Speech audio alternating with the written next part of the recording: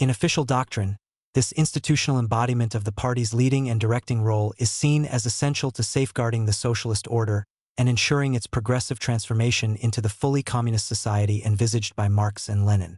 It was above all the apprehension that the Czechoslovak Communist Party was abdicating this leading and directing role that motivated the Soviet Union and its Warsaw Pact allies to invoke the principle of proletarian internationalism and intervene in Czechoslovakia in 1968 in order to overturn the Dubček regime and its reforms. The best known and most important manifestation of the party's leading and directing role is that the effective government of the Soviet Union is not formally an organ if the state at all, but a party body, the Politburo of the Central Committee. It is the Politburo that takes the final and binding decisions at its weekly meetings on all significant questions of internal and foreign policy, and whose members have final responsibility for the various bureaucracies through which these decisions are implemented. It is thus the functional equivalent of the cabinet in countries like the United Kingdom. The Presidium of the Council of Ministers, which corresponds in a formal sense to the British cabinet, plays a subordinate role as a committee on second-order business and an administrative workhorse for the Politburo. The relationship of the party to the various governmental and non-governmental organizations through which the Soviet Union is run bears a striking resemblance to the relationship sketched out by Lenin, long before the revolution, of the party to the trade unions and other organizations of the working class. The party should seek to get its members into leading positions in these organizations, but at the same time should maintain a separate, tight-knit and centralized organization of its own, which would work out the strategy and tactics for the working class as a whole and direct and coordinate all working-class organizations in putting these into practice. In both cases it was to be party discipline, the obligation of party members to give priority to party directives over their commitment to the particular organizations in which they were working, that was to ensure the party's leading and directing role. Is, then, the present institutionalized role of the Communist Party in the Soviet system of government merely a logical and inevitable expression, once the party was in power, of the role Lenin sought for the party before the revolution as the vanguard of the proletariat? This certainly is how it is seen in official Soviet political and historical doctrine. But so, too, is it represented, explicitly or implicitly, by many Western writers critical of the Soviet system, who often trace the roots of the present one-party dictatorship in the USSR back to the ideas Lenin expressed in such early articles as "What is to be done?" In the face of such unanimity of defenders and detractors of the Soviet Union alike, the scholar hesitates to raise a dissenting voice. And yet, when one looks closely at how the infant Soviet Republic was actually governed for the first 3 years or so, before the onset of Lenin's illness, the conventional wisdom begins to look simplistic. For neither the party's Central Committee, nor its Politburo once it was established in 1919, functioned at this time as the government of the Republic in the sense we have indicated the Politburo as being the effective government today. Instead it was the Council of People's Commissars, chaired by Lenin and the constitutional equivalent of the present Council of Ministers, that was government in fact as well as name. Lenin certainly identified the dictatorship of the proletariat with rule by the Communist Party, but this did not mean government by the party's executive machinery. Lenin's cabinet was not the Politburo, but Sovnarkom, the Council of People's Commissars. Unlike the situation prevailing since Stalin first established his dominance, neither Lenin himself nor the second most prominent figure in his regime, Trotsky, occupied any post in the party machine. Admittedly, well before the end of the Civil War the Politburo had begun to direct the implementation of certain important areas of policy, and in 1921-3 its sphere of action spread rapidly to embrace almost the whole range of government activity. Yet the long delay before the party's leading and directing role was institutionalized in this way raises serious doubts about its assumed inevitable logic. Moreover, while the pre-revolutionary doctrine and traditions of the party clearly facilitated this process, there were other factors which had a large and perhaps a necessary part in bringing it about. What is more, by 1922 Lenin had become seriously concerned at the emergence of the Politburo as an organ of government superordinated over Sovnarkom, and in the final months of activity left to him made vain efforts to reverse the process. In this book we try to show how Sovnarkom was organized and operated under Lenin.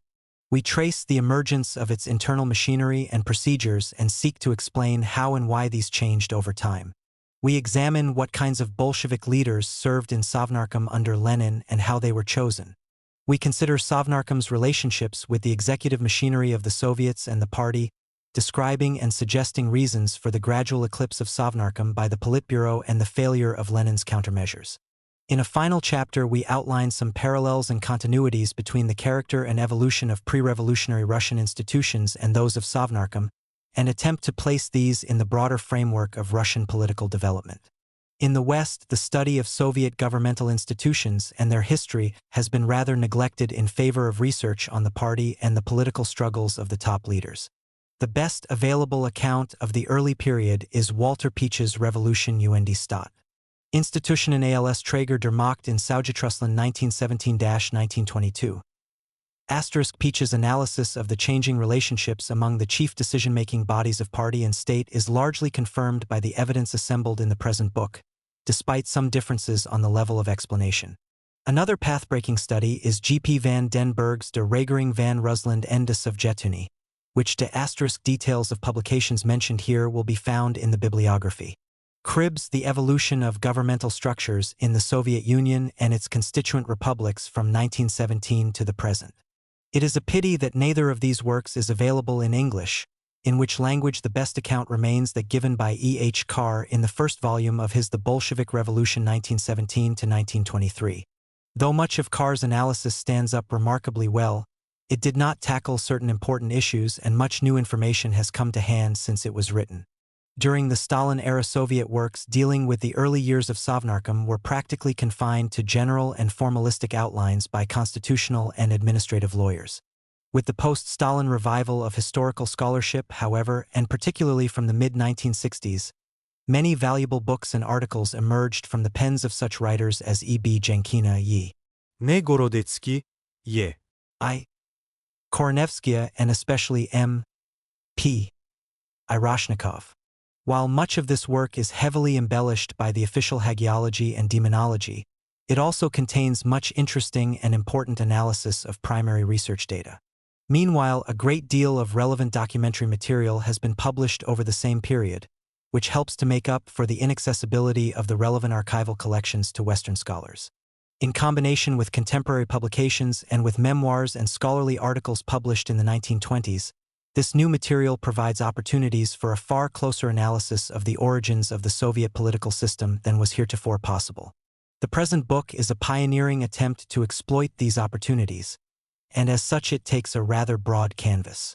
The topics of each of our chapters deserve, and are now susceptible to, separate book-length study, and when this is done the description and judgments offered in this book may call for reassessment.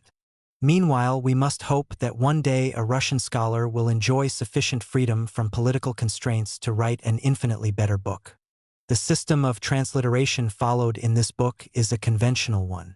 The forms U and ye have been used rather than IU and IA. At the beginning of words and after vowels, the Russian E is rendered as ye.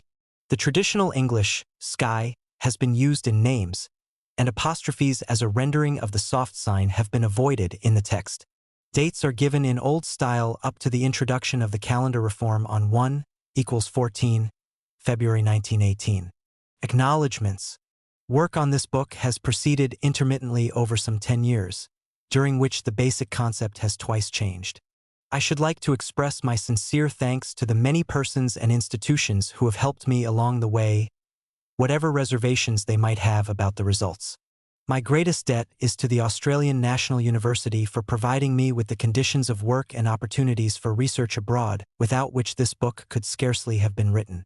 I should like to record my thanks to the staff of the Lenin Library, Moscow, the British Library, the Library of the London School of Economics and Political Science, the Institute für Weltwirtschaft, Kiel, the Bodleian Library, Oxford, the Widener and Houghton Libraries of Harvard University, the Hoover Library, Stanford, and the Australian National Library.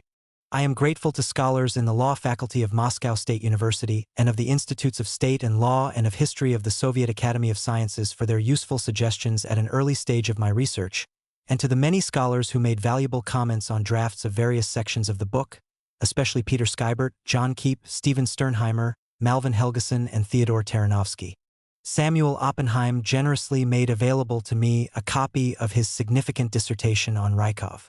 A section of Chapter 1 and Chapters 2 and 4 are substantially based respectively on the following articles: The Birth of the Council of People's Commissars, Australian Journal of Politics and History, The First Proletarian Government, British Journal of Political Science, Volume 4, 1974, Part 1, and Birth of the Soviet Bureaucracy, Politics, Volume 7, 1972.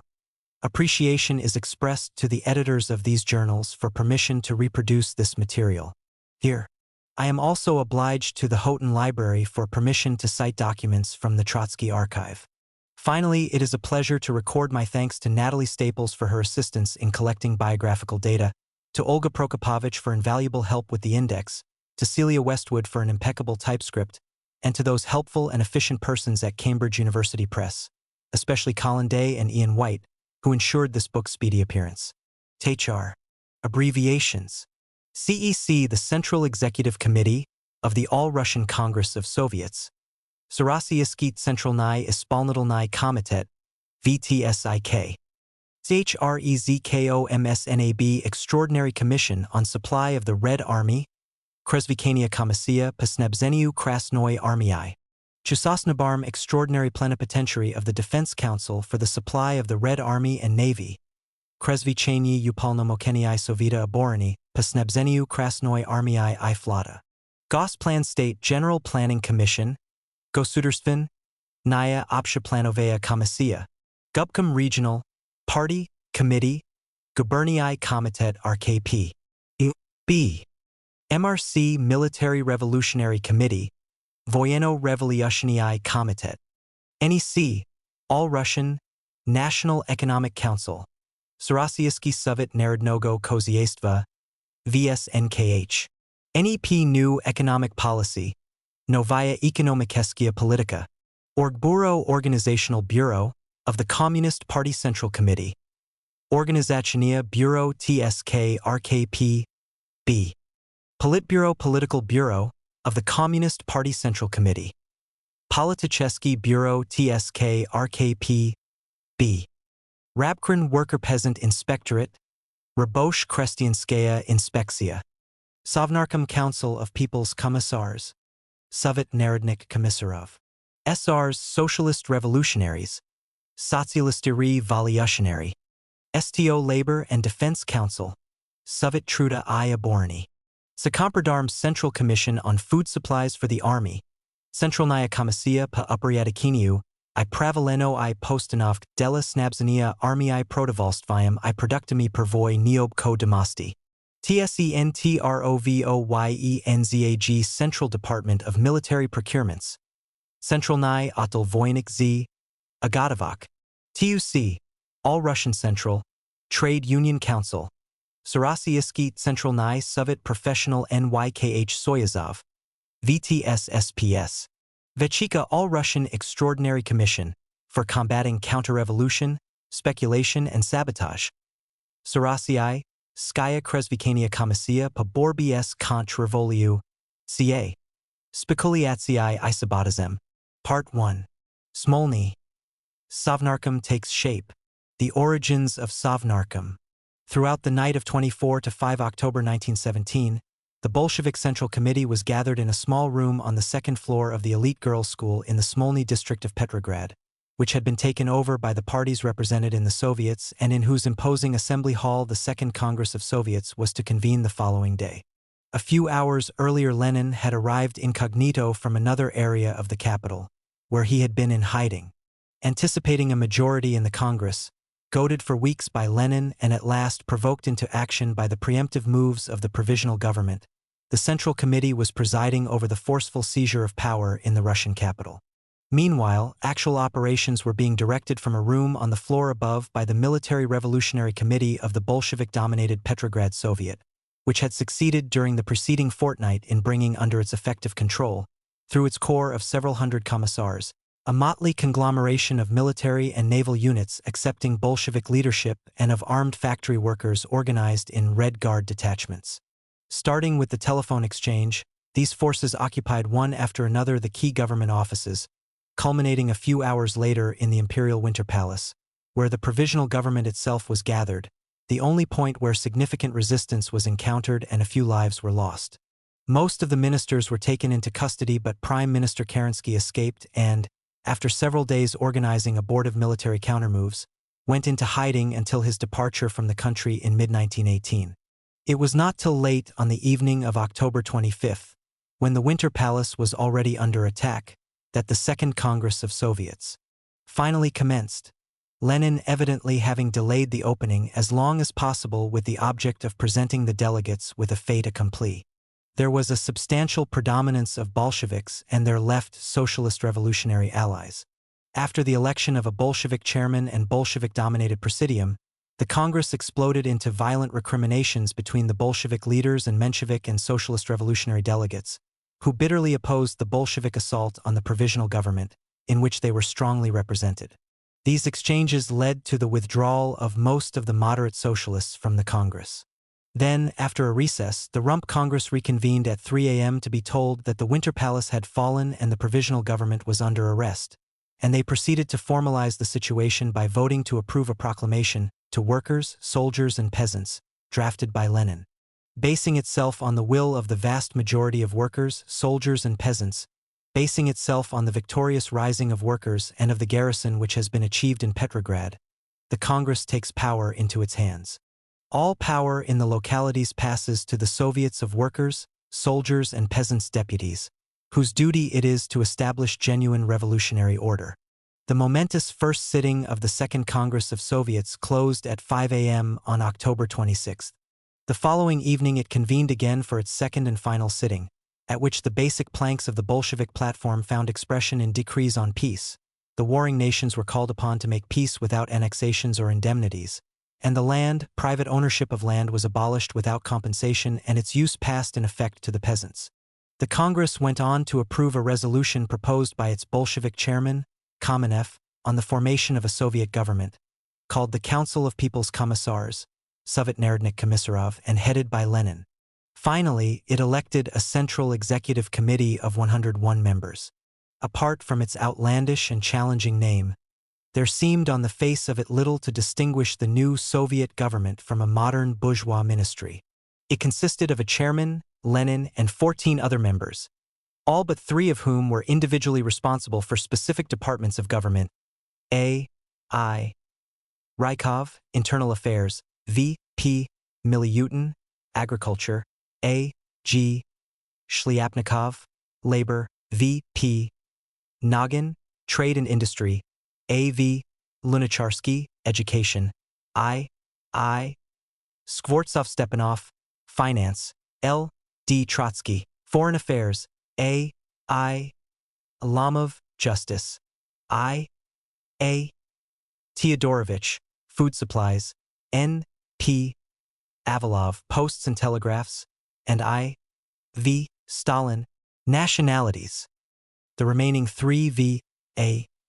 Antonov-Ovsienko, N. V. Krylenko, and P. E. Dybenko constituted a committee responsible for military and naval affairs. This was indeed a departure from pre-revolutionary practice, but it only lasted for a month or so, when separate army and navy portfolios were restored. The post of People's Commissar for Railways was temporarily unfilled. When the Council of People's Commissars, or Sovnarkom, to use its Russian acronym, is compared with the ministerial structure inherited by the provisional government from the imperial regime, the conservative shape of the new government becomes even more apparent, for with minor exceptions the division of responsibilities among its members was identical. Was this, however, the whole story? Let us look at the preamble to the decree establishing Sovnarkom. For the administration of the country up to the convening of the Constituent Assembly, a temporary worker and peasant government is to be formed, which will be named the Council of People's Commissars. Charge of particular branches of state life is entrusted to commissions, the composition of which should ensure the carrying into life of the program proclaimed by the Congress in close unity with the mass organizations of working men and women, sailors, soldiers, peasants, and office workers. Governmental power belongs to the collegium of chairmen of these commissions, i.e. the Council of People's Commissars. Control over the activity of the People's Commissars and the right of replacing them belongs to the All-Russian Congress of Soviets of Workers, Peasants, and Soldiers' Deputies and its Central Executive Committee. Here, intertwined with the conventional model of a government consisting of members each personally responsible for a particular branch of administration, there are suggestions of a different model, in which government would consist of a cluster of commissions integrated through their members with the revolutionary organizations of the masses. That such an alternative model was ever canvassed, or even clearly conceived, is impossible on present evidence to establish, since there is no record of any discussions among leading Bolsheviks about the structure of the government they were establishing.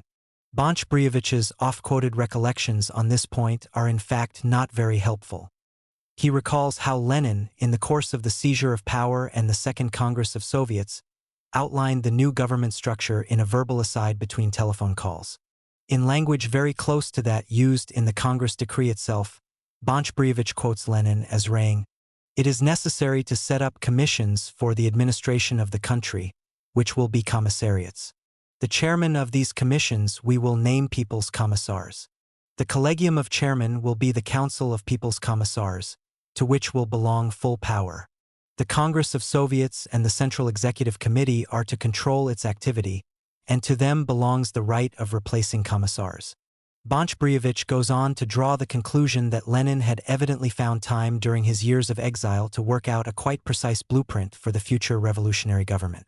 This account, written some 14 years after the incident it purports to describe, appears to reflect Bonch-Briovich's vast admiration for Lenin and his sense of Lenin's mastery and farsightedness more than a concern to reconstruct sequentially the background to the foundation of the Sovnarkom. If we assume that Bonch-Briovich has recalled Lenin's words more or less accurately, they are unlikely to have been uttered before October 26, i.e. between the two sittings of the Congress, for it would appear that as late as a day or two earlier Lenin had been thinking along substantially different lines. This is the conclusion we must draw from a page of notes evidently jotted down by him on the night of 24 to 5 October, probably in the course of a preliminary Central Committee discussion of the structure of government to be proposed at the Congress. Fragmentary as it is, this document is of great interest since it provides the only existing evidence of the development of Lenin's thinking about these matters. It is therefore worth reproducing here in full. Understandably enough, in view of the lack of other documentary evidence, some Soviet historians have tended to place more weight on these notes than they will really bear, and we should beware of making the same mistake. What we have here is obviously not a general plan of the future political structure, even a rough one, but rather a sheet of jottings on particular points, some of them related to the shape of the revolutionary government and some to various policy questions. Perhaps, therefore, we should hesitate to conclude from the fact that no mention is made here of a Council of People's Commissars that no such body was envisaged at this stage. It is obviously significant, however, that the only collective policy body mentioned in this document, the Commission on Legislative Proposals, was one that was not provided for in the decree setting up the Sovnarkom 2 days later. It is noteworthy that this potentially powerful body was not to be answerable to the People's Commissars collectively. It and its chairman were to come directly under the Minister-President, Minister-Predsedatel.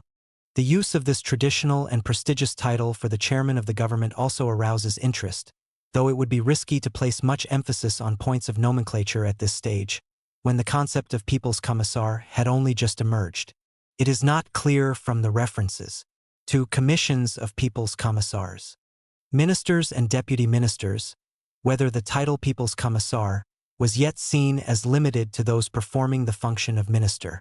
The idea of a commission on revolutionary order was also one that was dropped by October 26 and V.D. Bonch-Briovich, in whom Lenin appears to have reposed particular confidence at this time, did not gain a place in the Sovnarkom but instead became its chief administrative officer.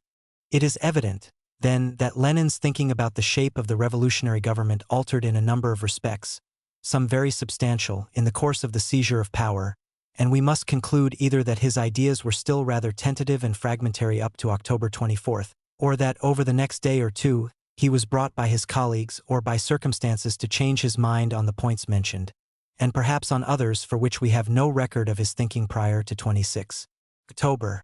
These last-minute changes in the projected structure of government worked in the direction of simplification and closer approximation to pre-revolutionary patterns, and it would appear that suggestions for more radical structural change went by the board as the Bolshevik leadership sought to thrash out the practical implications of their assuming control over the administration. Two apparently important innovations were nevertheless incorporated into the new government. The first was the idea that, in the administration of his department, each member of the government, People's Commissar, should share authority with a commission of which he would be chairman.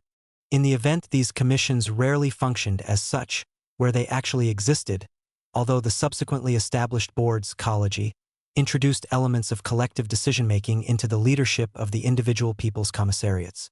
The other innovation was in terminology. In calling their government the Council of People's Commissars, the Bolshevik leadership were seeking to de-emphasize formal and structural similarities to bourgeois governments and to proclaim and dramatize the revolutionary role and class content they believed it to embody.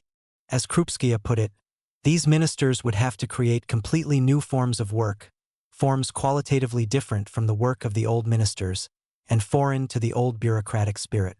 While it was not a matter of the name, nevertheless it was necessary to call the ministers by a new name. Both Krupskaya and Bonch-Brievich gave Lenin the credit for inventing the title of the new government, a view unanimously endorsed by recent Soviet historians. There was an earlier tradition, however, which attributed it to Trotsky, and this continues to be accepted by most Western scholars. This is an intriguing but scarcely vital question, on which conclusive contemporary evidence is lacking. Perhaps the most persuasive witness is A.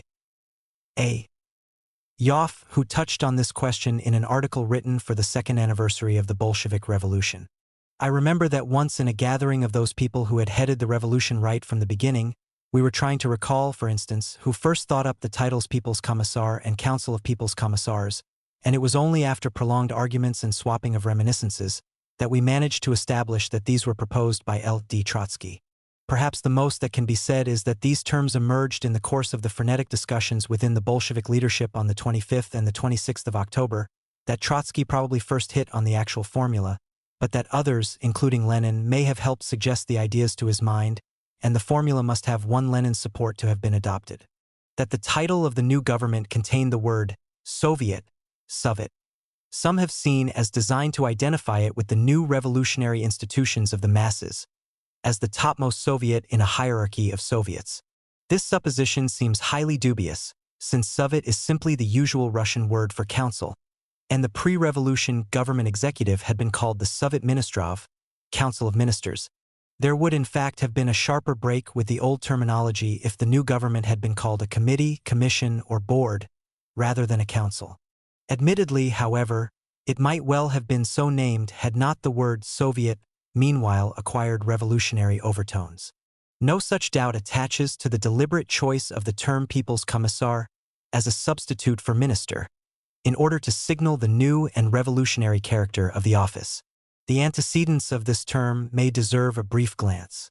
The word commissar, late Latin commissarius, French commissaire, English commissary, German commissar, has a long history in Europe in the meaning of an agent entrusted by higher authority with certain specific political or administrative tasks, frequently of an extraordinary or temporary nature. In this sense, it passed into Russian in the early 18th century, and Peter the Great appointed commissary to run his reorganized ueased administration in the provinces. While the term and its derivative commissariat sometimes came to be employed for certain permanent jurisdictions, such as military provisions in England and police superintendents in continental Europe, other uses continued the earlier connotation of an ad hoc or plenipotentiary agent of some higher authority.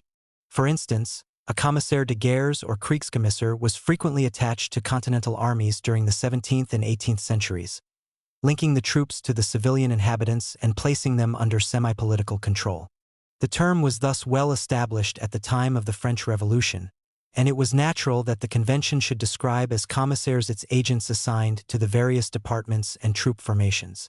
Though some of its modern uses in France are more equivalent to the English word commissioner, the term commissaires régionaux de la République was used by the Liberation regime in 1944 to denote its corps of plenipotentiaries charged with taking over the regional administration from the Vichy-appointed prefects. Against this background, it is not surprising that the Russian Provisional Government in 1917 called its agents deputed to various jurisdictions commissary, and that the term was taken up by the Bolsheviks. It was constantly on their lips during the seizure of power, since, as we have seen, the agents assigned to the various Red Guard and troop units by the Military Revolutionary Committee were so called. Thus, there was no more obvious term available to the Bolshevik leadership as it cast about on the 25th and the 26th of October for a substitute for the obnoxious word minister. Yet it is striking that they kept sight of the historical precedents, and the example of the French Convention evidently clinched the decision in favor of commissar. To continue the quotation from Krupskaya's memoirs, It was necessary to call the ministers by a new name, the same way as they were called in the Great French Revolution. It was necessary that the name should bear witness to the fact that they were plenipotentiaries of the revolutionary people. It was necessary to call them people's commissars. The council would be called not a council of ministers, but a council of people's commissars. Confirmation that the convention afforded the Bolshevik leadership with its principal model in designing the new forms of government is provided by Sukhanov, who was told as much at the time by one of the Bolshevik Central Committee members. The resounding and challenging title chosen for the new workers' and peasants' government was politically most apt and successful. In fact, we may note in passing that its very success was soon to lead to some embarrassment. For during the days and weeks that followed, as one after another the various provincial centers passed under the control of the local Bolshevik-led Soviets, the latter in many cases hastened to set up their own councils of people's commissars, which in a number of instances proved most reluctant to accept the authority of the Petrograd Sovnarkom. Moscow still had its own Sovnarkom when the Soviet government moved there in March 1918, and it was only after delicate negotiations that it allowed itself to be absorbed by the latter and assimilated to the emergent Soviet administrative hierarchy. Yet there was no doubt what the Bolshevik leadership meant by the term People's Commissar. They meant minister. The two terms were in fact used interchangeably in the initial period. "We must have a minister for trade and industry," wrote Trotsky to Shliapnikov on 5 November, and about the same time Lenin wrote to A.G. Schlichter, "You are needed for Minister of Agriculture and must come immediately." The new title quickly established itself, but, as we shall see in Chapter 3, ambiguous use of the terms ministry and People's Commissariat persisted for several more weeks. In fact, as late as March 1918, following the resignation of several People's Commissars, Sverdlov introduced the issue of nominating replacements under the rubric "The General Ministerial Crisis" (Oby Obshkoministerskom Crisis). There remains one further formal aspect of the Council of People's Commissars as established by the Second All-Russian Congress of Soviets that requires comment: its provisional character. The Sovnarkom was described in the Congress decree, as we have noted, as a temporary worker and peasant government. Up to the convening of the Constituent Assembly. This at first sight curious concession to parliamentary cretinism was tactically unavoidable, since the Bolsheviks had allowed themselves to become publicly committed, along with the other revolutionary parties, to the election of a constituent assembly and the entrusting to it of final responsibility for designing the future social and political order. Many of their own members and left SR, socialist revolutionary allies accepted this commitment at face value. The machinery for holding the elections was already in existence, and flouting the prerogatives of the assembly would therefore have introduced a further divisive factor into the situation which, on top of everything else, would perhaps have rendered the task of forming a Bolshevik government impossible. Yet it is certain that Lenin had not the slightest intention of handing over power to the assembly should the elections go against him, as indeed they did. His attitude is summed up by his comment shortly afterwards that it had helped prove to the backward masses why such parliaments deserve to be broken up.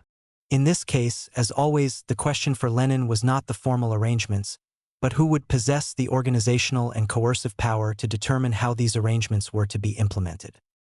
His first task, therefore, was to win this power, even if one condition of this was that he should verbally qualify it by reference to the Constituent Assembly.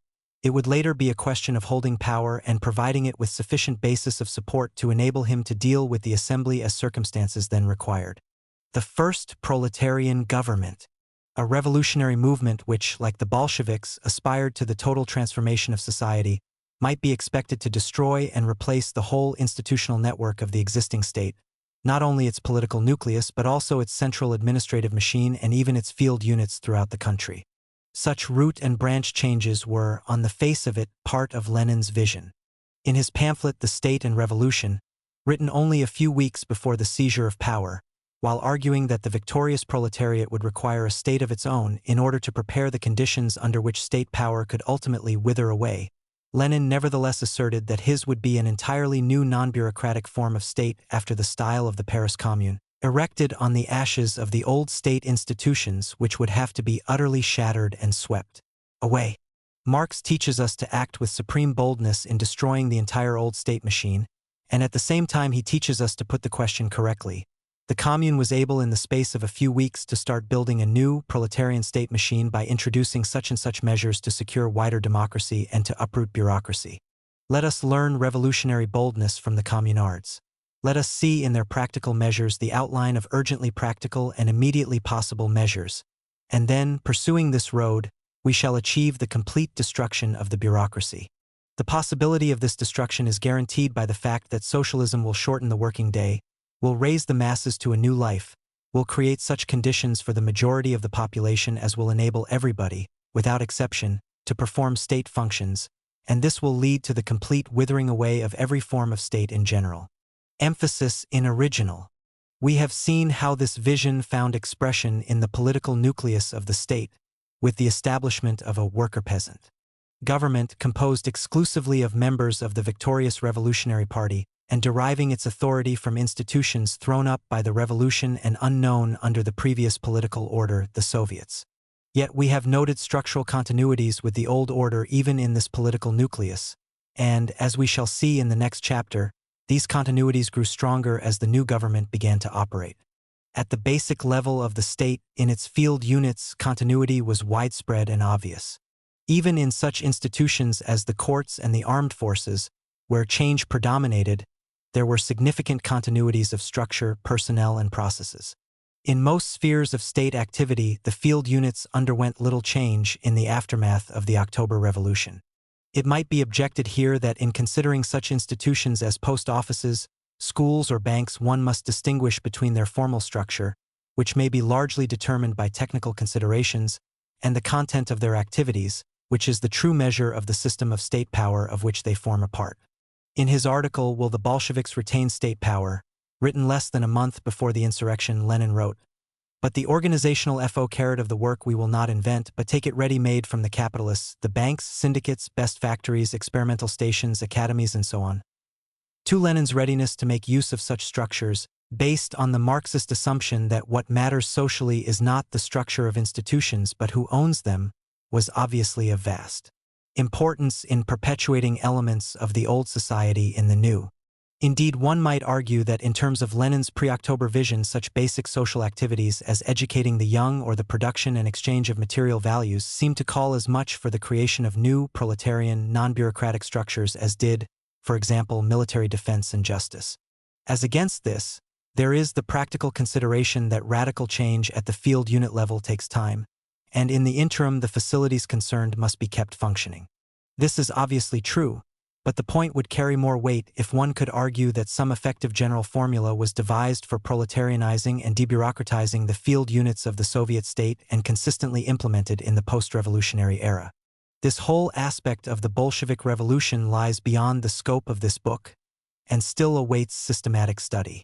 Yet it seems fair to assert, without minimizing the vast outpouring of revolutionary zeal and energy which profoundly influenced all aspects of Russian life, that no such effective formula for proletarianizing and bureaucratizing the field units of the state was in fact devised and implemented. If our evaluation of the impact of the Russian Revolution on the field units of the state in the light of Lenin's state and revolution vision must remain somewhat tentative, the balance sheet seems clear enough so far as the central administrative machine is concerned. A Russian revolutionary intent on destroying the entire old state machine might reasonably be expected to move quickly to the abolition of the august ministries inherited from the Tsars. Of course, new institutions would have to be substituted to link the political nucleus with the field units of the state. Lenin implied in much he wrote during 1917 that this was indeed what was intended. The old chinovnik apparatus would be destroyed and the Soviets non-bureaucratic, non-professional, with elective, changing membership put in its place. Take over the state apparatus and set it in motion the proletariat cannot do. But it can destroy everything that is repressive, routine, and incorrigibly bourgeois in the old state apparatus, putting in its place its own new apparatus, and this apparatus is the Soviets of workers, soldiers, and peasants' deputies. Still, there was a qualification to all this, and a most important one. For Lenin distinguished between the repressive, chinovnik aspects of the old state machine and its modern, regulative, especially economic regulative aspects. This apparatus we need not and must not destroy. It must be wrested from subjection to the capitalists and their lines of influence must be cut away, sliced away, hacked away from it. It must be subjected to the proletarian Soviets. It must be made broader, more all-embracing, more part of the whole people. Moreover, in retaining this apparatus, it would also be necessary to retain by compulsion, if necessary, the skills and experience of a certain upper stratum of the bourgeois intelligentsia, officials and so on, in order to keep it functioning. As we shall see in chapters 4 and 5, it was the qualification, rather than the vision itself, which determined the impact of the revolution on the central machinery of government. Indeed, by structuring their government to conform to the main divisions of the existing administrative machine, the Bolshevik leaders clearly revealed their initial assumptions as to what form the principal link between the political nucleus and the field units of the state would take. Ironical though it may seem in the light of Lenin's constant stress on the non-bureaucratic character of the new proletarian state, equipping itself with an effective bureaucracy was in fact the main preoccupation of the Soviet state during its initial phase, and predominantly this expressed itself in efforts to take over and set in motion the old ministerial machine. This, however, was not something that could be achieved with the stroke of a pen. It was to be several weeks before the Bolsheviks established control over the chief public offices in Petrograd and set them working for the worker-peasant government. The process was hindered by the understandable failure of many civil servants to accept the legitimacy of the new regime and their consequent reluctance to serve it, a reluctance labeled as sabotage by the Bolsheviks. Moreover, the existing administrative machine was in any case ill-adapted to many of the immediate steps the revolutionary regime needed to take in establishing its authority. For these reasons, some other machinery was essential if the Bolsheviks were to successfully assert their rule. This machinery was found in the form of the Military Revolutionary Committee, MRC, the same body that had organized and directed the seizure of power in the capital. Since neither the Council of People's Commissars, nor the Central Executive Committee, CEC, of the All-Russian Congress of Soviets, nor even the Central Committee of the Bolshevik Party, provided more than the most general guidelines within which the MRC operated, there is force in Audiobook's characterization of this body, rather than Sovnarkom, as the first proletarian government, provided we suspend any reservations we may have in identifying proletarian with Bolshevik. For a student of Sovnarkom, the MRC deserves attention not only because we need to understand what form the regime took while the proper worker-peasant government geared up for action, and not only because of significant vestiges which the MRC left in the Bolshevik system of rule, but also because its structure and mode of operation provide points of contrast which can tell us much about the nature of Sovnarkom itself. The MRC had its origin in an enabling decision taken by the Petrograd Soviet on October, which was to be implemented 3 days later at a closed meeting of the Soviet's Executive Committee. At this stage, the MRC was represented as an ad hoc multi-party body set up to consider and act on the implications of a provisional government move to transfer certain of the more revolutionary troop units out of Petrograd. But some at least of the Bolshevik leaders probably intended it from the first as a cover for the organization of a general staff of the insurrection. The committee, on which leading members of the Petrograd Soviet were joined by representatives of soldiers and sailors' organizations, factory committees, trade unions, and the military organizations of the revolutionary parties, was fluid and uncertain in membership but in practice dominated by a Bolshevik core centered at first on the Petrograd Soviet Chai and Trotsky, later augmented by a group of 5 Bolshevik Central Committee members: Stalin, Sverdlov, Bubnov, Dzerzhinsky, and Uritsky. Designated on October 16 as a military revolutionary center with instructions to join the MRC. 10 It functioned through a hastily formed corps of commissars posted to units of the Petrograd garrison and various institutions and organizations, and recruited largely from militant and resolute members of the Bolshevik military organization, many of whom had suffered imprisonment by the provisional government following the July days. The first task of these commissars, to win authority from the commissars of the Menshevik and SR-dominated Central Executive Committee, thus ensuring that the troops would act only on instructions from the MRC, was accomplished between the 21st and the 24th of October. Then, on the 24th and the 25th of October, as we have seen, the MRC went into feverish action in its room on the 3rd floor of the Smolny Institute, deploying its forces and directing the actual operations for the seizure of power. The basic structure of the MRC was a very simple one. It consisted merely of the headquarters and the commissars, in direct communication by telephone or through couriers, without any intermediate echelons of command or any subordinate structure under the commissars, whose task it was to use the existing structures and power relationships in the military and other organizations to which they were assigned to ensure that the commands of the MRC were complied with. Having proved to the Bolshevik leaders its effectiveness in winning power, this simple but flexible mechanism was now employed to meet the immediate problems of exercising this power. In part, and particularly at first, these were still problems of a military order. Suppressing pockets of resistance, taking charge of and guarding vital facilities and institutions, preventing pogroms and looting, and, most spectacularly, aborting a coup by military cadets in Petrograd and defeating Kerensky's attempt to retake the capital with the aid of General Krasnov and his Cossacks. At the same time, however, the MRC began to assume tasks of civil administration, and within a week or so of the insurrection these had come to dominate its activities. Immediately after the insurrection, the MRC began posting commissars to government institutions, and by October 28 there were already 185 of them in charge of various civil agencies. MRC commissars were not supposed to be sent to the central offices of the ministries themselves, as these were in theory the exclusive preserve of the Council of People's Commissars, but this restriction does not seem to have been seriously observed, and they too were frequently the object of MRC decisions, mainly related to the latter's role in countering civil service sabotage and recruiting new officials. Initially, the MRC even played an important part in staffing and providing other services for the Council of People's Commissars itself. In the field of civil government, the most urgent task facing the MRC was the ensuring of food supplies to the capital. By the day after the insurrection, stocks of grain in Petrograd had fallen far below the level required to supply the population for one day with the starvation ration of half a pound of bread. This desperate situation was further exacerbated by the blockade mounted by the Railwaymen's Union, whose leaders were trying to bring pressure on the Bolsheviks to agree to a multi-party government. The MRC met the immediate crisis by draconic measures of food requisitioning and control in Petrograd, and followed up by dispatching flying food supply squads to the provinces, and by stern measures against speculation as new supplies began to flow into the capitals as well as grain and other foodstuffs. The MRC became heavily involved in the requisitioning and distribution of other goods in short supply, such as fuel, winter footwear, and clothing, especially for the army. A second urgent task was control of the press.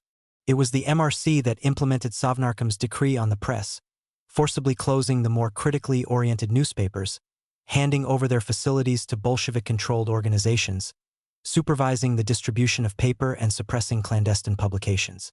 The wide-ranging activities of the MRC arising from its concern with the supply of goods soon extended to the control of foreign trade outlets. At the same time, certain border points also attracted the attention of the MRC because of their importance in foreign political contacts. It also took responsibility for the issue of exit visas, and seems to have been a major channel for communication with V.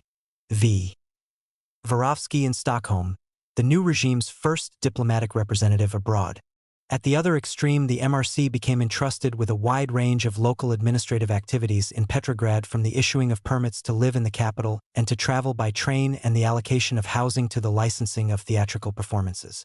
The work of the MRC in maintaining order and combating attempts at counter-revolution quickly involved it in political police activities. As early as October 29, it created a special intelligence section, Osobaya Razvedka, disposing of squads of carefully chosen Red Guards, which rounded up and arrested large numbers of persons suspected of counter-revolutionary tendencies. The Special Intelligence Section continued to be employed for carrying out searches and arrests, but another MRC department, the Military Investigation Commission, Vojennosledzvenaya Komisija, which was evidently set up at about the same time, quickly assumed the major role in security intelligence activities. On the model of the Petrograd MRC, in the weeks following the insurrection, military revolutionary committees were set up in a large number of other towns and districts, and played an important part in establishing Bolshevik control in the provinces. While these were usually the product of local initiative, some of them had sprung up as early as September, and such guidance as emanated from Petrograd was exercised through several channels. Nevertheless, the Petrograd MRC played a major role, through the sending of agitators and other activists as well as by example, in inspiring, directing, and coordinating these bodies. Writing in 1927, Pionkovsky attempted to summarize the manifold roles assumed by the MRC after the insurrection as follows.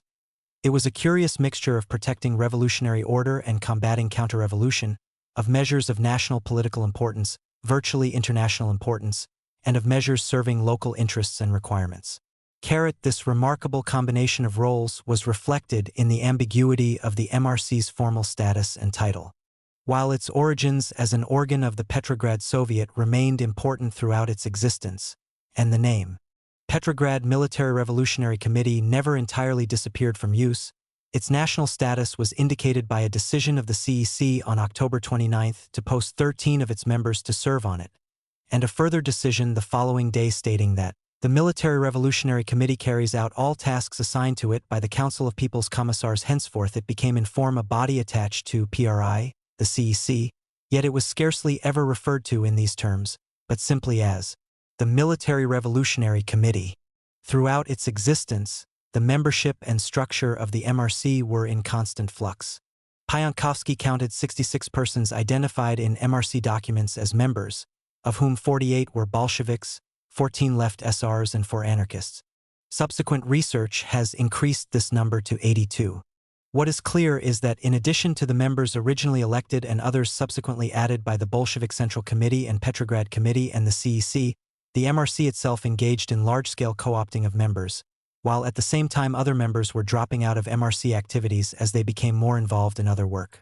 A recent study suggests that, in the period after the insurrection, the MRC had some 20 to 25 active members at any one time.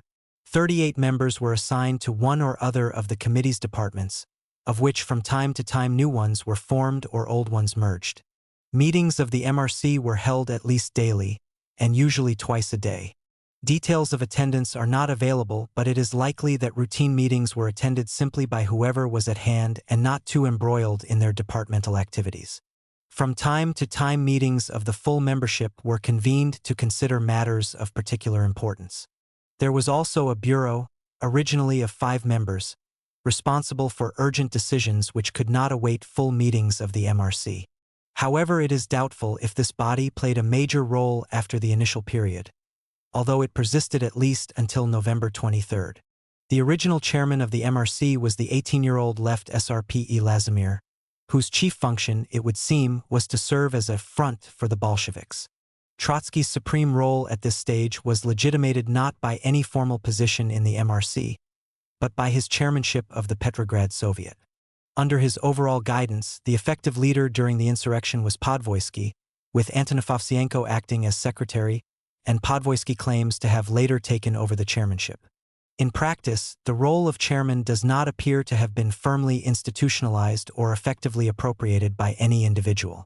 In the post-insurrection period, nearly 24 MRC members signed documents as chairman, apart from those who signed simply for the chairman, sometimes several persons on the one day. Of these, some half a dozen signed at least as frequently as Podvoisky, who, in fact, faded out of the MRC's activities completely in the last 3 weeks of its existence. Trotsky's influence over the MRC, previously decisive, seems to have come to an end after the defeat of Kerensky's attempted counterblow. Although the responsibilities of secretary were also widely shared in the post-insurrection period, the central role here was played by S.I. Gusev, an experienced party organizer who was entrusted by Sverdlov on October 27 with setting up the MRC secretariat. According to one MRC leader, office supporting staff were minimal, consisting of 2 or 3 persons performing secretarial duties and a handful of typists, so that the members themselves were engaged virtually full-time in receiving a constant stream of visitors bringing matters requiring decision, settling all but the most important of them on the spot, and themselves putting their decisions into writing. The MRC was not just a shapeless, frenzied chaos, as some accounts of it would suggest. It had a certain structure, and there were regularities and consistencies in its behavior. It is nonetheless true that the hallmarks of this body were structural fluidity, improvisation, and ad hoc adaptation. This was, indeed, what the situation required in the days of the insurrection and post-revolutionary paralysis of the normal machinery of government. As, however, the other instruments of the regime, and especially the Council of People's Commissars, began to operate, and the old ministerial apparatus was set in motion again, parallelism and duplication between the activities of these bodies and the MRC became more and more difficult to avoid, and in this situation the characteristic style of activity of the latter became a serious liability and attracted increasing criticism. There have been repeated discussions in the Military Revolutionary Committee, wrote Secretary Gusev himself towards the end of November, of the arrangement of the MRC's work, and decisions have been taken on forming departments and commissions, members of the MRC being assigned to each department, and on a fixed roster of bureau members, etc. 20 Smolny. Sovnarkom takes shape. All these decisions have failed to be implemented, and the MRC's work has been carried on in the former disorderly, chaotic way. There is no hope of giving order to the MRC's work, as members' attendance at meetings of the committee is quite random and the meetings lack a properly drawn-up agenda, with minor matters not infrequently pushing out large and important issues. By this time, the retention of the MRC was already in question. As early as November 15, the Council of People's Commissars had discussed inconclusively whether to abolish it or simply to prune it of some of its functions. 10 days later, the Sovnarkom returned to the issue, and after considering a proposal by Sogievsky to gradually wind up the MRC, and one by Latsis to transform it into a department of the CEC for combating counter-revolution, adopted a motion by Lenin to divest it of a number of its functions, transferring these to the relevant people's commissariats. Thus, the work of supplying food and clothing to the army and of sending food procurement missions to the rural areas was transferred to the commissariat. A liquidation commission was appointed to wind up its affairs and to carry out pro tem urgent tasks of combating counter-revolution. Meanwhile, moves were in train for the creation of a new body to take over this last remaining function. On the initiative of Felix Dzerzhinsky, one of its senior members, the MRC had resolved on November 21 on the desirability of setting up a special commission for combating counter-revolution. The issue was brought to a head immediately after the abolition of the MRC by a threatened strike of government officials, and the Sovnarkom resolved on December 6 to entrust CDE Dzerzhinsky with forming a special commission to clarify the possibility of combating such a strike by the most energetic revolutionary measures, and for clarifying the means of suppressing malicious sabotage. This gave Dzerzhinsky the opportunity to press on Sovnarkom the idea first aired in the MRC a fortnight earlier to create a special government organ to combat counter-revolution. He had his proposals ready the very next day, and these were duly endorsed by the Sovnarkom. Thus there came into existence the All-Russian Extraordinary Commission for Combating Counter-Revolution, Speculation and Sabotage, the Vechika, whose primary task was formulated as tracking down and liquidating all counter-revolutionary and sabotage attempts and actions throughout Russia, irrespective of from whom they stem. This organization, perpetuated under various titles down to the present KGB, was the MRC's most fateful legacy to the infant Soviet state, though there can be little doubt that, even without the MRC's mediation, the new regime would have regarded a powerful political police as essential, as had their Tsarist predecessors. 6 weeks after the establishment of the new regime, the interim government of the MRC was at an end, and its improvised, amateur administration was giving way to regular procedures of government, pursued by a new complex of full-time officials staffing the Sovnarkom and the inherited bureaucratic machine in its new guise of people's commissariats. Many writers have observed what Leiden and Schmidt term the destruction-reconstruction dyad, the overlapping phases of a revolution. While not originally designed as such, the MRC came through the logic of circumstances to be an institutional embodiment of this destruction-reconstruction dyad. More broadly, one might view it as a structural coupling device linking two successive political systems. And this, perhaps, is all that need be said. And yet this account of the origin, development, and demise of the MRC leaves us with certain puzzles. To explore these thoroughly would take us too far from our central topic of Sovnarkom, but a brief consideration will help throw certain features of Sovnarkom itself into sharper relief. History is replete with ad hoc bodies thrown up in the heat of revolution that subsequently evolve into p-anent institutions of government. That the MRC failed to be so institutionalized is therefore scarcely explained by its intended roles as merely a temporary device for seizing power and placing it in the hands of other bodies, first and foremost the Sovnarkom. Nor is it fully explained by reference to Sovnarkom's greater legitimacy, for both were creations of the same bid for power, both claimed their authority to derive from the Soviets, and both needed to build up their legitimacy in the eyes of the public after the event. An opposite question also suggests itself. Was the MRC really indispensable as a stopgap organ of civil rule? The effectiveness of the MRC in large part rested, as we have seen, on its improvised, ad hoc style of operation. But organizationally the MRC had only the shortest of starts on Sovnarkom, and if it could improvise, what was to stop Sovnarkom from improvising too? An essential factor in approaching these questions is the organizational character envisaged from the outset for Sovnarkom. As we have noted, the resolution establishing Sovnarkom, while providing for elements of collective decision-making and for linkages with mass organizations, also prescribed specific areas of responsibility for each member of the government and tied these into the existing structure of administration. This bureaucratic aspect of the concept of Sovnarkom could scarcely contrast more with the highly organic character, to use the term suggested by Burns and Stalker of the MRC. These authors, in their study of industrial firms in Britain, distinguished two management systems, which they termed mechanistic and organic, the former associated with a predominance of routine, programmed decisions, and the latter with a predominance of ad hoc, non-programmed decisions. In mechanistic systems, there is a clear allocation of distinct roles and the methods, duties, and powers attaching to them, and these are arranged in a command hierarchy, with information flowing up through a succession of filters and decisions and instructions flowing downwards through a succession of amplifiers in organic systems. By contrast, individuals have to perform their special tasks in the light of their knowledge of the tasks of the firm as a whole. Jobs lose much of their formal definition in terms of methods, duties, and powers, which have to be redefined continually by interaction with others participating in a task. Interaction runs laterally as much as vertically. Communication between people of different ranks tends to resemble lateral consultation rather than vertical command. Omniscience can no longer be imputed to the head of the concern. The two systems are not mutually exclusive, but constitute poles in a continuum. Burns and Stalker discovered that firms involved in major technical innovation and constantly faced with unforeseen tasks which did not resolve themselves into a set of subtasks fitting the pre-existing pattern of roles, tended, often without anyone willing it, to transform their management system in the direction of the organic pole. Although it may seem a far cry from contemporary British industrial firms to the government institutions of revolutionary Russia, the organic mechanistic distinction is applicable to the analysis of most administrative systems and can often reveal the logic of arrangement. As we shall see in Chapter 4, within 3 weeks of the overthrow of the provisional government, Lenin had set about merging the new People's Commissariats, heretofore operating from the Smolny Institute, with the old administrative machine, and establishing decision-making structures and procedures within Sovnarkom congruent with the structures and procedures of this machine. Thus, alongside the organically operating MRC, which bore the brunt of day-to-day crises, new, more mechanistic systems were being created, and as these began to operate, cross lines soon became frequent.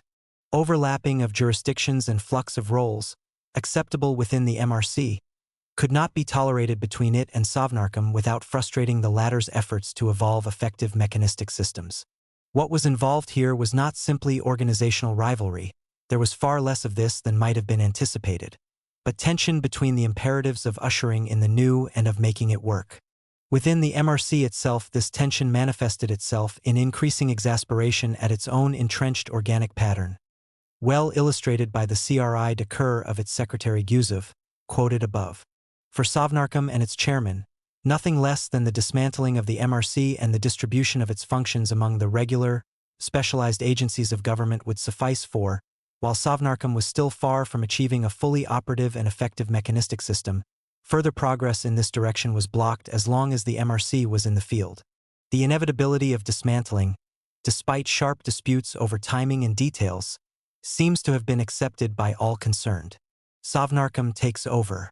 What distinguished the Council of People's Commissars from the other supreme bodies established by the Bolshevik regime was that it had direct responsibility for the inherited central machinery of government, which it was supposed to drastically purge and refashion for the purposes of the revolution, and through this machinery for the field administrative units of the state. In order to exercise this role, however, it had to accomplish two things: to develop effective internal procedures for taking decisions and controlling their implementation, and to establish its authority over the various ministries and other government agencies and get them working for the workers' and peasants' government. We shall be giving separate consideration to these two topics in this chapter and the next, but it must be borne in mind that the developments described occurred simultaneously and were mutually dependent. First of all, however, we must take note of the political circumstances amid which these developments took place. The 4 months when the Council of People's Commissars and the other supreme organs of Soviet rule all continued to operate from the Smolny Institute in Petrograd were a period of continuous flux and uncertainty. There were early abortive attempts to overthrow the infant Soviet regime by force, and the possibility of more massive counter-revolutionary blows was constantly present. It was long in doubt whether the writ of revolutionary Petrograd could be made to run effectively in the country at large, or whether the tragic experience of the Paris Commune would be repeated. There was the problem of relationships with the left SR allies, and, indeed, with the other socialist parties as well. Behind all this, and growing constantly more pressing, was the problem of the war. It was one thing to decree peace, another to achieve it. And finally, there were the sharp differences which these problems, and particularly the last two, generated among the Bolshevik leaders themselves. The Bolsheviks undertook the seizure of power divided not only over what kind of revolution they were making but also over the place of their party in the revolutionary process. At one extreme, Lenin, while accepting the expediency of including some left SR representation in the government, and of ruling through the Soviets, was concerned above all to win power for his party, and was prepared, if necessary, to seize power against the Soviets. At the other extreme was the view, perhaps predominant in the party at large, that the essence of the revolution was all power to the Soviets, which meant the participation of all the socialist parties. Two members of the Central Committee, Zinoviev and Kamenev, had voted against the armed rising, and later sought to postpone it till the Congress of Soviets convened. On October 26, between the two sessions of the Congress, there were feverish negotiations with the left SRs, which broke down on the insistence of the latter that they would enter the government only as part of a grand socialist coalition. Though a large part of the Bolshevik leadership also favored a broadly based coalition, Lenin's view, as reported by Krupskaya, was that this would be tantamount to harnessing to the Soviet cart the swan, the pike and the crab, setting up a government incapable of working harmoniously, and of even moving from the spot. The two great questions of the composition of the workers' and peasants' government, and of its structure, were thus being argued out during the same hectic hours in the midst of the Congress, and the issues involved must often have become interwoven, but unfortunately no details of these discussions are available. Point for the upshot, as we have seen, was a council of people's commissars consisting solely of Bolsheviks, which the left SRs agreed to support, while retaining their independence of action. The coalition issue became critical again just 4 days later. A rising of military cadets in Petrograd had just been suppressed, Kerensky was advancing on the capital, and at this point the Central Executive Committee of the Railwaymen's Union threatened a strike if a coalition were not formed. Lenin agreed to enter into discussions in order to gain time, but some of his colleagues, who entertained theoretical or tactical misgivings about the one-party dictatorship, supported the coalition proposals, and, when Lenin eventually won Central Committee support to break off the discussions, there were several resignations from leading bodies, including 3, Rykov, Nagin and Miliutin from Sovnarkom. Meanwhile, 2 of the People's Commissars appointed on October 26, Skvortsov Stepanov and Apakov Lamov, had failed to take up their duties, the former choosing to remain working in Moscow and the latter being sent there on a special assignment by the Central Committee. Hence, within the very first days of the Council's existence, it was necessary to find replacements for 5 of its 15 original members. In the middle of November, new political developments effected a sharp change in the relations between the Bolsheviks and the left SRs. The results of the elections to the Constituent Assembly impressed on Lenin the precariousness of his popular support and the consequent need to broaden the base of his regime. Meanwhile, the left SRs, having failed to achieve a grand socialist coalition, and having definitely split with the rest of the Socialist Revolutionary Party, perceived a danger of becoming isolated and ineffectual. Both parties also had an interest in discrediting and upstaging the Constituent Assembly, with its majority of right SRs and other opposition delegates. The Second All-Russian Congress of Peasants' Deputies, which convened at this time and contained a majority of left SRs, provided the opportunity they needed. It both gave substance to their claims that the Constituent Assembly was unrepresentative and served as occasion for a Bolshevik left SR deal. To the 108 existing members of the CEC, the IOI originally elected plus 7 since co-opted, there were now added an equal number elected by the Congress of Peasants' Deputies, 100 delegates of military and naval units, and 50 trade union delegates, making over 350 in all. The Bolsheviks further agreed to a decree reaffirming the responsibility of Sovnarkom to the CEC, see Chapter 1-2, and to the inclusion of left SR representatives in Sovnarkom. Initially, as decreed on November 17, the left SRs were given the Ministry of Agriculture and the right of having representatives on the boards of all other commissariats, the Bolsheviks for their part nominating a representative to the Agriculture Board. Soon afterwards A.L. Kolgev was appointed People's Commissar for Agriculture. Meanwhile, discussions continued, culminating in a further agreement on December, which provided for the addition of 6 more left SRs to Sovnarkom. Those appointed were I.Z. Steinberg, Justice V.E. Trutovsky, Local Government, a new commissariat, P.P. Proshayan, Posts and Telegraphs, V.A. Karelin, Properties of the Republic, also new, taking over the cultural and other facilities formerly belonging to the Imperial Court, and V.A. Algasov and Mikhailov, People's Commissars without portfolio and voting members of the Board of the Commissariat of Internal Affairs. Having broadened and strengthened his basis of support, Lenin went into attack on the Constituent Assembly. There was an intense campaign of propaganda and threats. The Cadet Party was declared illegal, and several Right SR leaders were arrested. By the time the Assembly convened on January 5, 1918, its political foundations had been undermined, and the Bolsheviks had no difficulty in dispersing it after the first day's sitting. The word provisional was now dropped from Sovnarkom's alternative title of Workers' and Peasants' Government, and the Third Congress of Soviets, timed to follow immediately after the Constituent Assembly, gave approval to its dispersal and appropriated its prerogatives, authorizing the preparation of a draft constitution of the Republic to be submitted to the next Congress.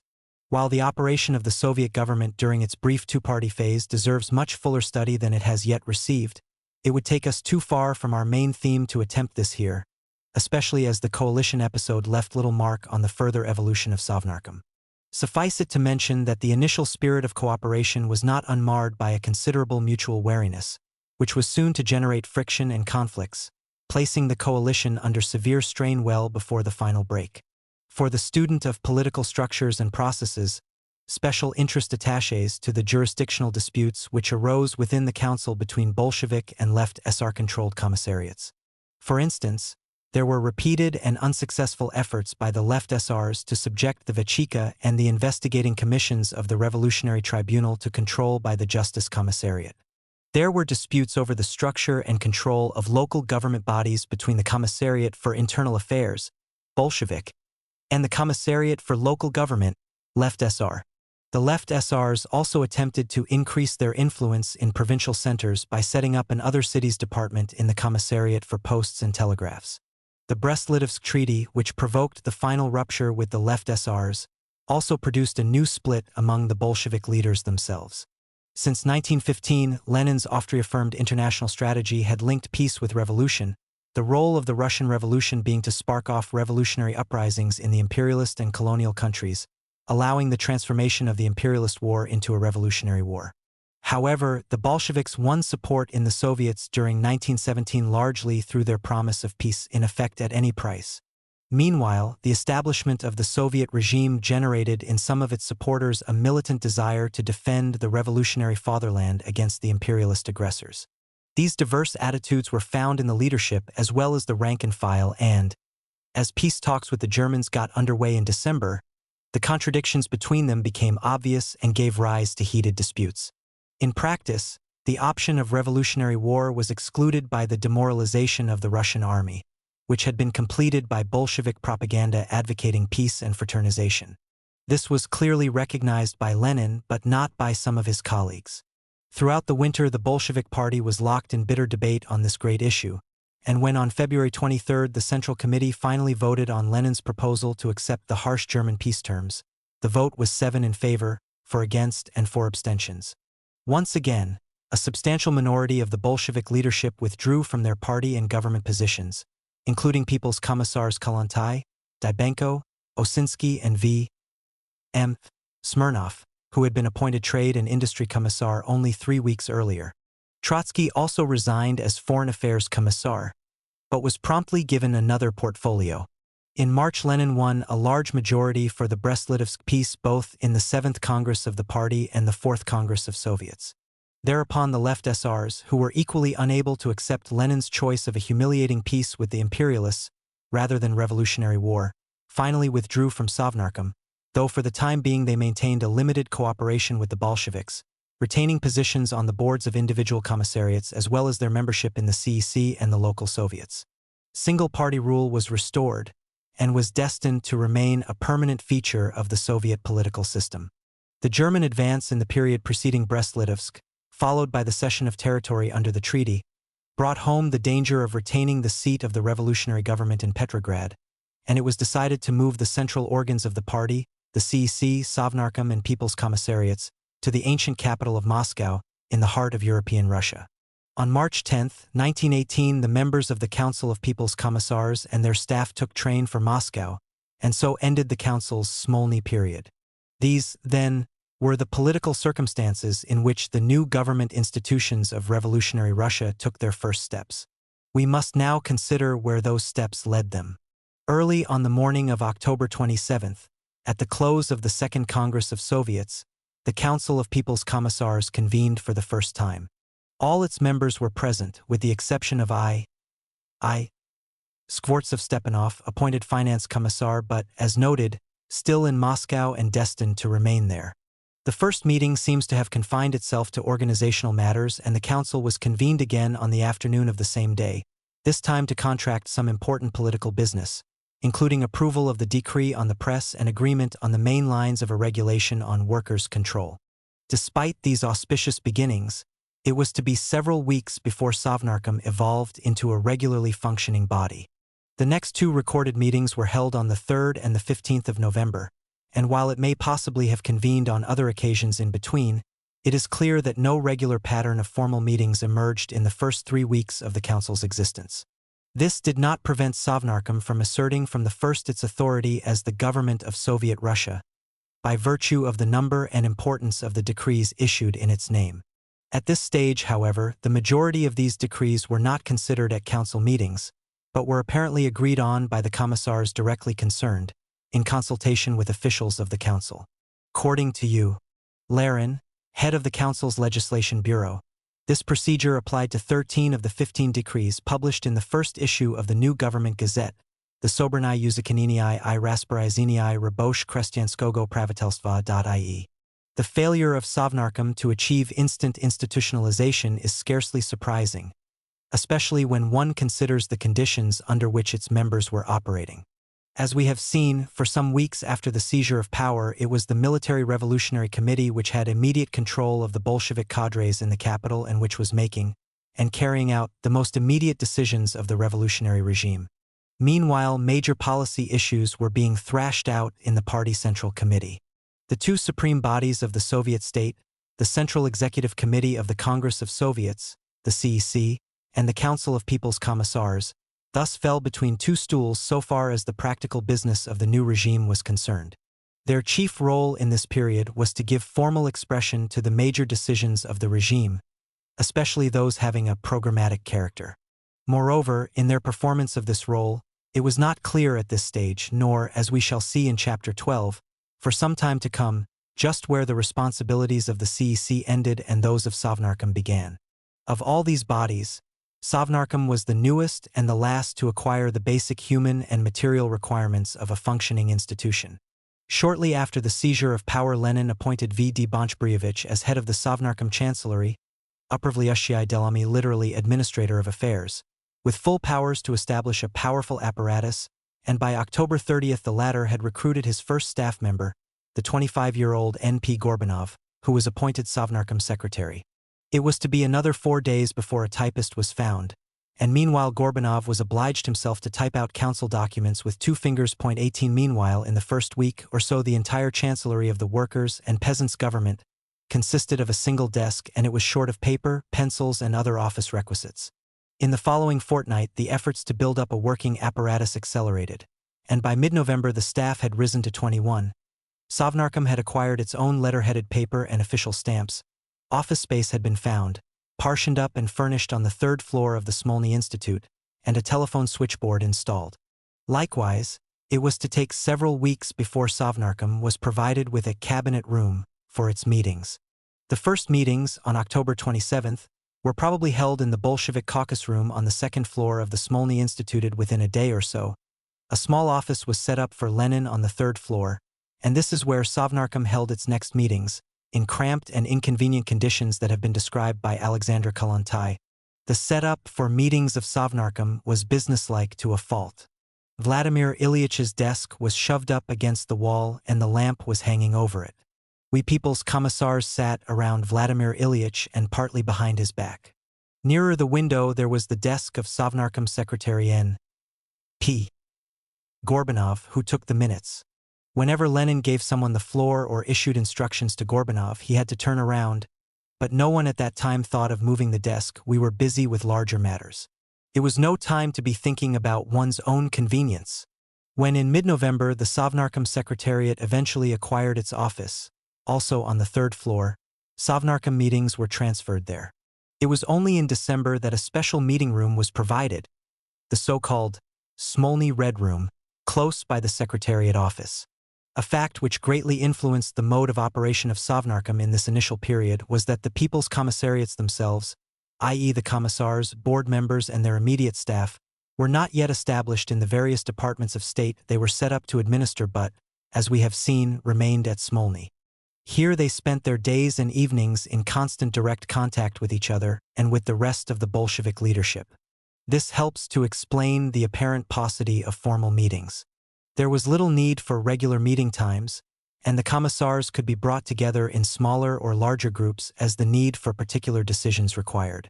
Moreover, since several of the commissars were at the same time members of other revolutionary bodies also operating from Smolny, since no patterns had yet evolved for the channeling and processing of business, and there had been no time for these men to develop an identification with particular institutions rather than the revolutionary regime as a whole, it is not surprising that the boundaries of Sovnarkom as a decision-making body were extremely vague at this stage. Smolny is in fact best thought of as a single fluid complex of government, in which the point where a matter requiring decision was taken up, the various individuals who became involved, and the channels along which communications flowed till it was resolved, often bore little relation to the formal structure.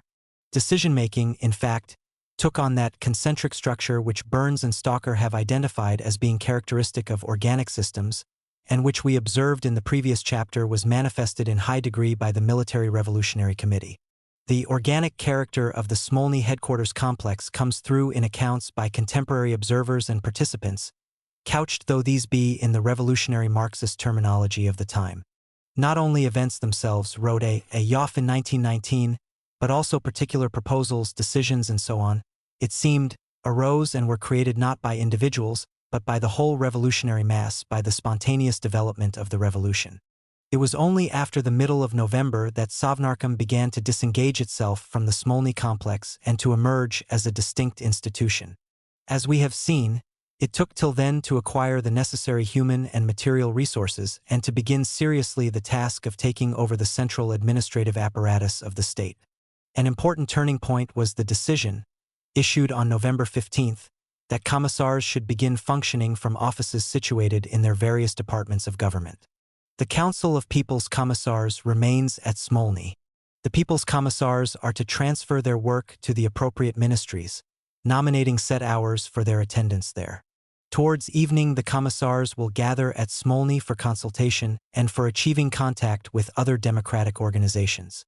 It is not clear how long it took to wind up the separate apparatuses of the commissariats in Smolny, and the ambiguities in the People's Commissar situation between Smolny and Ministry was reflected in inconsistencies in the titles by which they were referred to during this period, sometimes the People's Commissar for such and sometimes the People's Commissar for the Ministry of such and such.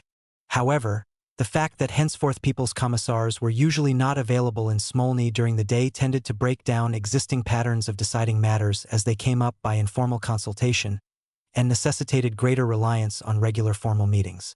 It was in fact from mid-November that Sovnarkom began meeting regularly once a day, and sometimes twice. As a rule, meetings commenced between 5 and 8 p.m., and usually continued till late in the evening, sometimes into the early hours of the morning. 9. The Council's minutes indicate that it met 77 times between November 15th and its final meeting before transferring to Moscow on March 10, 1918, a period of 102 days. Since of these meetings were held in December and the Council met almost daily in the second half of November, there must have been some falling off in the frequency of meetings after the new year. It was in this period that the basic procedures of Sovnarkom as an executive body were worked out. In addition to the council members, Meetings were usually attended by the head of Chancellery Bonch-Brievich and the Secretary Gorbanov, and also by Yakov Sverdlov in his capacity as chairman of the CC. In addition, officials and board members from various commissariats were brought in to meetings either to report to the council or to represent the interests of their commissariats on particular questions. Given the frequency of meetings and the multifarious responsibilities of several commissars, it is not surprising that absences were frequent. Only 5 of the members attended 19 or more of the 25 meetings held in December. There was a marked tendency for the number of persons present at meetings to grow as the practice of inviting extra representatives of the commissariats became entrenched. The November 15th meeting was attended by 7 council members, Bonch-Brievich and 3 members of the Military Revolutionary Committee, 11 in all. The next day 18 attended, and on December 13th, the first meeting attended by Left SR commissars, there were 23. Later in the month attendances sometimes approached 30. Lenin was evidently concerned at this tendency and took a number of steps to define more strictly the conditions under which non-members might attend. As early as November 30th, the council resolved that representatives of those boards, people's commissariats, affected by the matter under consideration are to be present at meetings of the Council of People's Commissars. On January 23rd, he had Sovnarkom approve a further decision authorizing deputies to attend with voting rights in the place of absent commissars only in cases specifically approved by the council. Some weeks later, he had occasion to rebuke Gorbanov for allowing officials to be present when matters not affecting their commissariats were under discussion. Lenin clearly devoted much thought and effort to establishing effective, businesslike processes in Sovnarkom, paying infinite attention to detail and behaving towards his colleagues rather like a firm but good-humored, if occasionally irascible schoolmaster. The easygoing, spontaneous style of the first 2 or 3 weeks was soon a thing of the past, as rules were evolved and enforced with increasing severity by the chairman.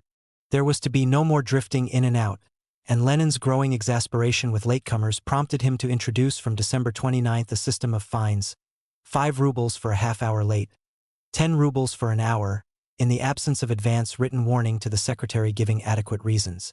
Lenin insisted on notice of agenda items being submitted to the secretary in writing, with a brief exposition of the matter at issue, outline of the proposed decision, including specification of any funds required, and a statement as to whether other interested commissariats had been consulted, with their comments attached where appropriate. The prepared agenda was not, however, treated as sacrosanct. Meetings normally opened with a discussion of proposals for additional items, for transferring consideration of agenda items to other bodies, and for changing the order of business, and Lenin himself frequently introduced a number of new matters requiring, in his view, immediate decision.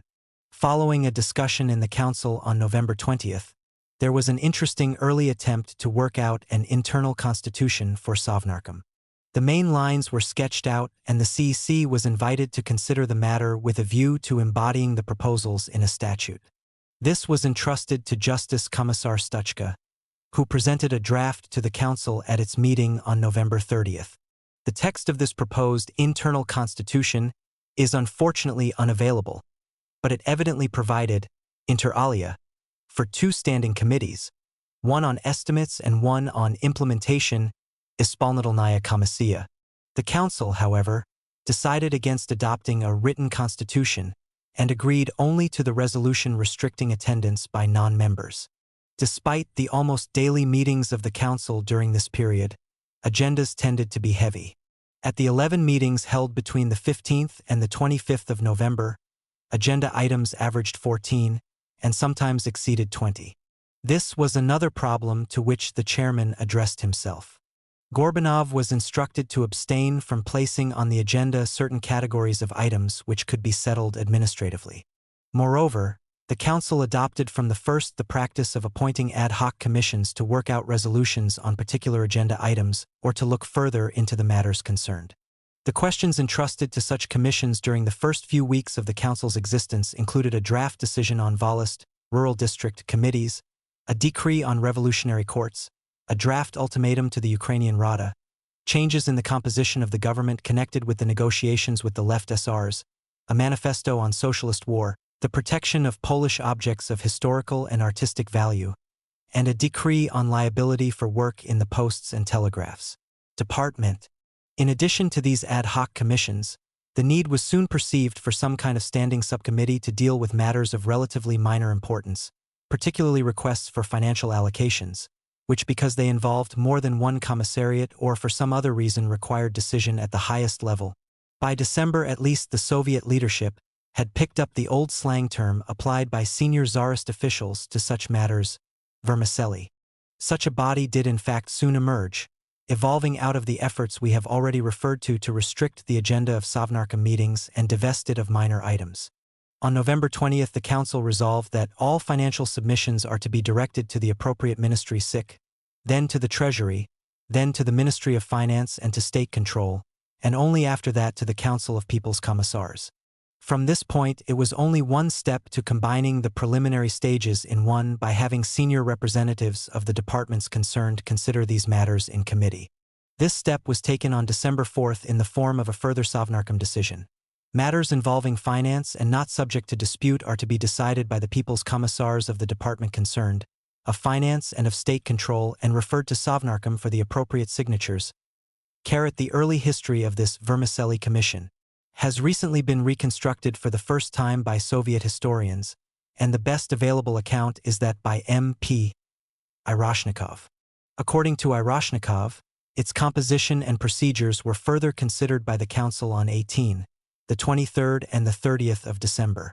On the 23rd it was decided to constitute the Vermicelli Commission of representatives of the Commissariats of Labor, War and Food Supplies. A week later, on account of the excessive workload of the War Commissar Podvoisky, he was replaced by the Commissar for Local Government, the Left Sr. Trutovsky. On the same day, December 30th, the commission was officially referred to for the first time as the Little Council, Mali Sovet. Gorbanov was to be secretary of both bodies. Iroshnikov quotes extensively from the unpublished memoirs of D.P. Bogolpov, who frequently attended the early meetings of the Little Council in his capacity as Finance Commissariat member, in charge of money questions. According to Bogolpov, its actual establishment was evoked by the circumstance that the full Sovnarkom wished to rid itself of the vermicelli. But it was quite clear that such vermicelli questions nevertheless needed to be considered somewhere or other, and considered in such a way that they would not escape entirely from control by the full Sovnarkom or at least by its chairman. That is why it was decided in December 1917 to set up under the chairmanship of Comrade Shliapnikov, People's Commissar for Labor, a little council of People's Commissars for the consideration of minor questions. There were further membership changes. Shliapnikov remained a member but the chairmanship fluctuated. Trutovsky was often replaced by one of the other Left Sr. Commissars, and the Food Supplies Commissar by the Commissar for Finance or by one of his deputies. At first, the Little Sovnarkom met only once a week, on Wednesdays, its agenda consisting mainly of items discarded as vermicelli by the full Sovnarkom. From the beginning, it was Lenin who was the effective master of the Little Council, and who sanctioned most of its decisions. It is simply amazing, writes Bogolpov, that such minor matters, and it was specifically such matters and them alone that formed the chosen speciality of the Little Council, should have attracted so much attention and the most painstaking consideration by Lenin, who, one might have thought, had enough work and worries without that. An intriguing aspect of the emergence of the Little Sovnarkom, first pointed out by the constitutional lawyer Derdanevsky in 1922 but subsequently overlooked by Soviet and foreign scholars, was that it paralleled developments in the Council of Ministers when this body was established following the 1905 revolution. Within a few months, the Council of Ministers spawned a Little Council, consisting of deputy ministers, to take care of the vermicelli and prepare business for the full council. The existence of this body remained a secret till 1909, when an order regularizing its status and functions was published. Was this simply a case of like needs giving rise to like solutions? The identity of nomenclature, in both cases the terms big, which we render as full, and Little Council, Bolshoi Sovet and Mali Sovet, were used, immediately suggests there was more to it than this. Furthermore, by the time the Little Sovnarkom came into existence, the Bolshevik government enjoyed the services of senior officials of the old Council of Ministers, certain of whom must have been familiar with the role of the Little Council and were now well placed to suggest adopting this example. The main link may have been Treasury Director Trokhimovsky, who worked directly under Deputy Finance Commissar Bogolpov. It was the latter who proposed the arrangements on December 4th which led to the institutionalization of the Little Sovnarkom, and he evidently played a key organizational role in its earliest period. The Little Sovnarkom, which became a major component of Lenin's government, was therefore almost certainly an institutional borrowing from the old regime.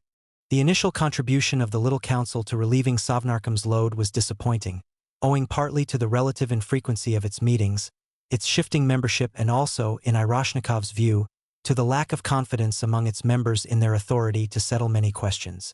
This gave rise to a further Sovnarkom decision on January 7th aimed at strengthening the Little Council's arm. The People's Commissars constituting it were obliged to attend its meetings personally or at least have one of their deputies attend, and all other commissars were instructed to allocate board members to assist in its work. From the time of its next meeting on January, minutes of the Little Council's proceedings were recorded and procedural rules were adopted. At least 2 of the 3 commissars constituting its basic membership had to be present at each meeting. Meetings were supposed to be held 3 times a week. They were not. The agenda was closed 2 days in advance, though there was provision for adding particularly urgent matters.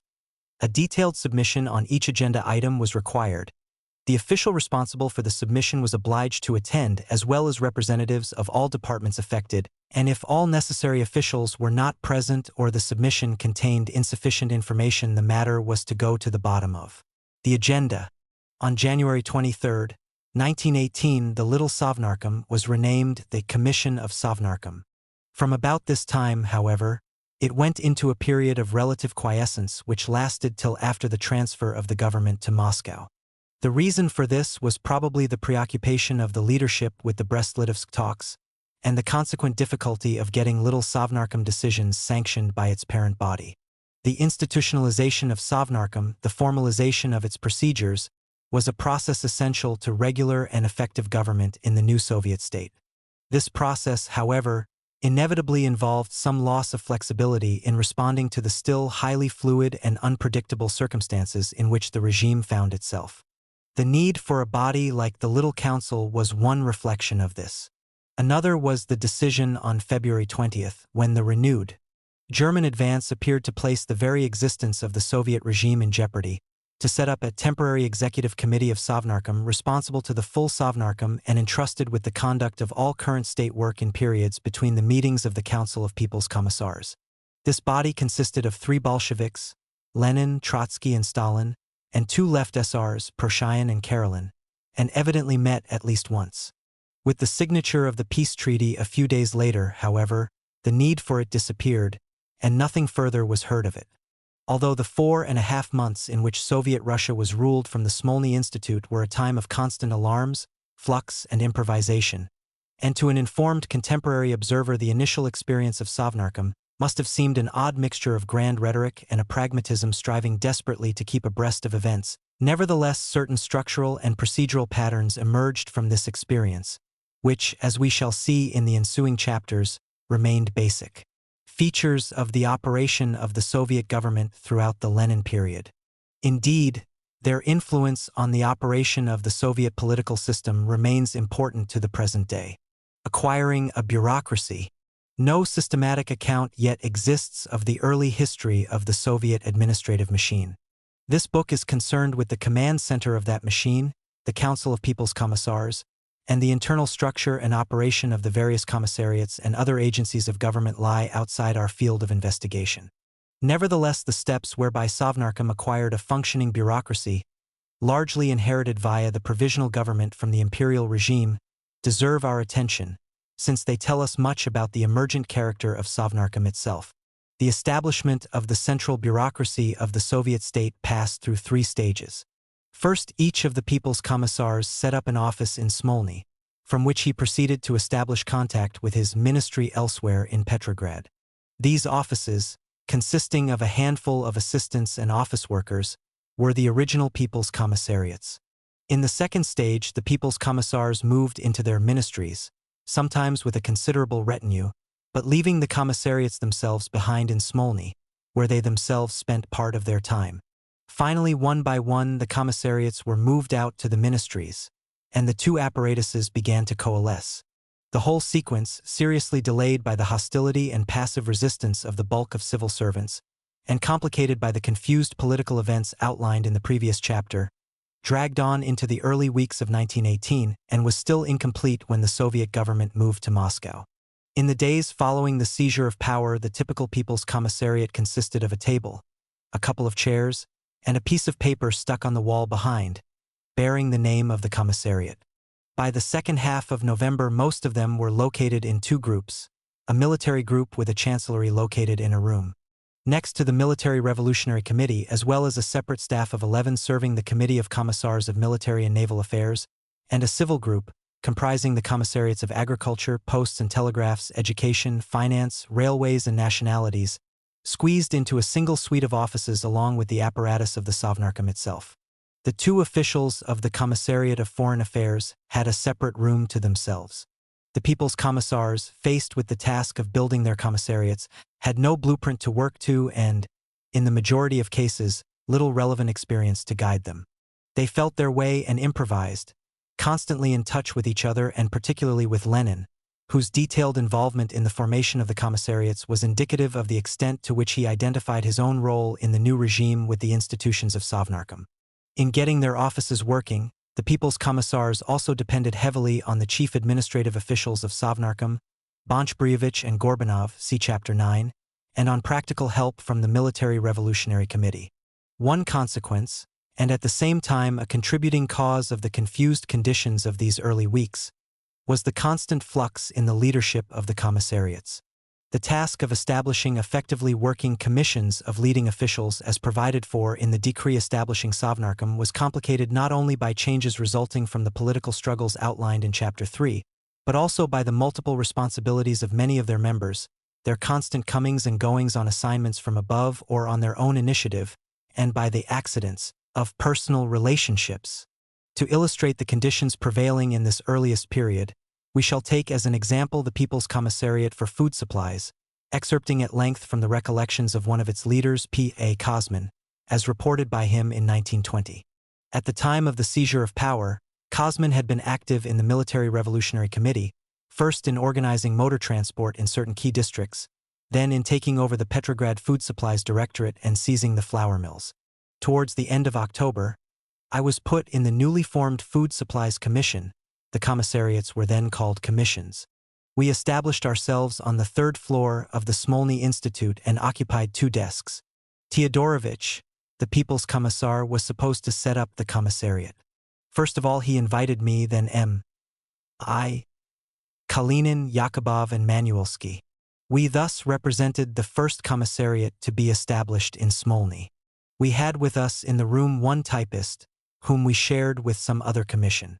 Kosman then describes the inconclusive arguments within the commission as to what to do about taking over the Food Supplies Ministry. Our commission was attended regularly by Yakubov and myself. C.D. Manuelsky dashed in from time to time, as did C.D. Kalinin. It must be said that right off Teodorovich quarreled with Yakubov. The latter refused to carry out some assignment or other, and Teodorovich complained to me, "It's terrible with these left SRs." Yakubov had never been a left SR, and was incensed with Teodorovich, shouting, "I will go and tell Ilyich that I can't work here any longer." However, I persuaded him to stay. The job was not gelling. Then Teodorovich gathered us all together and proposed that we should stay there while he would travel along the Samars-Ladust railway to Siberia and organize the grain districts in that direction, after which, as he hoped, we would be able to take the Food Supplies Ministry with our bare hands. We had no other plan or solution, so we agreed. Yakubov and I remained. Manuelsky at this time stopped coming altogether. He was in the Petersburg Sixth City Directorate Uprava, responsible for distributing consumer goods, I think, and he was also in charge of the Zabalkinsky Rayon and certain other jobs. At the same time, C.D. Podvoisky began involving himself in food supply matters. He was then a member of the board of the People's Commissariat of Military Affairs and was concerned about the supply of foodstuffs to Red Guard units. Always one to take on a job with fiery enthusiasm, he energetically set about this one too. But Podvoisky had thousands of jobs, all the more so as he was then bearing the full weight of the Military Revolutionary Committee and the whole of the People's Commissariat for Military Affairs, where he worked from one morning through to the next. The latter's board included Dybenko, Krylenko, Mikonishin, and Sklyansky, but in fact Krylenko was at the front, Dybenko was busy with his sailors, and Mikonishin and Sklyansky getting the apparatus of the People's Commissariat organized. At this period our work had completely ground to a halt, as we were left without a food supplies commissar. We had had absolutely no word from Teodorovich. It was about 13 or November 14th when Yakubov and I met C.D. T. Schlichter, who was Deputy Commissar for Agriculture. Since People's Commissar V.P. Miliutin had gone off to Moscow, Schlichter had set about things with dispatch. He had turned up in the Agriculture Ministry with some Red Guards, but this produced no results and he was left a commissar without a commissariat. And since we at least had an apparatus of some sort, he expressed the wish to stay with us and get on with some more definite job. Yakubov and I then went to Vladimir Ilyich and said, "There's no Teodorovich and no news from him, so give us a temporary commissar, because we do finally have to take over the ministry." And Schlichter was appointed Deputy People's Commissar for Food Supplies. An account then follows of the takeover of the ministry and the first efforts there to establish a working apparatus. Teodorovich arrived at the end of November. The question was raised in Sovnarkom whose work planned to adopt Schlichter's or Teodorovich's. Soon afterwards C.D. Sayuripa was appointed People's Commissar for Food Supplies, and he immediately introduced a businesslike atmosphere into the work of the commissariat. As this account indicates, one could hardly claim that either order, discipline and harmony or clarity and unity of purpose prevailed among the Bolsheviks as they set about the task of building an administrative apparatus. Yet one thing was clearly understood by all. The essential task was to get effective control over the ministries and set them to work. The relationship between commissariat and ministry envisaged by the Bolshevik leaders was unequivocally spelt out in a decree issued on November 9th on the Commission for Education, the first decree of its kind. The ministry should play the role of an executive apparatus under PRZ, the State Commission for Education. With this concept in mind, the majority of People's Commissars visited their ministries within a few days of the seizure of power, usually taking along a few Red Guards, sometimes accompanied by a handful of colleagues. Everywhere they were met with a wall of hostility and non-cooperation. The officials rejected the legitimacy of the workers' and peasants' government and refused to work for it. That such attitudes should have been widely and deeply held inside the government apparatus is scarcely to be wondered at. Yet the solidarity and discipline displayed by officials in carrying out their passive resistance suggests something more than a spontaneous reaction, and it is clear that a considerable measure of organization and coordination was achieved through a number of channels. Probably the most important of these were the several unions of employees of various branches of the government, grouped for the purpose of opposing the authority of the Bolshevik regime into a union of unions of officials of the state institutions of Petrograd, numbering several thousand members. An important rallying point was the Petrograd City Duma, which continued to exist alongside the Petrograd Soviet, dominated by the liberal and moderate left parties, and especially the Committee of Public Safety set up by the Duma on October 24th, the very eve of the Bolshevik seizure of power. Evidently some part was also played by two other bodies carried over from the previous regime, the old Pre-Second Congress of Soviet CEC, and the Little Council of Ministers, which continued for a time to operate clandestinely in Petrograd, claiming the authority of the provisional government. It is very difficult on the available evidence to evaluate the role and unravel the relationships of these various bodies, but it is clear that between them they provided adequate organizational resources to create something approaching consensus on passive resistance among Petrograd officialdom and to coordinate efforts among the many agencies involved. This consensus reinforced an atmosphere in which collaboration with the Bolsheviks carried an aura of betrayal, and collaborators could be subjected to ostracism, insult, or intimidation. 9. One important factor was money. It was unanimously alleged by the Bolsheviks at the time and repeated by later Soviet historians that the sabotage by government officials was heavily financed, partly by funds diverted from official purposes, and partly by contributions supplied by Russian and foreign capitalists and channeled through the various bodies mentioned above. The existence and disbursement of such funds does not seem open to doubt, although their alleged sources have not been convincingly demonstrated. Their prime purpose was to enable officials to be paid a month or two in advance, so that their income for this period would not be jeopardized by threat of sacking by the Soviet regime. The hope was that a few weeks of non-cooperation might be sufficient to bring the Bolsheviks down, since the brute force of bayonets could bring them to power but could not enable them to govern. While the pattern of non-cooperation varied considerably from one ministry to another, two main strategies were in evidence. The first, employed in the majority of offices, was simple refusal to work. Officials either stayed home or demonstratively vacated the office when representatives of their commissariat or of the Military Revolutionary Committee descended upon them with demands for compliance. At the same time, files and funds were removed or locked away and the whereabouts of the keys concealed. In one instance, the saboteurs went so far as to remove the nibs from pens and pour away all the ink.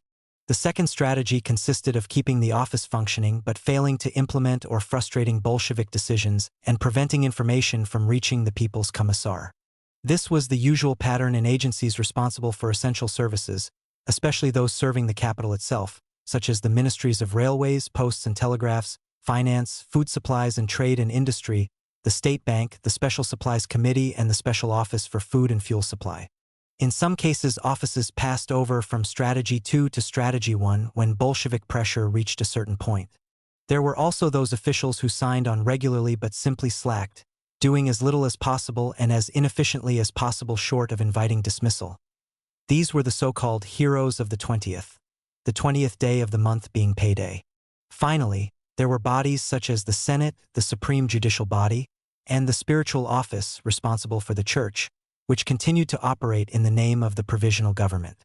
The first step in the Bolshevik campaign against this sabotage was to establish control over government finances. The concealment of funds by ministerial officials and passive resistance by the staff of the State Bank left the Bolshevik leadership without money to cover the day-to-day activities of government. The situation was such that the Sovnarkom itself even lacked the funds to buy elementary office requisites. Evidently, this was a problem that force alone could solve, and in mid-November the Bolsheviks proceeded to arrest senior bank officials and to seize the vaults and safes. Many of the staff then agreed to work provided the Bolsheviks stationed armed guards to demonstrate that they were doing so under duress, thus protecting them from reprisals by their fellow saboteurs. Meanwhile, the Bolsheviks had made a major breakthrough in the Ministry of Finance. The officials of the Treasury Department, believing it their national duty to remain at their posts, refused to participate in the sabotage, and within a day of the first contact being made by representatives of the Finance Commissariat, the director of the Treasury, P.M. Sogievsky, had worked out budgeting procedures with them and set in motion arrangements for financing the work of Sovnarkom and the commissariats against credits held in the State Bank for the Provisional Government and the various ministries. The Soviet government was now in a position both to finance its own activities and to prevent the further diversion of government funds to support the sabotage. Throughout the first weeks of power, the Bolsheviks undertook a number of measures designed to appeal to the more sympathetically disposed officials. There was a constant barrage of exhortation at meetings organized in their offices, at public meetings, in the press and through street posters, urging them to break with the saboteurs and get to work. The salary scales of top officials were drastically reduced and those of the humbler ranks raised. The salaries of the People's Commissars themselves were fixed at 500 Rs per month, not much higher than was earned by a skilled worker. While these measures seem to have had little immediate effect, they probably made some contribution to the ultimate change of atmosphere. More effective than the carrot, however, was the stick. The arrest of members of the Committee of Safety and the abolition of the Petrograd Duma deprived the passive resistance campaign of its most important organizational center. The sacking and arrest of the more intransigent senior officials decapitated the resistance movement in several ministries and had a markedly intimidating effect on their juniors. Steps were taken to neutralize the effects of salary advances. On November 19, the Sovnarkom issued a decision recommending commissariats to study their ministry accounts to determine whether salaries had been paid to January 1, and if so to employ whatever measures were necessary to recover them, not stopping at arrest and committal to a revolutionary court. Officials were to be told either to return the money or start work immediately, otherwise they would be tried for misappropriating state property. It was in this context that the remaining leaders of the passive resistance movement resolved early in December on a last desperate measure: a nationwide strike of government officials. As we have seen, this threat was the immediate occasion for the establishment of the Vechika. Within 3 weeks, the back of the movement was broken. Arrests made on the 22nd and the 30th of December, including the chairman of the Union of Unions, his chief lieutenants, the members and staff of the strike committee and their contacts in the various government offices, destroyed the communications network of the movement and left it leaderless. Nevertheless, many civil servants still held out, believing it would be a cowardly betrayal of their trust to capitulate to the Bolshevik strong-arm methods on the eve of the Constituent Assembly, which was expected to establish a legitimate government. Lenin's armed dispersal of the Constituent Assembly in early January, however, destroyed all hopes for a peaceful solution to the question of legitimacy, and most officials now accepted the inevitable. The stepping up from mid-November of repressive measures against the saboteurs went hand in hand with decisive moves to occupy the ministries. As we have seen, Sovnarkom resolved on November 15 that the People's Commissars are to transfer their work to the corresponding ministries, nominating specific hours for their attendance there. Up to this point, only two ministries, Labor and Foreign Affairs, had been effectively taken over by the Bolsheviks. Now, in the second half of November and early December, most other People's Commissars and their commissions, those for finance, internal affairs, education, military and naval affairs, posts and telegraphs, social welfare, food supplies, agriculture, justice and state control, established regularly functioning offices in their ministries and set about the task of getting the machine to work for them. In these efforts, the Bolsheviks sought help from whoever would work with them. Although a few senior officials were ready to collaborate and some former officials also came forward and offered their services, it was at first mainly the proletarian employees, guards, cleaners, office messengers, and so on, who remained at their posts. The latter were sometimes of considerable value to the Bolsheviks in orienting themselves in their new, thoroughly unfamiliar setting. M. Latsis, in his account of the origins of the People's Commissariat for Internal Affairs, writes, "We did not even know how to set about the job, and we had to resort to the help of the messengers. It was them we learned from at first. You would start by questioning them about the conduct of the bosses and about their work. And before us there was sketched the outlines and content of the job. The messengers, who had worked in the department for 2 decades and seen dozens of bosses change, turned out to be quite well informed. In addition to these proletarian employees, many of the junior office staff stayed at their jobs in some departments. In the state bank, for instance, these played a vital part in getting things running. In the course of November, the unions representing junior office workers in government and private organizations came out in favor of collaboration with the Bolsheviks. Amongst the few senior officials who were willing to serve the Soviet government from the first, in addition to the director of the Treasury P.M. Trokhimovsky, were N. Faldiev, the head of the Forestry Department and former deputy minister of the Ministry of Agriculture M.K. Lemke, who had been head of the Provisional Government's Office for the Collection of State Documents, and several generals and admirals. Collaborating middle-rank officials often found themselves thrust into high office. Thus it was, for instance, that F. N. Petrov, an official of the 4th Political Department of the Ministry of Foreign Affairs, came to be appointed head of the Personnel Department in the Commissariat. In the efforts of the Bolsheviks to win the cooperation of officialdom, each ministry was a different story.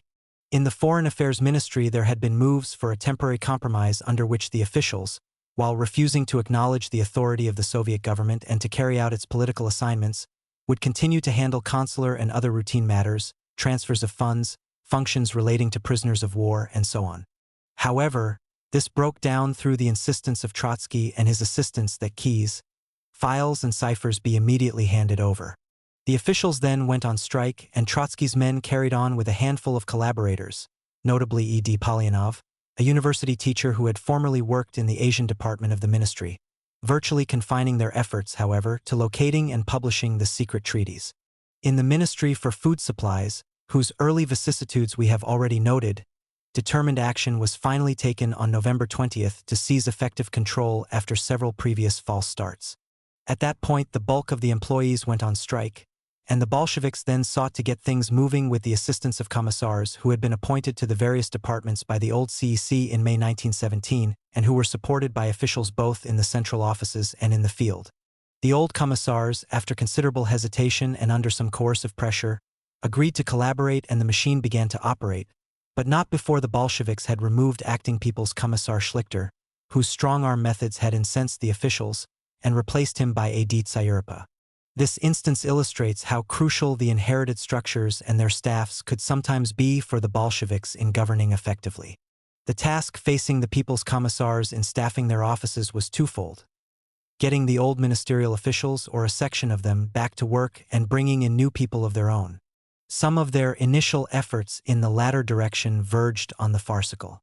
Again, one of the best instances comes from the Ministry of Food Supplies and relates to the period preceding the compromise with the old CC commissars.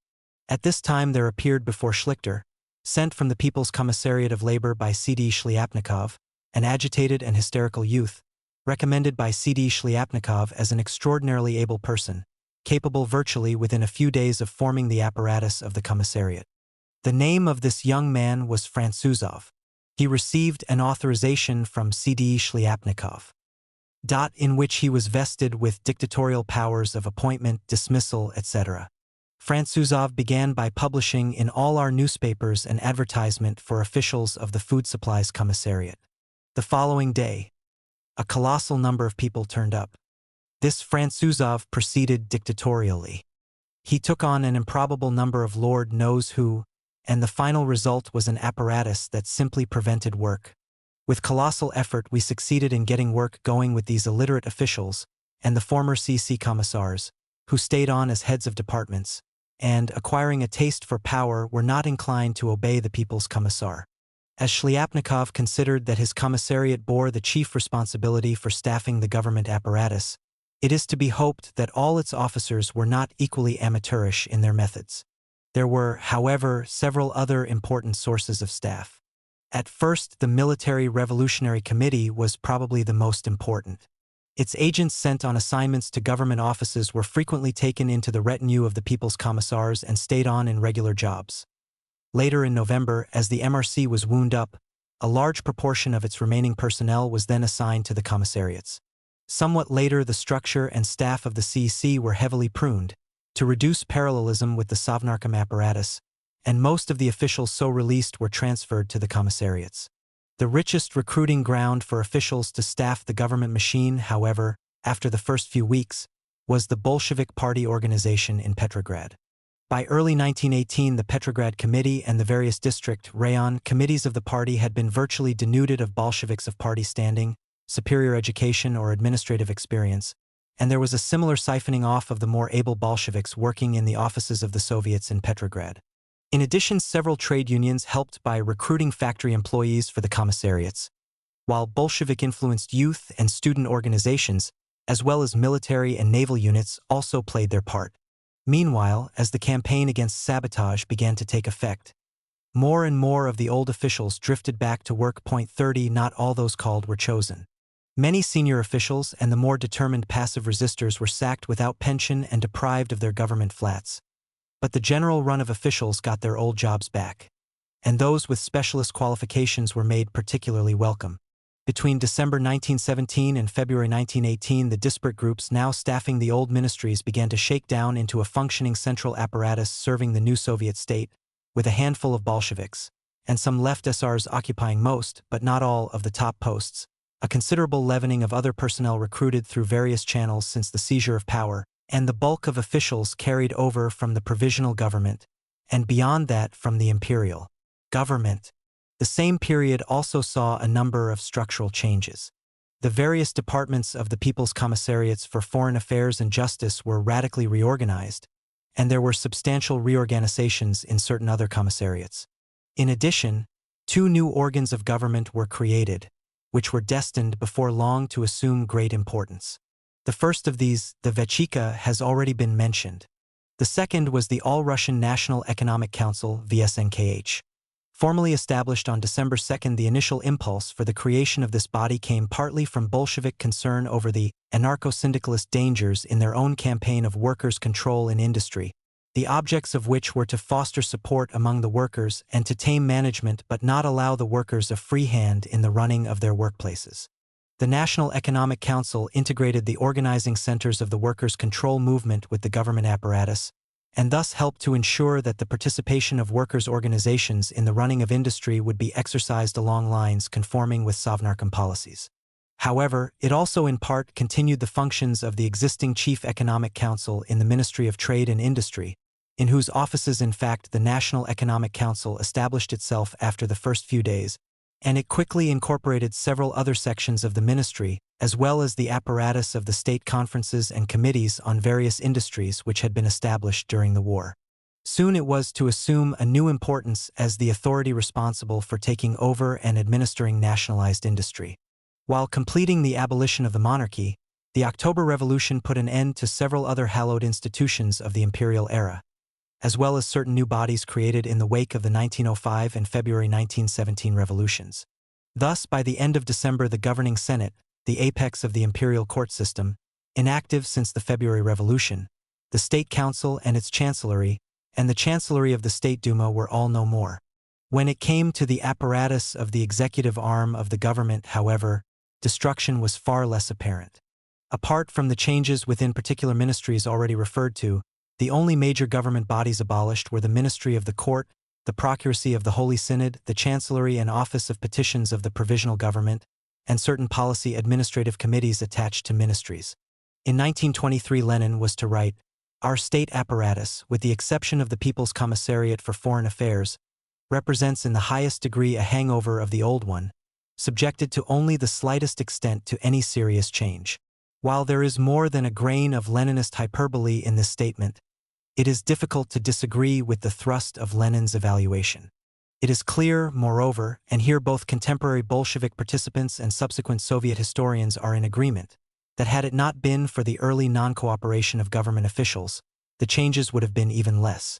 As it was, the structural changes were scarcely greater than those sometimes accompanying changes of government in Western parliamentary systems. The personnel changes were greater, and could perhaps be compared with those occurring in Washington in the heyday of the spoils system. This high level of continuity in the central administrative machine of the Russian state probably had little effect on the major policies pursued by the Soviet government. It did, however, greatly influence the way that government operated, for the procedures and internal machinery of the Sovnarkom, to be effective, had to conform to the rationale of the machinery which provided its information and implemented its decisions. This quickly led to the emergence of structural and operational characteristics similar to those existing in the pre-revolutionary government, with implications which we shall take up in a later chapter. The Kremlin. Sovnarkom in action. The move to Moscow. In the 17 hectic weeks between the Bolshevik seizure of power and the transfer of the capital to Moscow, Sovnarkom had established itself as the chief decision-making body in the new Soviet state. True, there were other bodies with great power and authority. The Central Committee of the Bolshevik Party was the final arbiter of policy, and the Central Executive Committee of the All-Russian Congress of Soviets, the CEC, became the embodiment of the proclaimed sovereignty of the Soviets. However, the Party Central Committee had no effective executive machinery of its own and, while taking occasional decisions of key importance, like that on the Brest-Litovsk Treaty, it generally relied on its party comrades in Sovnarkom to translate the Bolshevik program into concrete decisions and secure their implementation. As for the CEC, although it formally combined at the supreme level of authority both legislative and executive powers, as did the Soviets at lower levels, it began very quickly to evolve into a quasi-parliamentary body. The CEC never became a true parliament, since paradoxically the very rejection of the bourgeois doctrine of the division of powers, while giving it executive prerogatives which it was unable effectively to exercise, also allowed Sovnarkom to assert an independent legislative role which rendered ineffectual its formal responsibility to the CEC. Thus, in the early period of the Soviet regime, Bolshevik rule meant, in institutional terms at least, Sovnarkom rule. In Part 3, and especially in Chapters 12 and 14, we shall be looking more closely at the relationships between these bodies, and also considering how and why they changed, with Sovnarkom ultimately losing its institutional primacy. First, however, we must examine how Sovnarkom functioned during its heyday in the period up to the beginning of the new economic policy, and this we shall do in the 4 chapters of Part 2. The drama of these stirring and terrible years has been often recounted, and here we need only recall its main lines, so we may have in mind the conditions under which Sovnarkom operated during this period. It is useful to distinguish 3 phases. The first and briefest was the peaceful breathing space, as Lenin called it, between Brest-Litovsk and the onset of the Civil War in mid-1918.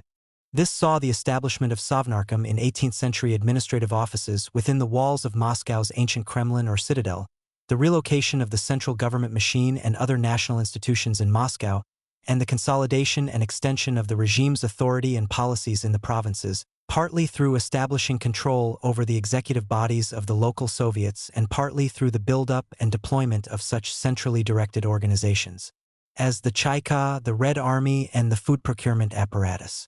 The second, Civil War phase lasted some 2.5 years. Hostilities against the White forces, who were backed by the Western Allies, raged throughout the second half of 1918 and the whole of 1919, during much of which period the territory controlled by the Soviet regime contracted to the ancient central heartland of European Russia. The defeat of the White armies brought only a short-lived peace, for in April 1920 hostilities broke out with newly independent Poland and continued till early 1921. This was a time when military necessity was the overwhelming determinant of Sovnarkom's functioning as of everything else. The replacement of workers' control and other experiments in direct democracy by hierarchical bureaucratic authority, the nationalization and central direction of industry, the compulsory acquisition of peasant grain surpluses. All of them begun in the preceding phase now blossomed into the system of war communism. Compulsion and repression, relatively mild in the first months of the revolution, became the dominant mark of Bolshevik rule. The Soviets atrophied, and the local organs of Trotsky's Revolutionary Military Council, Dzerzhinsky's Vechika, and other emergency bodies ruled the roost in the provinces, unchallenged in the exercise of their arbitrary powers except by each other. The same period saw the emergence of a new full-time Communist Party officialdom, controlled by its hierarchy of secretaries and in turn controlling the party rank and file, progressively establishing its authority over other agencies of the regime in the provinces, and directed by an equally new well-staffed secretariat in Moscow, under the guidance of an organizational bureau and a political bureau which increasingly took over the decision-making prerogatives of the Central Committee. The transition to the third phase was marked by the 10th Party Congress in March 1921, which began to replace the system of war communism by a new economic policy, NEP, whose main features were the partial revival of market forces, the restoration of private enterprise in the lower reaches of the economy, and the replacement of forced requisitions from the peasantry by a modest tax in kind, thus beginning the long haul to rehabilitate the shattered economy and to build bridges to the alienated muzhik. The accompanying political changes were contradictory. On the one hand, the arbitrary powers of the emergency organs were curbed. There was a turn to greater legality, and there were efforts to revive the Soviets, albeit now under close party control. On the other hand, the dictatorial powers of the ruling party government oligarchy were reinforced, party discipline was strengthened, and internal party dissent, which the workers' opposition and democratic centralists had given quasi-organized form in 1920 and early 1921, thereby presenting the oligarchy with the specter of a split, were vigorously suppressed. Meanwhile, Soviet institutions were being implanted in the vast territories reclaimed from the Whites and from various nationalist regimes in non-Russian areas, thus reincorporating most of the lands of the old Russian Empire in the new Soviet state, and preparing the way for the establishment of the Union of Socialist Soviet Republics at the end of 1922. Nothing could more graphically illustrate the extent to which Lenin had come to identify his regime and his personal role in it with Sovnarkom than the organization of the government's shift to Moscow and its installation in the Kremlin. The operation was masterminded and directed by V.D. Bonch-Brievich, the head of the Sovnarkom Chancellery, and he was Lenin's right-hand man throughout. Although the shift automatically involved also the Party Central Committee and its rudimentary apparatus, it was not the Central Committee but the members and senior staff of the Sovnarkom that traveled with Lenin in his special train. As for the CEC, its members, including its chairman, Sverdlov, who also directed the party apparatus, were assigned 2 trains departing from a different station with less stringent security precautions. Point 1. It was again Bonch-Brievich who allocated office space and quarters in the Kremlin. The Sovnarkom Chancellery occupied several rooms immediately adjacent to Lenin's apartment, and was flanked on the other side by the cabinet room and Lenin's office. The long corridor linking Lenin's working and living quarters was thus entirely taken up by the Sovnarkom apparatus, and it was the Sovnarkom's communication center set up in this corridor that provided the leader with his direct telephonic and telegraphic links with other institutions and provincial centers. Moreover, the Sovnarkom cabinet room came to be used for their meetings by other executive bodies of which Lenin was a member, including the party's Central Committee and Politburo. During the next 4 years, until he was incapacitated by illness, Lenin's whole personal and political life was to be set in the constant daily ambience of the Sovnarkom. Because of the great secrecy in which the transfer of Sovnarkom to Moscow was planned and carried out, Little could be done by way of preparing accommodation and facilities in advance. On their arrival on the evening of March 1, Lenin and most of the leading members of the government were provided rooms in the National Hotel, while the remaining members and officials were assigned to other hotels. After 10 days or so in the National, Lenin shifted to other temporary quarters inside the Kremlin walls, till his apartment was finally ready for occupation in the second half of April. Meanwhile, the Sovnarkom offices were set up within a few days of arrival, and by March 18 Bonch-Brievich had the chancellery well enough organized for the first Moscow meeting of the government to be convened. It took much longer to get the Sovnarkom machine functioning smoothly. Efficient communication arrangements and technical facilities had to be established, and considerable restaffing was necessary. Of the 43 Sovnarkom staff members who transferred from Moscow, only 4 or 5 were administrative officers, the remainder being typists, telephonists, messengers, and even cleaners. New staff had to be recruited and inducted. A further is being added by the end of May. The confusion during these early weeks in Moscow was exasperating to Lenin. In a note to the Sovnarkom Secretariat on April 26, he acidly inquired whether Gorbanov was or was not still secretary. In fact, he was, adding the comment, "What a mess we're in." Meanwhile, the individual people's commissars and their staffs had the task of relocating the central administrative machines of their various branches of government. The original allocation of commissariat headquarters seems to have been on a catch-as-catch-can basis. The Commissariat for Foreign Affairs was installed in the Hotel Metropole and the Commissariat for Railways and the National Economic Council in the Hotel Delovoy Dvor. The Education Commissariat took over a lycée, while Dzerzhinsky commandeered for the Vechika an imposing insurance office building on Lubyanka, now Dzerzhinsky Square, which has remained the headquarters and symbol of the Soviet political police ever since. On March 19, the Sovnarkom belatedly resolved to set up a special evacuation commission to supervise the further transfer of governmental organizations and staff from Petrograd and to establish control over the allocation of office space. Commissariats were required to submit to this commission details of each additional section to be transferred and the number of staff involved, and sections transferred without commission approval were liable to be returned to Petrograd. Moreover, commissariat staff were forbidden to occupy further buildings without a requisition order approved by the commission. Nonetheless, it is clear that much continued to depend on the energy and initiative of commissariat leaders. Trotsky reports a fierce struggle for suitable accommodation among the various commissariats, the less successful finding themselves scattered among numerous commandeered merchants' houses and offices around the city. Stalin's Commissariat for Nationalities was one of these, and his deputy Peskovsky describes an unsuccessful attempt by Stalin to take over in dead of night a former hotel building claimed by another department. Accommodation was an acute problem even for the best organized commissariats. The Finance Commissariat, for instance, managed to make some preparations in advance of the Sovnarkom move, its board member Alminsky being sent to Moscow to look out for office space and quarters. As a result, a substantial part of the commissariat staff were already installed in Moscow within a few days of Sovnarkom's arrival, but the search for further accommodation and facilities continued for some time to hamper the restoration of effective work patterns. While sections of certain commissariats remained in Petrograd for a considerable time, the transfer of most of the central government machine to Moscow was accomplished with remarkable speed. It is hard to estimate the numbers of personnel involved. Undoubtedly many individuals, particularly in the lower echelons, chose to remain in Petrograd, but on the whole departments seem to have arrived in the new capital with their staff substantially intact. The shared experience of moving to a new environment can exert a potent unifying influence on the members of an organization. The staffs of the commissariats, in most cases a motley conglomeration of Bolsheviks, former imperial officials, and newly recruited personnel, now found themselves cut off from their familiar patterns and local associations, and obliged to face together the problems of adapting their working and personal lives to their new setting, and of coping with all the practical difficulties of establishing an effective corporate effort and identity. Some have seen in the transfer of the Soviet government to Moscow, with its traditional atmosphere, symbols of Holy Russia, and alleged petit bourgeois small-mindedness, a major factor in that recrudescence of traditional bureaucratic methods and attitudes which became all too obvious in the ensuing years. While the notion of such atmospheric influences is not entirely fanciful, a more direct and powerful factor promoting continuity with the Tsarist bureaucratic past was probably this welding together of old and new staffs and old and new ideas, in the shared crisis and challenge of re-establishing themselves and their departments in an unfamiliar and difficult environment.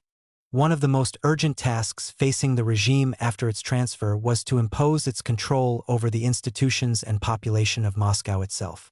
As mentioned earlier, the extension of power from Petrograd to provincial centers in Russia was largely accomplished by local Bolsheviks and their allies, who often proceeded to set up organs of rule modeled on the new institutions in Petrograd, in many cases actually called Sovnarkoms, and claiming virtually sovereign power in their regions. Efforts to incorporate these provincial republics, in a couple of cases they actually styled themselves thus, into a national system of government made only slow headway until the Civil War forced the pace. Moscow, of course, had a national importance which from the first attracted special attention from the party and government leadership in Petrograd, several prominent Bolsheviks being sent there to help establish effective control.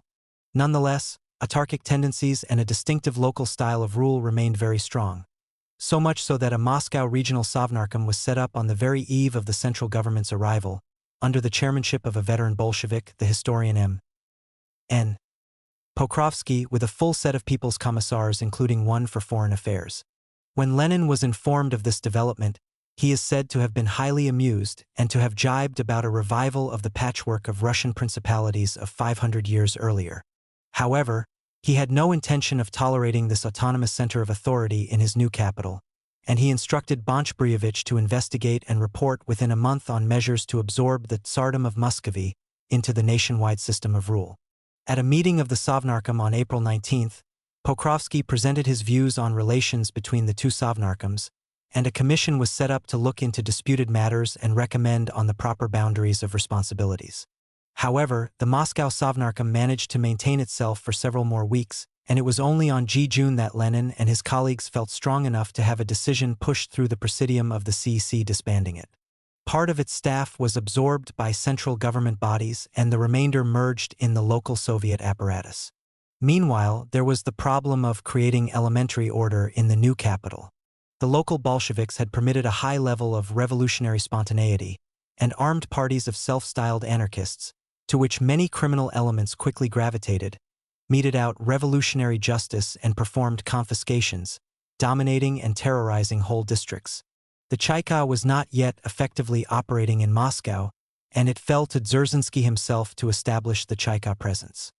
He began by issuing a proclamation at the end of March demanding the surrender of all unregistered weapons, urging the public to report cases of unlawful demands and violence, and warning that unauthorized acts carried out by persons claiming to be anarchists, Red Army men, or members of other revolutionary organizations would no longer be tolerated, cases of violence or robbery being punished by shooting on the spot. The operation against the Moscow anarchists represented an important teeth-cutting exercise for the Chaika, providing their first major experience both in the carrying out of summary executions and in the deployment of their own military forces. On March 31st, the various groups of troops and armed workers previously assigned to work with the Chaika were unified into a single Vachika fighting detachment, Bovoy Otriad VCHK, and almost immediately deployed against the anarchist headquarters, which were bloodily destroyed in a lightning night operation. The vigorous protests of the local Soviet authorities against these arbitrary acts of violence by outsiders went unheeded. Order was established and the Chaika was armed with fateful precedents and experience. Thus it was that in the second quarter of 1918 the essential conditions were created for the Soviet government to operate effectively in its new setting in the Moscow Kremlin. Meanwhile, its new membership was now strikingly different from what it had been at the time of the seizure of power. The main reasons for this have already been examined in Chapter 3, the failure of two initial appointees to take up office, the resignations over the failure to form a broad-based coalition government, the inclusion and then withdrawal of the left SR members, and the left communist resignations over Brest-Litovsk. But other factors contributed to the truly kaleidoscopic changes in Sovnarkom membership during these early months. People's commissars were sent on assignments outside Petrograd, and either never exercised their Sovnarkom responsibilities or ceased doing so long before they were formally replaced. In other cases, acting people's commissars, Vremenai Zamestiteli, literally temporary deputies, were appointed who might or might not be formally confirmed in office, and sometimes came to be accorded the status and title of People's Commissar without such confirmation. There were also structural changes. Apart from the two ephemeral commissariats formed to accommodate the left SRs, there were new commissariats of welfare, October 30th, renamed Social Security in April 1918, and State Control, November 20th, as well as the VSNKH or National Economic Council, December 12th. The experiment with a Committee on Military and Naval Affairs proved very short-lived. The original members, Antonovsienko, Krylenko, and Dybenko, were quickly joined by N.I. Podvoisky, who had been the dominant figure under Trotsky in the Petrograd Military Revolutionary Committee. Then, a few weeks later, the committee was replaced by separate commissariats for the Army and the Navy, the former under Podvoisky and the latter under Dybenko. In March, both were brought again under single leadership, now in the person of Trotsky, although distinct administrations were retained. It would be tedious to chronicle all these changes in detail. More information will be found in Chapter IO, and all incumbencies are tabulated in Appendix A. It is their cumulative effect that interests us here. Of the original 15 members of Sovnarkom, only 3, namely Lenin, Stalin, and Lunacharsky, were unchanged by the autumn of 1918, while 2 others, namely Trotsky and Rykov, remained in the Sovnarkom with different portfolios. To put it another way, over 2/3 of the Sovnarkom members by this time had taken up office since the shift to Moscow in March.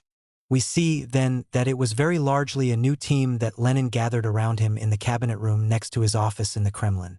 In getting this team operating, however, the lessons learned in the Smolny period were of crucial importance. This meant, most obviously, the experience accumulated by Lenin personally in months of day-to-day management of Sovnarkom, but it also meant the acquisition of rules and conventions of procedure governing such matters as meetings, preparation of decisions, consultations, and coordination, and it meant a chancellery staff experienced in channeling business in conformity with these rules and conventions. In the second half of 1918, Sovnarkom's membership began to stabilize, and there were relatively few changes during the Civil War. Having survived a perilous infancy, it was now to mature in a prolonged and all-absorbing struggle for survival. The features and behavior patterns it assumed will command our attention in the chapters that follow. It remains here to take a closer look at the character of the Sovnarkom's bureaucracy as it entered the Civil War. In the spring and summer of 1918, the extensive nationalization of industry, creation of new economic coordinating agencies, intensified direction of local government bodies, and the great expansion of the exceptional organs necessitated the recruitment of many thousands of new central government officials. While these included quite a few Moscow Bolsheviks and pro-Bolshevik ex-soldiers, the main stress in this period was on attracting bourgeois specialists to the service of the Soviet state, a policy which Lenin and Trotsky implemented with great resolution against powerful opposition within the party. It was in these months, for instance, that the Army Commissariat took on strength over 1/3 of the old general staff, and there was similar large-scale recruitment of civilian specialists. The rapid growth of government officialdom during this period diluted and further diversified the commissariat staffs transferred from Petrograd, but a substantial core of the old officials remained, especially in the higher echelons. In August 1918, a questionnaire survey of central government officials was conducted, and the schedules have recently been analyzed for the first time by the Leningrad historian M.P. Iroshnikov. 19. The survey covered the Moscow central offices of most commissariats, although in half of them it was confined to senior officials only, roughly the top 15%. The latter circumstance is not entirely unfortunate, since it gives us an idea of differences between the upper and lower echelons. The most interesting data produced by the survey related to the sources from which commissariat officials were recruited, and these we have summarized in Table 1. The first thing that strikes us here is the extremely varied provenance of the early Soviet bureaucracy and the large numbers who had not been working in the corresponding government department before the revolution. Secondly, we note that the proportion of such carryovers was very much higher in the upper echelons than in the central government bureaucracy as a whole, although the contrast may have been somewhat less than the table suggests, owing to the particular departments represented in Groups A and B. Thirdly, there were many other commissariat officials who had previously been working in other administrative positions. Iroshnikov classes all the officials in categories 1 to 8 as former officials, sluzhashi, although they include some former employees of non-government institutions like banks, insurance companies, and national bodies representing the zemstva, municipalities, cooperatives, etc. On this formula, about 45% of all the government officials in Group A in August 1918 had been officials of some kind before the revolution, compared with fully 80% of the senior officials in Group B. It would be misleading, however, to assume that the rest were all drawn from the masses. Category 9 includes former management and technical staff as well as former workers. A certain, unknown, proportion of government officials recruited from the armed forces, Category 10, had been in administrative jobs before their military service. Officials transferred from other Soviet government agencies, Category 12, may have worked in administrative jobs before the revolution. The indications, then, are that over half the officials in the central offices of the commissariats, and perhaps 90% of upper echelon officials, had worked in some kind of administrative position before October 1917. Those who had not were drawn mainly from the following sources. 1. Communist Party members, mainly recruited from the district organizations in Petrograd and to a lesser extent Moscow. 2. Literate and politically reliable soldiers, sailors, and factory workers. 3. Students, vigorously recruited during the Smolny period, especially through the medium of G.S. Kordovsky, who combined the jobs of head of the labor bureau of the Organization of Petrograd Students and head of the mobilization department of the Commissariat for Labor. These generalizations, of course, conceal marked differences as between departments. For instance, the commissariats for finance and the navy had extremely large numbers of carryovers, while the internal affairs commissariat had very few. Predictably, the distribution of Communist Party members was particularly uneven. Communists made up 767, 18%, of the 4,377 officials in the 9 commissariats of Group A, but fully 408 of these were in the Vechika, where they comprised 52% of all officials. Without the Vechika, only 10% of Group A officials were communists. This is very close to the proportion of communists among the senior officials in the commissariats of Group B, which averaged 8%. These patterns tell us much about the human environment in which Sovnarkom operated. With the exception of certain highly politicized departments, People's Commissars could count on only a very small leavening of fellow communists on their staffs, while officials experienced as administrators under the old regime were far more numerous and predominated in the upper echelons. The conditions were thus propitious for the transfer not only of specialist knowledge and administrative techniques, but also of less tangible behavior patterns and attitudes. As the example of the Little Sovnarkom indicates, this could have a major influence on the structure and mode of operation of Sovnarkom itself. Sovnarkom in session. When Lenin moved his government from Petrograd to Moscow, he was evidently satisfied in broad terms with how it had been evolving, for he immediately set about re-establishing the Smolny patterns in the Kremlin. These patterns assigned supreme importance, in the whole hierarchy of government decision-making, to the formal meetings of Sovnarkom, and it is to the organization and character of these meetings that the present chapter is devoted. As we saw in Chapter 3, initially Sovnarkom was convened every evening, but there was some falling off in frequency of meetings even before the transfer to Moscow. As effective procedures for the organization of business and the devolution of matters to subordinate bodies, especially the Little Sovnarkom and later the Defense Council were evolved, the trend to less frequent meetings continued. Lydia Fodieva, who was then working in the Sovnarkom Secretariat, recalls that in the initial period of its operation in Moscow, the Sovnarkom was meeting daily except for Sundays and sometimes Thursdays. In the middle months of 1918, it settled down to a routine of meeting on Mondays, Wednesdays, Fridays, and Saturdays. Then, on August 12, the decision was taken to stop meeting on Saturdays. 6 weeks later, however, the evenings of meeting were changed to Tuesdays, Thursdays, and Saturdays. The next formal decision on the frequency of meetings was adopted on July 8, 1919, when it was resolved to convene on Thursdays and Saturdays only, but it is clear that the fall-off to twice-weekly meetings had occurred well before this. Altogether, Sovnarkom convened 203 times in 1918 and only 97 times in 1919. By the following year, the pattern evidently changed to Tuesdays and Saturdays, before suffering a further reduction. There were 69 meetings in 1920 and 51. In 1921.so, we see that over the 3-year period from the beginning of 1918, the periodicity of Sovnarkom meetings gradually changed from daily to weekly. Meanwhile, the preference for evening meetings persisted, and Sovnarkom often worked on well into the night, but there was a tendency to earlier and evidently less lengthy meetings.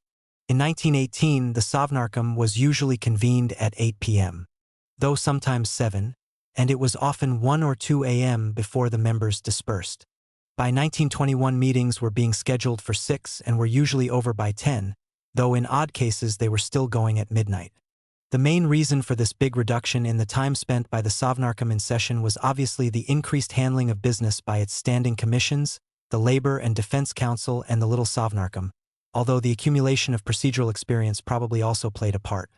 In no respect did the character of Sovnarkom meetings differ more sharply from those of a Whitehall-type cabinet than in the qualifications for attendance. The loose and flexible patterns that emerged in the first weeks in Smolny, see above, pages 33-4, were progressively extended and entrenched. The practice of allowing voting proxies to attend in the place of absent people's commissars, which was authorized in January 1918 as an exception requiring a specific Sovnarkom resolution in each case, soon became the rule, and many people's commissars, i.e. those who alone had the formal right of membership of Sovnarkom, rarely attended its meetings. Trotsky, for instance, recalls in his memoirs that once the Civil War got underway, any hope of keeping track of the ongoing business of Sovnarkom was ruled out by his frequent and prolonged absences from Moscow, and he therefore left participation in Sovnarkom to a deputy. Trotsky may have been one of the more extreme non-attenders, but others were not far behind.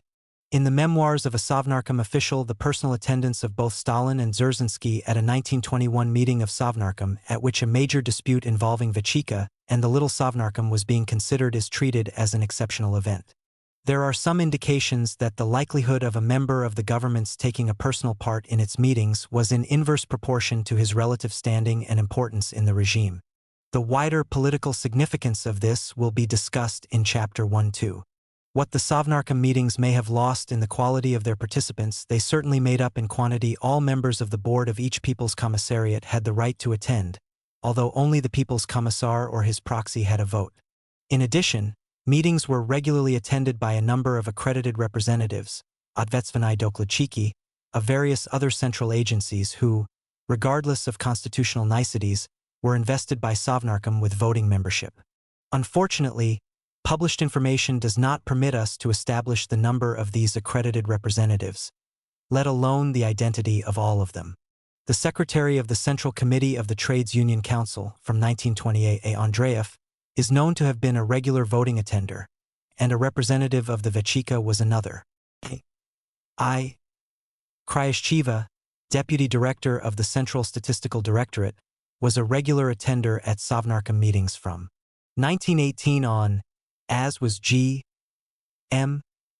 Kurtzizanovsky, chairman of the State Planning Commission, Gosplan, but whether they had the right to vote is unclear. Yakov Sverdlov, as chairman of the CC, was a frequent attender and even chaired meetings, alternately with Rykov, during Lenin's convalescence following the assassination attempt of August 1918. His successor, Mikhail Kalinin, was evidently a less regular participant. During the 2 years following Sverdlov's death in March 1919, a form of representation of the party secretariat continued to be provided at Sovnarkom meetings through the person of Krastinsky, who combined the posts of finance commissar and central committee secretary. Interestingly, however, after Krastinsky's replacement in the latter job, there were evidently no party officials at Sovnarkom meetings. Then, of course, there were Sovnarkom staff members. The head of chancellery, the secretary, who kept the minutes, assisted from mid-1919 by a stenographer to record the precise wording of decisions. /5 and later also a representative of the Justice Commissariat to check the legality and formulation of proposed decisions. Finally, there were the rapporteurs. Despite efforts to provide adequate prior documentation on all agenda items, the Sovnarkom persisted in its reliance on verbal reports, doklady, to introduce each item, presented as a rule not by the People's Commissar but by the official of his commissariat directly responsible for the business in question. Sometimes there were also counter-reports presented by representatives of other interested departments. The waiting room next to the cabinet room was often full of such rapporteurs waiting for their agenda items to come up on contentious questions, or ones on which Lenin considered the Sovnarkom should have the benefit of local or specialized experience. Other junior officials in addition to the formal rapporteurs were invited to attend as discussants. For instance, a Sovnarkom meeting in April 1918 to decide the future of the industrial cooperatives was attended, inter alia, by a representative of the Central Cooperative Union, 2 from the Union of Workers' Cooperatives, 1 from the Moscow Central Workers' Cooperative and 1 from the Moscow City Food Supplies Committee. Representatives of local Soviets, usually those of Moscow and Petrograd, were prominent among such specially invited discussants. These generous and complex rules for attendance required careful policing to prevent the size of meetings getting out of hand. There are many references in contemporary accounts to Lenin's constant attention to this problem, in particular by restricting the attendance of non-voting members to those agenda items in which they had an immediate interest. A note has survived which Lenin handed to the secretary during one of the first meetings held in the Kremlin. It reads, "There are evidently people sitting here who were invited to attend for other items. I don't want to chase them out. However, I hereby reprimand you and the other secretaries. You have been told 100 times that people are to be invited to attend solely for the item in question." 20 efforts were also made to limit the number of representatives of the same agency present, and a May 1918 decision stated that, while it was desirable that each point of view held on any issue within a commissariat be represented in Sovnarkom discussions, the number of representatives of any one commissariat should not normally exceed 3. There is said to have been an improvement over time, but reports of crowded meetings persist. There were 54 at the meeting of October 3, 1922, the first chaired by Lenin for nearly a year, when there turned up not only the People's Commissars and their deputies, but everyone with the remotest right to attend Sovnarkom meetings. While numbers of this order were evidently exceptional, it is clear that the size of Sovnarkom meetings was often far in excess of the usually accepted limits, about 20, for an effectively operating committee, and the exertions required to manage such a body and maintain it as a genuine transactor of important business were almost certainly a major factor in the deterioration of Lenin's health. No less important than who attended Sovnarkom meetings was what matters were submitted to them for decision and how they were prepared for consideration. Shortly after the move to Moscow, Lenin found it necessary to reissue his instructions requiring Sovnarkom members to submit agenda items in advance. With a brief outline of the relevant facts and a draft decision, the response tended to be excessive. The meeting of May 14, 1918 was a light one, having only 5 agenda items, but the supporting documentation totaled 120 pages. It is doubtful if Lenin ever won the battle for concise, businesslike briefs. He was certainly still waging it in 1921. The heavy agendas of the Smolny period persisted in Moscow. Lenin's secretary Fodeyeva recalls meetings in 1918 when up to 60 items were dealt with. This is one respect, however, in which improvement undoubtedly occurred, thanks to the expanding role of the Little Sovnarkom and the Defense Council and to the growing effectiveness of the Sovnarkom Chancellery in warding off business that could be settled administratively. By 1920-1, the average number of agenda items per meeting had fallen to 16. In order to avoid unnecessary arguments at Sovnarkom meetings, particular stress was placed on giving all interested departments the opportunity to consider draft decisions in advance and obtaining their agreement wherever possible. The responsibility for this was placed on the initiating department, which also had to secure the approval of the Finance and State Control Commissariats if the measure required non-budgeted financial allocations. Heads of interested departments were expected to supply written comments on projected measures for inclusion in the agenda papers, though they might simply minute the draft decision "no objection" or "agreed" if they did not wish to oppose or amend it. Chancellery officials were instructed to refuse to include items in the Sovnarkom agenda unless there was evidence that the necessary interdepartmental consultations and approvals had been completed. These arrangements were initiated even before the transfer to Moscow, were reaffirmed immediately thereafter, and further elaborated in subsequent years. In August 1918, it was decided to terminate acceptance of agenda items the day before the meeting to ensure that Sovnarkom members had time to acquaint themselves with the papers in advance. Such, briefly, were the rules. From time to time details were amended, but these need not detain us here. More important is the question whether the sensible and practical arrangements prescribed by these rules corresponded with what actually happened or merely expressed pious intentions. Official procedures are rarely an adequate guide to the way decision-making bodies operate, and the gap seems to have been a large one in this case. For instance, there was a way of getting around the rule which forbade the introduction of agenda items on the actual day of Sovnarkom meetings, namely by moving its inclusion as a matter of urgency. Lenin invariably opened meetings with a call for motions on removing items from the agenda or adding supplementary items. That this was not a mere formality is evidenced by Leplovsky's observation that latecomers could be disadvantaged by missing these discussions on the agenda, when certain questions would be discarded or postponed and new ones inserted which had not been included in the previously distributed agenda paper. As to the rules for prior documentation of items included in the printed agenda, one does indeed encounter reports of Lenin's refusing to allow matters to be discussed on the grounds of incomplete documentation. One such case involved Sogievsky, who claimed that an inadequately documented item he had brought forward should be discussed at a particular meeting because it was the Chancellery that was at fault for failing to distribute the documentation in time. He later apologized when the Sovnarkom secretary demonstrated that Sogievsky's own staff had failed to supply the necessary briefs. But how rigorously were these standards enforced in general? Grigory Leplovsky, who regularly attended Sovnarkom meetings from 1921 on, declares that despite Lenin's constant efforts to have the preparatory procedures properly observed, the prior distribution of materials on the basis of the agenda prepared in advance occurred neither in the Sovnarkom, the Little Sovnarkom, nor the Presidium of the CC. The reference material and advance documentation, without which the conduct of even a single sitting of the government would today be unthinkable, did not exist.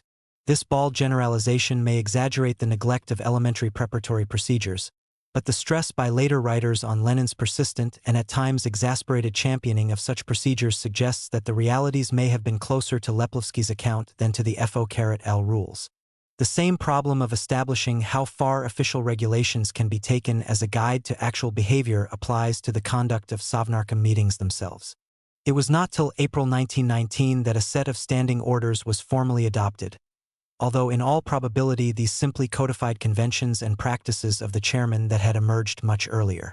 They allowed rapporteurs a maximum of 10 minutes to introduce each agenda item. On disputed matters 10 minutes were also allowed for a counter-report. Members could speak no more than twice to each agenda item, 5 minutes the first time and 3 the second, and were supposed to be given the floor in strict order of signifying their wish to speak.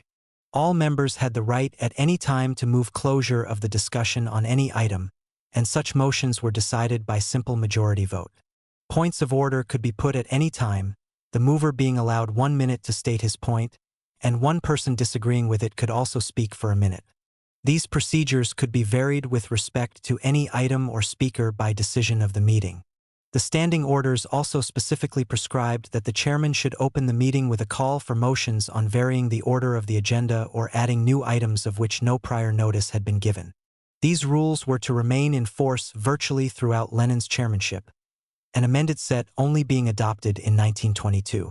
Lenin is said to have policed them very strictly, keeping a constant eye on his watch and stopping speakers when their time was up. It was hard for people to confine themselves to this framework, writes Sogievsky, and it sometimes happened that a member, wishing to continue speaking for even 1 more minute, would put a point of order. But Vladimir Ilyich would stop him, saying that this was not a point of order but of disorder. According to Viigand, who frequently attended Sovnarkom meetings as a representative of the Little Sovnarkom, Lenin, kind, pleasant and always smiling in personal life, was very strict and demanding when on the job, cutting short the slightest violation of proper order with harshly shouted remarks. In this respect, Vladimir Ilyich admitted no exceptions. I remember, for instance, that there once suddenly turned up at a meeting of the Sovnarkom L.B. Crossan, directly on his return from London, whence the press of the whole world had been reporting his first meeting with Lloyd George. Some of the people's commissars rushed up to him with greetings and questions, but Vladimir Ilyich sharply rebuked both them and Crossan from the chair for the violation of order. When, however, the meeting closed, after midnight or thereabouts, Vladimir Ilyich ran up to Crossan with a joyful expression, started talking with him in the kindest tone, and led him off to his room. But that was already after the meeting, towards 1 a.m., on the close of official work. While departures from standing orders were undoubtedly permitted, and not only for senior members of the government, their inadequacy as a guide to what actually happened is due more to what they left out. For instance, they did not stipulate a quorum of voting members, and Lenin, who was a stickler for punctuality, would invariably open meetings on the minute irrespective of the number present. A register of latecomers was kept, and these were subject not only to acid comments from the chairman but sometimes to formal sanctions. We noted in Chapter 3 how Lenin introduced a system of fines in the very first weeks of Sovnarkom. This was later made more elaborate and embodied in a formal resolution of the CEC applicable to all central decision-making bodies. This provided for the following penalties. For a single case of late coming of 10 minutes or more, a reprimand written into the official minutes of the meeting. For a second instance, loss of a day's pay, and for a third, a reprimand to be published in the daily press. These sanctions were also on occasion applied by his deputies. For instance, the Sovnarkom at its meeting of January 24, 1922 resolved to report 7 of its members to the CEC for late coming. Similar measures were sometimes taken against members missing meetings or commissariats failing to ensure the attendance of representatives. Lenin was also intolerant of noise during meetings, especially talking, even in whispers. If members had to communicate, they were to do so by notes. He would not allow speakers to be interrupted, and himself avoided interrupting, except to call speakers to order. He pushed business along briskly. Protracted discussion of agenda items was rare, and as a rule Lenin would himself move closure of the discussion after 3 or 4 participants had spoken. On the other hand, if he thought someone should speak, he would call on them to do so, even if they had not requested the floor. It was not unusual for the chairman to join in discussion himself. Fodiyeva states that the records show Lenin to have spoken on average 3 to 4 times per meeting, but only on matters of particular importance would he introduce agenda items as rapporteur. As discussion on each item was completed, Lenin usually gave a quick summary of the discussion and dictated a resolution, which was then subject to a formal vote, though on occasion he would call on some other member, who had suggested an apposite formula, to dictate the resolution. According to A. Andreev, where there was the slightest hint of disagreement in opinions or proposals, voting was the rule in all committee meetings chaired by Lenin. Decisions required no more than an absolute majority of voting members present, and this sometimes had anomalous consequences. For instance, one decision was carried in November 1921 on the basis of 7 votes for and 6 against. The 7 supporting the decision constituted at the most 1/3 and probably more like a quarter of the voting members of Sovnarkom at that time. It was not exceptional for Lenin to find himself outvoted. In such cases he was evidently ready to accept defeat on lesser matters, but on issues of any importance he would carry the fight with his usual doggedness to other and higher forums, namely the CEC, its Presidium, the Politburo, or the Central Committee. It would be surprising if the taking of decisions by majority vote rather than by consensus did not affect the character of these decisions, and paradoxically the willingness to accept. Occasional defeat made it easier for the chairman normally to overrule opposition and insist on the decision he wanted. Lenin's Commissar for Health, Nikolai Semashko, in the following characterization of the summaries of discussion on which Lenin based the decisions he put to Sovnarkom, tends to confirm this analysis, even if one allows for an element of hero-worshipping hyperbole. In this summary there was also something characteristic and remarkable. It is customary for many chairmen to take something from one person and something else from another, coming up with a proposal calculated to unite as many participants as possible. With Lenin it did not work that way. What he came out with was not a compromise but a sharply defined line. Even the addresses of the speakers merely gave him material and arguments for better supporting his proposals. In such cases there were usually not a few advocates of somehow or other blunting disagreements, of finding some formula which would reconcile the adversaries and smooth the sharp comers. Lenin always stood out in the most determined fashion against the papering over of disagreements. Most efforts by eyewitnesses to characterize the style and atmosphere of Sovnarkom meetings under Lenin are more hagiographical than historiographical in intent. Take, for instance, this oft-quoted passage from Lunacharsky's memoirs. It was businesslike and lively in the Sovnarkom in Lenin's day. It was already under him that the outward forms of considering items were established. The exceptional strictness in determining the time given to speakers, whether these were our own rapporteurs, or rapporteurs from outside, or participants in the discussion. Everyone who spoke was required to be extraordinarily concise and businesslike. A sort of compressed atmosphere prevailed in the Sovnarkom.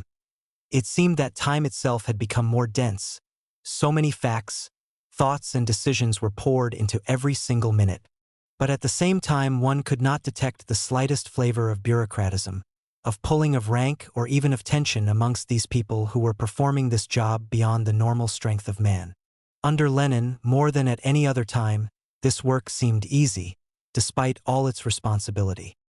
In the Sovnarkom we worked effectively, briskly, and with jests. One suspects it cannot always have been quite like this.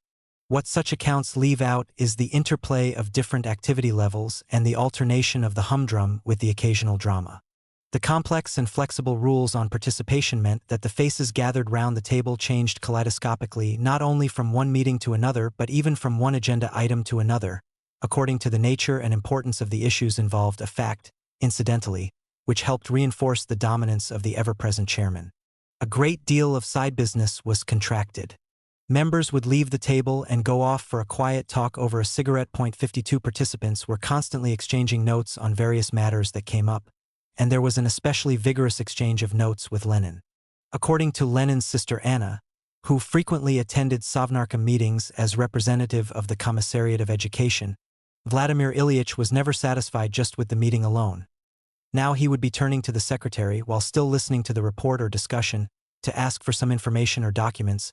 Now he would be sending notes to some comrade or other present in the room on some question having nothing to do with the matter under discussion, or replying to such notes from others. Some people who had no business affecting them on the agenda for a particular night's meeting would nevertheless come along solely for the opportunity of exchanging a word on some matter or other with Ilyich. The same witness, though also displaying a reverent admiration for Lenin, offers perhaps the most realistic account of what a Sovnarkom meeting was like under his chairmanship. Meetings often provoked much nervous excitement and agendas were usually long. All comrades who had business on the agenda came along with their papers and documents, bringing their experts with them. Until the item affecting them came up, everyone would go out for a smoke and a chat in the next room, or, if they stayed in the cabinet room, looked through their papers or often just sat without listening to the reports and discussion of no direct interest to them. Ilyich alone, as chairman, was obliged to listen to everything, to go into everything, to give speakers the floor or stop them, and to find the most appropriate decision in confused and often labyrinthine disputes with passions running high. He was required to be an expert on all matters. I remember an occasion when one of the items on the agenda was small pelts. Both I and my husband M.T. Yelizarov were at the meeting that day. Mark Timofeyevich Yelizarov, who was always getting indignant at the overloading of Vladimir Ilyich, was particularly incensed on this occasion. Is it really unavoidable to pile even such an insignificant matter as small pelts on Ilyich? Couldn't even such a trifle as this be settled without him? He said. But the matter was left on the agenda, and in due course up rose a comrade and started his report on it. Choking with haste, he rattled off something or other, anxious to get out all his ideas in time. As usual, complete silence reigned, but it was obvious that hardly anyone was listening. Ilyich, however, has to listen with the same attention even to this, thought I, looking around the hushed room with its already thick atmosphere, and the imprint of weariness on the faces of all. At that moment in came Comrade Sverdlov through the door from Vladimir Ilyich's office behind his chair, and stopped beside Vladimir Ilyich, showing him a telegram he was carrying, and the two of them conversed about some obviously important matter. Well, now no one at all is listening to that report on small pelts, I thought. But meanwhile the rapporteur was rattling on. Then at that point Vladimir Ilyich, seemingly absorbed completely in his conversation with Sverdlov, suddenly turned around and, raising his finger, took the speaker up on some point, while the latter then started to explain and correct himself. So Vladimir Ilyich was listening after all despite the telegram, and keeping track of what the rapporteur was saying, I thought, glancing at his white, concentrated expression. Quite a few others were also startled. I detected the same amazement on several faces. The discussion on the report got underway, the matter was eventually wound up, and some decision or other taken. On to the next item. 3 points stand out in this discussion of the formal sessions of Sovnarkom. The dominance of Lenin, his efforts to maximize the decision-making effectiveness of these sessions, and the persistence of several factors limiting their effectiveness. We shall return to these adverse factors and their implications in Part 3. But these plenary sessions were only one part of the decision-making complex of Sovnarkom. It is to the remaining parts of this complex that we shall now turn. The minute hand. Much of the business transacted in the name of the Sovnarkom was not decided, or even discussed at its formal meetings and frequently did not even appear on their agenda. To fully comprehend the decision-making significance of Sovnarkom, therefore, we must also examine its auxiliary bodies and internal machinery. The first of these auxiliary bodies was the Little Sovnarkom, Malý Sovět Národních Komisarů, which, as we have seen, had already come into existence before the end of 1917, replicating a similar development in the Russian Council of Ministers following the 1905 revolution. 2 weeks after the transfer to Moscow, a decision was taken to re-establish and reinvigorate this body, its purpose being defined as the consideration of minor matters, not raising issues of principle. It was to consist of 4 members, who might be people's commissars or their assistants, and meetings were to be convened 3 times a week. Its decisions were subject to confirmation by the full Sovnarkom, which was to deal with them as the first item on its agenda at its next meeting. Matters were to be decided by simple majority vote, no formula for settling deadlocked votes being prescribed, but any member could insist on a decision being starred for separate discussion by the full Sovnarkom. Almost immediately, the Little Sovnarkom began to deal with a great deal of government business, and was soon meeting almost every day, compared with its weekly meetings in Petrograd.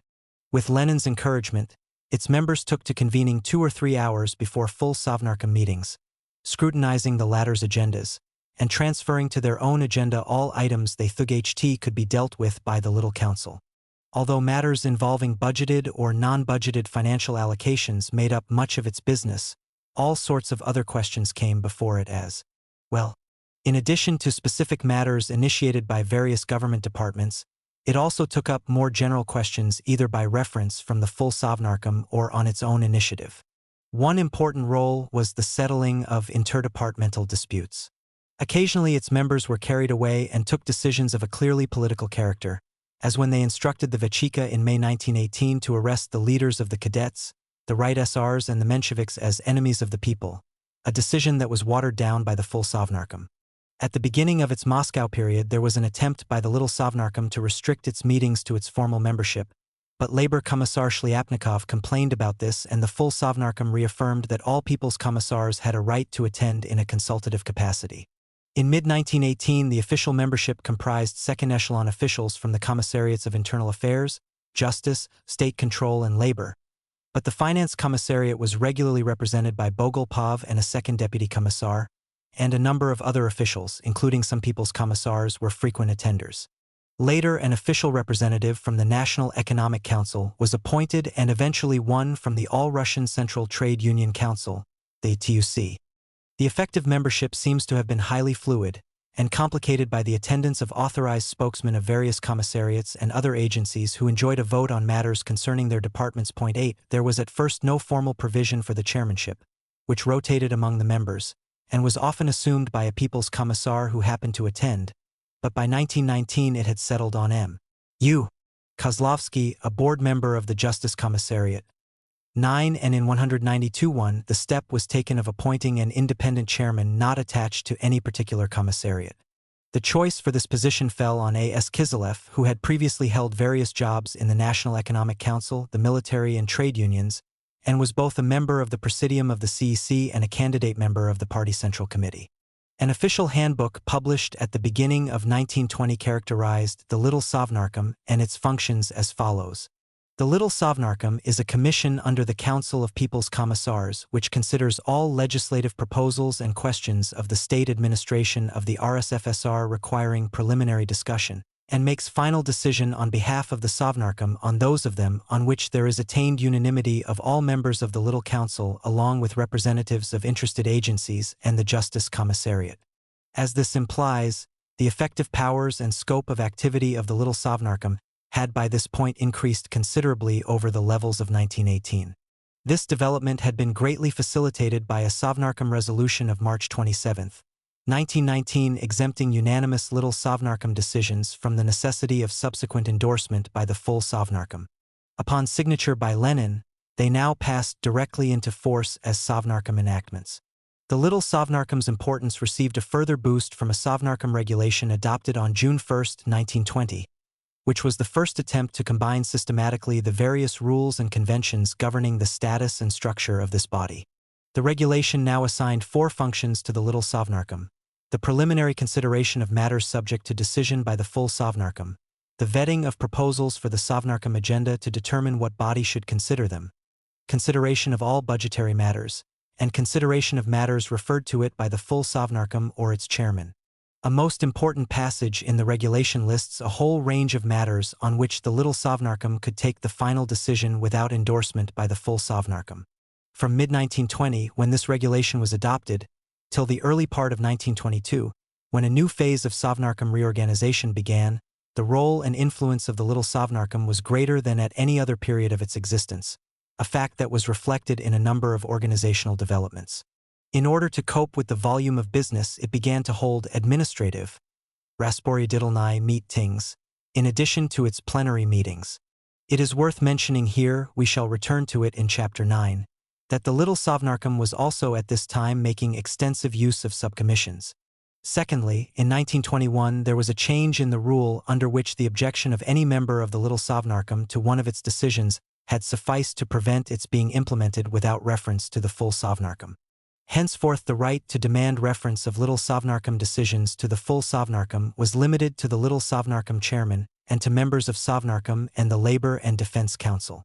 Although on the face of it this narrowed the rights of individual little Sovnarkom members, it had the effect of enhancing the autonomy of this body as a whole by reducing the probability of its decisions being further considered by the full Sovnarkom.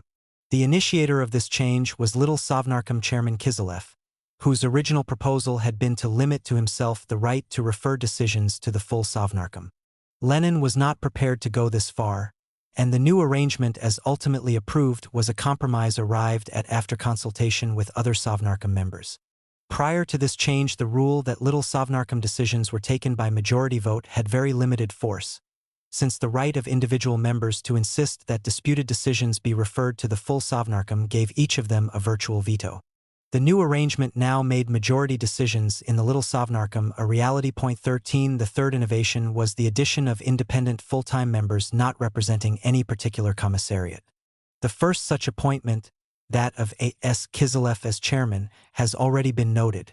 Later, in 1921, 2 additional independent members were added.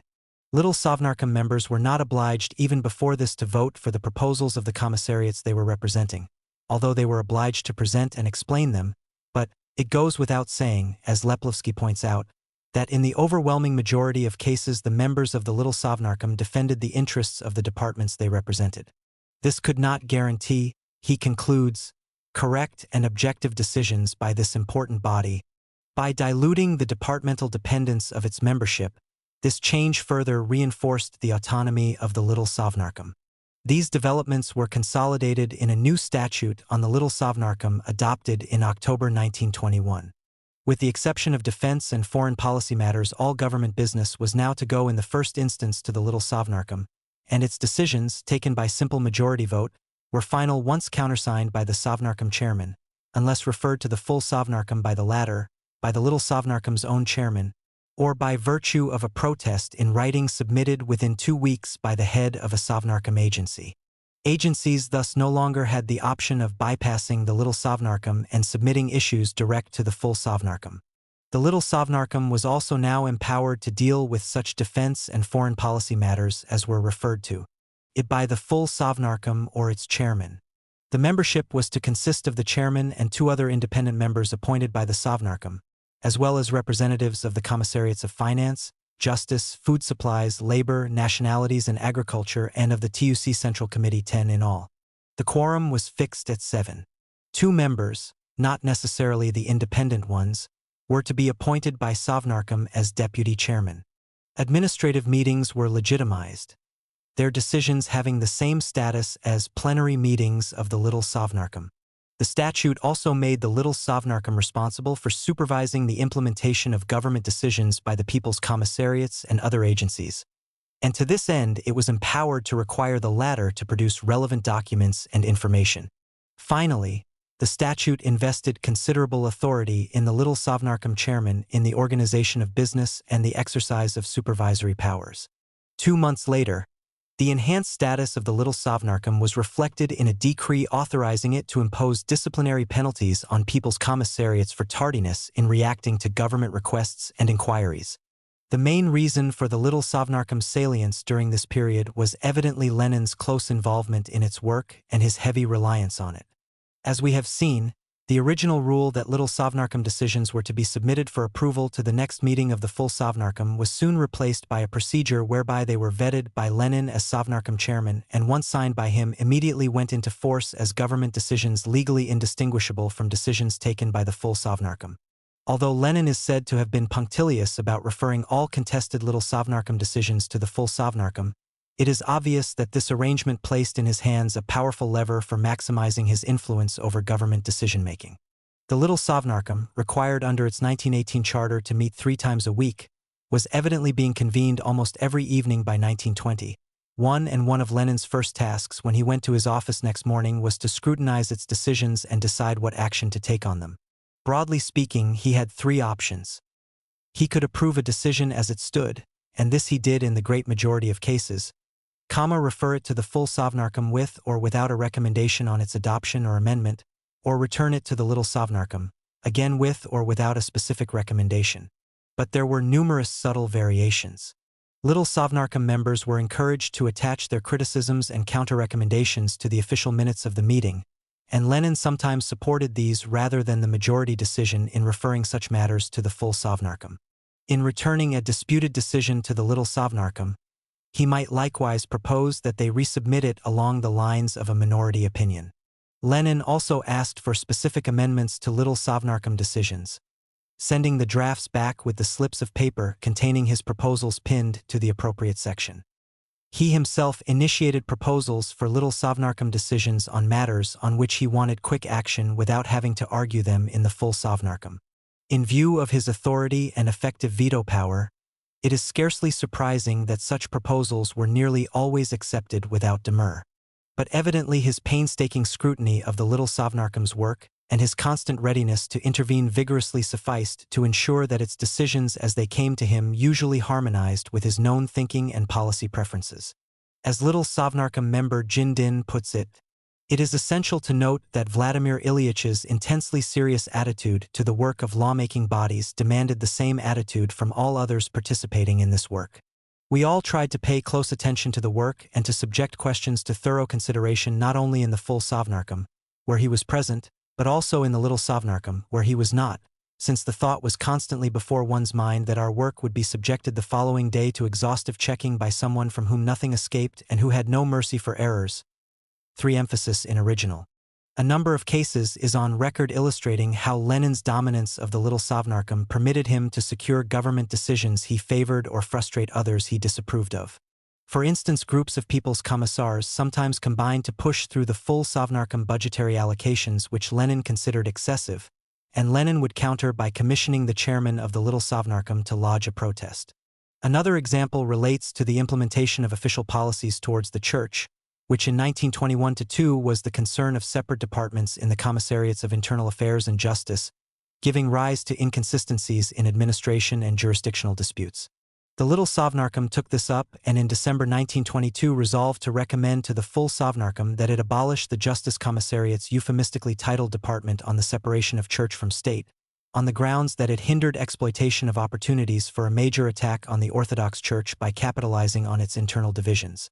Lenin considered this a dangerous example of revolutionary maximalism, and, having been briefed on the background to the dispute by the head of the threatened department, he called the Internal Affairs Commissariat's representative on the Little Sovnarkom to his office and talked to him to such good effect that the latter volunteered to move for the rejection of his own proposal, having first obtained the verbal agreement of the other Little Sovnarkom members. At that evening's meeting of the full Sovnarkom, doing so during the discussion on the agenda at the beginning of the meeting. The result was that Lenin's objective of retaining the Justice Commissariat's department was achieved without any substantive discussion of the issue in the full Sovnarkom. Our investigation of the Little Sovnarkom tells us much about the operation of the Sovnarkom itself and Lenin's role in it. Given its unwieldy membership and the constant difficulties of imposing businesslike procedures on it, it is hard to see how the Sovnarkom could have coped with its vast powers and responsibilities without the aid of some subordinate body, capable of relieving it of many minor issues and predigesting those that came before it. The Sovnarkom needed, in Durdanevsky's apt metaphor, a minute hand, 26, and that role fell to the Little Sovnarkom. However, while this allowed the full Sovnarkom to concentrate more on contentious issues and larger matters of policy, it also meant that policy lines on many matters tended to emerge incrementally from a succession of minor decisions by the Little Sovnarkom, and the full Sovnarkom, by the time it realized what was happening, could rarely afford the time to unscramble the issues. Many Soviet writers rightly stress the alertness of Lenin to the wider policy implications of many minor issues, and there are several cases on record where he brought such matters to the attention of the full Sovnarkom. However, apart from Lenin's fallibility, he was, after all, the only Sovnarkom member with ready and constant access to information on the minute hand, and thus frequently the only one capable of telling the time on many matters on the Sovnarkom agenda. This must have contributed to the sense of futility that some senior members of the government felt about Sovnarkom meetings. At the same time, one can readily understand the personal value Lenin himself placed on the Little Sovnarkom. Symptomatic of this is the fact that even when Lenin was resting at Gorky, and thus not directly participating in the work of Sovnarkom, he had the Little Sovnarkom minutes sent to him for checking and action almost daily. According to N.A. Miliutin, one of its members, Lenin was wont to describe the Little Sovnarkom as his first assistant, Sovnarkoms alter ego. The other main auxiliary organ of the Sovnarkom was the Defense Council. In one important respect, however, the two bodies differed. While Little Sovnarkom decisions required approval by the Sovnarkom chairman and were subject to appeal to the full Sovnarkom, Defense Council decisions had the immediate and unqualified force of law. In practice, since Lenin, the effective master of the Little Sovnarkom, was also chairman of the Defense Council from its inception, this difference was less than absolute. Nonetheless, by and large, the Little Sovnarkom is best regarded as a body subordinate to the full Sovnarkom, and the Defense Council as a body coordinate with it at least till 1920. The Defense Council was set up to organize the economy for war. It was not responsible for the conduct of military operations as such, which were the province of the new Revolutionary Military Council of the Republic, chaired by Trotsky. While strategic issues could come before it if they had serious political implications, such cases were more likely to go straight to the Party Central Committee. As the war came to a close, the Defense Council, having proved its value as an economic coordinator, was adapted to the purposes of reconstruction and, weathering the transition to the new economic policy, remained a major organ of government till well into the 1930s. Two separate but interacting developments in the middle months of 1918 formed the immediate background to the creation of the Defense Council, the slide into civil war and the catastrophic collapse of economic production. As the new Red Army grew and was deployed for action, the difficulties of supplying it with uniforms, arms, munitions, and food became acute and threatened to immobilize it. The first efforts of the government to deal with this crisis through existing and ad hoc instrumentalities met with very limited success. The inefficient and amorphous National Economic Council (NEC) had already demonstrated its ineffectiveness as an economic coordinator and overlord, but still insisted on having a finger in every pie. The Revolutionary Military Council attempted to step into the breach, but its instructions to officials responsible for production, transport, and supply facilities were resisted by the commissariats administering these facilities, which saw the Revolutionary Military Council as in effect just another commissariat which should keep to its own sphere of jurisdiction. Accounts of the evolution of governmental machinery can be rather tedious, but if the reader will bear with us for a few pages, a glance at some of the administrative reorganizations leading up to the creation of the Defense Council will help to put the matter in fuller perspective. The first stage was the emergence within the existing branches of government of special bodies to coordinate the military procurement activities of their own subordinate agencies.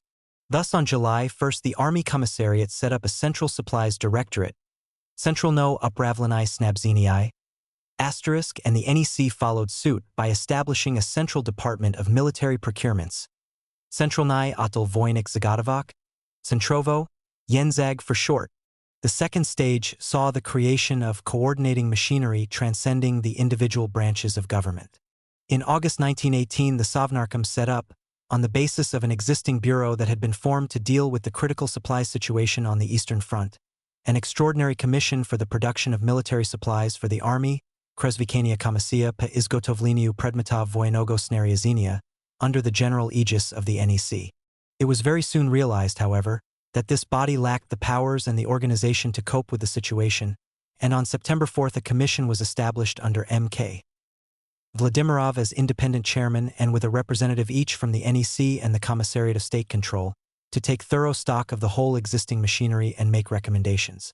Its report resulted in a decree of November 2nd converting the Extraordinary Commission for the Production of Military Supplies for the Army into an Extraordinary Commission on Supply of the Red Army, Kresvikania Komisija Pasnebzeniu Krasnoi Armii Kreskomsnab for short, giving it direct authority over all plants and organizations engaged in production and handling of military supplies, except those administered by the Army Commissariat itself, irrespective of their formal jurisdiction. Kreskomsnab was run by a committee of representatives of the CEC, the NEC, the Army and Navy Commissariats, and the Central Committee of the Trades Union Council, was answerable directly to Sovnarkom, and had the power to hand over anyone disobeying its instructions to a revolutionary tribunal. Despite these developments, the NEC continued its efforts to mark out an area of exclusive competence for itself, and shortly after the establishment of Kreskomsnab issued a decree empowering its Central Department for Military Procurements to coordinate the production and supply of uniforms, footwear and certain categories of engineering equipment to the armed forces. Organizing food supplies for the Army was another story again. With the great expansion of the Red Army in the middle months of 1918, neither the Commissariat for Food Supplies nor the existing Interdepartmental Committee on organizing the provisioning and outfitting of the Army could keep the troops fed, and military units began to resort to direct requisitioning of food. The resulting conflict between the Army and the Food Supplies Commissariats was patched up by a decree approved by the Sovnarkom on September 14th, which created a Central Commission on Food Supplies for the Army, Comrades, consisting of 2 representatives of each commissariat under an independent chairman appointed by Sovnarkom. Comrades was given exclusive powers over victualling the armed forces. Existing requisitioning orders by military authorities were annulled, and the latter were forbidden to engage in further requisitions without approval from Comrades. Local organs of Comrades, consisting of representatives of the A-Ed forces and food supplies commissariats under a chairman appointed by the Commission headquarters, were set up in the various military districts.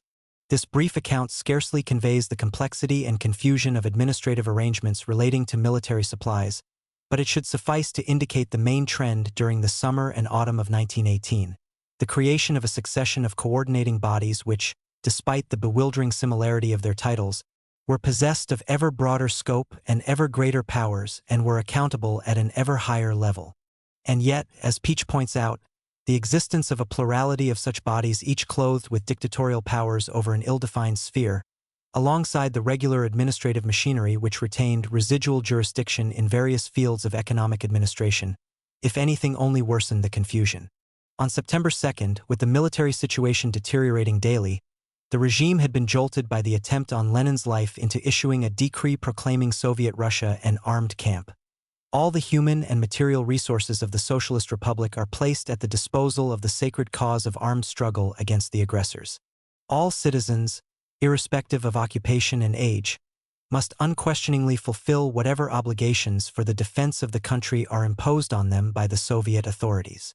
Yet 3 months later, the administrative prerequisites for achieving the transformation of the country into an armed camp were still not in existence. It was the creation of the Defense Council on November 30th that provided these prerequisites. The Defense Council, its full title was the Council of Workers and Peasants' Defense, Sovet Rabiki I Krestianskoye Oborony, was vested with full plenary powers in the matter of mobilizing the human and material resources of the country in the interests of defense. The decisions of the Defense Council are unconditionally obligatory upon all agencies and institutions, central and local, and all citizens. The decree placed all workers in transport, food supplies and the war industries under conditions of strict military discipline and made the unification of administration in these fields the central concern of the Defense Council. This meant that the existing coordinating bodies and regular machinery of economic administration were now equally and unreservedly subjected to a single command enjoying powers effectively equal to those of Sovnarkom itself. To ensure that it could act expeditiously and authoritatively, the Defense Council was given a small membership including 3 of the most powerful leaders: Lenin as chairman of Sovnarkom, Stalin to act as representative of the CEC rather than his nationality's commissariat, and Trotsky as chairman of the Revolutionary Military Council. The other members were Railways Commissar Nevsky, Deputy Food Supplies Commissar Burkanov, and chairman of the Extraordinary Supplies Commission Crossan. The Defense Council went straight into action and beneficial results were very soon in evidence. However, it never fully solved the problem of overlapping responsibilities, cross-purposes, and jurisdictional conflicts. With the creation of the Defense Council, the agencies immediately responsible for production, procurement, transport, etc., were now capped by a three-tiered coordinating superstructure, and a logical corollary would have been to reduce and simplify the intermediate coordinating bodies. In view of the critical military situation, it is perhaps understandable that the leadership did not give immediate attention to this, and it required some months of painful experience to bring home its necessity. For instance, at the end of January 1919, an official report by Stalin and Dzerzhinsky on the reasons for the fall of Perm laid particular stress on the breakdown of supplies resulting from administrative confusion between Kreskomsnab and other bodies. The solution, when it came in July 1919, took the form of appointing Rykov, who was also chairman of the NEC, as extraordinary plenipotentiary of the Defense Council for the supply of the Red Army and Navy, Chusosnabarm, with an office superimposed over Kreskomsnab and Centrovoyanzag, and with a network of subordinates located in the various fronts. On the face of it, this looked like the addition of yet a fourth coordinating tier, but Chusosnabarm was empowered to reorganize the existing machinery so as to eliminate parallelism and superfluous echelons, and soon set about doing so. In August it set up under its aegis a War Industries Council, Promvoyensovet, to centralize direction of all military production, something which, despite the efforts of the NEC and the various interdepartmental coordinating bodies over the past year, had still not been achieved. The success of the War Industries Council made it possible a few months later to abolish Centrovoyanzag. Meanwhile, on October 4, 1919, Kreskomsnab was likewise abolished and its administrative machinery absorbed by Chusosnabarm. Whether owing to such measures of administrative rationalization or to Rykov's leadership, there is no doubt that Chusosnabarm radically improved the supply of manufactured goods for the front, and it is important in the present context to recall that this body reported direct to the Defense Council. In the field of food supplies, a similar dismantling of redundant coordinating machinery occurred. In August 1919, Secompradarm was abolished and its responsibilities handed over to a special directorate of the Food Supplies Commissariat, which, as we have seen, was represented through Deputy Commissar Brukhanov in the Defense Council Candidate. Having been called into being essentially to coordinate the coordinators, the Defense Council functioned in considerable part through these more specialized interagency bodies. This, however, did not exclude its dealing directly with individual commissariats or with subdivisions or field officers of commissariats, with local bodies or even individual enterprises, since, as we have seen, all agencies at all levels were unconditionally subject to its authority. For instance, at its first meeting on December 1, 1918, the Council took decisions relating to the food supplies, railways and army commissariats, to 2 war production plants where a third shift was to be introduced and workers' rations increased, and to rations and clothing supplies for various categories of workers coming under a number of separate agencies. The range of issues dealt with was no less broad and varied than the range of organizational units. In the course of 1919, 40% of the published enactments of the Defense Council related directly to military matters, 13% to fuel supplies, 10% to transport, and 8% to industry, while the remaining 29% covered fields as diverse as posts and telegraphs, health, finance, agriculture, and education. See Table 2 below. The common theme running through all the activities of the Council during its first year, however, was the Civil War and its most pressing needs. It has often been argued that a major and perhaps crucial advantage of the Bolsheviks in this conflict was their control of a compact territory to which the white forces were peripheral, so that they disposed of internal lines of communication which their enemies lacked. For this advantage to count, however, they had to be capable of organizing themselves to exploit it, to channel the meager available resources into the raising, arming, equipping, clothing, and feeding of large military forces and rapidly deploying and redeploying them to meet the ever-changing threats and opportunities around their perimeter of control. And here the credit must go first and foremost to the Defense Council which, while falling far short of achieving a fully coherent and effective mobilization for war, nevertheless played a vital part in reversing that drift into administrative anarchy that threatened to engulf the regime in 1918. Mikhail Frunze, the vanquisher of Kolchak and Wrangel and later People's Commissar for the Army, speaking at a conference of Army political officers in 1924, made this point in unequivocal terms. The experience of the Civil War bears witness to the fact, he said, that if we had not possessed, in the shape of the Council of Labor and Defense, a body capable of embracing all fields of our Soviet life, we should scarcely have emerged the victors from that tussle which the course of our revolution faced us with. By the beginning of 1920, however, the Civil War seemed virtually won, and the attention of the regime began to turn to the problems of reconstruction and restoration of the gravely weakened economy. The first major measure in this direction was a decision by the Defense Council on January 15 to convert one of the armies on the Eastern Front into a labor army, deployed in the Urals area and employed in such tasks as growing grain and fodder, collecting and transporting firewood, construction work, and repairing agricultural equipment.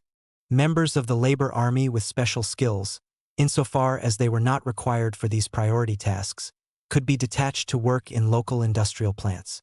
To direct this work, a Revolutionary Council of the Labor Army was formed, headed by a plenipotentiary of the Defense Council and composed of representatives of the Revolutionary Military Council, the Commissariats of Food Supplies, Agriculture and Labor, and the NEC. These representatives were supposed to make decisions on matters coming within their field of primary jurisdiction, and disputed matters were to be referred for final decision to the Defense Council. Disputes there were in plenty, some of them leading to confrontations between leading Bolsheviks, owing largely to Trotsky's deep commitment to the success of this undertaking. Meanwhile, a second labor army, functioning somewhat differently, was soon established in the Ukraine, and lesser ones in other areas, and, while in cost-benefit terms they can scarcely be adjudged a great success, the labor armies were a major feature of Soviet economic life during this first phase of reconstruction. The fact that the Defense Council was directly responsible both for the labor armies and the Committee FO-Ed to administer the January 1920 decree introducing universal liability for labor service offers on the face of it sufficient explanation for the Council's change of name. Though apparently no formal decision was taken, Lenin announced to the Ninth Party Congress on March 31 that it was now called the Labor and Defense Council, Soviet Truda Ioborny or STO. In fact, however, this change reflected a more profound shift in both the administrative orientation of the Council and the preoccupations of the regime. In the course of 1918 and 1919, the Soviet bureaucracy had assumed more or less direct control over virtually all aspects of economic activity in the Republic, but as yet no system of overall planning and coordination had been created. Since the free interplay of market forces had been suppressed, the economy thus lacked any mechanism to ensure the coherence and harmony of its parts. As we have seen, in 1919 the Defense Council had succeeded in cutting a swathe into the resultant chaos and disorder, so as to concentrate the human and material resources needed for the immediate tasks of war. Its very successes in this direction, however, could only aggravate the difficulties experienced by those needs and segments of society that were not assigned high priority, and this further exacerbated the confusion and constant wrangles. In the early months of 1920, with the pressures of war receding, the problem of how to instill some coherence into the economy became a major political issue, coming to a head at the Ninth Party Congress, which opened at the end of March. Trotsky, the rapporteur on this question, placed his main emphasis on the need for a comprehensive national economic plan and, despite the reservations of certain leaders, notably Rykov, this objective was duly proclaimed in the Congress resolution. A more touchy question, however, was where responsibility for administering the plan and providing overall managerial coordination should lie. Should it lie with the NEC, several of whose leaders were pressing strongly for this solution? Rykov argued that a number of other economic commissariats could serve equally well as a coordinating center, but that one of them would have to be given this authority. Lenin condemned all such proposals as attempts to form a bloc of the NEC and the economic commissariats outside the Defense Council in Sovnarkom, thus indicating clearly enough where he thought the responsibility for economic coordination should lie. While in effect rejecting the pretensions of the NEC, the Congress failed to settle the issue definitively, its resolution merely instructing the Central Committee to work out a system of effective liaison between the economic branches of government and intermittent discussion continued in the following months. Meanwhile, STO became more and more preoccupied with settling economic issues, thrown up by the commissariats and the specialized interagency bodies, as scrutiny of its decisions reveals, see Table 2 below, without, however, having its structure or powers revamped for it to exercise planned and systematic coordination. In November, Trotsky published an article advocating just such a revamping. STO should become predominantly, he argued, a council on labor, reorganized along the following general lines. From a Supreme Interagency Commission, which as a general rule intervenes in matters only in the case of conflicts between different administrative bodies, or in order to give a periodical shove to the work of one of them in response to the pressing needs of the day. STO should be converted into a unifying and leading economic organ. Thus, the concept was one of STO as virtually an economic cabinet. Did this not, however, threaten to erect it into a parallel government alongside and potentially rivaling the Sovnarkom? Meanwhile, a commission was now at work, chaired by Lenin and consisting of party central committee members but set up, interestingly enough, by decision of Sovnarkom, to carry out the 9th Party Congress resolution on finding a satisfactory formula for liaison between the economic departments of government. A variety of submissions was received, including one from S.I. Gusev advocating a sharp upgrading of STO in T-S of powers and personnel, and one from U.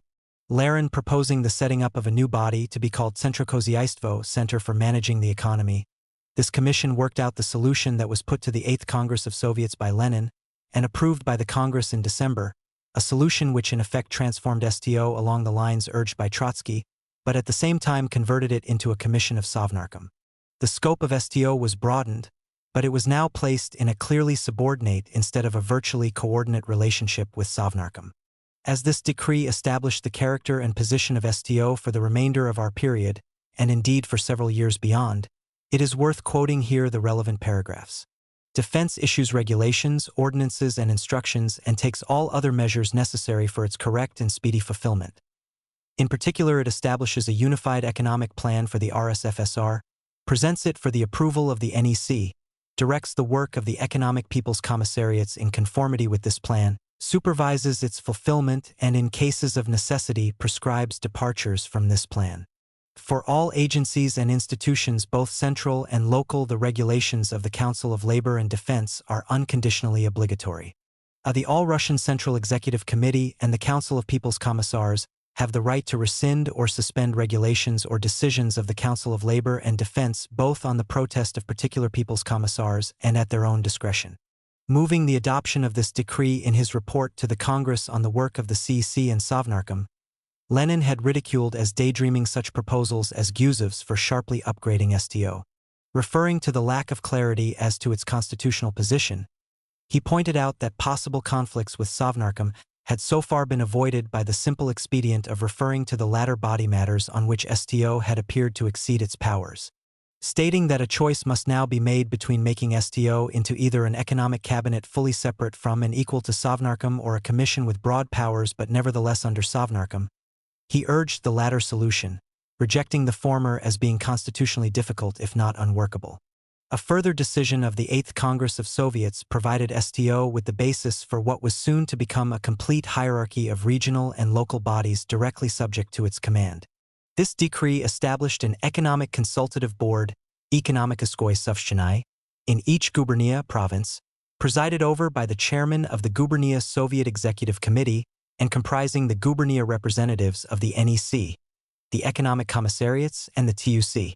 This decree did not specifically place the gubernia Economic Consultative Boards under the direct jurisdiction of STO, and indeed seemed to imply that their main channel to the center would lie through the NEC.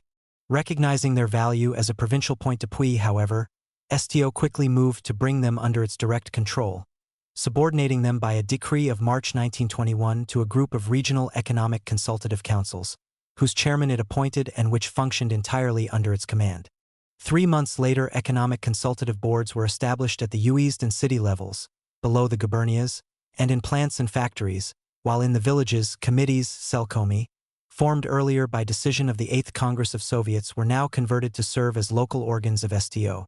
On the face of it, STO now disposed of a hierarchical apparatus of its own stretching from the center right down to the basic production units.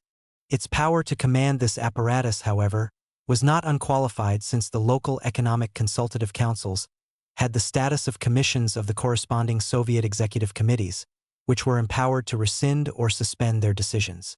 Moreover, the local economic consultative boards seemed to have made very little mark and in many areas were not even formed, while even the gubernia boards were sometimes criticized as ineffective. Despite these limitations, The regional economic councils and the subordinate boards were an important resource of STO in exercising its economic coordinating role. On February 22, 1921, the principle of overall national economic planning, the subject of so much discussion and of several weighty resolutions over the past year, was finally given institutional expression with the formation of a State General Planning Commission, Государственная общеплановая комиссия Gosplan. GO's plan was empowered to establish development priorities and to examine and reconcile the production objectives of all economic agencies, welding them into a coherent plan for the whole republic and working out the measures required for the latter's fulfillment. It was to be attached to STO, which would also appoint its membership. Thus, by the end of the Civil War, STO had been equipped, both in terms of its powers and its planning and administrative machinery, to function as the general staff of a command economy of the kind we have come to associate with the Soviet system. Such a command economy, however, was not in fact to be realized for another decade, for, within a few weeks of the decree establishing Gosplan, the 10th Party Congress approved the momentous retreat to NEP, which involved the dismantling of much of the centralized administrative direction of the economy built up under war communism. Since market forces were once again called upon to play a major part in regulating economic life, and the attempt to control and direct everything bureaucratically from a single center was for the time being abandoned, neither Gosplan nor STO's regional apparatus of economic consultative boards assumed the decision-making salience they seemed destined for at the beginning of 192-1, and the role of STO itself proved in some respects a more modest one than had been anticipated. Nonetheless, it retained in the changed setting its specialization in economic matters, as Table 2 demonstrates. One should beware of attaching too much weight to individual items in this table, since a great many STO decisions were not published, and the table analyses only those decisions that appeared at the time in the Government Gazette, Soberny Uzakanini. Nonetheless, the broad trends indicated are undoubtedly significant, and especially the sharply accelerated shift to economic preoccupations from 1921 and the corresponding withdrawal from the field of military decision-making.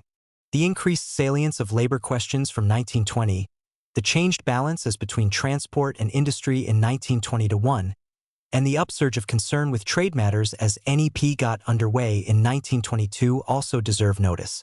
This picture will be amplified and modified somewhat in Chapter 9, but the important conclusion to observe here is that STO, having played a crucial role in girding the country for war in 1919, thereafter progressively transformed itself into the economic workhorse of Sovnarkom, constituting, along with the Little Sovnarkom, one of the twin supports of the Soviet government leadership. An important Sovnarkom statement issued in August 1921, summing up the institutional implications of the transition to NEP, confirmed STO in this role, characterizing it as the general leader of the economy. How did STO operate? First, we must recall an important point of contrast with Sovnarkom itself, its compact membership. As we noted, on its formation as the Defense Council in December 1918, its numbers were limited to 6. 2 years later, when reorganized as STO, it was increased only to 9. The Sovnarkom chairman, the People's Commissars for Military Affairs, Labor, Railways, Agriculture, and Food Supplies, the chairman of the NEC and the Worker-Peasant Inspectorate, the former Commissariat of State Control, and a representative of the Central Committee of the TUC. In addition, the director of the Central Statistical Directorate was made a non-voting member. Thus, in spite of its extension to cover the whole economy, it remained a body of the S to the power of E order of magnitude. Moreover, it retained the same 3 representatives of the top Bolshevik leadership, namely Lenin, Trotsky, and Stalin, the last named now as chairman of the Worker-Peasant Inspectorate rather than as representative of the CEC. In September 1921, 2 further members were added: the People's Commissars for Finance and Foreign Trade. When one inquires, however, into who actually attended the meetings of STO, the contrast with Sovnarkom begins to blur, since STO, like the full Sovnarkom, did not confine itself to the narrow circle of its members. To start with, STO members could have deputies, formally appointed by Sovnarkom, serve in their place, and most of them made extensive use of this right. Secondly, most of the authorized representatives delegated by various agencies, see Chapter 6, were assigned to attend STO meetings as well as those of Sovnarkom. On top of these, the Sovnarkom practice of summoning special rapporteurs, experts, and representatives of various departmental interests to attend for the discussion of particular issues seems to have been as widely used in STO. Thus, the attendance at STO meetings tended to present the same crowded and kaleidoscopically changing aspect as that of its parent body.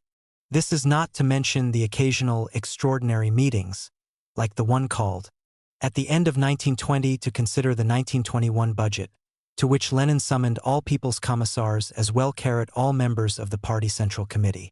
To some extent, this diffuse participation in STO decision-making was offset by Lenin's common practice of taking decisions in the name of STO after consulting the immediate membership or their deputies by telephone. Furthermore, STO, like the Little Sovnarkom, soon started having administrative meetings, Rasporyaditelnaya zasedania, though it is doubtful if attendance at them was much more streamlined than at the regular meetings. They were usually chaired by V.A. Ivanisov, Stalin's deputy in the Worker-Peasant Inspectorate, but sometimes by TUC chairman A. Andreev. 5 Their decisions became law when signed by Lenin. Moreover, if difficulty was encountered in reaching agreement on some urgent matter at such an administrative meeting, Lenin would sometimes agree to come in from his office next door and take the chair, thereby formally converting it into a plenary meeting. At first, the Defense Council was convened at irregular but frequent intervals, averaging over its first year almost 2 meetings a week, apart from a considerable number of extraordinary meetings and the telephone meetings referred to above. As the practice of holding administrative meetings became established, the number of plenary meetings declined to 1 a week, and by 1921 a regular pattern had emerged of convening administrative meetings on Wednesdays and plenary meetings on Fridays. Like the Sovnarkom, STO met in the evening, heavy agendas often keeping it in session till deep into the nights. The standing orders governing its meetings also seem to have been much the same as used by Sovnarkom, although, if A. Andreev's recollections are accurate, a shorter time was allowed for reports 3 to 5 minutes instead of 10. It also took its decisions by majority vote, though here it should be recalled that its voting membership was only half that of Sovnarkom. In general, contemporary witnesses are unanimous in conveying the impression that meetings of STO were very similar to those of the full Sovnarkom in terms of participation, the way Lenin ran them, and the way they arrived at decisions. Although, as we have noted, this general impression needs to be qualified in some significant respects, there seems little foundation for the rather widespread view of STO, a tight-knit group of key leaders operating in flexible, streamlined manner. In sharp contrast to the bumbling, hypertrophied Sovnarkom, what distinguished it was not so much its internal characteristics as its position in the complex pattern of decision-making relationships in the central government machine as a whole, a position whose origin and evolution we traced in the earlier part of this chapter. In the chapter that follows, we shall try to grasp this pattern of relationships as a whole and to examine more closely the division of labor among the major elements in the Sovnarkom network. Part 3. Of Men and Institutions, the System and the Chief. We now have some idea of how the Sovnarkom and its 2 inner bodies emerged and developed in the years of revolution and civil war, how each operated and how they related to each other and to the administrative machine of the nascent Soviet state. In view of the constant flux and confusion and the dominating influence of Lenin's mind and will, the casual observer might be forgiven for seeing in the early Sovnarkom little more than the loosely organized following of a triumphant charismatic leader.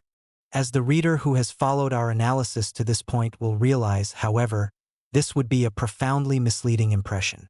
From the very first weeks of its existence, Sovnarkom displayed an impulse towards articulation of its structures and regularization and routinization of its procedures, in other words, towards institutionalization. By the end of the Civil War, it had evolved into a set of distinct but interlocking bodies operating closely together as a system, albeit a far from perfect one. In 1921, despite the daunting problems of social disorder and economic collapse confronting the regime, the Sovnarkom system was for the first time able to function free of the overwhelming demands of daily military necessity. This, moreover, was the last year in which Lenin stood at its controls, although formally he remained chairman until his death in January 1924. Later we shall be considering the changes set in train by Lenin's illness, but let us now look more closely at how the system operated in 1921. The first thing that strikes us is the regular pattern of meetings. With rare exceptions, the full Sovnarkom convened every Tuesday, while STO had a plenary meeting every Friday and an administrative meeting every Wednesday. The Little Sovnarkom also met at least twice a week, though frequently more often, and likewise distinguished plenary and administrative meetings. Nearly all meetings were held in the evening, with a substantial though manageable agenda. In the 6 months beginning November 1920, the full Sovnarkom agendas averaged 16 items per meeting, the little Sovnarkom's 13, and those of STO 22. Although documentation for meetings still left much to be desired, agenda items were now on the whole better prepared, so that meetings dragging on till midnight or beyond were no longer the pattern. The Sovnarkom bodies also spawned a constant stream of commissions, of which several dozen were normally in existence at any one time.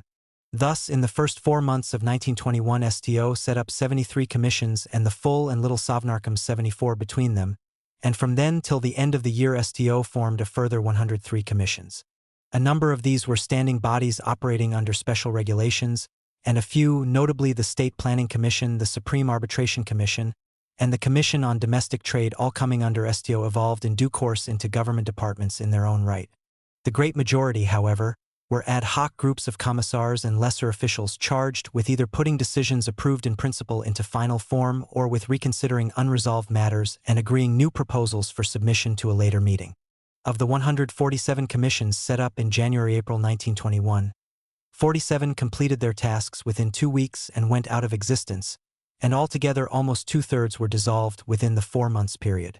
However, as these figures indicate, there was also a considerable number of ad hoc commissions that persisted for prolonged periods, either because of delays in resolving the matters referred to them or because they took on new issues. In addition to commissions set up by the full and little Sovnarkoms and STO, there were also many interdepartmental consultations, Mezduvdomstveni Совещания, created on the initiative of individual commissars or their deputies, or of the heads of such bodies as Chasosnabarm, the Vechika or the Central Statistical Directorate. 5 The tendency of such bodies to proliferate and the difficulty of keeping track of them was a source of repeated concern, and in June 1920 a regulation had been. Generally speaking, STO operated as an economic subcabinet. The little Sovnarkom dealt with more routine, especially financial matters, and gave preliminary consideration to matters destined for the full Sovnarkom, while the latter dealt with more important or disputed matters. These, however, were only rules of thumb and there was much overlapping. The partial specialization is revealed in Table 3, but this unfortunately does not distinguish degrees of importance of agenda items. The flexible relationship between the 3 bodies is also illustrated by the considerable flow of business between them. For instance, in 1921 some 10% of matters coming before the full Sovnarkom were referred to it by the little Sovnarkom, while in its turn it passed 15% of its agenda items to the little Sovnarkom for decision. Nor, despite the special relationship of various commissariats and other agencies with one or other of the top bodies, was there anything approaching a parcelling out of branches of the government apparatus between them. For instance, the National Economic Council, whose responsibilities linked it closely with STO, provided 20% of agenda items for the latter's meetings, but it also supplied 14% of the full Sovnarkom's agenda items and 11% of the little Sovnarkom's. No outline of the operation of the Soviet government at this time would be complete without considering the role of its chancellery, Upravlenie delami, literally administration of affairs.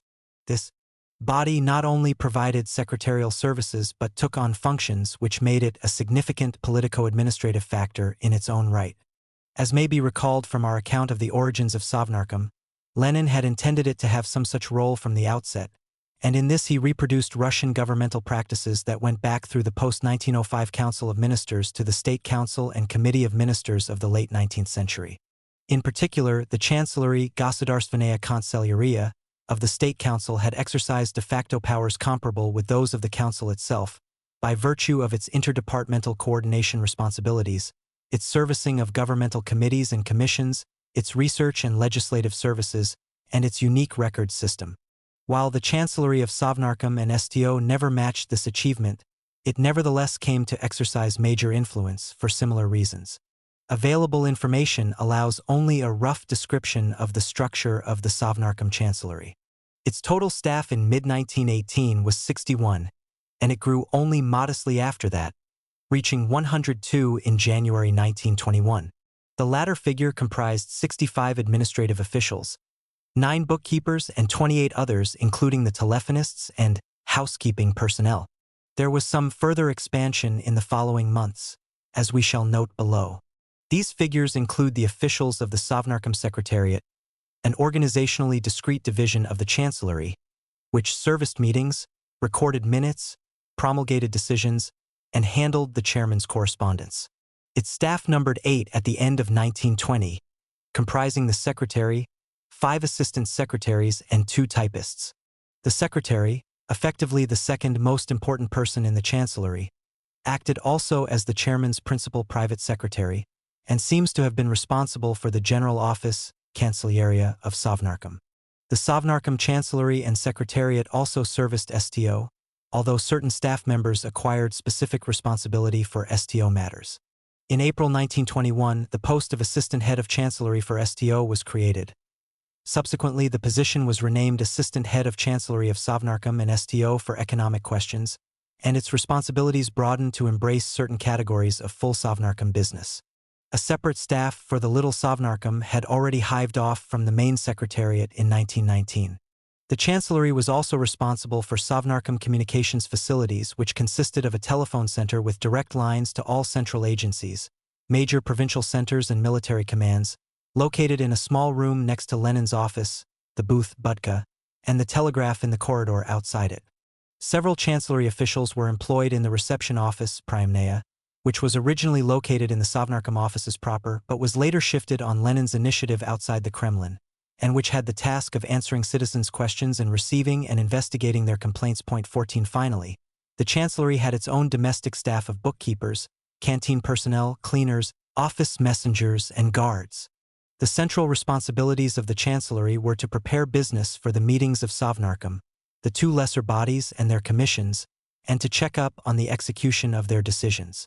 All matters which commissariats and other agencies wished to bring before the government had to pass through the hands of its officers, who were supposed to ensure that proposals were properly formulated and documented, and that any prior interdepartmental consultations it considered necessary had been carried out.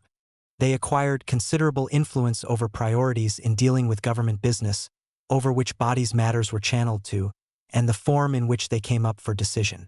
They were charged with convening commissions, facilitating interdepartmental consultation, collecting information, and ensuring that specified decisions were taken by various bodies. From the beginning, senior chancellery staff had been enjoined to follow up the implementation of Sovnarkom decisions, and Lenin frequently instructed them to check on the performance of particular agencies both with respect to routine procedures and specific decisions. This responsibility was formalized in an instruction to the head of chancellery in January 1921. 17 and later a card index system was set up in an attempt to routinize this. The scope and potential influence of chancellery activities are well illustrated by a set of general instructions drawn up by Lenin in May 1921 for V.A. Smolyanov, the recently appointed deputy head for STO. Smolyanov was to put into proper form for the agenda of STO meetings all submissions on economic-related matters. He was to follow up the execution of all STO decisions and keep Lenin informed. He was to maintain a close watch on decision-making processes in economic-related commissariats, the State Planning Commission and other bodies set up by STO. He was to maintain constant contact with the gubernia economic councils, checking up on their execution of tasks assigned by STO, and, with the chairman's knowledge or after consulting the commissariats concerned, giving the necessary instructions and explanations. All correspondence with the gubernia soviets and economic councils was supposed to pass through his hands, with the exception of the promulgation of Sovnarkom and STO decisions, which was handled by the Secretariat, and he was to inform Lenin of anything of importance that came up. He was also expected to keep himself au fait, through the medium of official reports and the press, with developments in all fields of the economy. Finally, he was empowered to take the initiative, subject only to Lenin's agreement, in bringing issues before the various commissariats or STO itself. 18 This was a tall order, but Smolyanov was backed up by V.G. Zaks, a former official of the Commissariat of Finance, who was now also appointed assistant head of chancellery for STO and, apart from a section of the junior administrative staff of the chancellery, he was further assisted by 3 economists appointed in July 1921. Although these instructions smack somewhat of Lenin's administrative perfectionism, there is no reason to doubt that they roughly corresponded with the powers and responsibilities exercised by this senior chancellery official. The administrative ability of the leading chancellery staff was clearly of a high order, and perhaps superior to that of most of the leading figures of the Soviet regime at that time. We have already observed the extraordinary organizational role of V.D. Bonch-Brievich, the first head of chancellery, in the months following the seizure of power. Bonch-Briovich's remarkable career combined almost lifelong service to the revolution with scholarly achievements of no mean significance. He was an ethnographer whose interest in the study of Russian sectarian communities led him to accompany a party of Doukhobors on their migration to Canada in 1899, when he was 26. Meanwhile, 10 years previously he had been expelled from school and exiled to Kursk at the age of 16 for involvement in student disturbances, and he had been active in Marxist circles in Moscow since 1892. He first met Lenin in 1894, and later worked closely with him for several years in Switzerland, assisting with the production of Lenin's newspaper Iskra, the Spark, and subsequently organizing the smuggling into Russia of illegal Bolshevik publications and looking after the party's archive in Geneva. Between the 1905 and 1917 revolutions, he was busy initiating and managing legal Bolshevik publications in St. Petersburg, and from 1912 worked on the party newspaper Pravda. At the same time, however, his reputation as a scholarly authority on the sectarian movement was growing, and he was even entrusted with setting up a special section devoted to the ethnography of the Russian religious sects in the Imperial Academy of Sciences. Bonch-Briovich served throughout the Civil War as head of chancellery, retiring in October 1920 to devote himself henceforth mainly to his scholarly activities. He was succeeded by Nikolai Gorbanov, whom we have met earlier as the first Sovnarkom secretary. Son of an engineer, Gorbanov graduated from the Petrograd Technological Institute in 1917, joined the Bolsheviks after the February Revolution, and from July 1917 headed the Information Bureau of the SR and Menshevik-dominated Central Executive Committee of the First Congress of Soviets, where he must have been a considerable asset to the Bolshevik cause.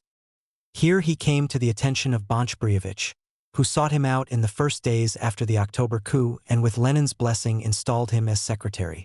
In August 1918, however, he took over the scientific and technical department of the National Economic Council, and as the Civil War developed joined the Red Army as a senior political commissar. With Bonch-Briovich's departure in 1920, Lenin recalled the 29-year-old Gorbanov to Sovnarkom as head of chancellery, and he retained this post till 1923.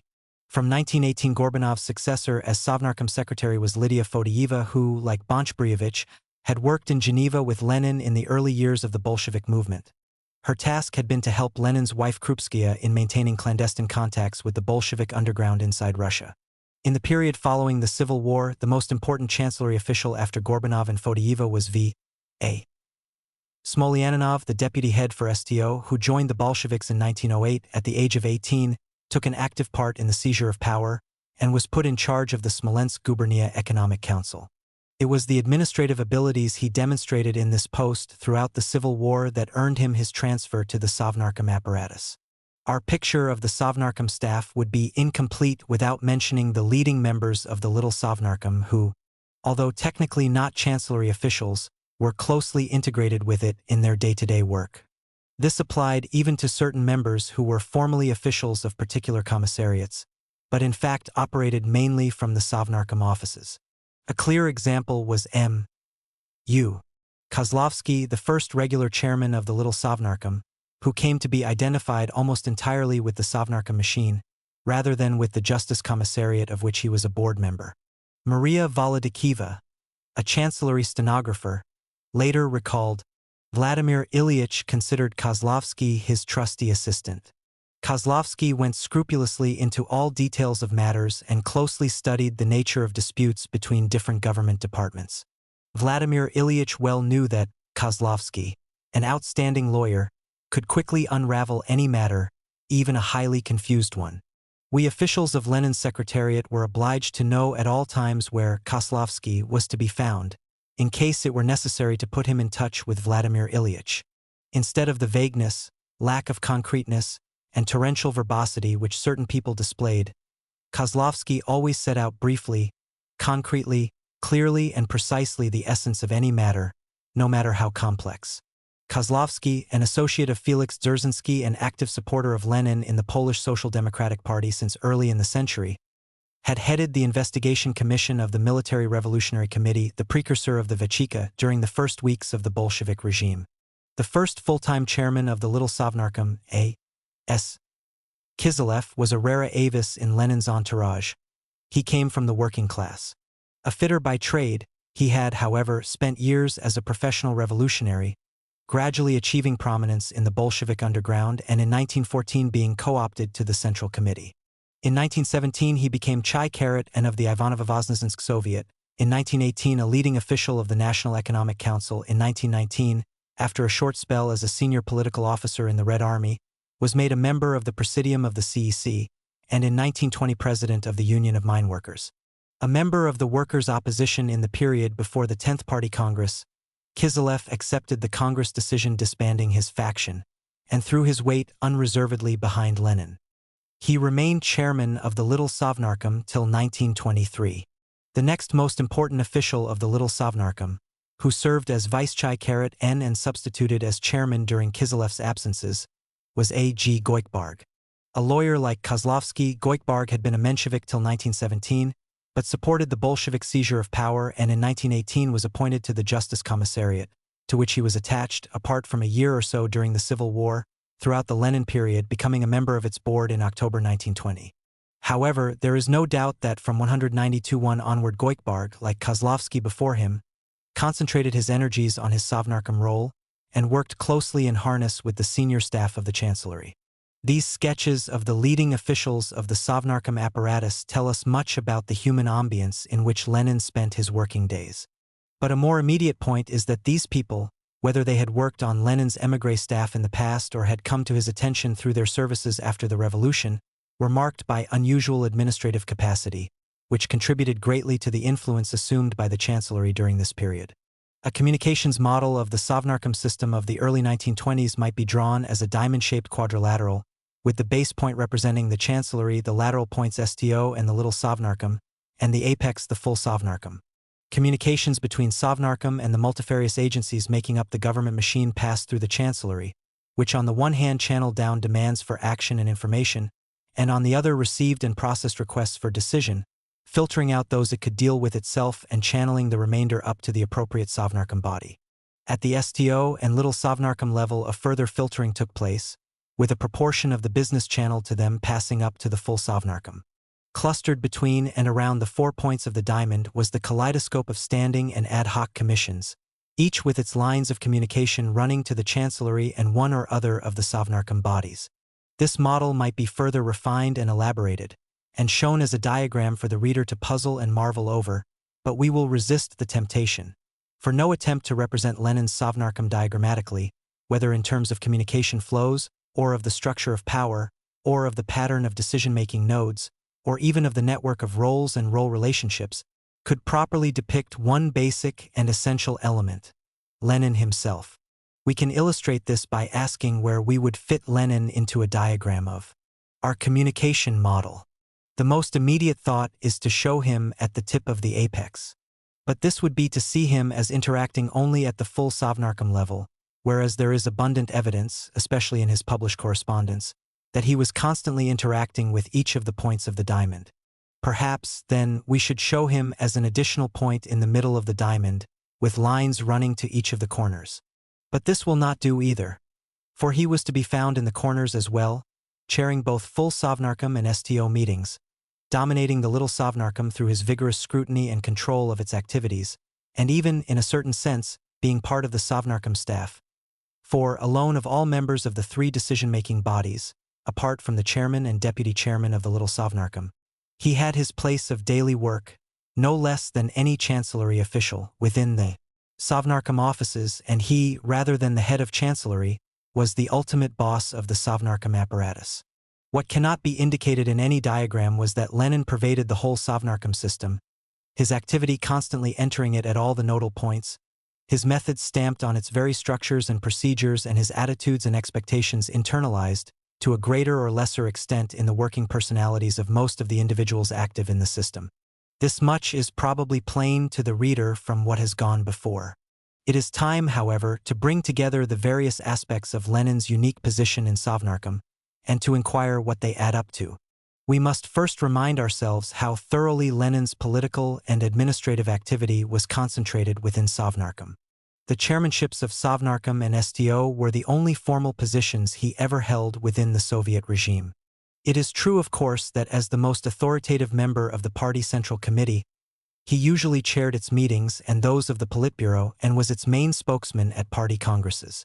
Yet, unlike other Politburo members such as Stalin, Kamenev, and Zinoviev, he never came to hold any formal position in the party, giving him direct authority over any of its executive machinery. Discussing Lenin's preoccupation with his Sovnarkom duties, Adam Ulam has perceptively remarked that the work in the council was his life, and it is clear that he neglected or much more willingly delegated authority in the party in favor of tending to administrative details. This was business. The truth of this may be easily demonstrated. Despite Lenin's lack of a formal executive post in the party, it would have been open to him to maintain an office in the party headquarters, or at least to locate a personal secretary there to help keep him in close touch with internal party matters. But he did neither of those things. As we know, his sole workplace was his office in the Sovnarkom chancellery, and he had no secretarial staff apart from the secretary and assistant secretaries of Sovnarkom. It might, of course, be thought that, while operating from the Sovnarkom offices and through the Sovnarkom staff, he nevertheless devoted his main attention to party matters and exercised some control over its machinery, or at least maintained sufficiently intense contact with a range of its officials to keep au fait with what was going on there. Here again, however, the evidence is negative. The impression consistently conveyed by both the reminiscences of members of his staff and the researches of Soviet scholars is that Sovnarkom matters typically took up the bulk of his working day. This impression gains weight from analysis of his correspondence. In 1921, for instance, 60% of his surviving or recorded letters, memoranda and telegrams were addressed to central government agencies or officials, and only 14% to central party agencies or officials. One feature of Lenin's correspondence with Central Party officials is that, apart from letters to individual Politburo members, he wrote only to the Central Committee Secretary, in 1921 usually to Vyacheslav Molotov, sometimes to V. M. Mikhailov, and always in the tone of one making a request or a proposal, never a directive or demand. He scrupulously avoided giving the impression of claiming any personal authority to command the services of the party machine. For government officials he was the boss, but certainly not for party officials, however they might have looked up to him. His communications with those running the party machine, moreover, often betray a remarkable ignorance of what went on in the latter. For instance, in a note to Stalin in October 1921 commenting on proposals before the Orgbureau for transferring officials to the Worker-Peasant Inspectorate, Rabkrin, from other commissariats, he wrote, "The calculations seem exaggerated to me, but admittedly I am not familiar with the scale of the Orgbureau's assignment work, a remarkable confession, considering the vital importance and political sensitiveness of the Central Committee's cadres' activities. There remains, however, a further question mark that might be placed against this analysis. In comparing the attention Lenin paid to government and to party business, must we not consider relative quality and importance as well as quantity? This cannot be answered in such unequivocal terms. Nevertheless, it is not at all obvious from the written record in Lenin's collected works that the matters he dealt with through government channels tended to be more trivial than those he dealt with through party channels.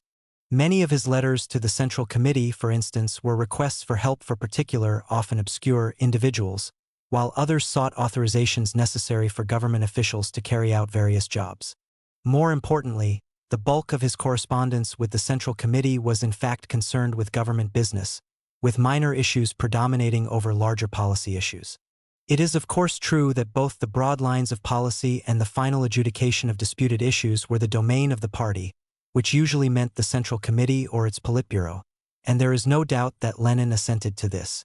But it seems no less true that he saw both the identification of policy questions and the initiative for their solution as normally arising within the government machine.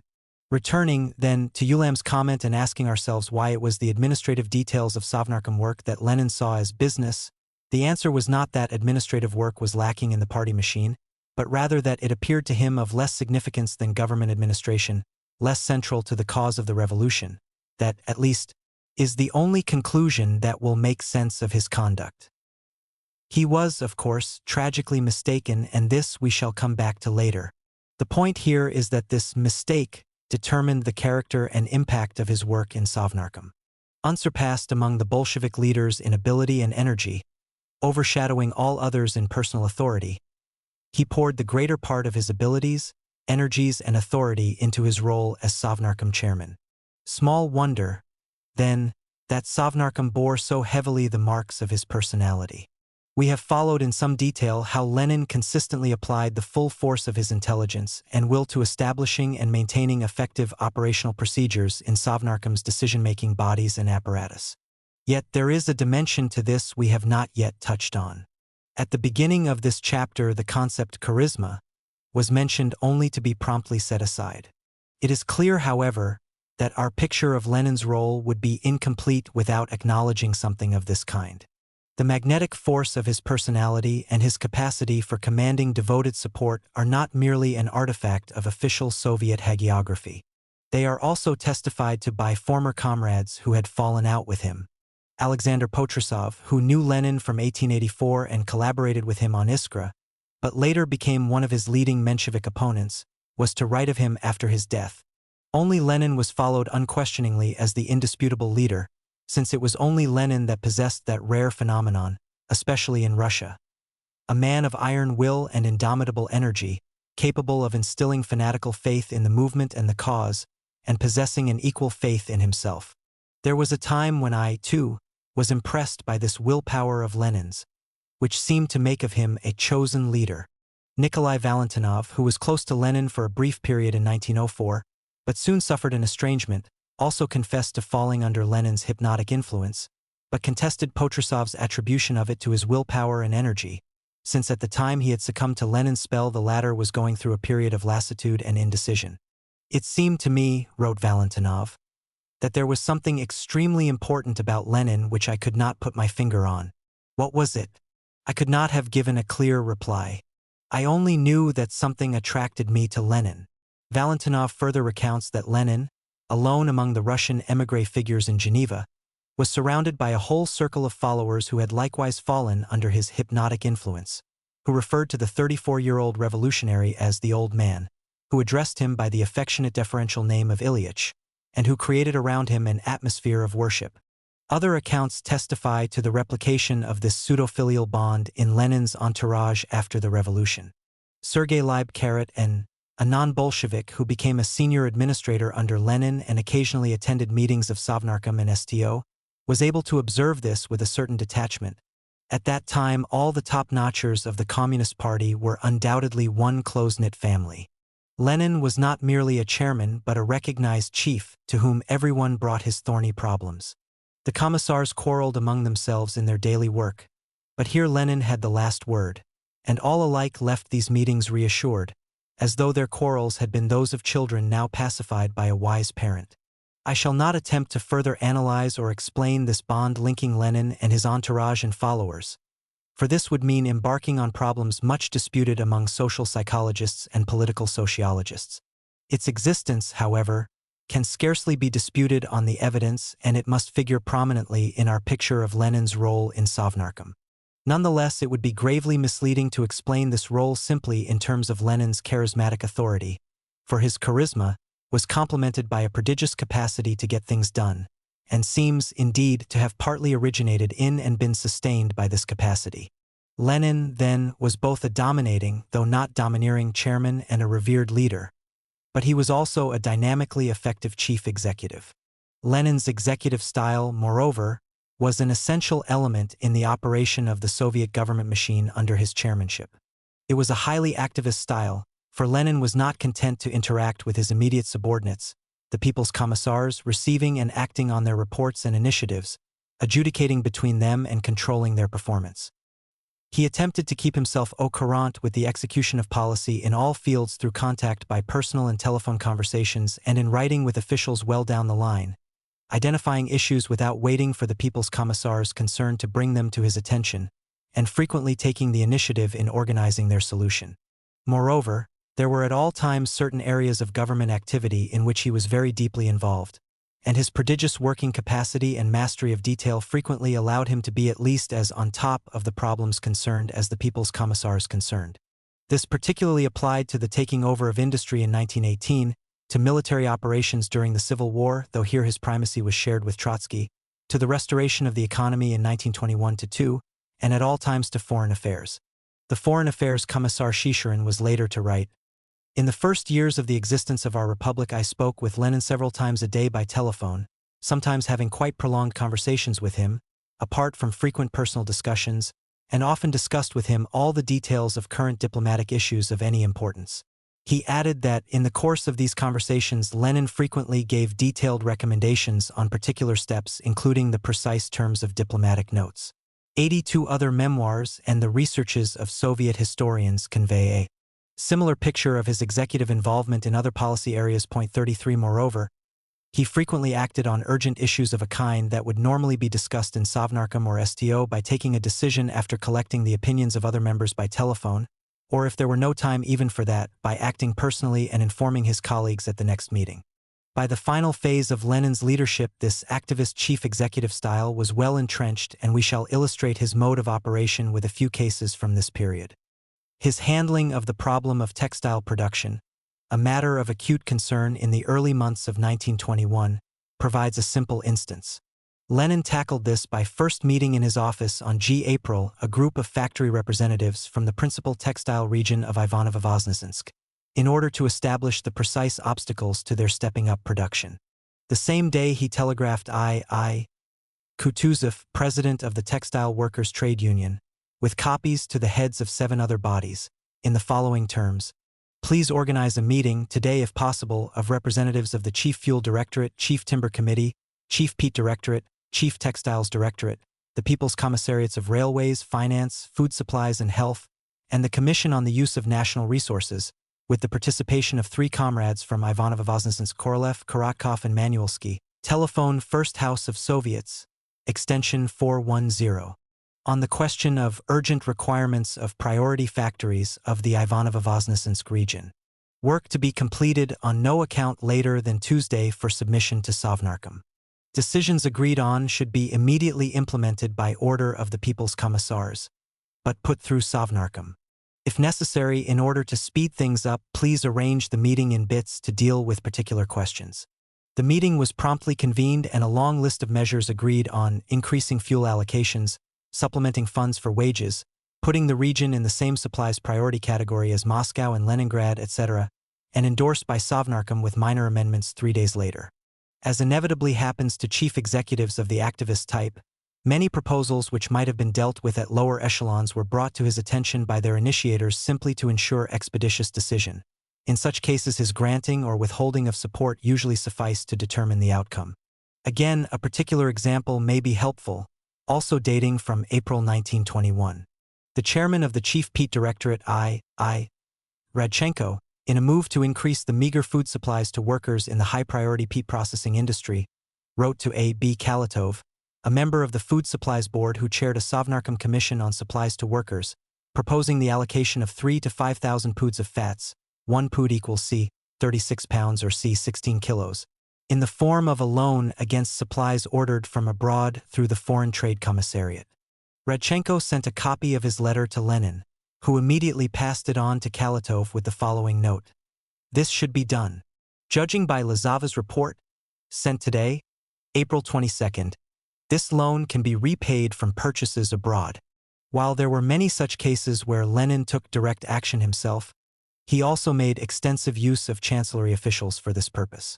For example, in May 1921, Lenin, N.P. Brukhanov, Food Supplies Commissar, and Ipatyov, head of the Commissariat's Chief Fisheries Directorate, received a telegram from STO's plenipotentiary responsible for the Astrakhan fisheries, complaining of confusion in the supply of army labor and proposing measures to repair this, and Lenin passed his copy over to Smolyanov, the deputy head of chancellery, with the note: investigate this and tell me the results.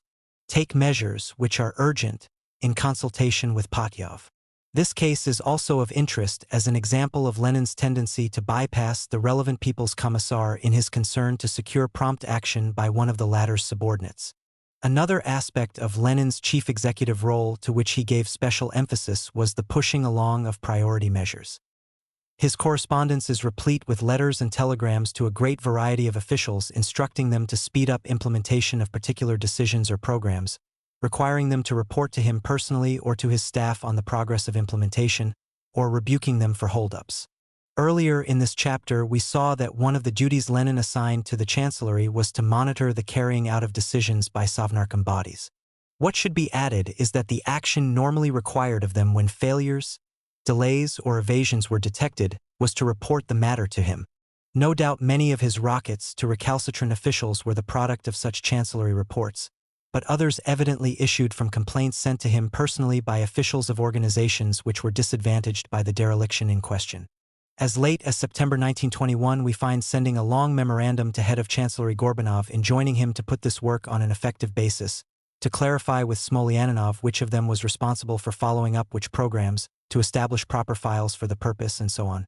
Nevertheless, haphazard though it was, the possibility that it could bring one's sins to Lenin's attention and unleash his wrath upon one was probably a significant factor in galvanizing effort in the upper ranks of the bureaucracy. Before leaving the theme of Lenin as chief executive, we should recall his special relationship with the little Sovnarkom, his chief assistant, to use his own words. This body, though later made responsible for the preliminary consideration of larger issues, was originally created, and this remained its central role throughout, to settle detailed matters in the implementation of policy. This was essentially an executive role, and in the performance of it, as we saw in Chapter 7, it was closely supervised and steered by Lenin. Lenin, then, as chairman, leader, and chief executive, and now finally as politician. There is little need to carrot and amplify what has already been written by friends and foes alike about Lenin's formidable capacities as a practitioner of politics. He was, first, a superb tactician, capable of devising effective measures appropriate to his immediate goals, based on a realistic appraisal of the prevailing situation, including the strengths and weaknesses of his opponents as well as his supporters. Next came his remarkable powers of persuasion. No one, wrote Potrasov, could sweep people away so much by his plans, impress them by his strength of will, and then win them over by his personality as this man. Along with his ability to fix on effective tactics and command support for them went an unusually clear grasp of the organizational resources necessary to carry his plans through, of which his creation of the disciplined, centralized Bolshevik Party was only one, albeit the most crucial, example. Finally, one should mention his seemingly instinctive understanding of the principles of effective coalition, striving always for the minimum winning alliance consistent with the maximum commitment to his goals, scorning wide coalitions that would confuse objectives and dilute organizational control, and ever ready to discard allies and supporters when their purposes diverged. We have seen ample evidence of these political abilities deployed within the sphere of Sovnarkom. Lenin's tactical skill and powers of persuasion probably contributed as much as his charismatic authority in ensuring his dominance of Sovnarkom's decision-making processes.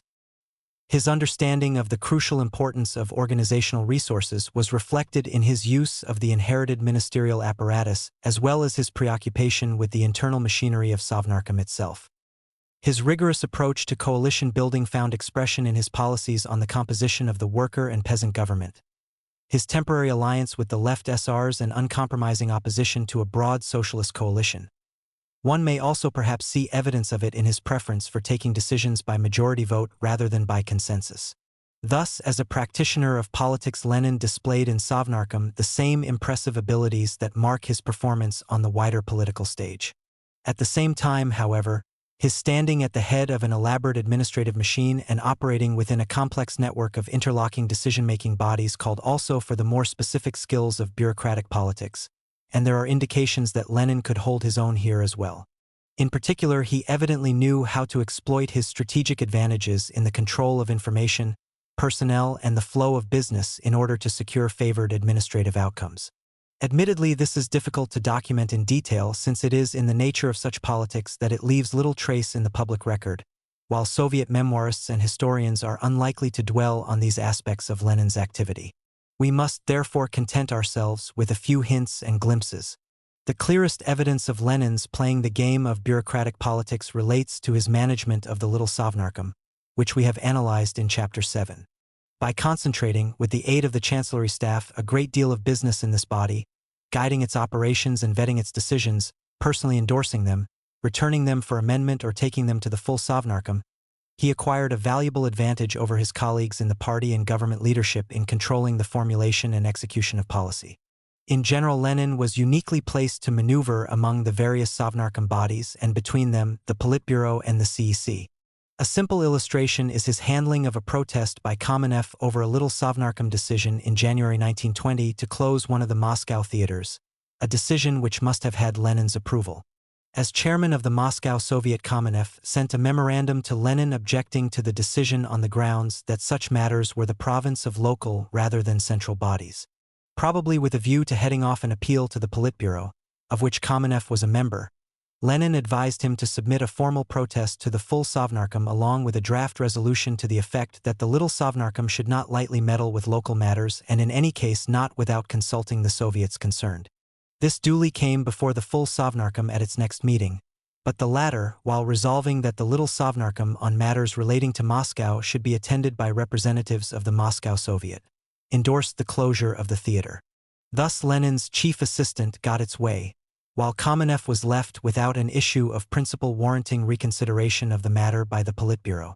Without preempting the discussion in chapters 12 and 14 of the larger issues of Sovnarkom Politburo relations, we should note here that Lenin's approach to the respective jurisdiction of these two bodies was highly flexible and not unmarked by considerations of political expediency. Where possible, he evidently sought to maximize the business settled within Sovnarkom, and there are reflections of this in his correspondence. For instance, in August 1921, when two senior officials protested to the Central Committee over a decision granting the Moscow Workers' Cooperative the right to purchase potatoes, and Lenin was asked along with other Politburo members to vote on the question, he told Central Committee Secretary Molotov that while he supported the protest, such matters should not go before the Central Committee without their prior consideration by Sovnarkom, whose decision of course would normally be finals 5-in.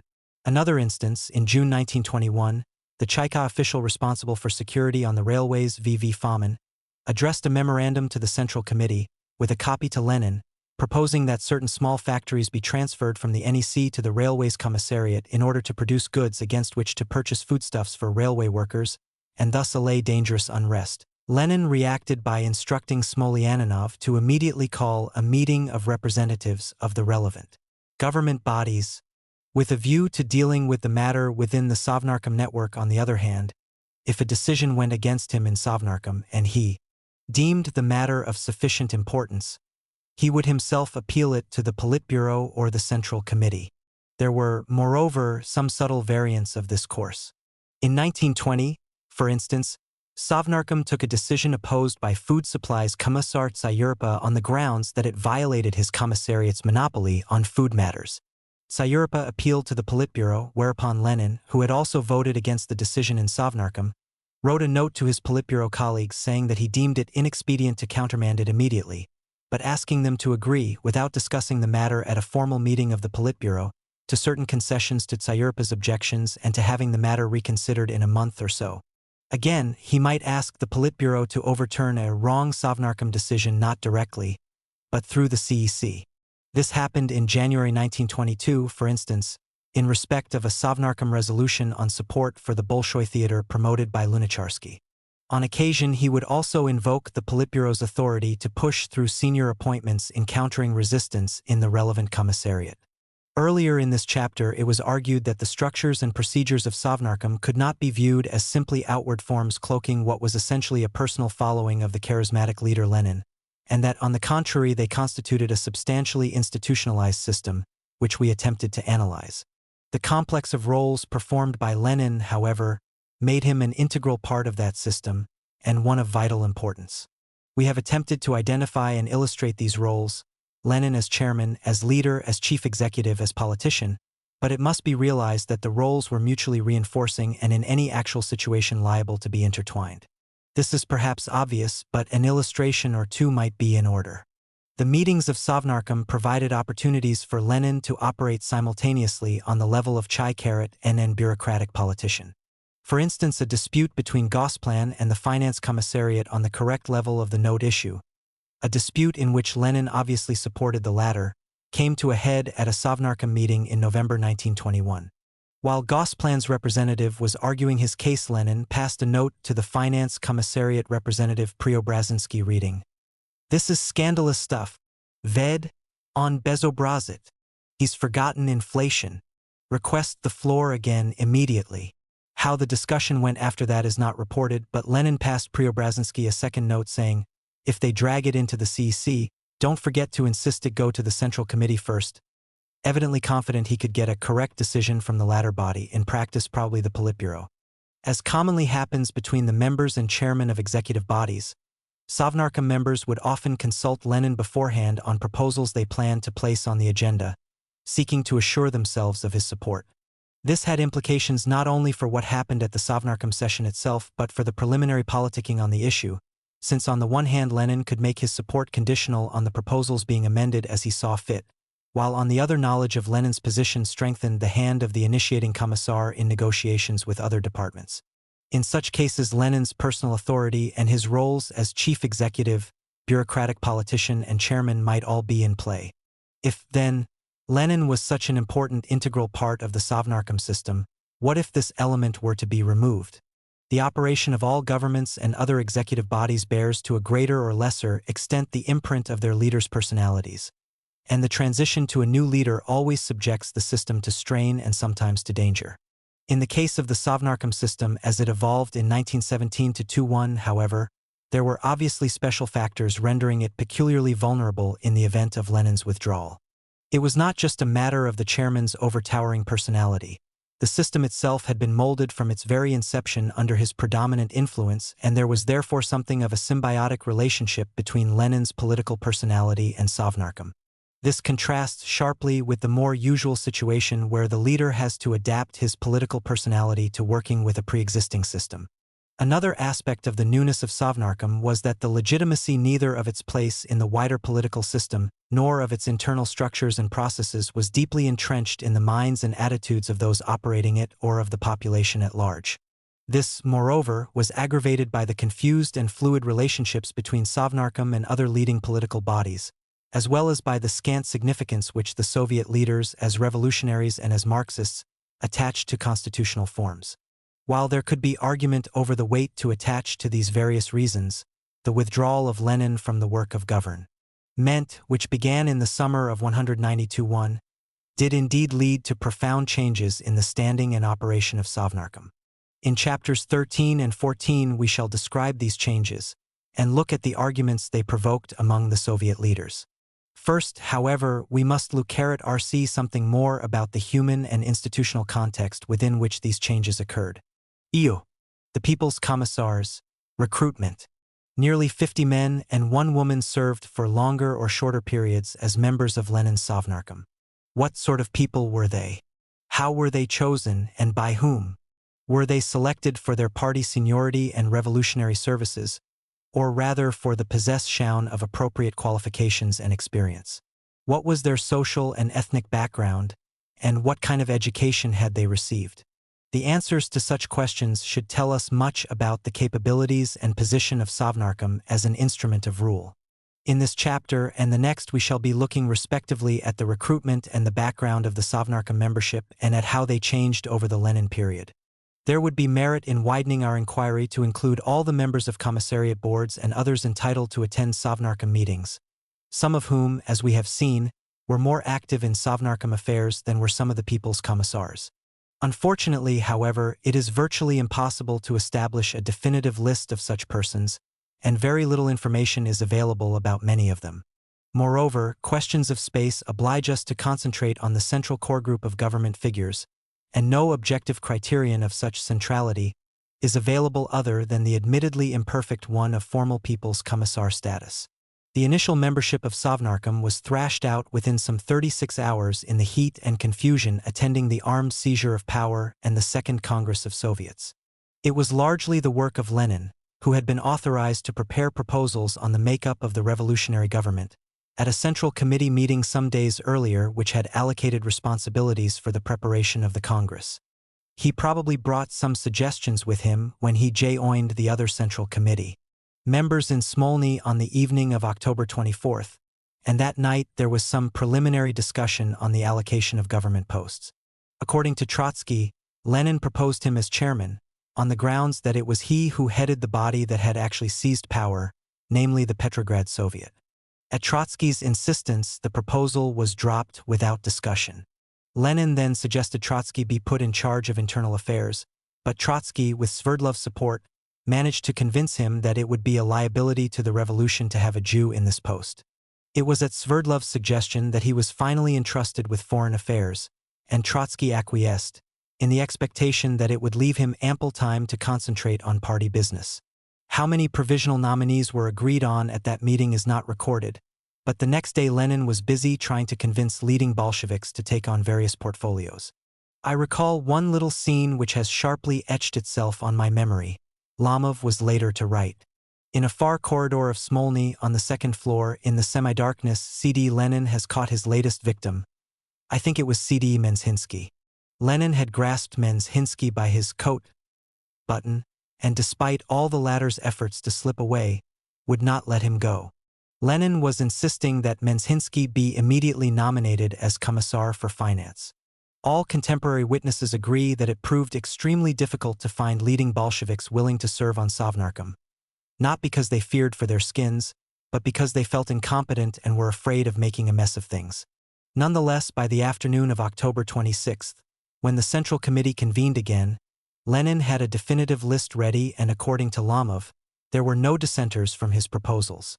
A few days later, when it became necessary to replace the People's Commissars who had resigned or had never taken up their duties, the manner of selection was much the same. Again, Lenin seems to have played the dominant role, but consulting closely with Sverdlov, as Trotsky's account indicates he had done from the outset. Sverdlov's influence over government appointments resulted in part from his responsibilities as Central Committee Secretary and, from November 8, chairman of the CEC, but perhaps primarily from his generally acknowledged encyclopedic knowledge of active Bolsheviks and his acute judgment of character and ability. According to Shliapnikov, Lenin and the Central Committee also entrusted him with helping to fill the vacant Sovnarkom posts.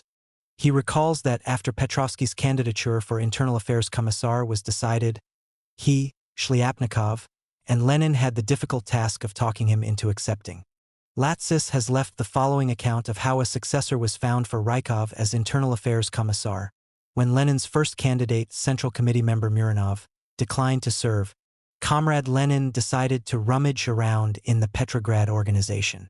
And so one November evening C.D. Podvoisky dashed up to me in the room of the Bureau of Commissars of the Military Revolutionary Committee and reported that C.D. Lenin wanted to talk to me as a representative of the Petrograd organization. In the room with Vladimir Ilyich I also found Sverdlov. They were engaged in a conversation about the missing People's Commissars. So the Ministry of Internal Affairs is still not in our hands either? Asked Vladimir Ilyich. No, replied C.D. Sverdlov. Muranov has locked himself in his house and won't come out. Whoever would have suspected him of such pig-headedness? It is now obviously hopeless to expect we could talk him round. Quite hopeless. We must appoint somebody else today. Let's ask C.D. Latsis here, said Sverdlov, turning to me. Which of the Petrograd workers might be picked for this job? We started going through the active party workers one after another, beginning with the Vyborg district. But all the more prominent workers in the various districts turned out to be already installed in jobs. It was getting to be a puzzle to find someone. But why don't we appoint C.D. Latsis? Lenin suddenly broke in. My jaw dropped. Appointing me People's Commissar of Internal Affairs. After all, I didn't have the slightest conception of this job. I hastened to voice my disagreement. Vladimir Ilyich, this job is not for me. I've never once had the occasion to get familiar with this gigantic machine. No, I'm simply unsuitable. And which of us is familiar with it? Replied Lenin. At this point C.D. Podvoisky bailed me out. This really would be a hard one for Latsis. But wouldn't it be difficult for any worker? Interposed Yakov Mihailovich. Sverdlov. I continued to demur. No, I'm not funking, but I simply wouldn't cope with this job.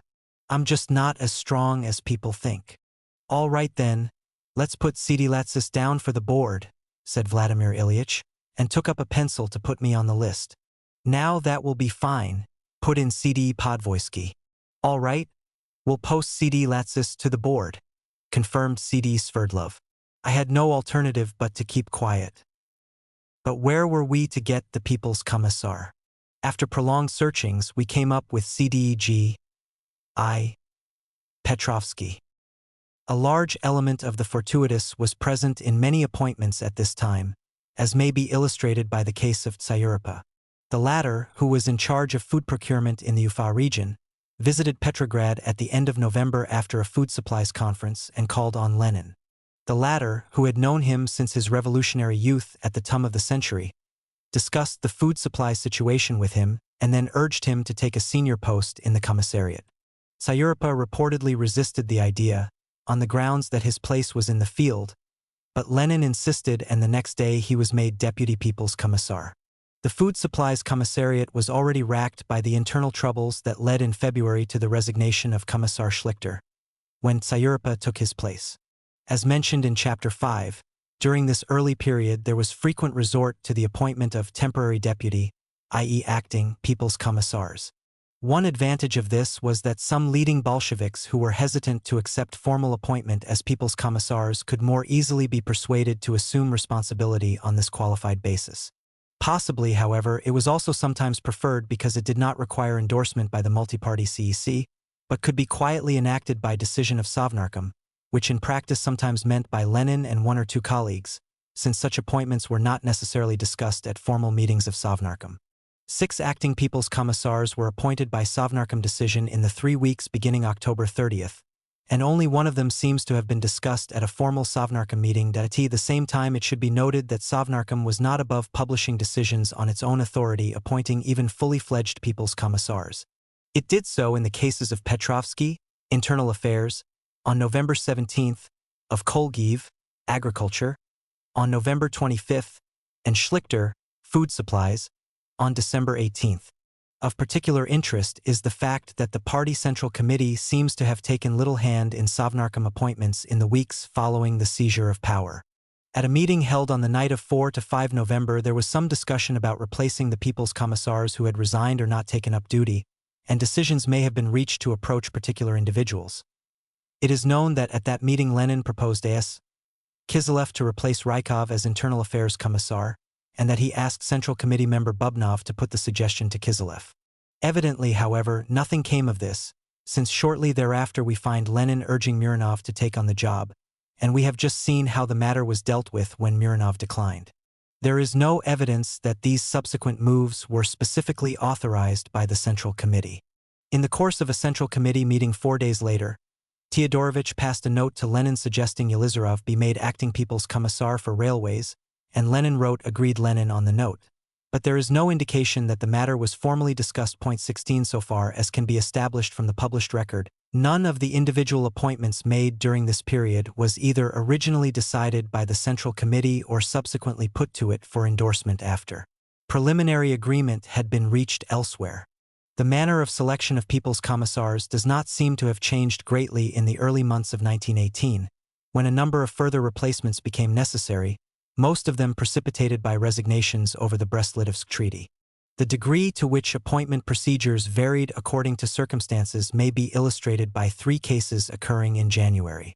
The appointment of Shishirin as Trotsky's deputy and effective substitute in the Foreign Affairs Commissariat was settled first at a Sovnarkom meeting held on January 8th, and endorsed the next day by the Central Committee. On the other hand, when it was decided a few days later to replace Schlichter as Food Supplies Commissar, this was first discussed in the Central Committee, which resolved that his successor should be either Brukhanov or Tsayurapa, and 3 weeks later Sovnarkom adopted a decision to appoint the latter. The appointment of Menshinsky as Finance Commissar was handled differently again. On January 19th, the Central Committee discussed the allocation of portfolios between the Bolsheviks and left SRs, and the minutes record the left SRs are putting a man into finance. Point 20 This was reflected in a Sovnarkom decision taken later that day according the left SR representative on the board of the Finance Commissariat voting membership of Sovnarkom. However, the next day Sovnarkom resolved to appoint the Bolshevik Menshinsky as People's Commissar for Finance, which does not appear to have been discussed by the Central Committee. Thus, the Central Committee was an important factor in Sovnarkom appointments at the beginning of 1918, though not always a decisive one. The split in the party leadership precipitated by the Brest-Litovsk Agreement, however, seriously damaged its effectiveness as a decision-making body, and it does not appear to have played a part in choosing replacements for the left communist and left SR commissars who resigned over the treaty. Again, the decision was primarily left to Lenin, in informal consultation with Sverdlov and other leaders, and to the extent that these appointments were the subject of collective discussion, this took place in Sovnarkom.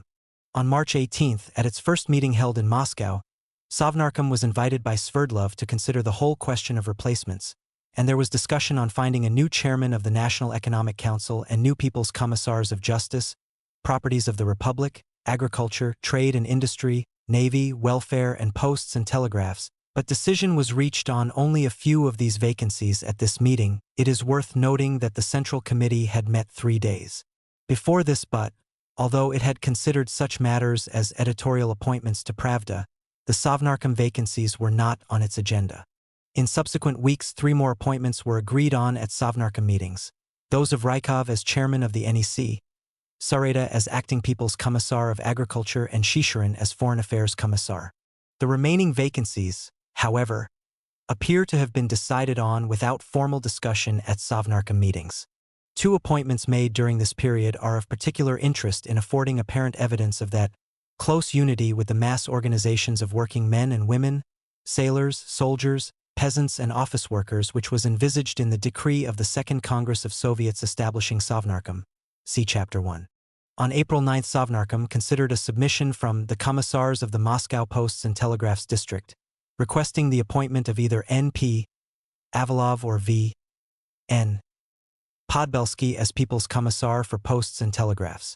On the face of it, it was in response to this initiative from below that the leadership decided, in fact, to appoint Podbelsky. Closer examination of the case, however, shows that it is better understood in terms of intra-Bolshevik politics than of relationships between the regime and organizations representative of the masses. Avalov, it may be remembered, was the original People's Commissar for Posts and Telegraphs who was stood aside for the left SR Pershayan at the time of the share-out of portfolios in the previous December. The Commissars of the Moscow Posts and Telegraphs District were a group of 5 prominent Bolsheviks who had taken charge of postal administration in Moscow at the time of the seizure of power and continued to run it in the early months of 1918. Podbelsky, a member of the Moscow Bolshevik Committee, was one of these, and in March 1918, on the government's arrival from Petrograd, it made him Commissar of the Moscow Posts and Telegraphs District. On the face of it, then, either he or Avalov would seem to have been the most obvious person for Sovnarkom to choose as People's Commissar anyway, without the need for prompting from below. However, it was precisely at this time that the party and government leadership were moving to liquidate the autonomy of local party and government officialdom in Moscow, while seeking to conciliate them by maximum consultation, respect for their wishes, and provision of suitable posts for their members. In this context, the opportunity of appointing a suitable Moscow Bolshevik as People's Commissar for Posts and Telegraphs, and ostensibly in response to local Moscow opinion, must have been particularly welcome to Lenin and his colleagues. The other case, by contrast, undoubtedly involved a bid by the Bolshevik leadership to rally support within the relevant mass organization, the Railwaymen's Union. It will be recalled that the Union leadership, who wanted a broad coalition government of socialist parties, had mounted a severe threat to Lenin's regime within days of the seizure of power. Relations with the powerful and independent-minded Union continued to be strained, and again reached crisis point in January 1918. At a Congress of the Union, Menshevik and Right SR members obtained a majority for their resolution declaring that all power properly resided in the Constituent Assembly, which was then in session, but about to be dispersed by Lenin's soldiers. The Bolsheviks and left SRs and their supporters thereupon withdrew and convened separately as an extraordinary All-Russian Railways Congresses. This assembly, which established a rival, loyal union known as Viksador as against the old Vikshel, acknowledged the authority of all decrees of the Soviet regime, agreed on new wage scales for railway workers and officials, and approved a new scheme for the administration of the railways. The latter, agreed to if not inspired by Lenin and his colleagues, provided inter alia for Viksador to elect an inner group of its members who would be collectively responsible for the running of the railways, and the CC duly approved a formula under which this group would be recognized as the board of the Railways Commissariat. The Bolshevik Central Committee approved these arrang-ents at its meeting on January 19, stipulating that a Bolshevik board member must be designed to represent it on Sovnarkom, to act, in other words, as People's Commissar. Yelizarov had meanwhile resigned as acting People's Commissar.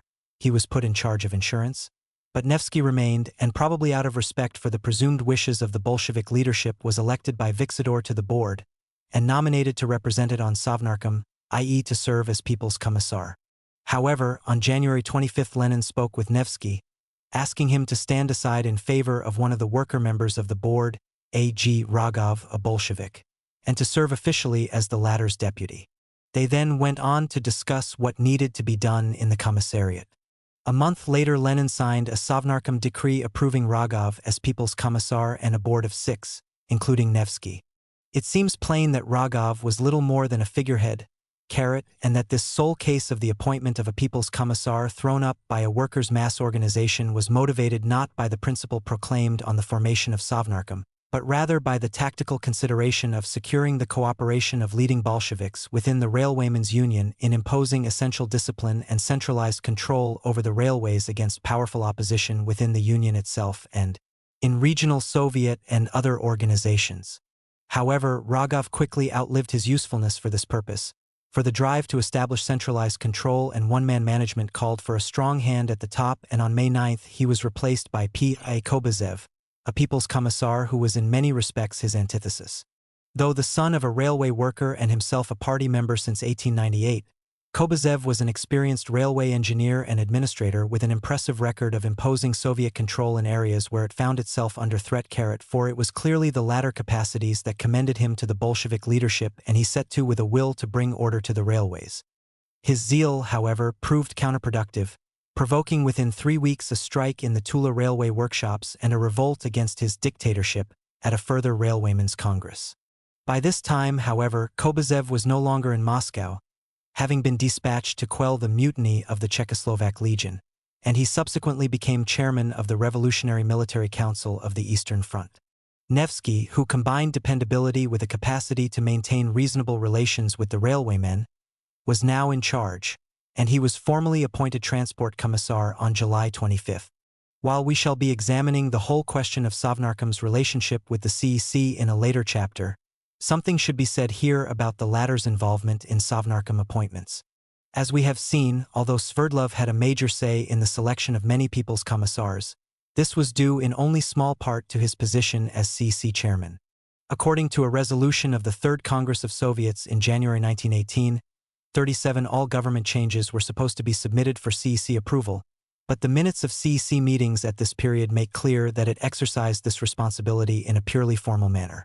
For instance, in proposing the endorsement of Stuchka's appointment as Justice Commissar and of 2 acting People's Commissars on March 20, 1918, the CEC Secretary Ivanisov said, "These comrades have already been approved by the Council of People's Commissars. In keeping with past practice, I shall not invite discussion of the question of these candidates, and, if no one proposes to open discussion on their appointment, I shall simply put it to the vote. Does anyone wish to engage in discussion of particular candidates? Then allow me to put it to the vote." Even this formality, however, was dispensed with after the break with the Left SRs and the adoption of the first Soviet Constitution by the Fifth Congress of Soviets in July 1918. The Constitution left the locus of responsibility for individual appointments in Sovnarkom, as for many other matters, unclear, merely stating that the CC forms the Council of People's Commissars, Art. 35. In practice, this was interpreted as not requiring CC endorsement for specific changes of People's Commissars. At the 7th Congress of Soviets in December 1919, the Menshevik Martov complained without suffering contradiction that it had become standard practice to appoint People's Commissars without seeking approval by the CC.40. The latter's involvement in choosing the government was henceforth limited to formal endorsement of Sovnarkom's current composition at the first CC meeting after each Congress of Soviets. After the internal crises which shook the Soviet regime in its first 6 months, the turnover in Sovnarkom members slowed down markedly, and its composition was relatively stable during the Civil War. Thus, there were altogether 16 changes in 1918, but only 3 each in 1919 and 1920, and 4 in 1921. Meanwhile, the process of filling Sovnarkom posts gradually took on a different character.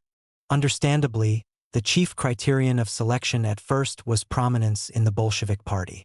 6 of the 15 original members of Sovnarkom were in the Bolshevik Central Committee: Lenin, Trotsky, Stalin, Nagin, Miliutin and Lamov, and the rest were leading Bolsheviks involved in the seizure of power in Petrograd: Avalov, Lunacharsky, Shliapnikov, Teodorovich, Krylenko, Dybenko, or Moscow, Rykov and Skvortsov-Stepanov.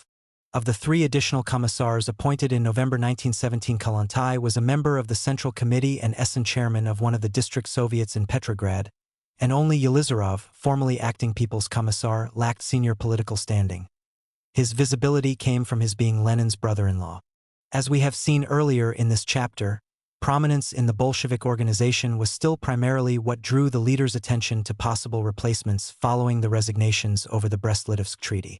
Even at this period, however, the allocation of some portfolios owed much to the current responsibilities of those appointed.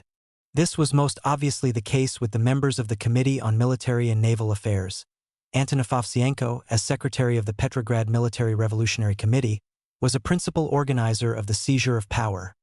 Krylenko, likewise a member of the Petrograd MRC, was unique among old Bolsheviks in the authority which this 1916 conscript had achieved within the soldiers' organizations, and Dybenko was the Red Sailor par excellence and chairman of the Central Committee of the Baltic Fleet. But the same might be said of Shliapnikov, labor, who headed the Metalworkers' Union, and Lunacharsky, education, a leading party intellectual who had been serving as deputy head of the Petrograd Duma, responsible for cultural affairs. 3 others could claim experience particularly appropriate to their government appointments, namely Stalin, nationalities. For some years the party's leading spokesman on the national question, Yelizarov, railways, a transport engineer by profession, and Kalantai, welfare, the most influential Bolshevik writer on women's questions. As time went on, a new factor emerged: relevant administrative experience under the Bolshevik regime itself.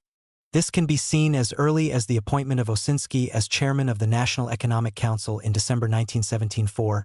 Apart from his prominence in the Moscow Party organization before the seizure of power, he had meanwhile undergone his administrative blooding as director of the State Bank. From the second half of 1918 this factor came to the fore and, along with general experience and qualifications, tended to push party political standing into the background. We shall be examining this development more systematically in the next chapter, but it is worth noting here insofar as it affected the way people came to be recruited to Sovnarkom positions. A good illustration is the appointment of Semashko as People's Commissar for Health in July 1918. No health ministry had existed under the provisional government, and, while Lenin and other Bolshevik leaders wanted a strong central instrumentality to coordinate their policies in this area, it took some time to achieve it. Health and hygiene directorates existed in a variety of commissariats and other agencies, and the first step was to establish a council of medical boards in January 1918. After the dust settled on Brest-Litovsk, further moves were initiated towards the establishment of a health commissariat, but these ran into strong resistance from entrenched departmental interests and from others who feared a bureaucratization of medicine. In May, Lenin discussed the tactics to be pursued with V.N. Velichkina, deputy chairman of the Council of Medical Boards, and wife of his head of Chancellery Bonch-Brievich. It was decided to hold a medical workers' congress and seek its endorsement for the commissariat proposal. When this convened the following month, the most effective advocate for a health commissariat proved to be N.A. Semashko, head of the health department of the Moscow Soviet. Although the Congress voted in favor of the creation of a commissariat, departmental opposition continued, and Sovnarkom had to discuss the matter at 3 separate meetings in the first half of July before reaching a final decision on the terms of its establishment. Semashko, who was put in charge of the new commissariat, had once been relatively prominent in the Bolshevik emigration, and was known to Lenin from his Geneva days. On his return to Russia in 1917, he had achieved sufficient standing in the Moscow Party organization to be sent as a delegate to the Sixth Party Congress, but was not senior enough at the time of the seizure of power to land anything better than the Moscow Health Department, for which indeed as a qualified medical practitioner he commended himself. He was not among the dozen or so administrators originally chosen for the Council of Medical Boards, and was appointed to it only when the government moved to Moscow. It may be that a chance meeting he reportedly had with Lenin about this time played a part in this appointment, but it was in any case a logical one once Moscow became the administrative capital. Between March and June, he quickly made his mark as an advocate of centralized medical administration within the council, most of whose members were committed to various departmental interests, and this led to the prominent role assigned him at the Medical Workers' Congress, while his successful performance at the latter made him an obvious choice to lead the group framing draft legislation on the commissariat, and once this legislation was agreed, the natural candidate for People's Commissar. What this story shows is that, while Semashko was far from being a nonentity in the Bolshevik Party, and Lenin's knowledge and good opinion of him evidently played a part, His visibility as potential People's Commissar was due primarily to the mark he had made in the administration and internal politics of the area of government concerned. This became more and more the pattern in the years that followed. Of the 5 other Sovnarkom appointments in the second half of 1918, one, that of Central Committee member Krastinsky as People's Commissar for Finance, can be attributed primarily to party political standing, although even he had done a stint as deputy chairman of the State Bank. 2 others, Nevsky in Transport and Kursky in Justice, were essentially confirmations in office of administrators who had proved themselves as acting People's Commissars. Schmidt, appointed People's Commissar for Labor in October, was a somewhat ambiguous case, since he had been a leading Petrograd Bolshevik for some years and was elected to the Central Committee in March 1918. His party standing, however, was mainly a function of his success as a trade union organizer, and it was primarily his position as secretary of the All-Russian TUC that commended him for the Labor Commissariat. He was further qualified by having served on the Presidium of the National Economic Council and since June had represented the Labor Commissariat on the Little Sovnarkom. However, the 1918 appointment that was most obviously due to qualifications and experience rather than party standing was that of Krasin as People's Commissar for Trade and Industry. Krasin, educated as an engineer, was a founding father of Bolshevism who achieved some prominence in the party in the early years of the century, but then dropped out of politics and made a successful career in industrial management, during the war running various engineering plants owned by Siemens. It was not till December 1917 that he committed himself to serving the Soviet regime, and Lenin and Trotsky made immediate use of his unusual experience by including him in the team negotiating the peace treaty with the Germans. He was then placed on the Presidium of the National Economic Council and made chairman of the Extraordinary Commission for Supply of the Red Army, Kreskomsneb. From this, it was a natural step to fill the long-standing vacancy in the Trade and Industry Commissariat. This commissariat, incidentally, came increasingly to concentrate on foreign trade, ceding its internal economic role to the National Economic Council, and in 1920 it was renamed the People's Commissariat for Foreign Trade, Krasin remaining in charge. Meanwhile, in March 1919, with Nevsky's transfer to head the Central Committee Rural Work Department and to be vice chairman of the National Economic Council, Krasin also took on the post of Transport Commissar. In the second half of 1918, Sovnarkom itself continued to be the main institutional focus for the recruitment of People's Commissars. The appointments of Semashko, Nevsky, Krastinsky, and Krasin were all discussed and decreed by Sovnarkom, and there is no record of their being considered by the Party Central Committee. Kursky seems to have been appointed without formal consideration by either Sovnarkom or the Central Committee. Schmidt's appointment as Labor Commissar was the sole government change in this period which can be shown to have been discussed and decided in advance by the Central Committee. Like Krasin's takeover of the Transport Commissariat, the other 2 appointments in 1919, those of Dzerzhinsky to Internal Affairs and Stalin to State Control, represented the acquisition of a second hat by powerful and effective members of the government. It is noteworthy that the decisions on these 2 appointments were taken at a meeting of the Party Central Committee rather than of Sovnarkom, though this probably reflected their political importance rather than a shift, as yet, in the locus of authority in such matters. The Internal Affairs Commissariat had all along aspired to jurisdiction over the combating of counter-revolution, but Dzerzhinsky had stubbornly held out for the independence of his Vechika. Since, however, the commissariat had charge of the regular police, the militia, and issued instructions on security matters to the gubernia Soviets, conflicts between the 2 bodies were inevitable, despite the presence of mutual representation on each other's boards. The solution, facilitated by the departure of Internal Affairs Commissar Petrovsky to head the Central Executive Committee of the new Soviet Republic of the Ukraine, was to put Dzerzhinsky in charge of both bodies, while maintaining their separate identity. The logic of Stalin's holding both the state control and nationalities portfolios was not so obvious, although both did involve a watchdog role separate from the routine administration. For some time after the Bolshevik takeover of the old State Control Ministry, it had been in something of a limbo, and only with its reorganization and the appointment of Lander in May 1918 was it really set to work for the Soviet government. Subsequently, the growing administrative confusion, corruption, and interdepartmental conflict enhanced its role and called for a more authoritative commissar. At the same time, the commissariat was reorganized along lines which foreshadowed, especially in the involvement of volunteer part-time inspectors, its transferation into the Commissariat of Worker-Peasant Inspection, Rabkrin, a year later. At the end of 1919, there was a short-lived merging of the commissariats of Labor and Social Security under Labor Commissar Schmidt. To examine the politics of these changes would take us too far afield, but we should note here that the decisions on merging and subsequently splitting the commissariats were both taken by the Party Central Committee, and the latter decision was imposed against strong opposition from the Bolshevik leadership in the trade unions, and the Labor Commissariat Vinokurov resumed the status of Social Security Commissar after the split in April 1920.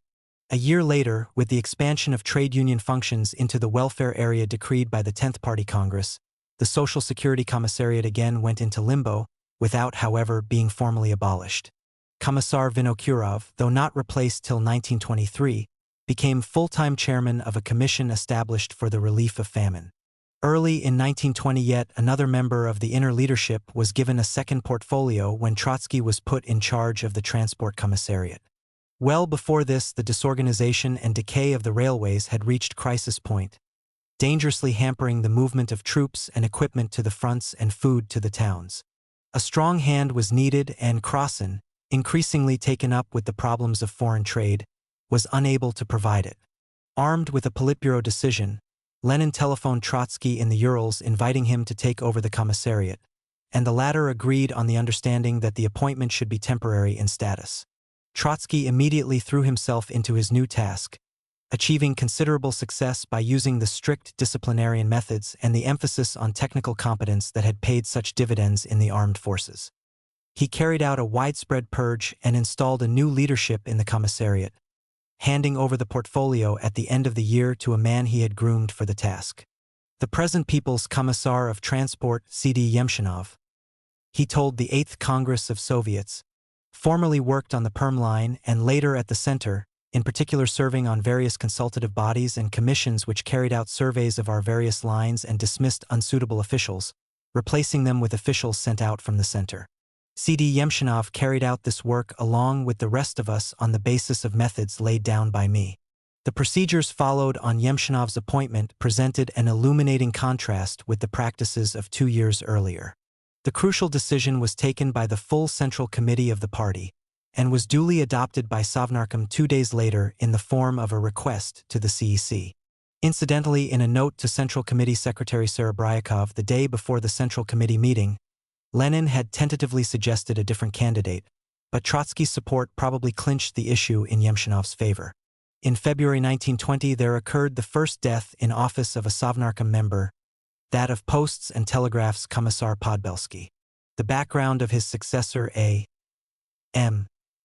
Lyubovik, was remarkably similar to Yemshinov's. Both had joined the party only in 1917, first made their mark as union organizers and moved from there into the economic administration. Yemshinov had been committee chairman of the Union of the Perm Railway Directorate before being put in charge of the directorate, then moved into the central administration of the Transport Commissariat and formally became People's Commissar. Lyubovik, aged 37 at the time of the revolution, was an organizer of the Kronstadt Soviet and took part in the Bolshevik seizure of power, then became chairman of the Central Committee of the Posts and Telegraphs Workers' Union, Deputy People's Commissar for Transport, and in March 1920 returned to Posts and Telegraphs as People's Commissar. These appointments mark a new departure in the recruitment of Sovnarkom members. The party standing of these men was negligible, but they had thrown in their lot with the Bolsheviks at the time of the revolution, and then demonstrated their loyalty and leadership capacity in quasi-political, quasi-managerial roles in the economic administration. In 1921, both these posts changed hands again. Lyubovik was sent to help strengthen the Soviet regime in Belorussia, becoming deputy chairman of its Sovnarkom and chairman of its planning committee. His place was taken by V.S. Dovgolevsky, an old Bolshevik and an electrical engineer by profession who had fought in the Civil War, then worked as a railway administrator, becoming Commissar of Communications in the Transport Commissariat, from which position he was transferred as People's Commissar for Posts and Telegraphs. Unlike his predecessor, Dovgolevsky lacked a base of support in the Postal Workers' Union, and Lenin, perhaps along with other leaders, having decided on him for the job but wishing to avoid subjecting their already difficult relations with the unions to further strain, evidently conceived the idea of giving him a spell in a union post before promotion as commissar. However, Lenin's confidant on the Posts and Telegraphs board, A.M. Nikolaev advised him that this would not work because TUC support would be lacking owing to Dovgolevsky's unacceptability to the Postal Workers' Union. The only way of getting him onto the board, he argued, was from above, by decision of the party Central Committee, but Party Secretary Molotov was hesitant to take this step for fear of offending TUC Chairman Tomsky. Lenin thereupon urged Nikolaev to submit the question to the next meeting of the Politburo, arming himself with as many written references on Dovgolevsky as possible, including one from Krosin. This was done, and the Politburo duly appointed Lenin's candidate a member of the board and simultaneously People's Commissar. Meanwhile, Yemshinov had seemingly not proved strong enough for the Transport Commissariat, which was now taken over by Dzerzhinsky, who added it to his other two government posts. The combination was less strange than it might seem, since the Chaika had become closely concerned with the railways, whose security was of vital concern to the regime, and personnel of its transport department worked throughout the railway network. Furthermore, the never-docile Railwaymen's Union, much influenced by the now outlawed workers' opposition, was proving uncooperative in the drive to restore the railways through tightening discipline and the employment of bourgeois specialists. Dzerzhinsky's experience as sword of the revolution would therefore come in handy. The appointment also reflected a partial switch of Dzerzhinsky's interest to problems of the economy, which led later, in 1924, to his assuming the chairmanship of the National Economic Council. The decision to appoint him was made not by Sovnarkom, but by the Party Central Committee, and according to Bonch-Brievich, without a formal meeting, but simply by the collection of signatures, presumably of Politburo members, on a decision drawn up by Lenin after an interview with Dzerzhinsky. His predecessor as Transport Commissar, incidentally, now became his deputy, and presumably continued to look after routine administration. Two other appointments in 192-1 represented replacements for People's Commissars, promoted to be deputy chairman of Sovnarkom, see Chapter 13. In both cases made from within the department concerned. Thus in May Rykov was succeeded as chairman of the NEC by P.A. Bogdanov, who had served in the latter body almost since its foundation, becoming chairman of its metals division and a member of its board, while in December Food Supplies Commissar Tsayurpa handed over to his deputy N.P. Brukhanov, who had worked in the commissariat since February 1918. The appointment of V.G. Yakovenko as Agriculture Commissar at the beginning of 1922 is an unusual case that deserves a closer look. The post had been vacant for almost a year. Sareta, the last incumbent, had written to Central Committee Secretary Kristinsky on December 9, 1920 asking to be relieved on grounds of ill health, and he was duly released on February 2, 1921, being appointed deputy chairman of the newly formed State Planning Commission, Gosplan. His deputy at the time he was preparing to leave was I.A. Teodorovich, the original Food Supplies Commissar. However, early in 1921 an additional deputy People's Commissar was appointed in the person of N. Osinsky, the original chairman of the NEC, who had since been a leading figure successively in the left communist and democratic centralist oppositions. Osinsky had been rusticated as chairman of the Executive Committee of Tula Provincial Soviet where, however, he distinguished himself in 1920 by achieving large-scale plantings of grain at a time when peasants generally were drastically restricting their sowing. It was evidently this, along with his good work as a member of the board of the Food Supplies Commissariat, that won him the strong support in party circles which led to his senior appointment in the Agriculture Commissariat. Although the commissariat was supposed to be run by a troika of Osinsky, Teodorovich and board member P.A. Meziatsev, Osinsky was treated by Lenin as effective head of the commissariat throughout 1921 and acted as its spokesman at important gatherings. From the first, Teodorovich and Osinsky seemed to have been at loggerheads, and as late as December 1921 we find them simultaneously writing to Lenin complaining about each other. It is unclear whether Osinsky was originally envisaged as taking over the commissariat, but the opposition he provoked caused the idea to be dropped. In any case, the conflict between him and Teodorovich seems to have delayed a decision on Sareta's successor. The resolution, when it came, took an unexpected form. From early in 1921 Lenin had pressed for the recruitment of suitable peasants to the Agriculture Commissariat as a move towards consolidating the new relationship with the peasantry that was the cornerstone of NEP. Towards the end of the year the idea emerged that what was needed was a Muzhik People's Commissar, and the search for a suitable candidate began. On December 17 Lenin received a letter from Teodorovich recommending Yakovenko, who was at that time chairman of the executive committee of a district UEast Soviet in Siberia. A Siberian peasant who joined the Bolshevik Party in his native village in July 1917. When he was on leave from the army, Yakovenko had been active in local Soviet organizations and became a partisan commander during the Civil War. By December 1920, he had achieved enough prominence in the Yenisei province to be sent as one of its delegates to the 8th Congress of Soviets, and a year later the Provincial Party Committee proposed to make him deputy chairman of the Provincial Soviet Executive Committee. At this point Teodorovich remembered him, having served with him during the Civil War, and immediately saw his potential for the Agriculture Commissariat. "He is a massive, powerful mujik," he wrote to Lenin, "full-bearded and straight from the plow, in love with the soil. In my view, he will be just the man for the post of Mujik People's Commissar. His discipline and loyalty to the Soviet regime are beyond doubt." 2. Lenin's imagination was immediately captured. The same day he sent a note to Kamenev, who was chairing Politburo meetings in his absence, and with whom he had recently discussed the matter, urging the necessity for as many Central Committee members as possible to get to know Yakovenko at the Congress of Soviets that was about to convene. Teodorovich's letter was to be shown first to the members of the Orgbureau, and then the rest of the Central Committee 5 days later. He wrote to Central Committee Secretary Molotov urging him to speed up the familiarization of all Politburo members with the contents of Teodorovich's letter regarding the Siberian peasant Yakovenko. On December 24, he asked the Siberian Party Secretary Yaroslavsky to immediately obtain references on Yakovenko from all leading Siberian officials attending the Congress. Armed with 3 such references, he asked Molotov the next day to seek Politburo approval to summon Yakovenko to Moscow for the Politburo to meet him and consider his appointment as People's Commissar. On Yakovenko's arrival, Lenin talked with him in his office for 2 hours and, having satisfied himself that he was all that Teodorovich claimed, proposed his appointment to the next meeting of the Politburo. The latter agreed. Whether any doubts or alternative proposals were voiced is not recorded, and on January 9 the Presidium of the CEC endorsed the decision. While the new People's Commissar was clearly more than the mere figurehead that Rogov had been in 1918, the Politburo decreed that all political decisions in the Commissariat were to be taken by a triumvirate of Yakovenko, Teodorovich and Osinsky, within which the last named evidently enjoyed the special confidence of Lenin. Certainly Lenin was not above addressing Osinsky on delicate matters over his ostensible superior's head. Apart from the addition of Kamenev as a 3rd deputy chairman, there was only one new appointment to Sovnarkom in the course of 1922, that of Sokolnikov as People's Commissar for Finance. His predecessor Kristinsky was made Soviet political representative, i.e. ambassador, in Germany in October 1921, but it was over a year before he was formally replaced.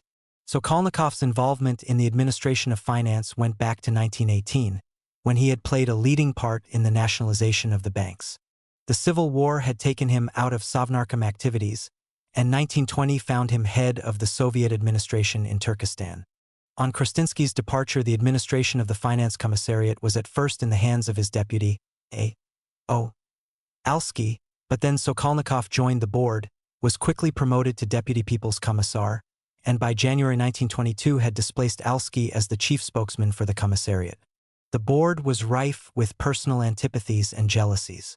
On December 31, 1921, the Politburo resolved to appoint an additional Deputy People's Commissar in the person of A.M. Krasnoshchikov, who had lived in America for 15 years, graduating from college in Chicago and gaining useful administrative experience, joined the Bolsheviks only in 1917, and in 1920-1 had headed the government of the pro-Soviet Far Eastern Republic. His appointment was bitterly opposed by the whole board except Sokolnikov, and one of its leading members, E.A. Preobrazhensky, threatened to resign. On Lenin's initiative, the Politburo insisted, and on January 10 Sovnarkom formalized the appointment. Later in the month, the Politburo resolved that initial consideration of major policy questions in the field of finance should be entrusted to a troika consisting of Sokolnikov, Preobrazhensky, and Krasnoshchikov. To Lenin's fury, Sokolnikov rejected this decision, and the Politburo had to enforce it by a further decision. A week later, Krasnoshchikov continued to suffer hostility within the board, especially from Alsky, and in March he was sacked, on whose authority is not clear. He went to see Lenin, who was highly indignant at his treatment, and first proposed to the Politburo that he be found work in the NEC, but then a few days later wrote a secret letter to Sokolnikov in which he proposed that the good-for-nothing Alski be sacked and Krasnoshchikov reinstated, since only he could put the administration in order. In the upshot, however, the Politburo transferred Krasnoshchikov to the Presidium of the NEC, and at the same time revamped the board, presumably removing Alski as well. Despite these troubles, Sokolnikov remained effectively in charge of the commissariat, though they may have delayed the decision to formalize his position, and Lenin's long convalescence following his stroke in May further postponed the formal appointment for some months. All this was a far cry from the feverish days of 1917–18. No longer were people's commissars made on the basis of hasty consultation among 2 or 3 leaders and a brief harangue to the astounded victim, frequently without formal discussion in any party or government body. It was now a deliberate and highly institutionalized process that might extend over several months. Although Lenin had not lost his central role, the institutional environment in which he operated was not only far more firmly structured, but had a changed center of gravity. To the extent that formal bodies were involved in early Sovnarkom appointments, the crucial discussions more often than not took place in Sovnarkom itself. Now it was the Politburo that decided all Sovnarkom appointments, while the CEC or its presidium formalized them. Standing in the party had been the main criterion for early appointments, though some efforts were made to match the man to the job. As time went on, qualifications and experience assumed ever greater importance, and increasingly this meant administrative experience working in the same department or some related one. Appointments according to the principle of bureaucratic seniority, deputies becoming people's commissars, now appeared, and bureaucratic politics both between and within commissariats began to influence the selection process. The short-lived appointment of the Railwaymen's Union official Rogov as transport commissar in 1918 was clearly a political tactic and did not open a new era of consulting with the relevant mass organizations in making Sovnarkom appointments. Similar tactical considerations evidently played a part in the appointment of Schmidt as labor commissar later the same year, and to a lesser extent of Yemshinov to transport and Lyubovik to posts and telegraphs in 1920, all 3 of whom had a trade union background, while Yakovenko's appointment as agriculture commissar was undoubtedly aimed first and foremost at winning peasant support. Despite marked changes in the selection process, it remained entirely cooptative in character and confined within the ruling oligarchy, even if regard was occasionally taken of the impact of appointment decisions on relevant sectional opinion. The People's Commissars. Personal background. The biographies of Sovnarkom members in Lenin's day show a wide diversity of social origin, education, and life experience. One might imagine this heterogeneity to have been moderated, if not negated, by the fact that they were all revolutionary Marxists. For was not participation in the Bolshevik movement the supreme formative experience for all of them?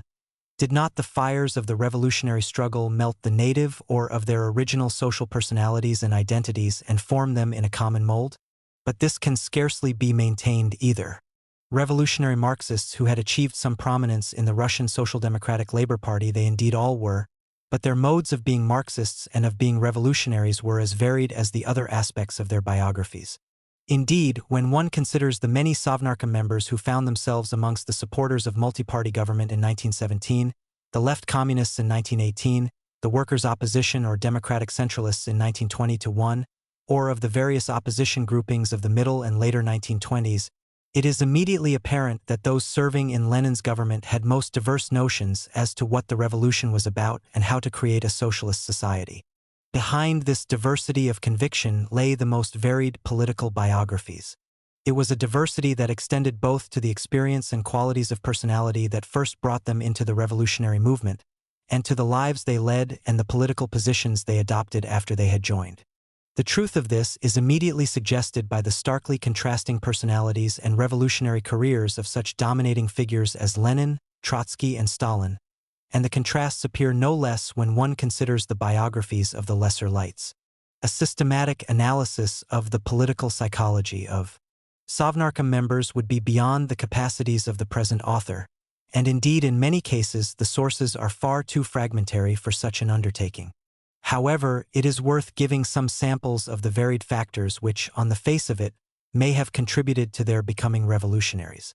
It did not, of course, necessarily require unusual factors of personality or experience for a bright young man to be drawn into the revolutionary movement under the conditions prevailing in Tsarist Russia. Attracted by the natural curiosity, rebelliousness or idealism of youth into some clandestine radical circle at his grammar school or university, he was then all too likely to suffer severe disciplinary action or even expulsion or arrest, thereby blighting his chances of a normal career and freezing him in a revolutionary posture. Thus did the autocracy create its own gravediggers. Almost two-thirds of the Bolsheviks who served on Lenin's Sovnarkom revolutionaries in precisely this way, though no doubt other factors played a part in many of these cases, as we shall see. Early exposure to radical ideas in the family could also be important. Brukhanov, Kamenev, Krasin, Kristinsky, Krylenko, Lenin, Lamov, Lunacharsky, Osinsky, Podbelsky, and Vinokurov were all influenced in adolescence by the examples or ideas of radically minded parents or elder brothers. The immediate family was not, of course, the only possible source of such early influences.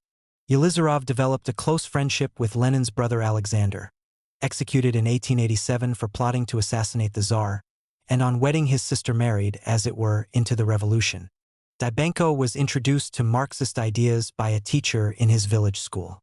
Essen and a cousin seemed to have provoked each other into ever more daring revolutionary ideas and associations.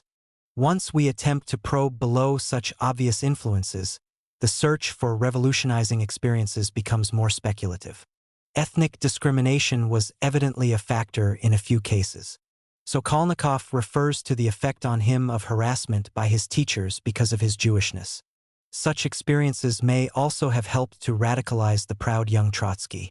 Teodorovich came of a fanatically nationalistic Polish family, and the Polish question was clearly an important influence in Dzerzhinsky's early political alienation as well, as the Georgian question was in Stalin's. The humiliations attendant on being a clever boy from a lower-class family, and either being denied suitable education or undergoing it in company with the pampered, arrogant sons of the rich, was one shared by Avilov, Dybenko, Yelizarov, Lander, Nagin, Shliapnikov, Schmidt, and perhaps Trotsky. On a deeper psychological level, one is struck by the number of people's commissars who had been deprived of their fathers in their early years. Shishirin, Dzerzhinsky, Kursky, Lenin, Nevsky, Rykov, Semashko, and Stalin lost their fathers during their childhood or adolescence. Teodorovich's father deserted the family when he was 5. Both Lander and Schmidt were sons of housemaids, the former certainly illegitimate and the latter probably so. Lander, it is true, spent a blissful early childhood with his maternal grandparents, but this came to an end when his mother married and his stepfather took them away, while Schmidt was shunted between relatives and an orphanage. Such factors, alone or in combination, would probably figure large in any attempt to explain what lay behind our people's commissars becoming revolutionaries in the first place. But numerous other influences, as well as more or less fortuitous events, would also form part of any full-scale analysis. Take Karl Lander, for instance.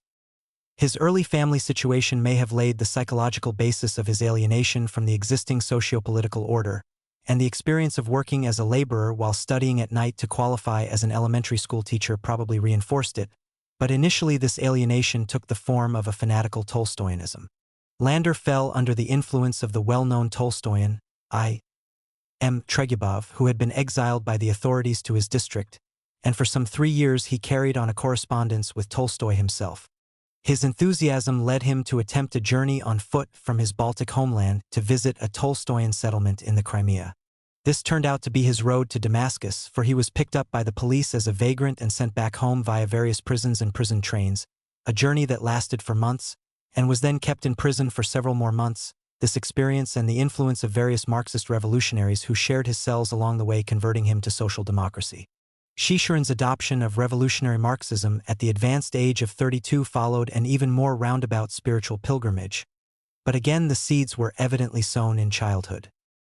His parents had been converted to Christian pietism while Shishirin Sr. was serving as a diplomat in Paris, and the latter, having violated the social code of his class by declining to fight a duel, retired to his estate, where the young Shishirin was surrounded by a somber atmosphere of constant Bible reading, prayers, and hymn singing.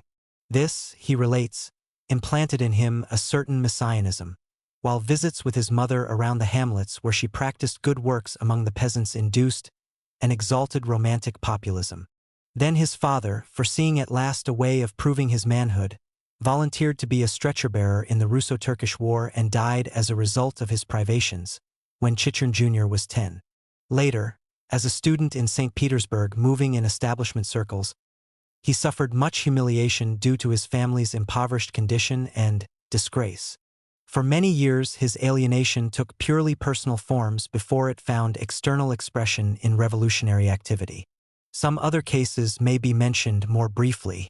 Antonov Ovsienko, his father an impoverished nobleman, a reserve infantry officer, he himself short-sighted, weedy, sensitive, and artistic, torn between his revulsion against the idea of military service and his sense of duty to the family to undertake it. In becoming an officer, he simultaneously became a revolutionary. Alexandra Kollontai, for whom the revolutionary movement offered at the same time employment for her intellectual talents and generous spirit, and an escape from the constraints of Petersburg high society to a life of independence and freedom. Shliapnikov, losing his father at 3 and spending his childhood in extreme want, subject to constant harassment because of his old believer background, religious persecution, the persecution of the street, persecution in school, poverty, and deprivation in the family, all this disposed my childhood dreams and aspirations towards struggle and martyrdom. Aspirations and dreams for which, as a 17-year-old worker involved in the 189 I St. Petersburg strikes, he suddenly found expression and direction. One could go on, but the examples already given should suffice to establish our main point.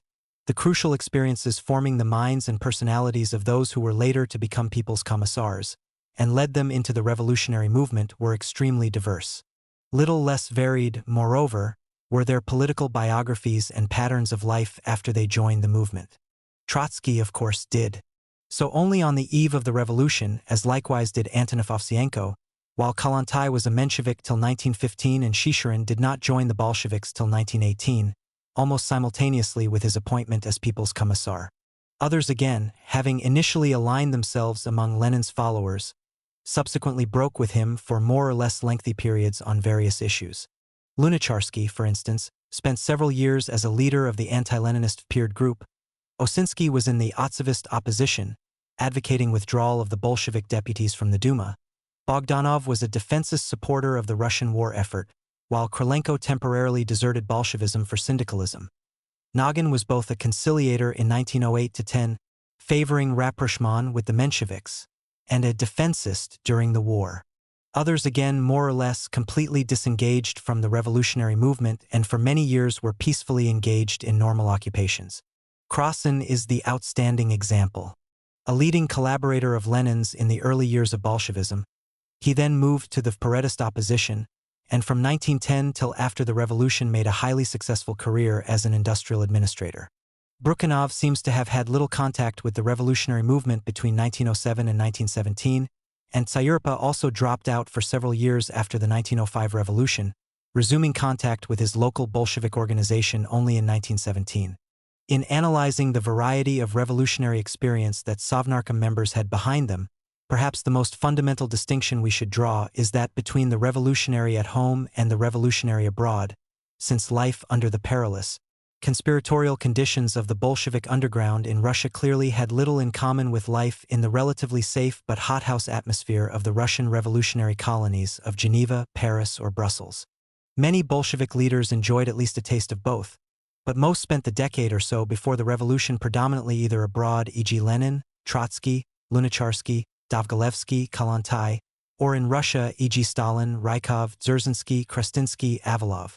We should also distinguish degrees in the intensity of involvement in the movement. To think of the Bolshevik Party as made up wholly of professional revolutionaries would be seriously misleading. Within the émigré movement, for instance, alongside leaders like Lenin and Trotsky whose time and energies were totally committed to the revolutionary because there were others like Dovgolevsky or Semashko who combined their political activities with training for or practicing a profession. Within Russia, the contrasts could be even greater between the conditions of life of a Stalin, Dzerzhinsky, Rykov, or Podbelsky, operating for the most part as professional undergrounders with false papers, and those whose contributions to the party cause were combined with the more or less peaceful pursuit of some regular employment. The latter category are represented by such as Sareta, who worked for some 20 years as an agricultural statistician while performing occasional tasks for the Bolshevik committees in various cities, or Bogdanov, who was employed by the Moscow City Council for 6 years before the war and in his spare time helped administer the party finances, or Lenin's brother-in-law Yelizarov, whose main party function seems to have been supporting the Ulyanov family, while working as an insurance agent. Another critically differentiating factor in the political profile of a revolutionary was his experience of prison, forced labor, or exile to the remote corners of the empire. A home-based Bolshevik like Essen could go through the whole period to 1917 without once suffering arrest. At the other extreme there was a Miliutin who was arrested no less than 8 times, a Teodorovich who spent the years from 1909 to 1917 on hard labor, or a Dzerzhinsky whose numerous stretches of prison, hard labor, and exile totaled 11 years. These various categories of experience were displayed in such a bewildering range of degrees and combinations that one cannot neatly classify the pre-revolutionary political biographies of Lenin's Sovnarkom members in terms of any simple typology. Nevertheless, some attempt at a summary picture in quantitative terms may be justified, so long as it is understood that the boundaries are often blurred and the numerical relationships shown only roughly indicate the balance between different categories of experience. Table 4 is based on the political histories of Sovnarkom members between the beginnings of Bolshevism in 1903 and the October 1917 revolution, grouping them in terms of 2 dichotomies: those living predominantly abroad or predominantly in Russia, emigration Russia, and those working for the party predominantly on a basis of full-time commitment or predominantly on a part-time basis, i.e. combining party activity with some regular employment, professional, amateur. For the sake of the analysis, predominantly is taken to mean at least 9 years out of the 15, and cases where the balance of time spent is closer than this are shown as classifiable with either alternative group, thus producing a range in most of the numerical values arrived at. As in the other tables in this chapter, Sovnarkom members are analyzed at 3 periods in time. Immediately after the establishment of the regime, at the end of 1918 when the membership had emerged from its early shakeups and assumed the relative stability it maintained during the Civil War, and at the end of 1922 when Lenin had his last burst of activity as chairman.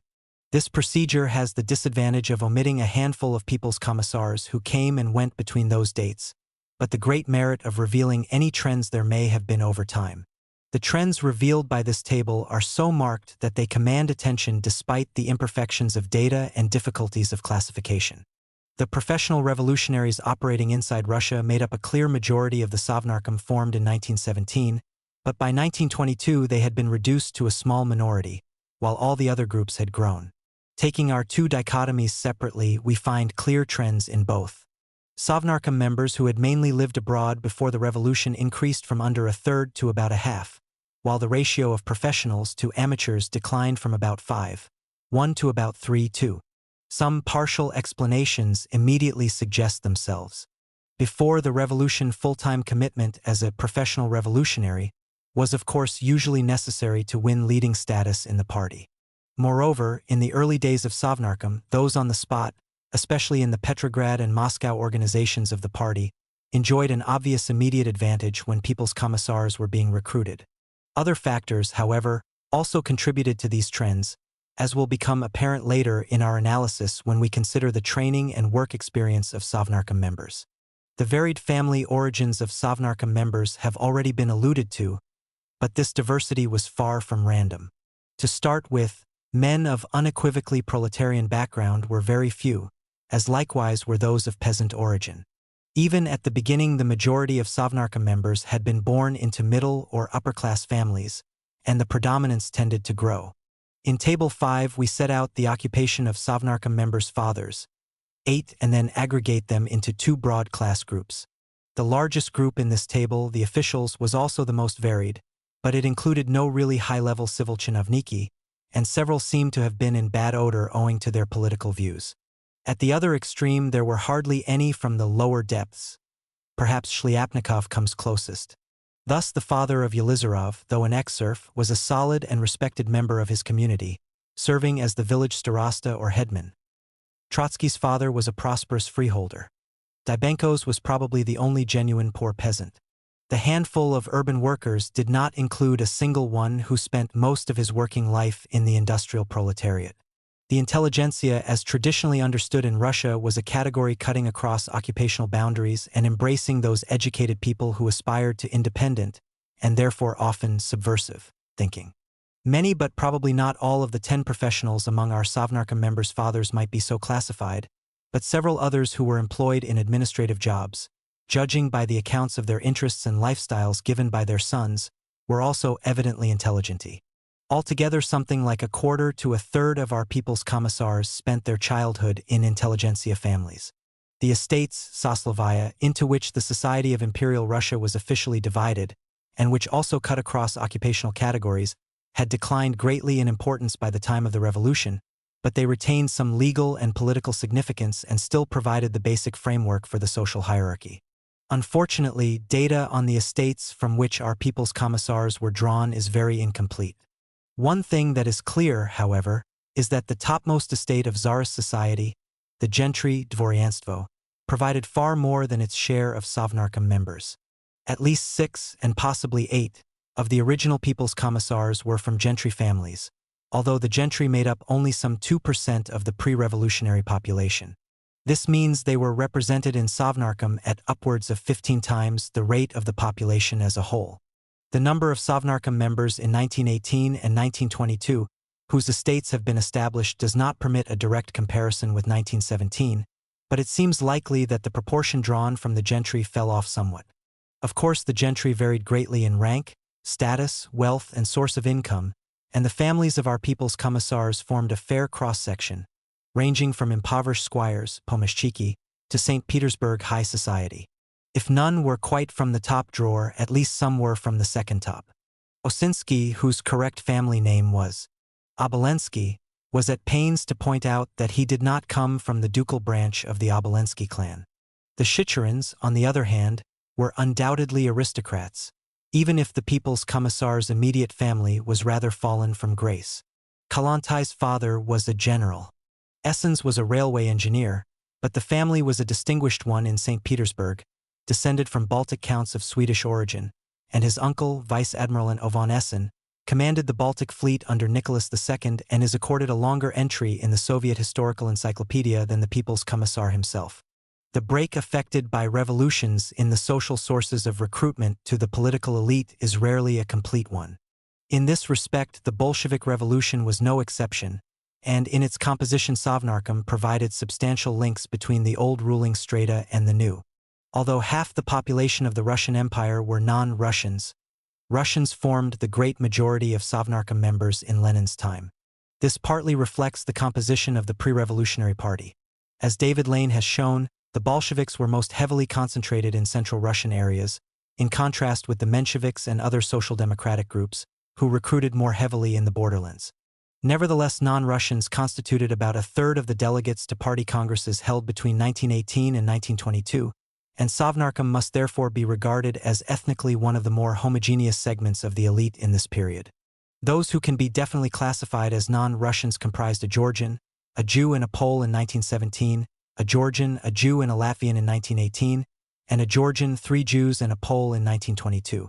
To the 1918 group we should probably add a Ukrainian, if we regard Petrovsky as having been more Ukrainian than Russian.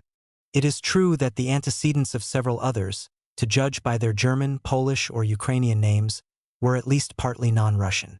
However, it would seem from their biographies that their families were more or less thoroughly assimilated, although there may have been 3 or 4 who retained some lingering identification with the nationality of their forebears. With this qualification, it seems that Sovnarkom was 3/4 or more Russian throughout most of the Lenin period. Let us now turn from the social and ethnic origins of the people's commissars to consider some other aspects of their lives and background. The Bolsheviks, like most revolutionary organizations, were a party of young men, and this is reflected in the membership of Sovnarkom. Kalantai was the only woman to serve in Lenin's government, and she only for 4 months. The people's commissars naturally tended to be older than the party membership as a whole, but they were still on average only 37 at the time of the seizure of power. At the same time, they showed a wide diversity in age, ranging from the 28-year-old Dybenko to the 55-year-old Yelizarov. Lenin himself was aged 47 when he became head of the Soviet government. As can be seen from Table 6, the age range in Sovnarkom narrowed considerably between 1917 and 1922, from 27 years to 19. At the same time, the average age rose somewhat faster than the lapse of time, by 6 years over a period of 5 years. In other words, changes of people's commissars tended to bring in men who were older than their predecessors, an event rare enough in the membership of governments and executive bodies generally to call for some explanation. As we shall see shortly, it was a development that linked up with certain other trends in the characteristics of Sovnarkom members. Before leaving the topic, however, we may note that if 40 can be regarded as the point of transition from young adulthood to early middle age, then Sovnarkom had crossed this Rubicon on a broad front before Lenin left the scene. What kind of formal education had Sovnarkom members received? This is of interest for two reasons. First, because it was the other main factor, along with family background, forming and defining their original social identity. And second, because it was a major ingredient in the intellectual equipment they brought to their work in Sovnarkom. It was not, of course, the only such ingredient, for all had drunk more or less deeply from the spring of Marxist thought, which sometimes contributed more to their knowledge of history, economics, or philosophy than did their formal education. An obvious illustration is Avalov, who received only an elementary schooling and was already working in a printing shop at the age of 12, acquiring most of his general education through the reading and study he did within the party, which included a year or so at the party school in Bologna. The preponderance of Marxism in their intellectual formation might be scarcely less marked, however, in the case of those with more extensive formal education. Skvortsov-Stepanov, for instance, graduated from Moscow Teachers' Institute, but the training he received there can hardly have contributed greatly to his later career as a Marxist publicist, in the course of which he wrote several books and translated Marxist Capital, together with V. Bazarov. This education in and through Marxism certainly varied greatly from individual to individual, but we propose to leave it aside in this discussion, since in most cases we know insufficient about what it involved to relate it meaningfully to their roles as people's commissars. As we see from Table 7, the majority of Sovnarkom members received their schooling in the elite grammar schools, gymnasiae, or modern schools, Realnaya Uchilisha. In addition, one, Kalantai, was educated at home by private tutors, and a second, Antonov Ovsienko, went to cadet school. The proportion of Sovnarkom members who had enjoyed such select forms of schooling fluctuated between 2/3 and 3/4 throughout the Lenin period, and the predominance of graduates from the grammar schools with their classical, literary-oriented programs over those from the more science-oriented modern schools persisted undiminished. However, for the majority of Sovnarkom members' education had not ended with secondary school, and this applied particularly, of course, to the grammar school graduates. Several further points emerge when we turn to Table 8. Firstly, there was remarkable continuity in the educational composition of Sovnarkom over this period, in spite of the high turnover of members. The most significant change was the drop from 4 to 2 in the number of people's commissars whose education had not proceeded beyond elementary or city school, a change which occurred already in 1918. Next, what stands out most is the persistent preponderance of members who had received some form of tertiary education, of whom half or more were holders of university or comparable degrees, diplomy. The tertiary education received by Sovnarkom members was quite varied in character. Classification is complicated by the fact that several began their education in one institution and completed it in another, in some cases studying in more than one field. Lenin, for instance, was expelled from Kazan University at an early stage of his law studies but subsequently took his degree by external examination with St. Petersburg University. Nevsky was expelled after 2 years in the Natural Science Faculty of Moscow University, and it was only after 11 years as a professional revolutionary that he managed to graduate from the University of Kharkov. Yelizarov, on the other hand, graduated in mathematics and physics when he was 24, but in his late 30s studied engineering for 3 years, being expelled, however, before graduation. Essen took a diploma in architecture from the Academy of Fine Arts in St. Petersburg, studied law for a year, then Romance languages for a year, and finally studied art in Italy. Lunacharsky studied philosophy under Avenarius for 2 years in Zurich. Osinsky was enrolled in the universities of Moscow, Berlin, and Munich, but without graduating from any of them. Krylenko was a graduate both of the History-Philosophy faculty of St. Petersburg University and the Kharkov Law faculty, and also studied medicine for a year. Amongst the People's Commissars appointed in 1917, St. Petersburg was by far the most common place of tertiary education, but this predominance was lost in later years. In 1922, for the first time, there were 2 graduates from foreign institutions, Sokolnikov, who studied law and economics in Paris, and Dovgolevsky, who studied electrical engineering in Toulouse. Of those who completed their university studies, the overwhelming majority took professionally oriented courses. About half were graduates in law or economics and half in science, medicine, or engineering, and the balance did not change over the period. Of special interest is the emergence by 1922 of a significant minority of graduates from technological institutes. Finally, what of the work experience acquired by Sovnarkom members before the revolution? In many cases, the answer was simple. They had no work experience or none to speak of. An extreme example was Dzerzhinsky, who was expelled in the last year of grammar school for his revolutionary activities and at no time held a regular job. Another was Stalin, who never had occasion to practice the profession for which he trained in the Tiflis seminary, and whose employment record was limited to a few months doing office work in the observatory. Lenin's case was more typical. After taking his law degree, he worked half-heartedly as a solicitor for 3 or 4 years, but it was never his primary, full-time occupation, for he was already deeply involved in Marxist political activity. As we saw earlier in this chapter, however, there were other people's commissars who had worked more or less extensively in some trade or profession before the revolution. Even some we have defined as professional revolutionaries had enjoyed sufficient experience of some regular employment before 1917 for it to be of possible relevance to their later work as people's commissars. It is the nature and extent of such experience that we shall now examine more closely. In Table 9 we have attempted a breakdown of Sovnarkom members in terms of their basic occupation, classifying those who worked seriously at some trade or profession for at least a brief period, as distinct from those who never seem to have had any calling or occupational identity other than that of revolutionary. The distinction is sometimes hard to draw with complete confidence, especially in the case of some lesser-known figures on whom biographical information is sketchy. However, while there might be room for argument over some borderline cases, the picture conveyed by the table is certainly accurate enough to impart significance to any major trends it reveals. 2 such trends do, in fact, appear. The first might have been anticipated from what was written earlier about professional and amateur revolutionaries. As time went on, there was a marked increase in the proportion of people's commissars who had acquired some distinct occupational identity in the course of their lives before the revolution. The second is a striking change in the balance of such pre-revolutionary callings, away from manual, mainly industrial occupations and towards professional and administrative occupations. The proportion of people's commissars who had enjoyed substantial pre-revolutionary experience working in positions of some administrative or professional responsibility in large organizations trebled between 1917 and 1922, from 11% to 33%. It is now time to draw together some of the threads of our discussion. Neither in terms of the origins and character of their revolutionary commitment nor of their crucial pre-revolutionary experiences were Lenin's people's commissars cast in a single mold.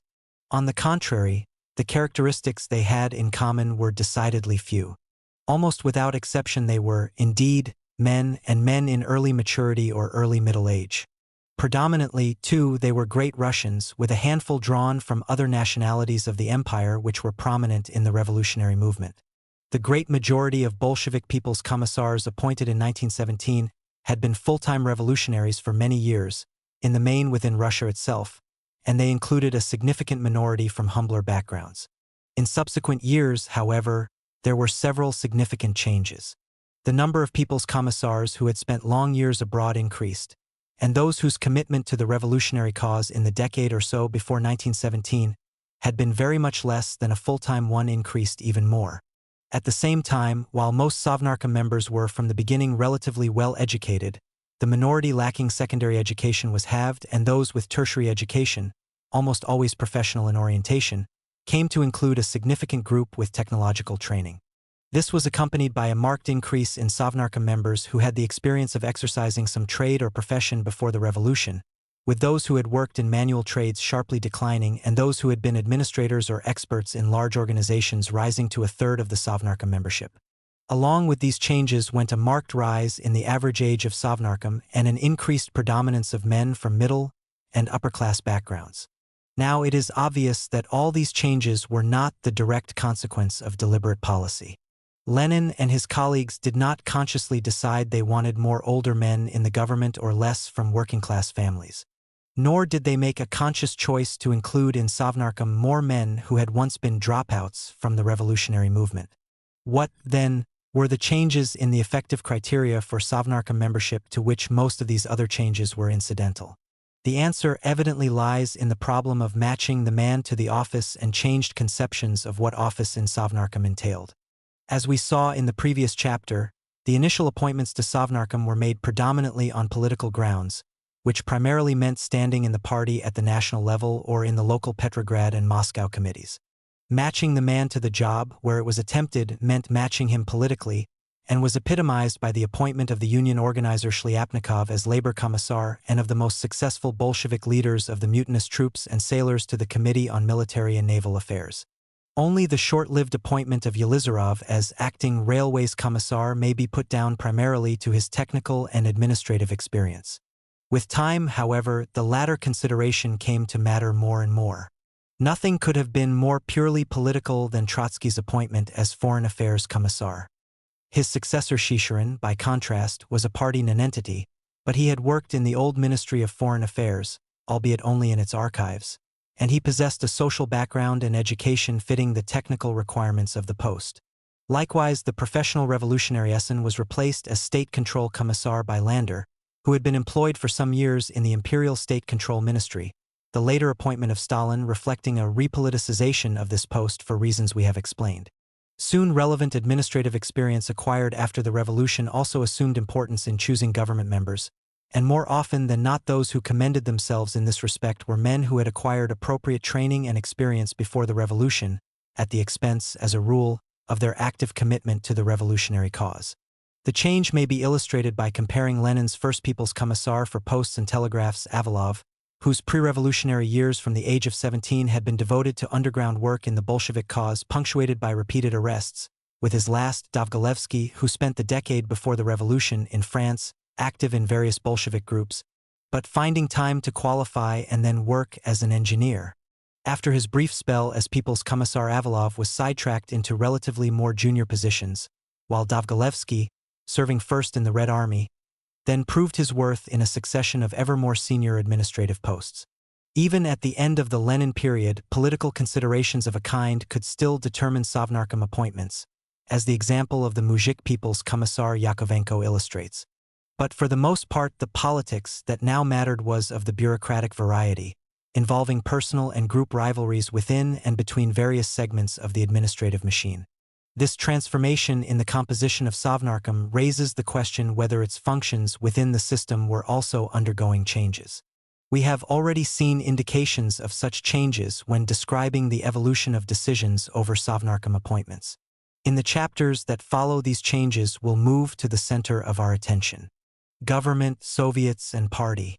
Sovnarkom governed in the name of the Soviets, but was also claimed to be an instrument of the dictatorship of the proletariat, which, as Lenin was to explain, meant in essence the dictatorship of the Communist Party.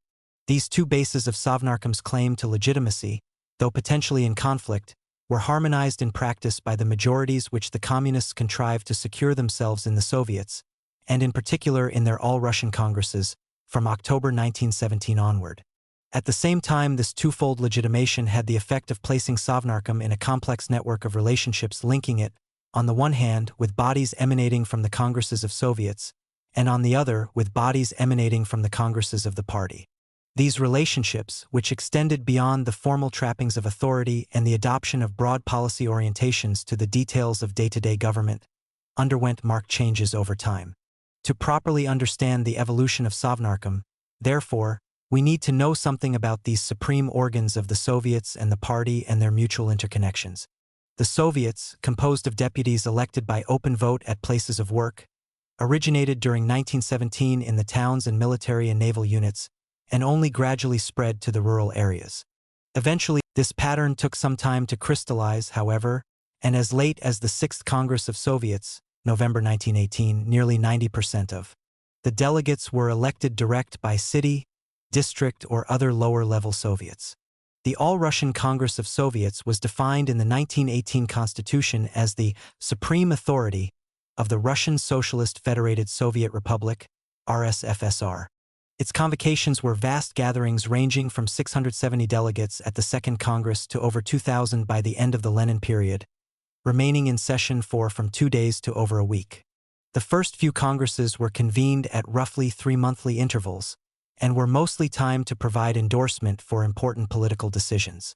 Thus, the Third Congress in January 1918, which met immediately after the convening of the Constituent Assembly, gave its approval to the Bolshevik dispersal of the latter and voted to confirm the Soviets in Sovnarkom as the only legitimate authorities in the land. The extraordinary Fourth Congress in March endorsed the Brest-Litovsk Treaty, and the Fifth Congress in July 1918 approved the Constitution of the RSFSR. After the Sixth Congress in November 1918, Congresses were convened annually in December, their most important business being to discuss and approve a report on the work of Sovnarkom and the Central Executive Committee (CEC) during the intervening period and to elect a new CEC, though they also adopted resolutions on various matters of current policy and organizational structure. It is obvious from their brief and relatively infrequent meetings that the Congresses of Soviets could not be equated with a national parliament. Nevertheless, in these early years they amounted to far more than the ritual displays of bogus unanimity which they were later to become. To start with, up to mid-1918 the Mensheviks, right SRs and other parties opposed to the Bolshevik seizure of power attended the Congresses in significant numbers and vigorously opposed the policies of the regime. During the same period, major policy disagreements and power conflicts between the Bolsheviks and their left SR allies also found open expression at Congress sessions. From the middle of 1918, the single-party dictatorship rapidly entrenched itself, and the mounting repression of other parties made it extremely difficult for them to gain representation in the Soviets. Thus, whereas the Fourth Congress in March 1918 comprised 797 Bolsheviks and their sympathizers, 275 left SRs and their sympathizers, 132 representatives of 8 other parties and 22 non-party delegates, by the Seventh Congress in December 1919, fully 97% of all delegates were members of the Communist Party. Even then, however, so long as the Civil War lasted, the repressive measures against other parties were combined with some symbolic representation of those of their leaders who advocated support for the anti-white struggle. At the same time, while party discipline normally constrained the Bolsheviks to display a united front against other parties within the Soviets, this did not stop them criticizing government practices and decisions, and proposing institutional and policy changes, and the All-Russian Congresses of Soviets provided one of the most significant settings for such real, if limited, unofficial political expression. Consequently, the Congresses were treated by the Bolshevik leadership as serious events calling for the deployment of considerable resources of oratory, persuasion, and manipulation. Nevertheless, the formal accountability of Sovnarkom to the All-Russian Congress of Soviets can scarcely be said to have acted as a constraint or even as a serious influence on Sovnarkom's operation. Its essential relevance was as a source of legitimacy of Sovnarkom's role and activity, and it had some secondary value in mobilizing support for major policy decisions. Sovnarkom's relationships with the All-Russian Central Executive Committee (CEC) were, however, considerably more complex. The Constitution of the RSFSR, see page 129, vested the CEC with virtually all the powers of the Congress of Soviets between the latter's brief convocations. However, it was never intended to operate simply as a standing committee of the legislature, but, as its name implied, was imbued with executive functions. It was defined in Article 31 of the Constitution as the supreme legislative, administrative Raspberry Adatel New York and controlling organ of the RSFSR. Thus, it embodied that rejection of the bourgeois principle of division of powers which Lenin regarded as one of the great merits of the Soviets, and was the formal equivalent of the executive committees of regional and local Soviets which established themselves throughout the country as the key organs of government in the wake of the revolution. However, the same combination of legislative and executive powers was enjoyed by Sovnarkom as well. While its responsibilities were characterized in the Constitution, Article 37, as those of the general administration of the affairs Upperlinie Delamt of the RSFSR, it will be recalled that it speedily asserted its authority also to promulgate decrees of a normative character. It was as early as October 30th that it published its decree stating that pending the convening of the Constituent Assembly the compilation and promulgation of laws, Zakony, would be done by the Temporary Workers' and Peasants' Government, and attributing to the CEC only the right to suspend, amend, or revoke such laws. This absence of any clear formal delineation of functions between Sovnarkom and the CEC both reflected and exacerbated the considerable overlap and confusion between them in practice, which was marked, at least in the early months, with not a little conflict. If to many it seemed superfluous to have two supreme bodies under the Congress of Soviets, both combining legislative and executive powers, it was Sovnarkom which on the face of it was the spare wheel. essentially a committee of those directly responsible for the various departments of administration. It had no parallel in the Soviets at lower levels, and the prompt suppression of the Sovnarkoms set up by several regional and local Soviets after the October Revolution served only to emphasize its anomalous character. Nor did such a body seem in any way called for by the concept of proletarian government held by Lenin on the eve of the revolution, see Chapter 2. Yet it was this anomalous body which the Bolshevik leaders, and preeminently Lenin, invested with the effective powers of government as they established and consolidated their regime. It is highly doubtful that Lenin at any time envisaged the CEC as genuinely sharing in Sovnarkom's policymaking and executive functions, but he obviously saw the advantages of having, in addition to a small body under his immediate direction where most decisions were made, a larger, nominally superior body, which added an aura of legitimacy to his regime, gave greater resonance to the most important of its decisions and an opportunity to revise those on which there were second thoughts. Other leaders, however, envisaged a more central and active governing role for the CEC, were troubled by the ascendancy of Sovnarkom, and considered it should be effectively subordinated to the CEC if not absorbed by it. Such attitudes were most strongly represented among the left SRs, but for a time extended to some prominent Bolsheviks as well. The ill-defined and shifting relationship between the CEC and Sovnarkom largely reflected the changing balance of such contradictory concepts, but was also conditioned by the low importance attached by revolutionary Marxists to institutional structures, which they saw as being shaped by, rather than shaping, the revolutionary process. The issue of Sovnarkom-CEC relationships was sharply posed within the very first days of the regime.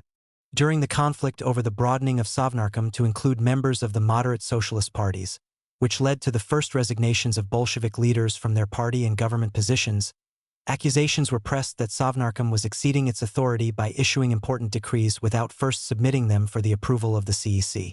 The November 4th meeting of the CEC that registered the defeat of the advocates of multi-party government also brought a vindication of Sovnarkom's right to act independently on important matters requiring urgent decision.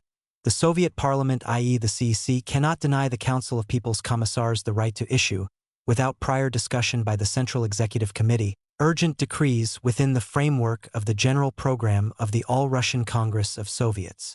In the future, this decision was to be constantly quoted to justify the assertion of virtually dictatorial powers by Sovnarkom. To secure its adoption by a CEC in which he and his hardline supporters could command only a precarious majority, Lenin was also obliged to reaffirm in the same resolution the formal subordination of Sovnarkom to the Soviet Parliament. The CEC was to enjoy general control over the whole activity of the Council of People's Commissars and the possibility of changing the government or particular members of it. At the same time, the resolution expressed regret that the left SRs were unwilling to join the government and thus denied themselves a say in the working out of all urgent decrees. The connection between institutional relationships and the hard facts of power could be no more clearly expressed. After his earlier vacillations, Lenin had decided to take power in the name of the Soviets, a tactic that was fully vindicated after the event by the strength of opposition, even among some of his own supporters, to one-party dictatorship. It was in fact just such a one-party dictatorship that he was determined to establish, but to hold and consolidate power required him to work through the Soviets, and in particular through their supreme bodies, and even, so long as left SR support could not be dispensed with, to admit the latter to a modest involvement in his government. At the same time, he had no intention of allowing his freedom of action to be seriously fettered by a disputatious parliament, whose 62 Bolsheviks contained a number of dissidents and sat down with 29 left SRs and 10 members of other parties. For his tactics to succeed, however, it was necessary to nourish in those who believed the CEC was the proper body to rule the illusion that it had the capacity to do so. The CEC quickly established itself as a regularly operating institution, some weeks, in fact, ahead of Sovnarkom, see Chapter 3. On November 2nd, a week after the seizure of power, it adopted a set of rules providing the means whereby, despite its unwieldy size, it might function as an executive as well as a legislative body. In addition to meetings of the full membership, which were to be held at least once every 2 weeks and to direct and guide all CEC activity, there was provision also for narrow meetings, which required a quorum of only 25%, and for a presidium consisting of 1/10 of all CEC members. Furthermore, 12 departments, soon raised to 14, were set up to serve as the working organs of the CEC under the direction of the presidium.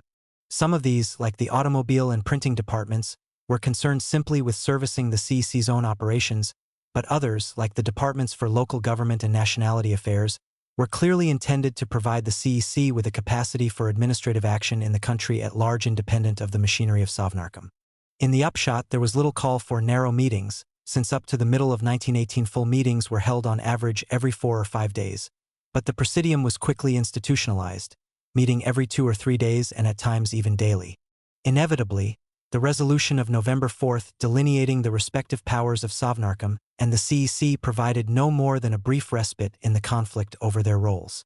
In the following fortnight, Sovnarkom's high-handed methods in disbanding the anti-Bolshevik Petrograd City Duma provoked a fresh dispute, resolved by the adoption, on Sverdlov's initiative, of an instruction nakaz on relations between the CEC and Sovnarkom, authorizing the latter to take measures against counter-revolution on its own authority for which it would be accountable to the CEC, while at the same time affirming that all legislative acts and likewise all regulations of major political significance were to be presented for consideration and approval to the CCV. As Keep points out, this ambiguous phrase left open the question whether consideration and approval were to be sought before or after Sovnarkom had enacted the measures concerned, and it was in the latter sense that the Bolsheviks interpreted it.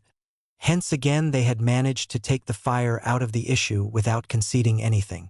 It was no coincidence, however, that the left SRs had brought the issue to a head at the very meeting of the CEC that approved their joining the government, and immediately after the more than threefold expansion of the CEC itself by the addition of 108 deputies chosen by the left SR-dominated Peasant Congress, 100 deputies from the armed forces and 50 from the trade unions. For the left SRs clearly felt the Bolshevik retreat from absolute power which these changes signified must be pushed further and consolidated. Organizationally, their position within the CEC was, moreover, soon to be further strengthened by the revamping of its internal arrangements. A new bureau consisting of 40 Bolsheviks and 34 left SRs was set up, and the presidium was expanded to 12 Bolsheviks, 7 left SRs, and 1 United Social Democrat.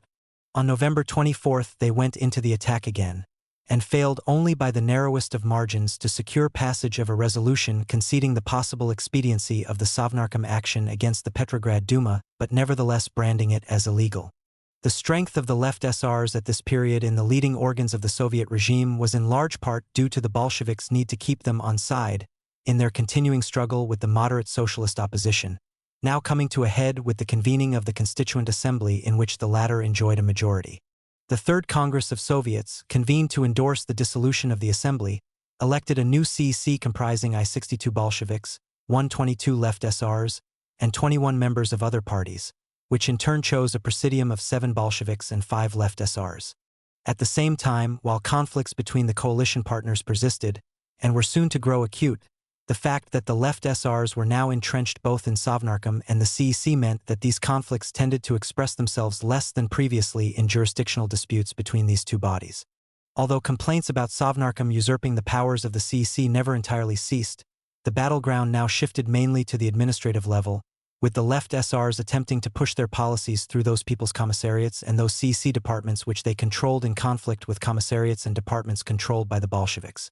The resignation of the left SRs and left communists from Sovnarkom in March 1918 over the Brest-Litovsk Treaty brought a further shift in political tactics. While the left SRs continued to use their positions on the boards of the commissariats and in CEC departments to combat the Bolsheviks on the administrative level, the issue of Sovnarkom prerogatives vis-a-vis the CEC also resumed greater salience. However, since their representation in the CEC elected by the Fourth Congress of Soviets had dropped to under a quarter, their complaints on this score no longer presented a danger to the Leninist oligarchy, even when backed by the left communists. Moreover, with the regime's new emphasis at this period on centralized bureaucratic control and discipline, criticism tended to shift from the question of institutional relationships at the summit of power to that of central-local relationships and the repressive and high-handed behavior of the exceptional organs. It was also perhaps to some extent damped down by the hope that the adoption of the Soviet constitution now in preparation would lead to greater legality and curtail the arbitrary use of government power. The arguments in the Constitution Drafting Commission and the Fifth Congress of Soviets centered around 3 distinct but overlapping issues. As Carr has pointed out, it was a conflict between those who sought a weakening and those who sought a strengthening of state power. between those who desired a dispersal of state power and initiative through local authorities and those who desired a concentration of authority and discipline at the center, and between those who sought to make federalism effective and those who, under whatever guise, sought to establish the one and indivisible republic. In the upshot, Lenin, though not a member of the commission, obtained adoption of a text which basically reflected his position on these matters, one that provided for a strong, centralized state whose federalism merely granted a limited autonomy in non-Russian regions. So far as the powers and mutual relationships of Sovnarkom and the CEC were concerned, all the ambiguities that had entrenched themselves in the previous months were, as we have seen above, fully reflected in the text of the Constitution. Both were attributed overlapping and poorly defined legislative and executive prerogatives. Article 47 made the People's Commissars and the Commissariat Boards wholly responsible to both Sovnarkom and the CEC. It is true that under Article 40 the CEC retained the power to annul or suspend Sovnarkom decisions, while Article 4I prescribed that Sovnarkom was to submit for the consideration and approval of the CEC all measures possessing major general political importance. However, we have already noted the ambiguity of such provisions, and this was compounded by a note to Article 4I which empowered Sovnarkom to implement on its own authority measures requiring immediate fulfillment. In the existing conditions of mounting civil war, there were few decisions of any moment which could not plausibly be so qualified. This outcome, satisfactory as it was from the viewpoint of Lenin and Sovnarkom, was not, however, secured without a struggle. There was considerable support on the Constitution Drafting Commission for the view that there was no need to retain both the CEC and Sovnarkom, and for proposals either to replace the People's Commissariats with boards of CEC members coordinated by a body consisting of their chairman and the CEC Presidium members, or, less radically, to subordinate Sovnarkom more strictly to the CEC Presidium. Clever tactics by Sverdlov at a party central committee meeting and at the 5th Congress of Soviets sufficed to sidetrack such ideas, but they might have acquired more formidable momentum had not the Congress been conducted in a crisis atmosphere engendered by the Left SR's attempted coup. Kamenev's resignation as chairman of the CEC on November 4, 1917 was a piece of great good fortune for Lenin, for it enabled him to install Sverdlov, who proved his firmest, most reliable and organizationally most gifted collaborator in the year or so that followed. It was largely due to Sverdlov's superb capacity for managing men and meetings that the issue of CEC-Sovnarkom relations was prevented from becoming a serious threat to Lenin's regime during its formative period. For, while Sverdlov probably had no intention of reducing an instrument of power thus entrusted to him to a cipher, his essential commitment was of course to the Communist Party, of which he was also secretary, and he fully realized that Sovnarkom and not the CEC was the only channel through which the party could effectively exercise governmental power at the center. At the same time, he worked vigorously to realize the potential of the CEC as an instrument through which the writ of the regime could be made to run throughout the country at large. For the ability of the People's Commissariats to implement Sovnarkom measures through the field organs inherited from the old ministries was extremely limited and dependent on the cooperation of the Soviets and their executive committees, in which effective power at the regional and local levels was now focused. It is true that the Bolsheviks quickly assumed control of most of these bodies, but the party had no machinery through which it could run things itself, as it was later to do, nor would this have been politically expedient at this period. The authority of the CEC, however, carried great weight with the lower-level Soviets, since it was peculiarly their organ at the center, and standing as he did at the supreme command of both the Soviet and the party hierarchies, Sverdlov was in a peculiarly strategic position to secure the compliance of local leaders with central government policies, and he exploited this position in masterly fashion. His main resource in doing so was not administrative machinery, there being no attempt to set up departments in the local Soviets directly subordinate to those of the CEC. Many of the latter were in fact abolished in the first half of 1918 on the grounds that they duplicated corresponding People's Commissariats. Rather was it the obligation felt by leaders of the Soviets to implement the decrees of the CEC by means of whatever machinery they disposed of locally, an obligation reinforced by the requirements of party discipline. Thus, the considerable legislative activity of the CEC during this period reflected not so much its own inner vitality as the advantage to Sovnarkom for getting its more important and sensitive decisions implemented locally of having them clothed in the authority of the CEC. With the onset of the Civil War, the significance of the CEC was sharply reduced. After June 1918, its meetings fell from about 2 a week to 1 a fortnight, and in the course of 1919 apparently ceased altogether. The reasons were complex. On the one hand, with the transformation of the left SRs from allies into enemies and the progressive reabsorption of the left communists into the government, the CEC largely lost its role as a forum within which a loyal opposition could have its say, and in doing so shepherd their followers within the system even while criticizing it. From June 1918 to 1921, it consisted almost entirely of communists. On the other hand, its role as a focus from which the regime extended its authority to the provinces also lost much of its force. In part, this was because the job of directing and controlling the regional and local Soviets came more and more to be exercised through administrative channels, principally by the People's Commissariat for Internal Affairs. But more importantly, it was because the influence of the Soviets themselves declined drastically, since Civil War conditions soon revealed their inadequacies for effecting the decisive, flexible and disciplined executive action rightly deemed as essential by the Moscow leadership, who now quickly came to rely on the local organs of the Vechika, the Revolutionary Military Council, the Food Commissariat, etc., with their centralized command and arbitrary powers. A third factor was the death in March 1919 of Sverdlov, whose personal direction had been so vital to the early role of the CEC. Complaints about the atrophy of the Soviets were not long in coming, and they tended to be linked with accusations of bureaucratization and to raise again the issue of Sovnarkom-CEC relationships. On December 26, 1918, a joint meeting of the Moscow District, Okrug, Committee of the Party and the Executive Committee of the Gubernia Soviet condemned the incursion of central government agencies into the affairs of the local Soviets, characterizing such practices as a revival of bureaucratic centralism. The issue was pushed further at the Moscow Gubernia Party Conference on March 2, 1919, at which a resolution was adopted resuscitating the proposal that Sovnarkom be merged with the Presidium of the CEC. Urging the adoption of this proposal at the 8th Party Congress 3 weeks later, Osinski presented a set of 17 theses, for which he claimed the support of both the Moscow and Urals delegations, and which envisaged, inter alia, the assumption by Sovnarkom of the functions of the CEC Presidium, the conversion of the People's Commissariats into departments of the CEC, the grouping of the CEC membership into sections, which would control and direct the departments, i.e. the existing People's Commissariats, and the firm subordination of the field units of central agencies to the local Soviets. Zinoviev, as organizational spokesman of the Central Committee, rejected these proposals on the grounds that they would only import into the CEC the weaknesses of Sovnarkom, weaknesses which he admitted while yet defending Sovnarkom's record as a genuine government and an effective one. What was needed instead, he argued, was a completely new concept of the CEC, which should mainly comprise not, as at present, leading officials of central government agencies, but rather leaders of local Soviets from the provinces. In this way, the latter would acquire a political training while at the same time serving as communication channels between the regime and the worker and peasant masses. 30 The Congress resolution endorsed this concept, and also directed the next Congress of Soviets to clearly define the powers of the CEC Presidium and delineate its functions from those of Sovnarkom. This marked the end of the CEC as a body ostensibly manifesting at the apex of the new state system the original concept of the Soviets as collectivities which both legislated and administered, which adopted decisions and themselves implemented them.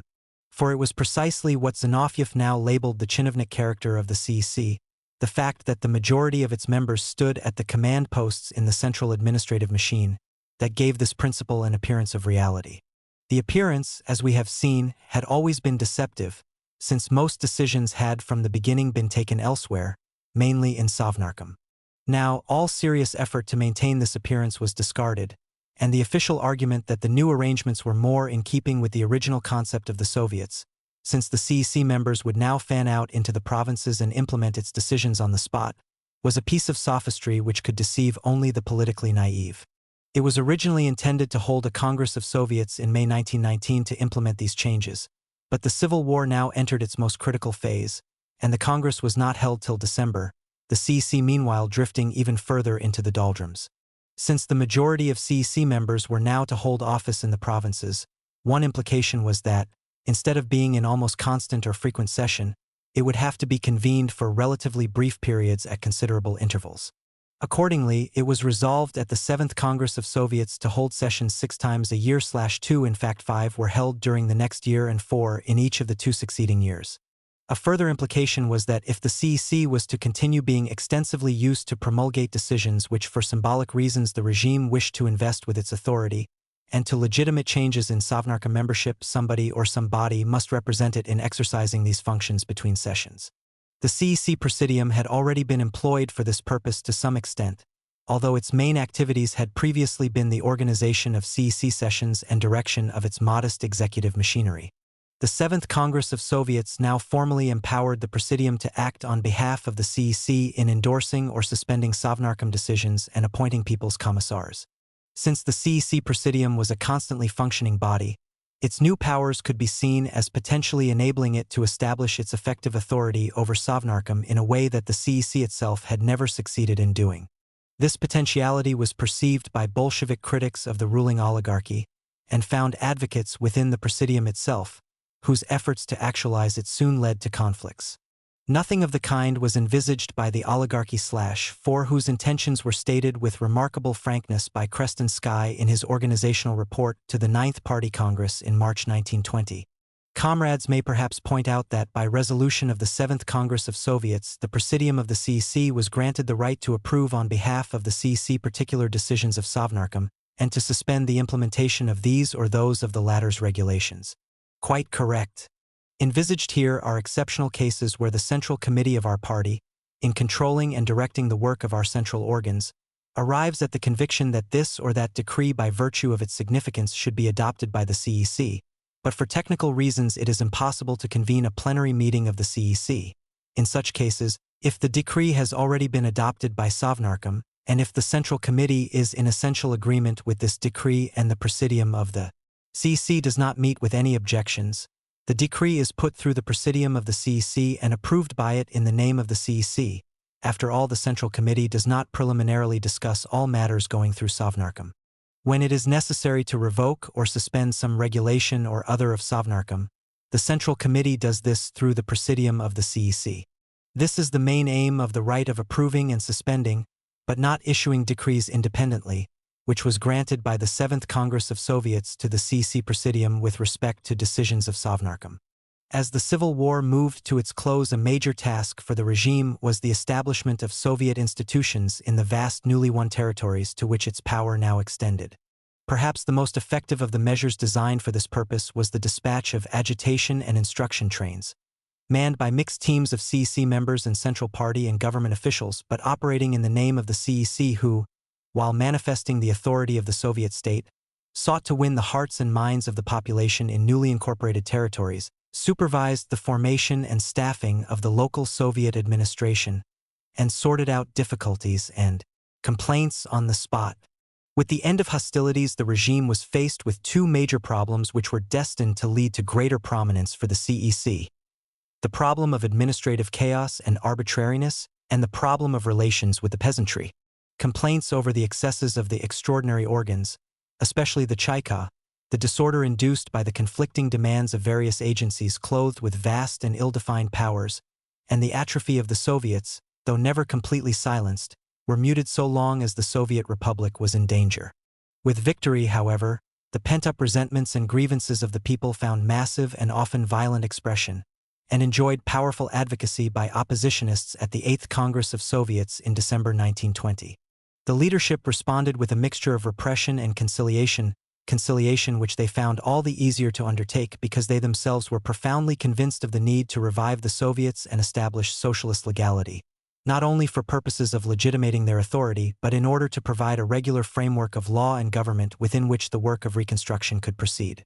Accordingly, the years 1921 and 1922 brought a constant flow of legislation curbing the extraordinary organs, strengthening the Soviets and clarifying their relationships with central agencies, and establishing new law codes, and the CEC was perceived as the appropriate organ through which this legislation should be enacted. In the same period, there was also a large increase in legislation regarding relationships between the various Soviet republics, changes in administrative territorial divisions, and agreements with foreign states, all of which constitutionally required formal decisions by the CEC. While the Russian peasantry suffered grievously at the hands of both Civil War protagonists, it is probable that fear for their fresh-won tillage in the event of a white victory was a major factor enabling the Bolsheviks to prevail. Once this danger was past, however, peasant hostility to the exactions of Soviet officialdom, and particularly to the ruinous grain requisitions, broke out into widespread non-cooperation and violence, while food production contracted disastrously. This was, of course, the main reason why Lenin turned in 1921 to the new economic policy, the cornerstone of which was conciliation of the peasantry. Conciliation found its most essential expression in economic measures, but there were also efforts at appropriate changes on the level of political symbolism. While the image of Sovnarkom had become tarnished among the masses, especially in the countryside, through its association with the harsh and arbitrary methods of the extraordinary organs, that of the CEC was relatively unaffected, and the regime now attempted to capitalize on this by promulgating NEP-related measures through the CEC and encouraging the peasants to see in the latter a body peculiarly responsive to their concerns. There is no doubt that these measures met with some success. As early as the first 4 months of 1921, 95% of the complaints addressed by citizens to the CEC came from rural areas, compared with 54% of those addressed to Sovnarkom. An important role here was played by CEC chairman M.I. Lenin, who had succeeded Sverdlov on the latter's death in March 1919. Lenin, himself one of the few Bolshevik leaders to come from a peasant family, enjoyed the mujik appearance and simple, warm and sympathetic personality which encouraged many peasants to see him as one of them, and much effort was devoted in Soviet propaganda to representing him as the all-Russian village headman, Sogievsky starosta. All this greatly enhanced the prominence of the CEC in 1921 to 2 and sharply increased the output of decisions promulgated in its name. In 1917 to 18 these amounted to 16% of the number of decisions promulgated by Sovnarkom, and in 192 to 40%. It did not, however, involve a notable expansion of the CEC's activity as a collective decision-making body. It met for a total of 20 days in 1920, 10 in 1921, and 24 in 1922. Nor, it scarcely needs adding, did it resume its earlier role as a forum where alternatives to government policies might be seriously advocated, although dissent was still occasionally voiced on particular measures. It was not in the CEC itself, but in its presidium, that most of this new work was carried out. To facilitate this, the 8th Congress of Soviets in December 1920 resolved that membership of the Presidium should henceforth be regarded as full-time work. 17 full and 12 candidate members were elected to it by the 8th Congress of CEC and 15 full and 12 candidate members by the 9th Congress CEC a year later. In the first half of the year following the 8th Congress, the Presidium met 19 times, in the second half of 1921 62 times, and in 1922 65 times. The 8th Congress of Soviets also approved a substantial broadening of the Presidium's formal powers. It was now authorized to promulgate decisions on the implementation of existing legislation in the name of the CEC, reporting these at the next CEC session. Additionally, it was empowered to revoke, and not just suspend, Sovnarkom decisions, and to adjudicate in the conflicts between central and local government bodies. Point 5 later legislation extended these powers even further. In particular, at a meeting of the CEC in May 1921, the Presidium was required to hear regular reports from both the local Soviets and Central Commissariats. There is no doubt that these enhanced powers gave a new edge to the issue of Sovnarkom-Presidium relations. As the Presidium began to exercise its new prerogatives, there was bound to be uncertainty as to where the line should be drawn. This may be exemplified by a September 1921 decree clarifying that individual people's commissariats could not introduce draft decisions for CEC endorsement without prior discussion and approval in Sovnarkom. Further, there can be little doubt that there was a certain amount of institutional patriotism among Presidium members, engendering an element of rivalry with Sovnarkom. However, it would be misleading to interpret their relations at this period essentially in conflict terms. There is little evidence that the Presidium ever amounted to much more than a subsidiary instrument of the party leadership as outlined by Krastinsky in 1920, even if more extensive use was now being made of this instrument. In 1922-3 there was considerable disagreement among Soviet scholars as to what the greater prominence of the CEC Presidium betokened. One view was that the Soviet government consisted of two parts, functioning in parallel: a newer, growing part, the Presidium, which accorded with the spirit of Soviet constitutional development, and an older, declining part, Sovnarkom, which was a creature of the era of revolutionary transition. The advocates of this view saw the logical conclusion of the process in that favorite notion of Sovnarkom's critics.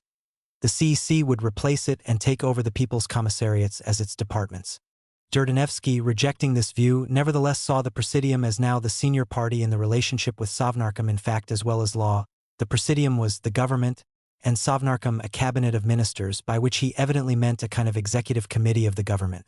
Finally, there was the view, which perhaps enjoyed the greatest authority, that Sovnarkom, which was the first supreme organ of administration, still plays the leading role up to the present day. The lawyers' controversy on this issue was, however, somewhat unreal, for it left the key element in the pattern of central institutions out of the equation. There is no doubt that, in terms of political salience and formal authority, Sovnarkom yielded significantly to the Presidium at this period. At the same time, it declined markedly in actual power, but here the chief beneficiary was not the Presidium, but the Party Central Committee and especially its inner bodies, the Politburo and Orgbureau. It is to these that we must now turn. Probably the two most familiar features of the Soviet political system as it operated under Stalin and has continued to operate since are the hierarchy of Communist Party organs in town, district, region and republic superordinate at each level over the corresponding organs of the state, and the concentration of supreme power in the central organs of the party, in particular its political bureau, Politburo and Secretariat. The party is the focal, integrating mechanism in the whole system of governmental and non-governmental institutions, reserving for itself all their major decisions, directing, supervising and coordinating their operation and sorting out their problems and conflicts. It would be an easy assumption that these arrangements existed from the birth of the regime, embodying in the post-revolutionary context Lenin's original concept of the party as the directing and coordinating staff for all the organizations of the proletariat. Such an assumption, however, would be mistaken. In the first year or so after the revolution, there was no evidence that leading Bolsheviks believed the party should perform such a role. There was no attempt to equip it to do so, and it did not in fact do so. Before Lenin left the scene, however, the transformation of the party into the now familiar leading and directing force in Soviet society was well advanced. This had profound implications for the standing and role of Sovnarkom, implications that were to become a central political issue during Lenin's last months in effective office. Paradoxically, it was in the earliest period, before the Communist Party evolved the will and the machinery to directly manage the country, that its political influence was at its greatest. For in contrast with the political sterility of the mature Soviet system, the infant Soviet Republic had a rich and turbulent political life, which was played out from the first largely within the Communist Party, and from mid-1918 almost entirely within it. Here we are giving the word politics its conventional meaning, which connotes the public canvassing of alternative policies and methods and criticism of incumbent leaders and their measures. The great issues facing the regime were vigorously debated at early party congresses, which were held in the spring of each year, and there were always enough critics of the leadership present to keep it on its toes defending its record and its policy proposals. Within the Central Committee as well there was frequent clash of opinion. Policy groups formed and reformed, and no leader, even Lenin, could be assured of an automatic majority. The same applied in the regional and local party organizations throughout the country. Granted that the dominant leaders rarely had to give way on major issues, granted also that factional maneuvering and manipulation of meetings and elections was as much a feature of this early Soviet politics as the clash of high principle, and granted finally that the majority of party members participated only as followers of one group or another, there was yet a sense in which the party as such, and not just a hierarchy of officials acting in its name, actually ruled Soviet Russia during these years.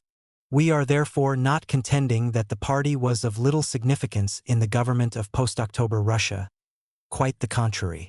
What must be realized, however, is that the tasks of embodying the party's will in concrete decisions and of getting these decisions implemented fell predominantly at the outset to organs not of the party, but of the state, and first and foremost to the Council of People's Commissars.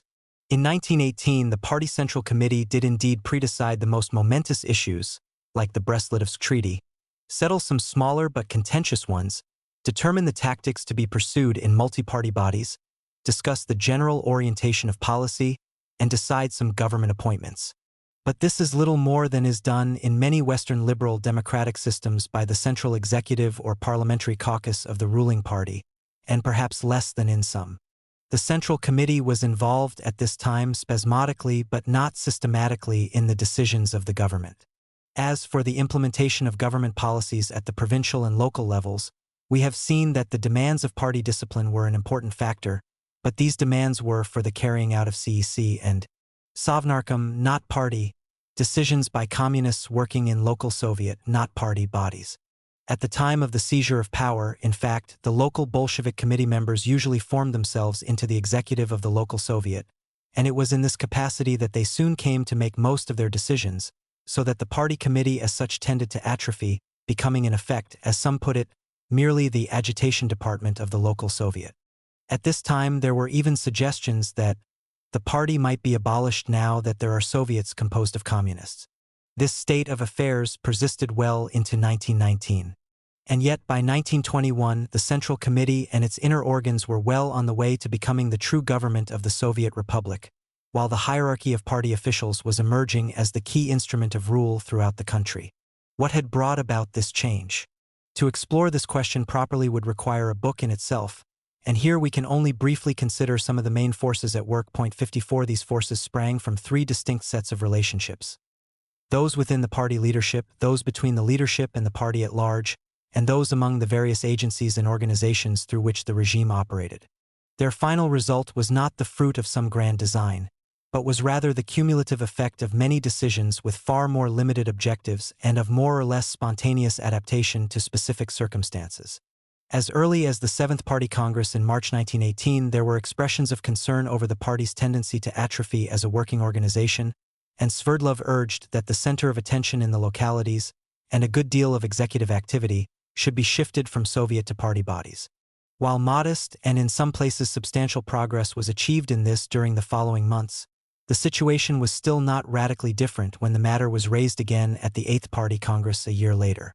One probable reason for this was preoccupation with the mounting civil war. Perhaps no less important, however, was the dual role of Sverdlov, since as long as he was operating the Soviet hierarchy with the one hand and the party hierarchy with the other, it seemed of secondary importance which of the two was bearing the greater weight.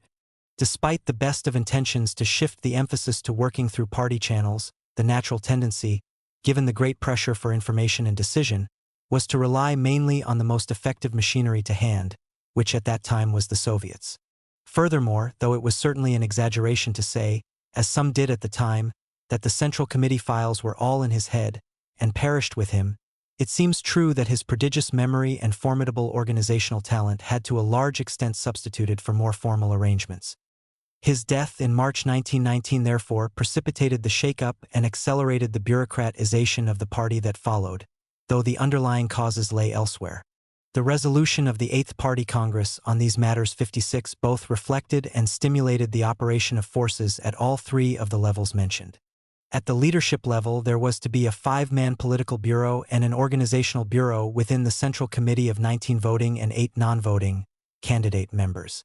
Such inner executive groups had existed more or less informally for some time. A 7-man political bureau, reduced to 5 by the dereliction of Kamenev and Zinoviev, had been set up a fortnight before the seizure of power, but there is no evidence that this body ever met.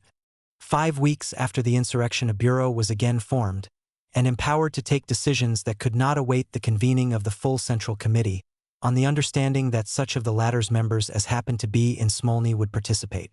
Again, however, this body did not become institutionalized, if it ever met. There is further reference to a bureau of the Central Committee shortly after the transfer of the leadership to Moscow and the Seventh Party Congress, but the evidence suggests it met only once. During the following months, party decision-making procedures were evidently informal in the extreme.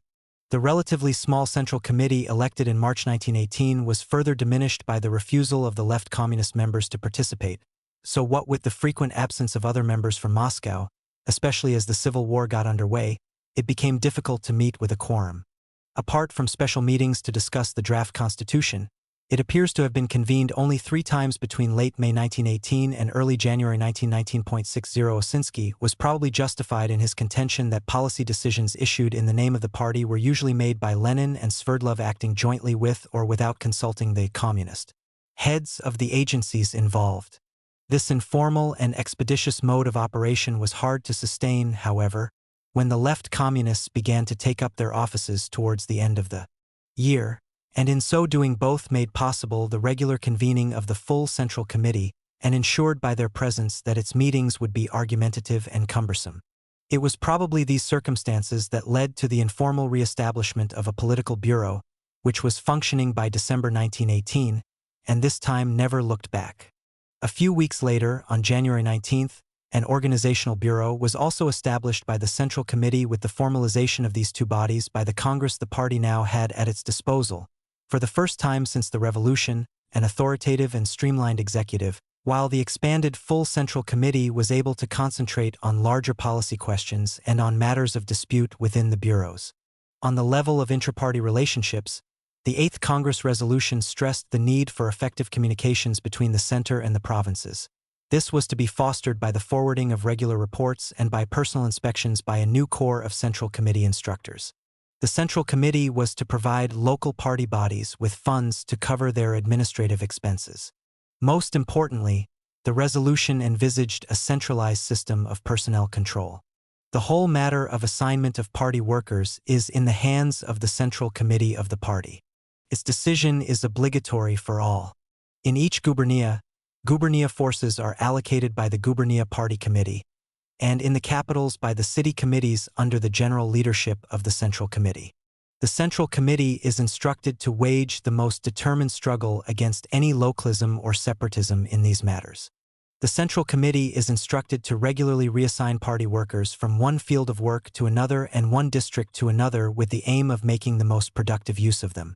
Finally, on the level of relations between the party and other agencies of the regime, it was declared, the Communist Party sets itself the task of winning the decisive influence and entire leadership in all organizations of the working people, in the trade unions, the cooperatives, agricultural communes, etc. The Communist Party especially strives for the execution of its program and its complete dominance in the state organizations of today, which are the Soviets. To this end, party caucuses were to be formed in all Soviets and other bodies, bound by party discipline to execute the decisions of local party committees, which for their part must be kept separate and not let themselves be merged with the Soviets. All this required staff. Several specialized departments were established under the Central Committee Secretary, and the number of full-time officials responsible to him rose from 15 in March 1919 to 80 in December, and to 150 by March 1920. Progressively, corresponding departments were also set up in the gubernia and lower committees, headed by a full-time secretary, who soon became the dominant political figure in his locality and the chief link with the center. These changes did not occur without dislocation and resistance. At the center, the leadership was well aware of the apprehensions that its establishment of the bureaus would arouse, and sought to allay them by providing that other Central Committee members might attend their meetings and that they be wholly answerable to the full Central Committee, which must meet regularly. Nonetheless, charges of usurpation of power by the bureaus were not long in coming. At the local level, the establishment of effective and authoritative party organs was hampered by their continued financial dependence on the Soviets. It was not till early 1920 that a system of funding by the Central Committee against the budget of the Internal Affairs Commissariat was operating, and by the resentment of local communist notables entrenched in the Soviets at the pretensions of the party secretaries and their staffs, who were sometimes younger members of post-revolutionary vintage.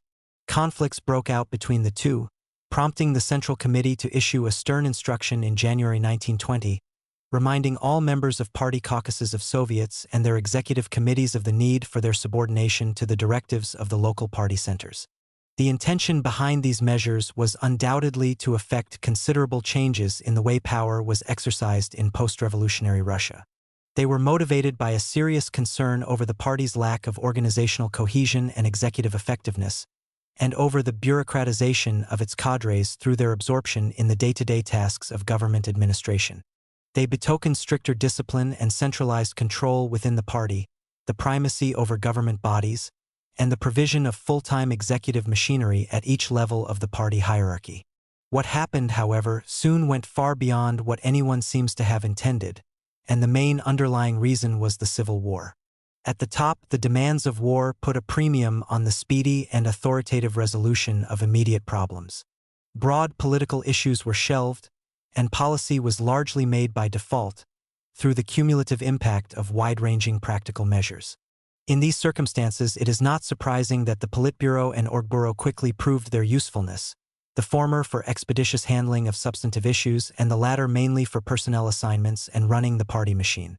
The full Central Committee remained important, but came to serve mainly as a kind of final court of appeal in disputed issues or a device to associate wider circles of the leadership with decisions espoused by the Politburo. The new division of labor was immediately reflected in the pattern of meetings of these bodies. In the 8 months beginning April 1919, the Central Committee met at 5 or 6 week intervals instead of fortnightly as the party rules required, whereas the Politburo met on average every 5 days and the Orgburo every second day. 68, although Central Committee Secretary Krestinsky in his report to the 9th Congress in March 1920 spoke defensively about the infrequency of Central Committee meetings and the consequent handling by the bureaus of many matters that should normally have come before it. Blaming these lapses on temporary circumstances, the same pattern was repeated in the months that followed.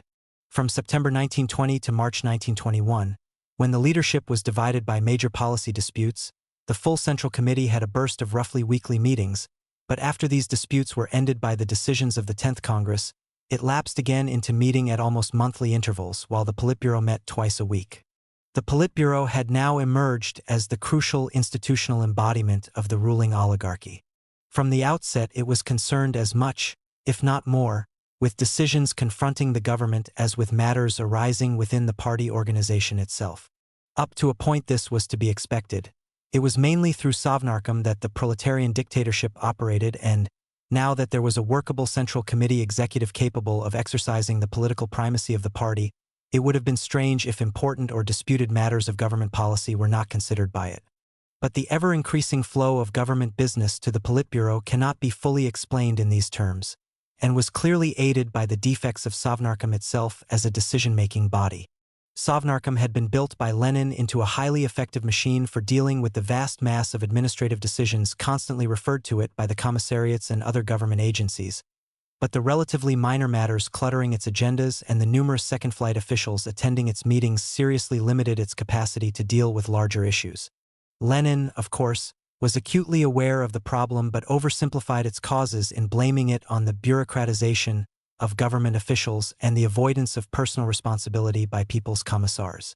Given the enormous range of government business, the novelty of much that was being done, and the overlapping jurisdictions of many agencies, innumerable problems demanding high-level rulings were bound to be generated. The work of the little Sovnarkom mitigated but did not cure the problem. What was needed was an inner cabinet of senior government members concentrating on the big questions and those that generated too much contention in the larger forum. To some extent, the Defense Council was intended to perform this role, but it failed to break sufficiently with the organizational model of Sovnarkom itself to be more than partially successful in this. See pages 95-8.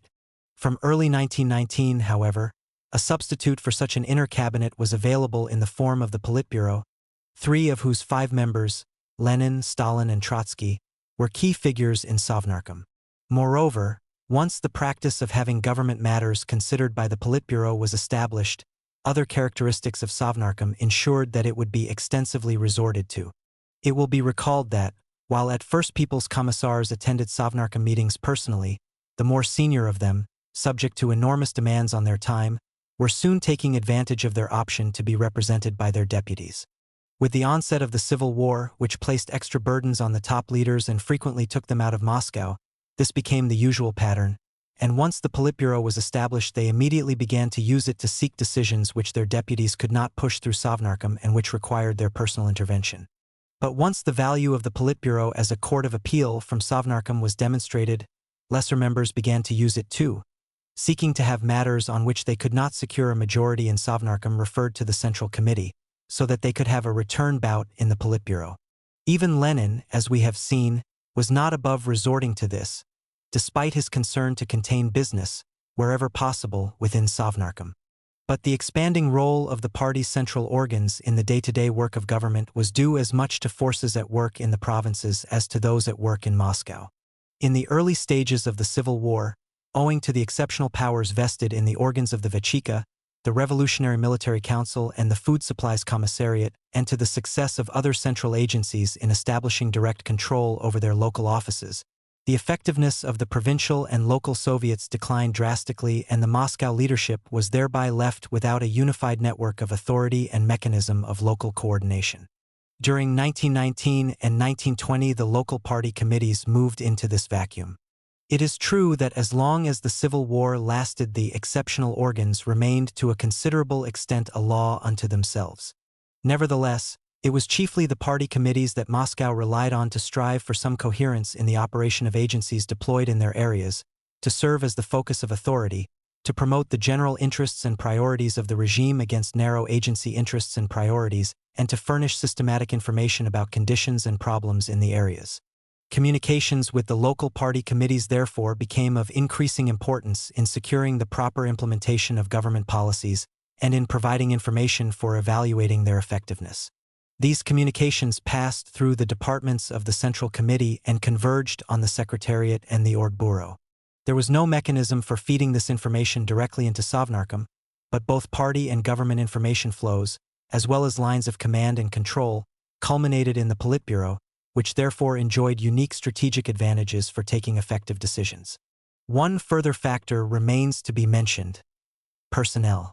Commitment and discipline were prime considerations in staffing the institutions of the regime during the Civil War, and party membership was the best criterion of these, albeit an imperfect one. The enormous demands thereby generated for party cadres were rendered insatiable by war losses, administrative reorganizations, the ebb and flow of Soviet-held territory, and later the extension of Soviet control to vast new areas. By 1920, the offices of the Central Committee were making about 1,000 postings a month. At first, these postings were rather haphazard, largely taking the form of mobilizations of communists for personnel, deficit agencies, and districts. From 1921, however, as central personnel records improved, the appointment process became far more deliberate and individualized. Personnel control was from the outset a powerful lever in the hands of the Central Party machine. The capacity to reward loyal service by promotion and to reassign awkward communists to less sensitive positions did more than anything else to transform the party itself into a passive instrument of a disciplined officialdom and to politically disarm internal party critics of the ruling oligarchy. But the personnel power of the party machine was not limited to the party itself. Between April 1920 and February 1921, for instance, the Central Party organs made 1715 postings to Sovnarkom positions in Moscow and 202 to key trade union positions. Subordinate party organs exercised similar powers. In December 1920, following a series of conflicts between people's commissariats and local party committees over responsibility for appointments, the Central Committee Secretary issued an instruction forbidding government agencies to transfer members of their own local staffs from one gubernia to another without obtaining approval in each specific case from the Central Committee, or to transfer personnel within gubernias without the approval of the Gubernia Party Committee. 78 Thus, although members of Sovnarkom retained some say over appointments in their commissariats, they could do little without the cooperation of Central Committee officials. In the case of more junior staff, this usually meant the Records and Assignment Department of the Central Committee, spread. More senior positions were filled by the Secretariat or Orgbureau, and a small number of top appointments, including People's Commissars, were evidently reserved to the Politburo. Leaders could also appeal disputed appointments from lower to higher bodies. Lenin, for instance, would have cases transferred from the Orgbureau to the Politburo when he wanted a say in them. Thus, between 1919 and 1921, the relationship between party and state in Soviet Russia underwent a profound change, and in the process Sovnarkom became increasingly dependent on the Party Central Committee and its inner bodies in a variety of ways. For policy guidance, for resolution of important and disputed matters, for information necessary to effective executive action, for getting its programs implemented in the provinces, for choosing its members, and for sta-RNG its offices. The evidence available does not allow us to chronicle the evolution of this dependence in detail, but its broad outlines are clear enough. Fairly full information is available on the matters dealt with by the top decision-making bodies of the party and government at their meetings up to November 1919. By this time, the Politburo and full Central Committee were convening regularly, and their agendas contained 8 main categories of business: the military conduct of the war, foreign relations, disputes, senior appointments, propaganda, the political police, control of non-governmental organizations, particularly the trade unions, and relations with other parties. At this stage, there was no sharp contrast between the matters handled by the two, although the Politburo tended to have more immediate executive issues on its agenda and the full Central Committee more matters on which there was high-level conflict. Questions related to the economy or other aspects of domestic administration rarely came before them, the odd exceptions being issues of acute political importance. For instance, the one such matter on the Central Committee's 18-item agenda on September 26, 1919 was the crisis in food supplies to Moscow. The Defense Council had the longest agendas, its business covering a wide spectrum of activity but concerned in one way or another almost exclusively with war production and supplies. The full Sovnarkom dealt with domestic administration generally, as well as personnel questions and conflicts between government agencies, and the little Sovnarkom looked after the vermicelli. Unfortunately, precise information on agendas is lacking for later years, but some idea of where decisions were being made can be obtained by examining Lenin's published correspondence and seeing which bodies and officials he addressed on which kinds of matters. Beginning in 1920, we find increasing evidence of party involvement in economic questions and other aspects of domestic administration. 2-3 examples from the second quarter of 192-1 will have to suffice. On April 2, we find Lenin asking a number of people's commissars to confer on the reduction of surplus labor employed in industrial establishments and to prepare proposals for consideration by the Politburo. A fortnight later, the Politburo discusses a report on the administration of the grain tax in the Kharkov gubernia. Early in June, Lenin writes to the vice-chairman of Rabkrin, Ivanisov, urging him, in the event that the CEC Presidium fixes insufficiently punitive fines for the abuse by local functionaries of official transport, to appeal to the Central Committee and promising to support him. The last of these cases indicates one of the factors making for greater party involvement: the enhanced authority and activity of the CEC Presidium, and therefore the increased likelihood of conflicts with government agencies which could be resolved only by the Politburo or Central Committee. Another such factor was that, with the development of foreign trade and negotiations for foreign business concessions in Russia, economic policy increasingly carried implications for foreign relations. A third was the extension of Soviet rule to nominally independent republics, the Ukraine, Belorussia, etc., over which Sovnarkom had limited administrative control but whose communist leaders were under party discipline to carry out decisions of the Central Committee and Politburo. However, the basic reason appears to have been the authority as supreme decision-making bodies accumulated by the Central Committee and its bureaus during the Civil War and the effectiveness of the nationwide machinery at their disposal. As the Civil War wound down, the principal leaders of the party increasingly turned their attention from military issues to the problems of economic administration. Several of them, as we have seen, took over economic-related commissariats, and it was natural for them to continue seeking decisions on their major problems, demands and conflicts from the leading organs of the party. The effect of this, however, was progressively to relegate Sovnarkom to a subordinate role in those wide areas of policy in which heretofore it had operated without close party direction. This increased dependence of the top organs of the state on those of the party, however, also had a reciprocal aspect, for the machinery of Sovnarkom was crucial to the Politburo and Central Committee for both the formulation and execution of its decisions, especially in these new policy areas. A few further examples will help make the point. In September 1921, the Politburo resolved that no expenditure from the Gold Fund might be made without its specific sanction. To administer this, however, it required the cooperation of the Finance Commissariat, and Deputy Commissar Alski was made personally responsible for keeping accurate records of all such expenditures and ensuring that none was approved by the Sovnarkom, STO, or the CEC Presidium without prior agreement of the Politburo. The same month, the Politburo considered a proposal for administrative cooperation between the statistical bureaus of the RSFSR and the Ukraine, and commissioned Sovnarkom to prepare a draft agreement on the matter. This was entrusted to a group formed by the Little Sovnarkom, which then agreed its draft with the Secretary of the Central Committee. The third example dates from March 1922. Lenin received a memorandum from the head of the Directorate of Technical Education on difficulties being experienced in the higher education system, and instructed his secretary to forward it to Central Committee Secretary Molotov with a request to place it on the agenda of the Politburo. The latter discussed the matter and commissioned the Education Commissar to negotiate with the Finance Commissar on new financial arrangements for higher education establishments.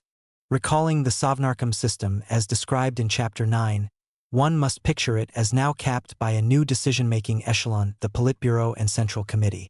These had come to operate as the ultimate command center of the government bureaucracy as well as that of the party. One consequence of this was that they were now conditioned by the bureaucratic politics of the government machine no less than the internal politics of the party. Unfortunately, a serious examination of this bureaucratic politics would take us too far afield, but we have seen many glimpses of it in the course of this book. Its ingredients were much the same as found in other bureaucratic systems. Thus, there was a politics of the budgetary process and of obtaining extra-budgetary finance, a politics of jurisdictional boundaries and of securing or avoiding responsibility for specific government programs, a politics of personal and group loyalties and rivalries, a politics of senior appointments and of staff levels, a politics of controlling the upward flow of information so as to place favored policies and officials in the best possible light and to discredit those not favored, and, finally, a politics of discrimination in the implementation of measures so as to ensure that welcome ones succeeded while unwelcome ones were hamstrung by red tape or shortages of funds and staff. Such politics were played out not only within and between the top decision-making bodies of Sovnarkom and their numerous standing and ad hoc commissions, but within and between the boards and the various divisions and echelons of individual commissariats and other agencies. It would be misleading to conceive the motive force of such politics in terms purely of selfish personal, group, or institutional advantage, for the participants frequently were, or believed themselves to be, primarily concerned with what they saw as the needs of society, the state, the revolution, or at least the aspects of these administratively entrusted to them. As in other bureaucratic systems, however, the advancement of such altruistic concerns required coming to terms with the selfish ones which largely conditioned the operation of the system, and thus typically the two became inextricably intertwined. Meanwhile, the bureaucratization of the internal life of the party and the suppression of heterodox ideas and groupings had left little of that politics in the other, more conventional sense mentioned earlier, in which policies of the regime were conditioned by the vigorous flow and clash of opinion within the party. It was bureaucratic politics that now mattered in the party no less than in the state, though the full realization of this was to be some years in coming, and the central executive machinery of the party was where the two lines of bureaucratic politics converged. Lydia Bach, an acute contemporary student of Soviet government, was of the view that most important decisions were still being taken by Sovnarkom at the height of the Civil War, but the drift of effective authority to the Central Committee, and more specifically to the Politburo and Orgbureau, then accelerated rapidly. By 1922, she wrote, "The Council of People's Commissars, having ceased to be a body with a will of its own, does nothing but register almost automatically decisions taken elsewhere and place its seal on them. Thus it has lost its importance and authority." This judgment, though a little bald, was not far from the truth. To trace the final stage in this shift of the effective focus of government, however, we need to consider the effects of Lenin's illness, to examine the measures taken in 1921 and 1922 to restore the effectiveness of Sovnarkom, and to observe Lenin's belated and vain efforts to reverse the process. These matters we turn to in the next two chapters. Props for an ailing chairman. Although Lenin formally retained the post of chairman of Sovnarkom until his death in January 1924, his active role had begun contracting a full 2.5 years before that. Towards the middle of 1921, his attacks of severe headache and insomnia became more frequent and intense. At first he resisted the urgings of his colleagues to rest, even ignoring an Orgbureau decision of June 4 obliging him to take leave, for Lenin an extraordinary flouting of party discipline. On July 8, however, he gave way and himself applied for a month's leave, with provision for 2 to 3 visits to his office per week, each of 2 to 3 hours duration, in order to attend sittings of the Politburo, Sovnarkom, and STO. This was accepted by the Politburo the next day, but with the stipulation that he was to attend Politburo meetings only, not those of Sovnarkom. Lenin duly commenced his leave on July 13, though he only partly observed the prescribed conditions. Already on the 15th, coming to his office to attend a meeting of the Politburo, he also chaired meetings of Sovnarkom and STO. Apart from transacting a good deal of other government business during this period, he chaired further meetings of STO on July 19 and August 3. On August 9, on the advice of his doctors, the Politburo took a further decision obliging him to extend his leave under more rigorous conditions, which Lenin accepted. He was not to attend any meeting without the specific prior approval of the Central Committee Secretariat. On September 13, however, he resumed chairing Sovnarkom meetings, and for the next 2.5 months maintained something like his normal pattern of work. Early in December 1921, Lenin's health worsened, and he was obliged to take further leave, which he spent at his country residence in Gorky on the outskirts of Moscow. For the next 3 weeks, his secretaries were forbidden to send him papers relating to current administration, but he was permitted to study those materials supplied by the commissariats which he needed for preparing his Sovnarkom CC report to the forthcoming 9th Congress of Soviets. Although absent from the 11th Party Conference, held on 19 to 22 December, he did attend the Congress of Soviets on December 23 to personally deliver his report. During the next few days he was present at several other meetings, including one of the party central committee, but his health was continuing to cause concern, and on December 31 the Politburo again exiled him to Gorky, prescribing that he could visit Moscow only with specific approval of the CC Secretariat and restricting his telephone conversations to 1 hour a day. Further extensions of his leave were decreed on the 2nd and the 28th of February and March 7th. Nevertheless, it is clear that Lenin managed to keep fairly well in touch with affairs during these early months of 1922, paying particular attention to the operation of Sovnarkom as well as to current economic administration and foreign policy issues. His some 200 letters, memoranda and telegrams surviving from January and February 1922 are largely concerned with these matters. Lenin was finally permitted to take up his work in Moscow again in mid-March. At the end of March, he took part in the 11th Party Congress and in the next 7 weeks regularly attended meetings of the Politburo, although he did not chair Sovnarkom or STO meetings during this period.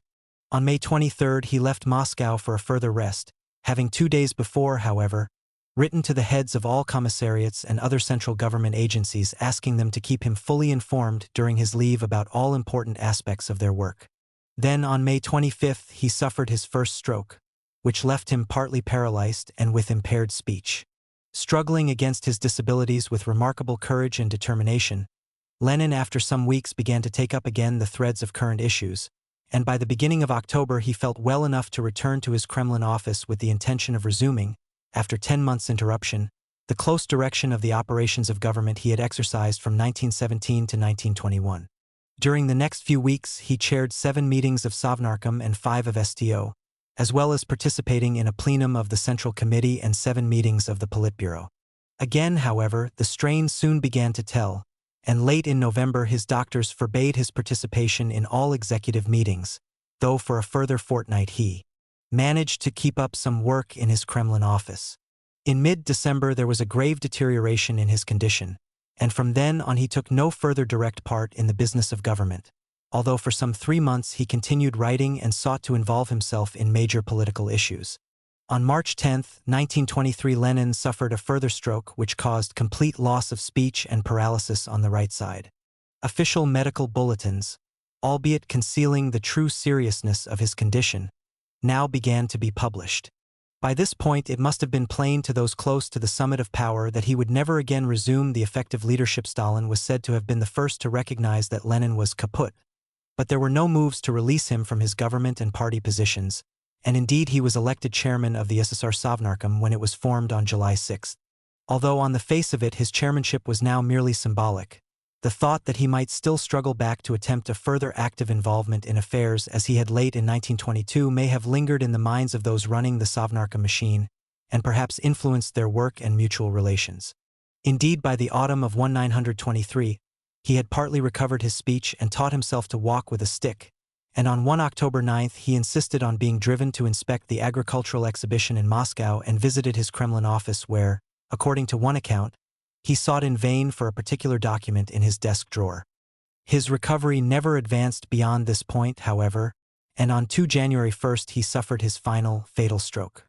As Lenin's involvement in the work of government progressively declined from the middle of 1921, he and his colleagues sought to fill the gap in 2 ways: by structural and procedural changes aimed at making Sovnarkom more of a self-operating system, not so dependent on the role of dominating leaders, and by bringing in deputies to take an increasing amount of work off Lenin's shoulders.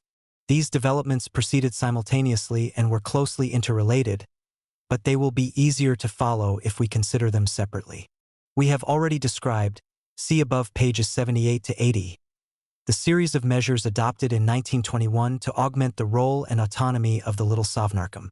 These measures limited the right of appeal from the Little to the full Sovnarkom, added a chairman and other members independent of particular commissariats, channeled all Sovnarkom business in the first instance to the Little Sovnarkom, with the exception of defense and foreign relations issues, then allowed even the latter to be referred to it at the discretion of the full Sovnarkom or its chairman, which frequently happened. 2. Authorized it to hold administrative as well as plenary meetings like STO, and granted it considerable powers in supervising and enforcing the implementation of government decisions by commissariats and other agencies. These innovations substantially changed the balance of power and functions as between the different Sovnarkom bodies and gave rise to frequent confusion and conflict, especially with STO. Resolution of these difficulties was made all the more difficult in that they became acute precisely in the period, at the end of 1921 and early 1922, when Lenin was forced to retire to Gorky. The first attempt to deal with them took the form of an instruction nakaz, issued over the signature of Deputy Chairman Syurpa on January 24, entitled On Demarcation between the activities of the Council of People's Commissars, the Council of Labor and Defense and the Little Council of People's Commissars. By listing various categories of business which were reserved for decision by the full Sovnarkom or STO, this had the effect of setting limits to the expanding role of the Little Sovnarkom. Thus, the full Sovnarkom was given exclusive jurisdiction, subject to endorsement in some cases by the CEC, over all draft decrees involving changes in the general norms of political and economic life, or major changes in the operation of government institutions, over proposals for important policy changes, especially in the fields of foreign affairs and defense, over alterations to the tax laws, over introducing or amending law codes, over government staff establishments, and over changes in the boards of commissariats. STO was authorized, at its plenary sittings, to approve state economic plans, to decide questions relating to the coordination of economic agencies, to consider regular reports from military and industrial commissariats and decide matters arising out of them, and to make appointments to its own standing commissions. Various more specific economic matters were placed under the jurisdiction of the administrative sittings of STO. How far Lenin had been involved in the framing of this instruction is not clear, but on the same day that it was issued he wrote to Syurpa complaining that we are being dragged into the filthy bureaucratic bog of writing memoranda, gabbling about decrees and writing decrees, and real Zavaya work is being drowned in this sea of paper, and proposing, first and foremost, that not less but more minor business should be transferred from the full Sovnarkom and STO to the Little Sovnarkom, and STO's administrative sittings.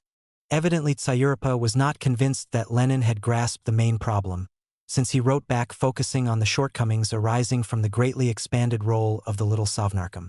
He also revealed that this body, in violation of its October 1921 statute, had already grown to 22 members, 15 of them representing various commissariats and agencies and 7 of them without departmental affiliation. It is quite clear that with the Little Sovnarkom's increased powers and importance, everyone was trying to secure a voice in it. He proposed that its membership should be cut to 5, its powers limited within the terms of the January 24 instruction, and also that it should hand over financial allocations already provided for in the budget estimates to the Finance Commissariat. Lenin now replied agreeing to all these proposals, though he suggested the Little Sovnarkom membership should be 7 rather than 5, and urging Syurpa to embody them in a draft decree for submission to the Politburo. But then a few days later, evidently with Syurpa's draft already to hand, he proposed it be supplemented by a separate resolution to the effect that the central responsibility of the Little Sovnarkom was to strictly supervise the activity of the People's Commissariats, ensuring that they carried out all their tasks, observed the laws, avoided red tape, etc., etc. Syurpa was dismayed by this proposal, and wrote back the same day arguing that it would reduce the whole undertaking to nothing, since it would open up a limitless field of action for the Little Sovnarkom, whose constant badgering of the commissariats would bring work to a standstill. Lenin, despite considerable common ground on the need for People's Commissars to assume greater personal responsibility, for the Little Sovnarkom to be reduced in size, and for Sovnarkom staffs to be cut generally, considered there was a radical disagreement between himself and Syurpa, and persisted in his efforts to convince the latter that the essential thing was verification of fulfillment, rather than the formal structure and powers of particular Sovnarkom bodies. His last letter on the matter was dated February 27. Syurpa's draft proposals on the reorganization of the Little Sovnarkom were down for discussion by the Politburo on March 4, but no decision was reached at that meeting or, presumably owing to continued disagreements, for several more weeks. The matter was deemed important enough to be placed on the agenda of the first meeting of the new full Central Committee elected by the 11th Party Congress on April 3. Whether complete agreement was reached even then, however, is not entirely clear, as it was only on April 22 that the relevant decree was promulgated. The decree provided for a membership of 6, which might be regarded as a compromise between Tsayupa's and Lenin's original suggestions. In other respects, it represented a complete victory for the Little Sovnarkom's critics. It was no longer to hold administrative sittings or to form commissions. It was to lose its executive and expert staff, its secretariat being restricted to the keeping of minutes. Its jurisdiction was to be limited as prescribed in the instruction of January 24. The Finance Commissariat would henceforth handle authorizations of expenditures within the budgetary estimates, the Little Sovnarkom confining itself to considering requests for funds surplus to estimates. Finally, the decree stated the urgent necessity of revising the Little Sovnarkom Statute of October 1921. In the following months, the Little Sovnarkom seems to have played a far more modest role than in its heyday of 1921. A revised draft statute was prepared in the period in which Lenin was recuperating from his stroke, but was promulgated, reportedly with a number of changes, only on 3 October 1, when he was back in the chairman's office. The new statute incorporated some of the limitations on the Little Sovnarkom introduced by the January 1922 instruction and the April 1922 decree, while softening or removing others. The quorum for meetings was fixed at 4, as compared with 7 under the old statute when the full membership was 10, including either the Chai-N or deputy chairman.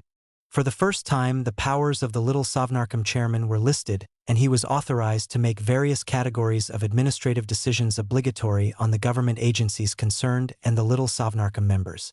While the practice of holding administrative sittings was not revived, the fixing of a more modest quorum and the independent executive role of the chairman provided a partial substitute, allowing much Little Sovnarkom business to be transacted without full-scale meetings.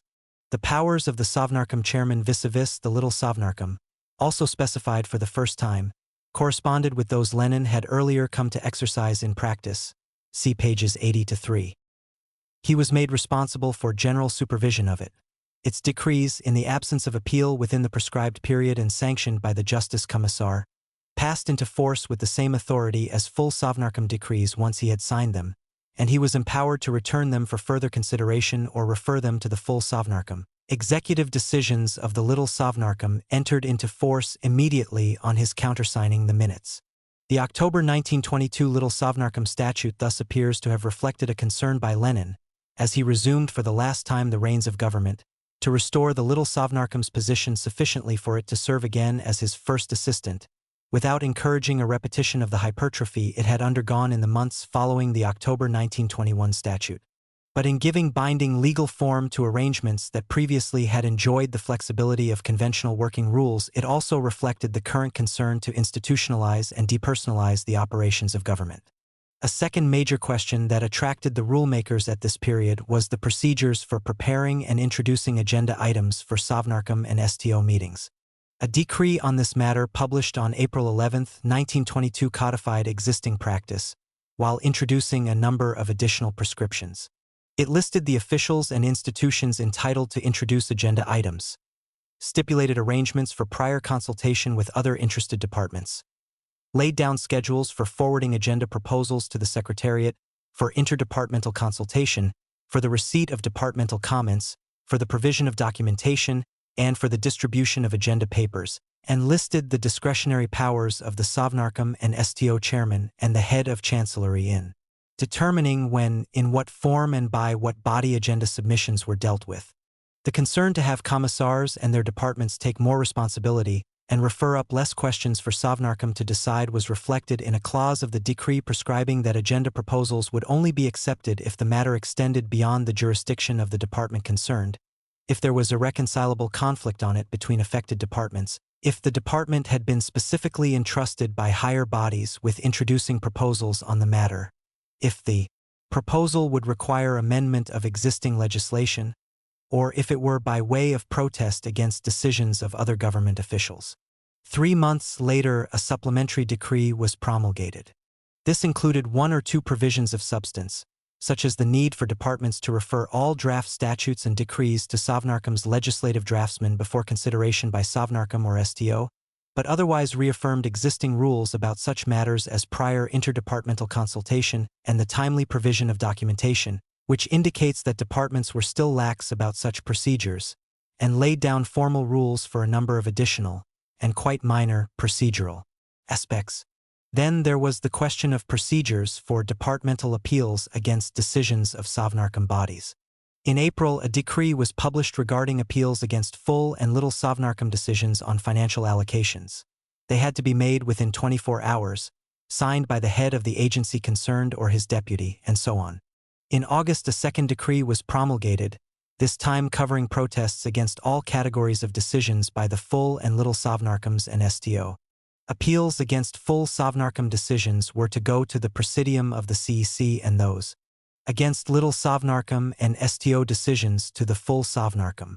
The time limit in all cases was set at 7 days. In July, new standing orders for Sovnarkom meetings were promulgated. These also seem to have confirmed the procedures evolved under Lenin, and their interest lies primarily in the fact that it was felt necessary at this time to reaffirm them formally and publish them. Interestingly, the standing orders retained provision for additional agenda items to be proposed at the beginning of the meeting, which cannot have failed to weaken observance of the elaborate rules for notice and documentation of agenda proposals and prior interdepartmental consultation. Finally, a decree was issued in August 1922 regarding the oral statements, Docklady, made on introducing agenda items at Sovnarkom and STO meetings and on who might be entrusted with them. In line with previous practice, such statements might be made by board members of People's Commissariats and other agencies as well as the People's Commissars themselves. Attendance of departmental experts to introduce items or speak to them was to be limited to exceptional cases or matters of a highly technical character.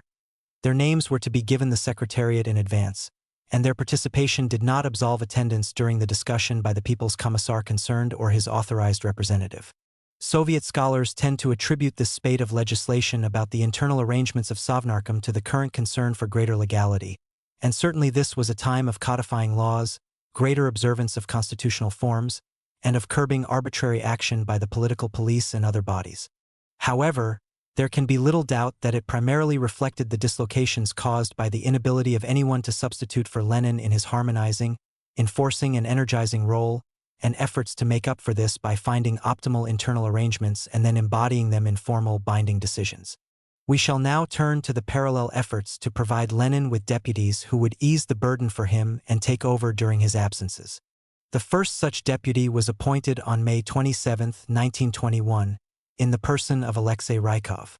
Having combined throughout the Civil War the posts of chairman of the National Economic Council and extraordinary plenipotentiary of the Defense Council for supplies to the Red Army, Sovnarkom, he had been the council's key economic administrator, and with its transformation into essentially an economic coordinating body, he was thus the obvious choice for deputy chairman.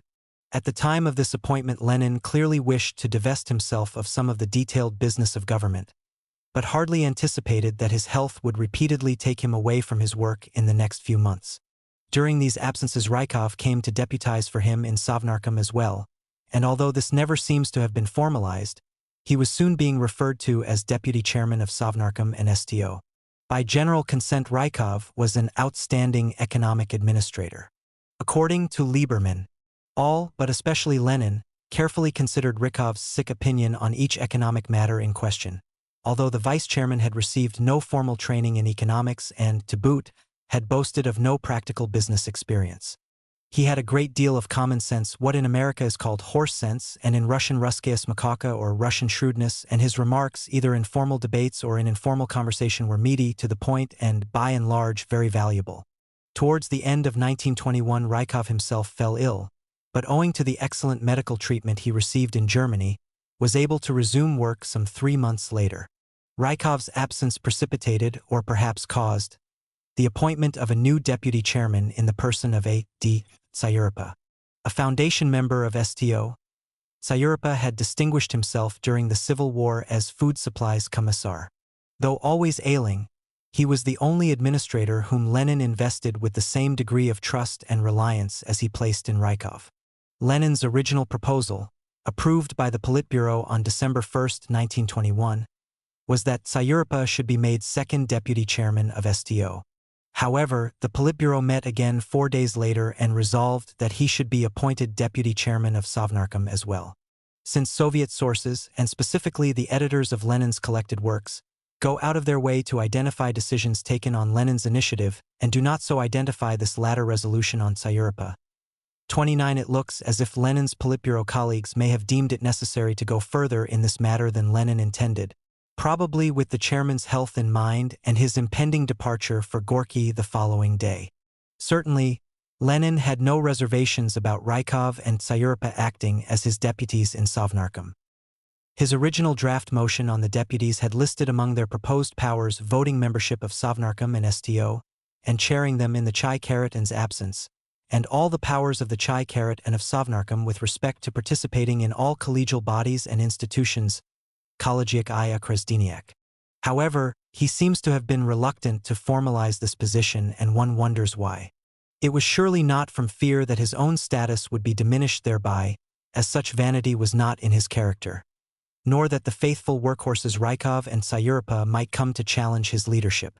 In fact, the clue is probably to be found in the modest political status of the deputies themselves. At this stage, Lenin was still just looking for assistance to ease his load, but not to substitute for him.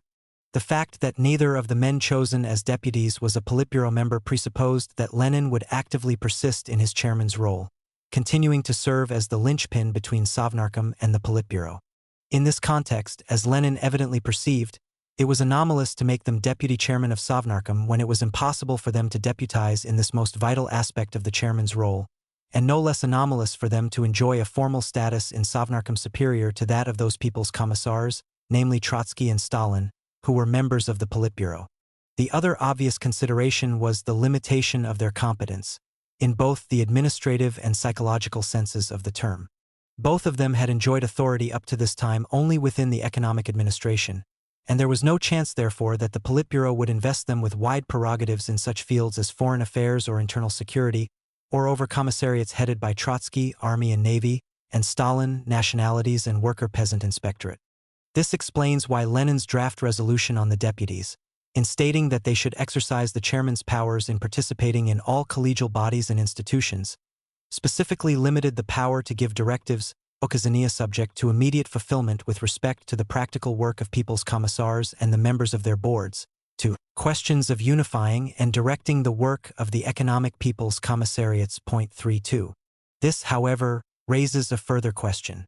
Who served as the linchpin during Tsayuropa's first 3 months as deputy, when Lenin was attending meetings neither of Sovnarkom nor the Politburo? There is no evidence that either Trotsky or Stalin contributed significantly to this function. Neither of them was by this time a regular participant in the work of Sovnarkom and, apart from overall supervision of their respective commissariats, they seem to have been content to limit their involvement in government business to those matters that found their way onto the Politburo agenda. In fact, the gap seems to have been mainly filled by Kamenev, in spite of his not actually being a member of Sovnarkom.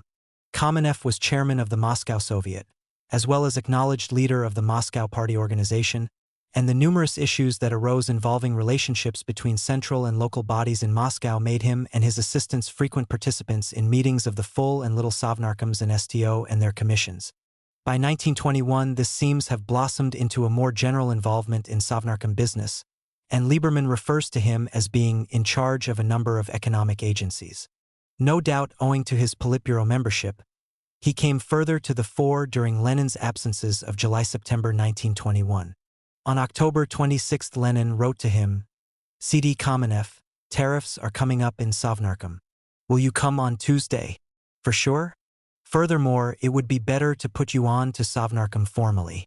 Though no such formal appointment was to transpire at this stage, Kamenev's responsibilities in Sovnarkom continued to grow. He chaired the government's important economic commission, and retained this position when the Politburo resolved on December 1 to upgrade it, under the title of Unified Yedineya Economic Commission, with powers to unify consideration of all economic and financial questions. Thus Kamenev assumed Sovnarkom responsibilities in precisely the field of government activity in which the deputies were most directly engaged, In practice, this meant Tsayuropa alone from December 1921 to February 1922, and it was probably this which led to his becoming the main link between Sovnarkom and the Politburo. At this point, we must backtrack a little to trace more closely the evolution of Lenin's ideas on what his deputies should do and how they should organize their work. These ideas were first outlined in his letter to Tsayuropa on November 28, 1921, the main points of which we have already noted. In this letter, his primary concern for the deputies to take over from him the main burden of overall economic direction was quite specific. The task is to unify in practice, to tighten up and improve economic work as a whole. Emphasis in original. To this end, Tsayuropa and Rykov were to pay special attention to the role of Gosplan and the State Bank. They were to keep personally au courant with what the Economic People's Commissars and all members of their boards were currently doing, to sit in on important board meetings in these commissariats and so on. As to whether it was a job that needed doing for only 3 or 4 years or more like 30, we will see, he wrote. Between January 24th and February 27th, 1922, Lenin exchanged several letters with Tsayuropa on the internal workings of Sovnarkom. A central issue under discussion here was the role and operation of the Little Sovnarkom, and this we have already examined. But these letters were primarily intended by Lenin as guidance and instruction to his deputy on the central problems of managing and improving Sovnarkom. There was no serious effort at this point to set out his ideas systematically, and it would serve little purpose to detail all his comments and suggestions. It is possible, however, to distill from these letters 3 main injunctions. 1. People's commissars should take more personal responsibility and not be allowed to overload the agenda of the full and Little Sovnarkoms and STO with vermicelli. 2. New decrees and resolutions should be minimized and control over implementation of existing ones maximized. 3. Far more attention should be paid to choosing better officials and vetting their work. These were by no means new concerns for Lenin, but they now moved to the center of his attention and remained there during the months of active work that remained to him. He summed them up in the last of these letters as follows. The vice-chairman of Sovnarkom, Ds. Rykov and Tsayuropa, should exert all their efforts to free themselves of trifles and commissions, should struggle against being dragged into questions which should be decided by the people's commissars, should devote 2 to 3 hours a day as a minimum to personally familiarizing themselves with responsible officials, not the big shots sanovniki, in the most important commissariats, and later all of them, for the purposes of checking and selecting personnel, should employ the apparatus of the Sovnarkom Chancellery and some of the members of the Little Sovnarkom, and also Rabkrin to check the actual work and its effectiveness. In a word, they should become practical instructors in state work. The schoolmaster, ever an aspect of Lenin's personality, and perhaps implanted there by the image of his father, was now coming very much to the fore. You and Rykov, he wrote to Tsayuropa, should summon or drop in on them yourselves, not the big shots. But board members and those a bit lower, the working officials of commissariats X, Y, and Z, and check their work, dig down to the essence, school them, teach them, and give them a good thrashing. Following the 11th Party Congress, which itself brought important decisions affecting Sovnarkom, as we shall see, Lenin set about getting a systematic statement of his deputies' responsibilities and methods of operation worked out and agreed. The basis of this was a memorandum submitted by Tsayuropa, on which Lenin first obtained Rykov's comments, added a number of points of his own, and then edited and rearranged this material into a 31-paragraph draft statute on the work of the deputies. Although Tsayuropa's memorandum has not been published, there is a summary of it in Lenin's working notes for the draft decree printed in his collected works, from which, with the aid of a useful editorial note, it is possible to reconstruct the original ingredients of the statute and the manner in which they were put together. From this, it is clear that Lenin's known priorities for his deputies formed the point de depart for Tsayuropa's memorandum. The stress on avoiding petty issues and commissions, on checking the fulfillment of decisions, on fighting red tape, and so on. With 2 minor exceptions, Lenin incorporated all Tsayuropa's points and Rykov's additions, which characteristically enough dealt with such practical matters as the Chancellery, the Little Sovnarkom, the regional economic councils, and relations with the Soviets.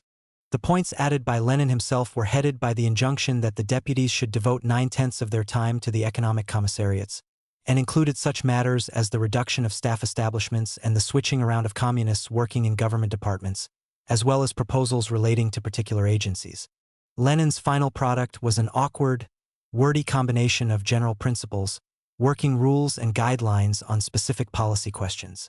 At the one extreme we have such provisions as divesting Sovnarkom and STO to the maximum degree of minor questions, the settling of which should take place partly and predominantly in the process of departmental administration, and partly, specifically in cases not permitting of delay or of exceptional importance, by ordinances issued directly by the deputies themselves para. 3. At the other extreme were paragraphs on such matters as the payment of officials in the Trade Commissariat by a bonus system depending on turnover and profits, or editorial policy for the STO journal Economic Life. There is little point in summarizing the statute here in detail, since many of its provisions cover familiar ground or were of purely ephemeral relevance. One further general point should be noted, however, since it reflects Lenin's concern to uphold through the role of his deputies the prerogatives of Sovnarkom. The first of the responsibilities assigned them was observation to ensure that the consideration of Soviet i.e. governmental matters in other institutions, both of the Soviets and the party, the Presidium of the CEC, the Politburo and Orgburo of the CC of the Ushansi Communist Party and so on without any exception, should not take place other than with the knowledge and participation of the deputies para. 2. Of particular interest were the provisions for cooperation and sharing responsibilities between the deputies. They were to confer on the most important issues, to exchange copies of their more important decisions and keep a stenographic record of their verbal instructions. In case of disagreement, they were to refer the matter to the chairman, i.e. Lenin, and only in his absence to the Politburo. Sayurpa was to chair meetings of the full Sovnarkom and hand over to Rykov at the end of 2 hours. The latter was to chair meetings of STO, and both were to attend all meetings of these bodies. Sayurpa was to sign decrees and instructions of the full and little Sovnarkoms, and supervise the work of their commissions, of the little Sovnarkom itself, and the Sovnarkom Chancellery and Secretariat. Rykov was to supervise the work of STO and that part of the Sovnarkom staff handling STO business. Sayurpa's supervisory and executive responsibilities were to embrace the commissariats of agriculture, transport, posts and telegraphs, justice, internal affairs, nationalities, education and the National Economic Council, while Rykovs were to cover the commissariats of finance, foreign trade, labor, including the Trade Union Council, social security, food supplies, army, foreign affairs and health, the Commission on Domestic Trade, the Central Consumer Cooperative Council, the Central Statistical Directorate, the Regional Economic Councils, Gosplan and the Committee on Foreign Concessions. Interestingly, the one agency not allocated to either was Stalin's Rabkrin. At the same time, they were to make use of Rabkrin in exercising their checking role. Lenin signed the draft, marked top secret, and distributed it for information to members of the Politburo. During the next few days, a number sent their comments, and on April 21st, these were distributed in a further information document to Politburo members. Stalin and Zinoviev made no comment, while Kamenev and Molotov confined themselves to the words agree with CDE. Lenin. Tomsky wrote briefly to the effect that the statute was too long and contained internal contradictions, and registered his disagreement with the bonus system for trade officials on the grounds that Soviet functionaries lacked the necessary sense of responsibility and personal interest. It would only lead to plundering the state. Trotsky wrote a long comment on April 18th and followed it up with another the following day. His basic criticism was that the statute tried to cover so much that it was equivalent to covering nothing. The deputies should strive to ensure that in all fields and in all respects everything should be fine, he parroted. More specifically, he argued that Rabkrin was hopeless as a control instrument of the deputies since, as the whole country knew, it was packed with officials who had made a mess of some real job and it was riddled with intrigues. What disturbed him most, however, was that no organ was provided that could give effective guidance to the economy, and he rehearsed his earlier views, which had been rejected by Lenin and his other colleagues, that Gosplan should be given extensive executive powers for this purpose. Rykov's comments were briefer, but to the point. He confessed that, despite having been consulted on the draft, he was apprehensive about aspects of it. Sharing Trotsky's skepticism about Rabkrin, he feared that using its staff for control purposes would lead to arbitrary harassment of officials over trifles and disrupt the normal chain of command. Both he and Trotsky were concerned about the dangers of disharmony between the deputies. Rykov put the point tactfully but firmly. The whole draft is based on the assumption that peace and light will prevail between CD Tsayurpa and myself.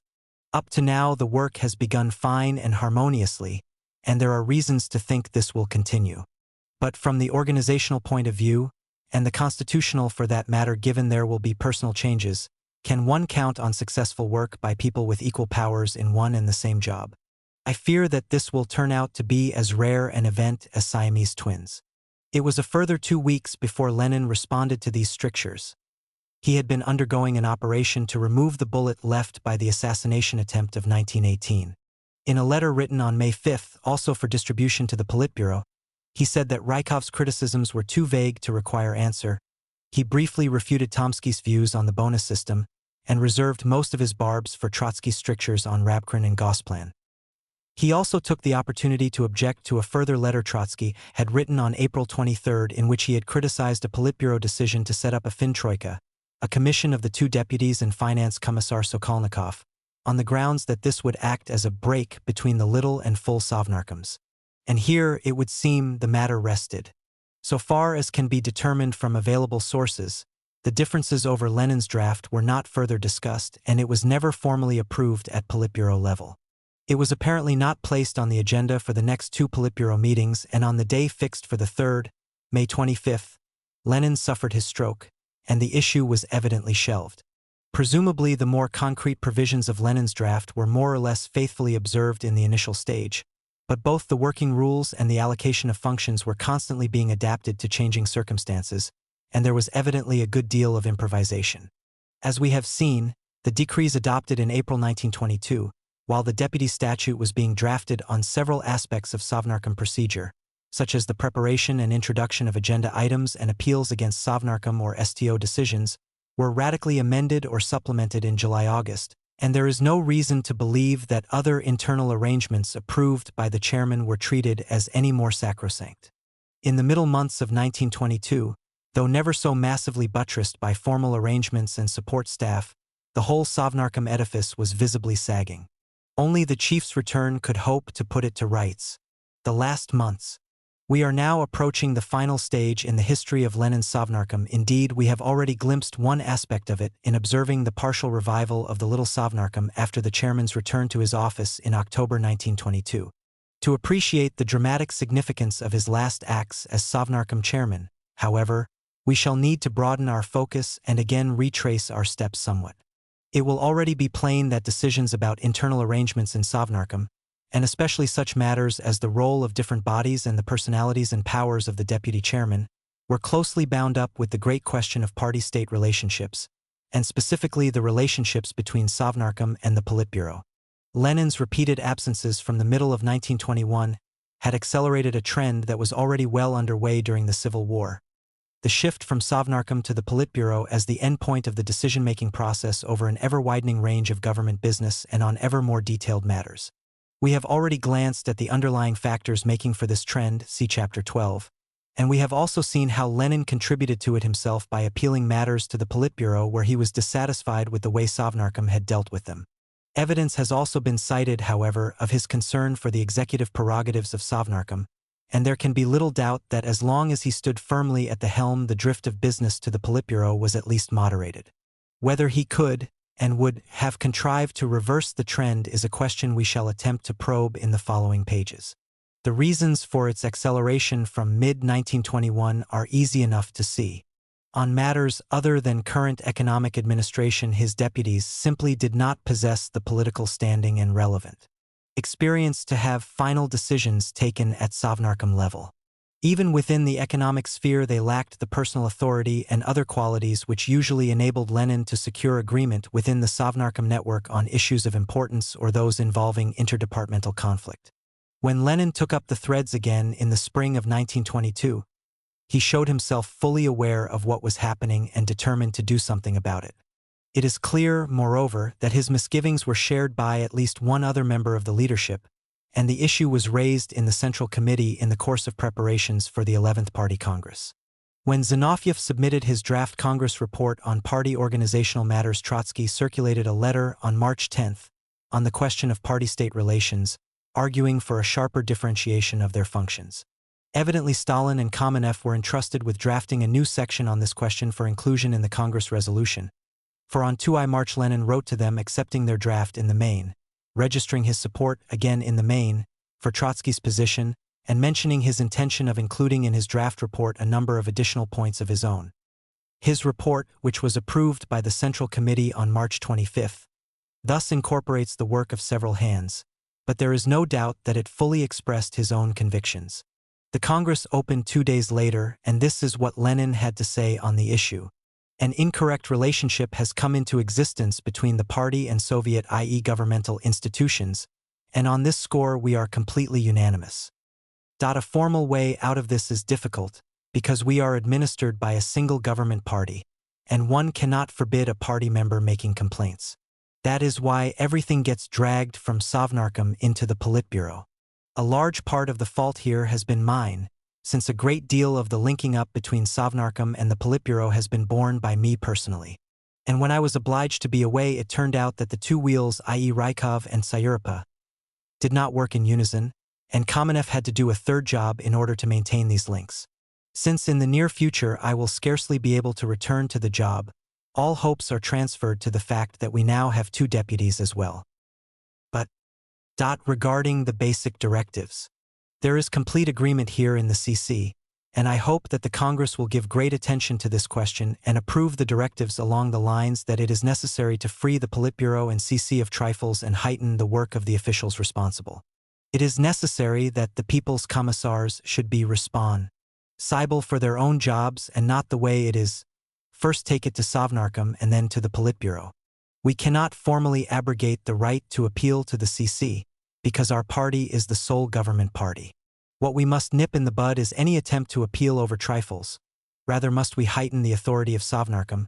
The People's Commissars should take more part in it instead of their deputies, and it is necessary to change the character of Sovnarkom's work in a way that I have not managed to do over the past year, to pay a great deal more attention to checking up on implementation. We will have 2 deputies as well, Rykov and Sayurpa. Rykov, when he worked in Sosnobarm, managed to pull things together, and the job went well. Sayurpa set up one of our best People's Commissariats. If the 2 of them together pay the maximum attention to straightening out the People's Commissariats in the matter of their implementation and responsibility, we will make at least a small step forward. Comrade Rykov should be a member of the CC Bureau, i.e. Politburo, and a member of the CC Presidium, because there should be a link between these institutions, since without this link the main wheels sometimes run idle. Lenin's diagnosis of the problem and his suggested remedies raise a number of questions, some of which we shall consider right away. We may first note in passing his twice going out of his way to claim that the leadership was unanimous on the issue of Politburo-Sovnarkom relations. Evidently he thought his audience of some 700 leading communists would take some convincing on this point. We observe his confirmation of our analysis regarding the key role assumed by Kamenev in linking Sovnarkom with the Politburo. But then, no suggestion that this role should continue, let alone be formalized by Kamenev's nomination as a deputy chairman or even a member of Sovnarkom. Instead, all hopes now resided in Rykov and Sayurpa, and the former was to be made a full member of the Politburo, so that he could serve as the link that Kamenev had been called on to provide up to that point. In the light of Lenin's urging some 5 months earlier that Kamenev should be more actively involved in Sovnarkom, and that his position there should be formalized, one wonders whether in the meantime he had been disappointed by Kamenev's performance. Alternatively, one might speculate that Kamenev lacked sufficient support within Sovnarkom itself, that other top leaders were uneasy about his taking this additional powerful position, or indeed that he himself rejected it. It seems unlikely, in fact, that Lenin originally intended Kamenev's increased involvement in Sovnarkom to develop into the Politburo link role, since in October-November 1921, he clearly anticipated continuing to perform this role himself. According to Lieberman, Lenin did not hold too high an opinion of his Kamenev's practical sense. He preferred to entrust Kamenev merely with the drawing up of projects, resolutions, decrees, etc. A well-nigh mechanical task, not requiring much originality. Of Lenin's other recommendations, the priority urged for checking up on the implementation of decisions reflected one of his constant preoccupations, as we have seen. However, his stress on the People's Commissars taking more personal responsibility, and his linking of this with the institutional role of Sovnarkom, Its authority should be raised and the commissars themselves participate in it instead of delegating it to their deputies, struck a new note. In this context, he further urged less reliance on decision-making by commissions and finding ways to improve the quality of commissars. Neither Lenin's diagnosis nor his prescriptions went uncriticized at the Congress, which was the scene for a display of plain speaking now unusual in the Russian Communist Party and no doubt unwelcome to the ruling oligarchy.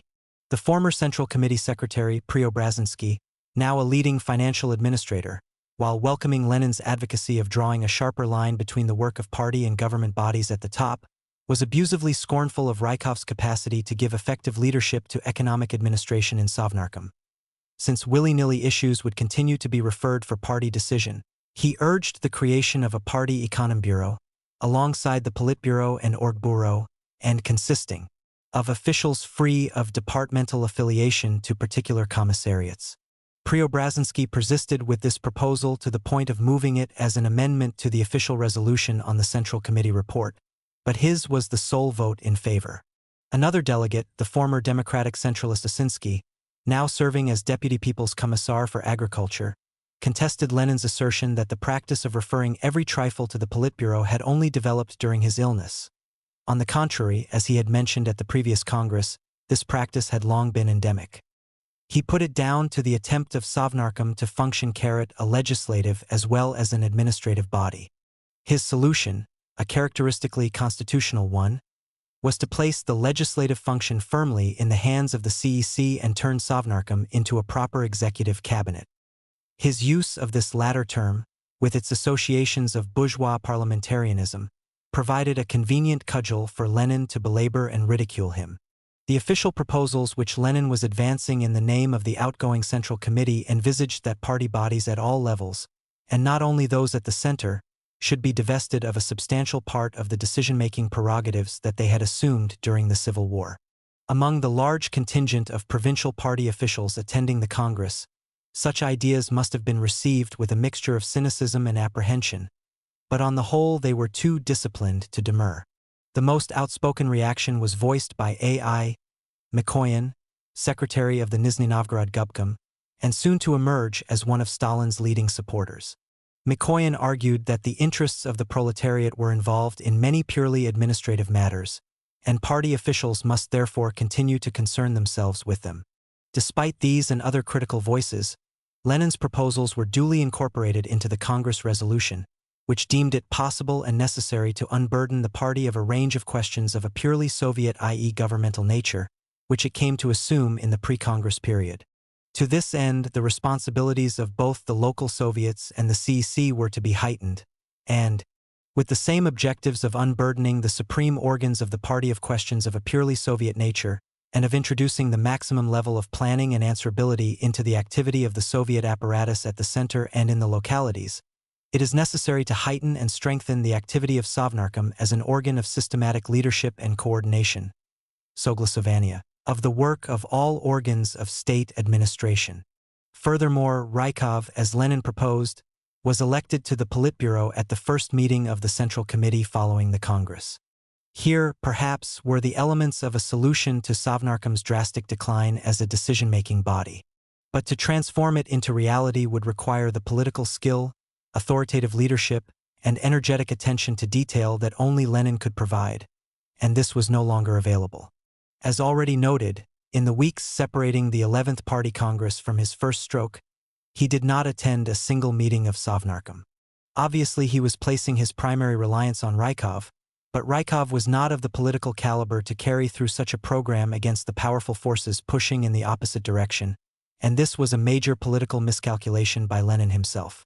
During the next 3 months, with Rykov and Sayurpa totally absorbed in their efforts to operate the government machine as effectively as could be without Lenin's guiding hand at the controls, the trend to refer matters of substance or of interdepartmental disagreement for resolution by the Politburo became even more intense than before. This further shift of business from the government to the party executive was accompanied by a marked expansion of the activity of the Orgbureau and Central Committee Secretariat into areas of administrative decision formerly reserved to Sovnarkom and the commissariats. This placed enormous power in the hands of Stalin, who had enjoyed the position of General Secretary since April 1922 but in practice had dominated the party machine since a year before that when he was made the only member of the Politburo serving on the Orgbureau. The same period saw the beginnings of that alliance between Stalin, Zinoviev and Kamenev, which in 1923 was to blossom into a ruling triumvirate dominating the Politburo and the whole political life of the country.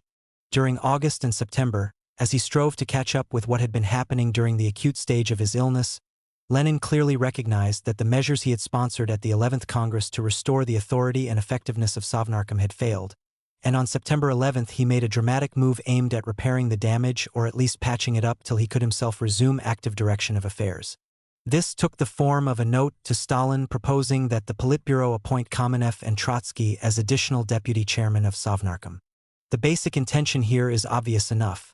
The investing of 2 additional Politburo members with deputy chairman's powers and responsibilities would enable far more matters, and more important matters, to be settled within Sovnarkom, both by virtue of the individual executive authority they would exercise and of the enhanced collective authority Sovnarkom would acquire. The requirement that the deputies should consult on important and disputed issues would have the effect of creating an inner cabinet of 4, of whom 3 would be members of the Politburo. Together with Lenin, these would form a majority in the Politburo, so that the likelihood of a successful appeal to the latter body against their decisions would be small, provided the deputies could act with sufficient cohesion, and here lay the obvious weak point of the proposal. This could have led to a radical change in the Sovnarkom-Politburo relationship. Why Kamenev and Trotsky? As we have seen, Kamenev's local responsibilities in Moscow and his role on important economic bodies of party and government made him a logical choice, despite Lenin's reservations about his administrative abilities, and there is no need to assume that at this stage Lenin was consciously aiming to drive a wedge between Kamenev and Stalin, though a little later such a design might have been feasible. The logic of Trotsky's nomination is not so obvious. Although his direct executive responsibilities were confined to the Army Commissariat, Trotsky was indeed constantly involved in major policy decisions in all areas of domestic and foreign affairs. However, this policymaking role was focused on the Politburo and he seems to have scorned any personal participation in the work of Sovnarkom bodies. Furthermore, Trotsky had for some time been odd man out on important issues of economic administration. With Lenin himself and the majority of Politburo members ranged against him, of course policy disputes within the leadership were inevitable, and every leader found himself outvoted from time to time, but in Trotsky's case such disputes acquired a special edge because of the legacy of reserve and resentment towards him lingering from his years of virulent opposition to Bolshevism, in some cases reinforced by personality clashes during the Civil War. Lenin must have had very strong re-carrot-ons for proposing Trotsky as a deputy chairman of Sovnarkom in the face of such considerations, and 2 such reasons were probably paramount. The first was the enormous authority he would bring to the job.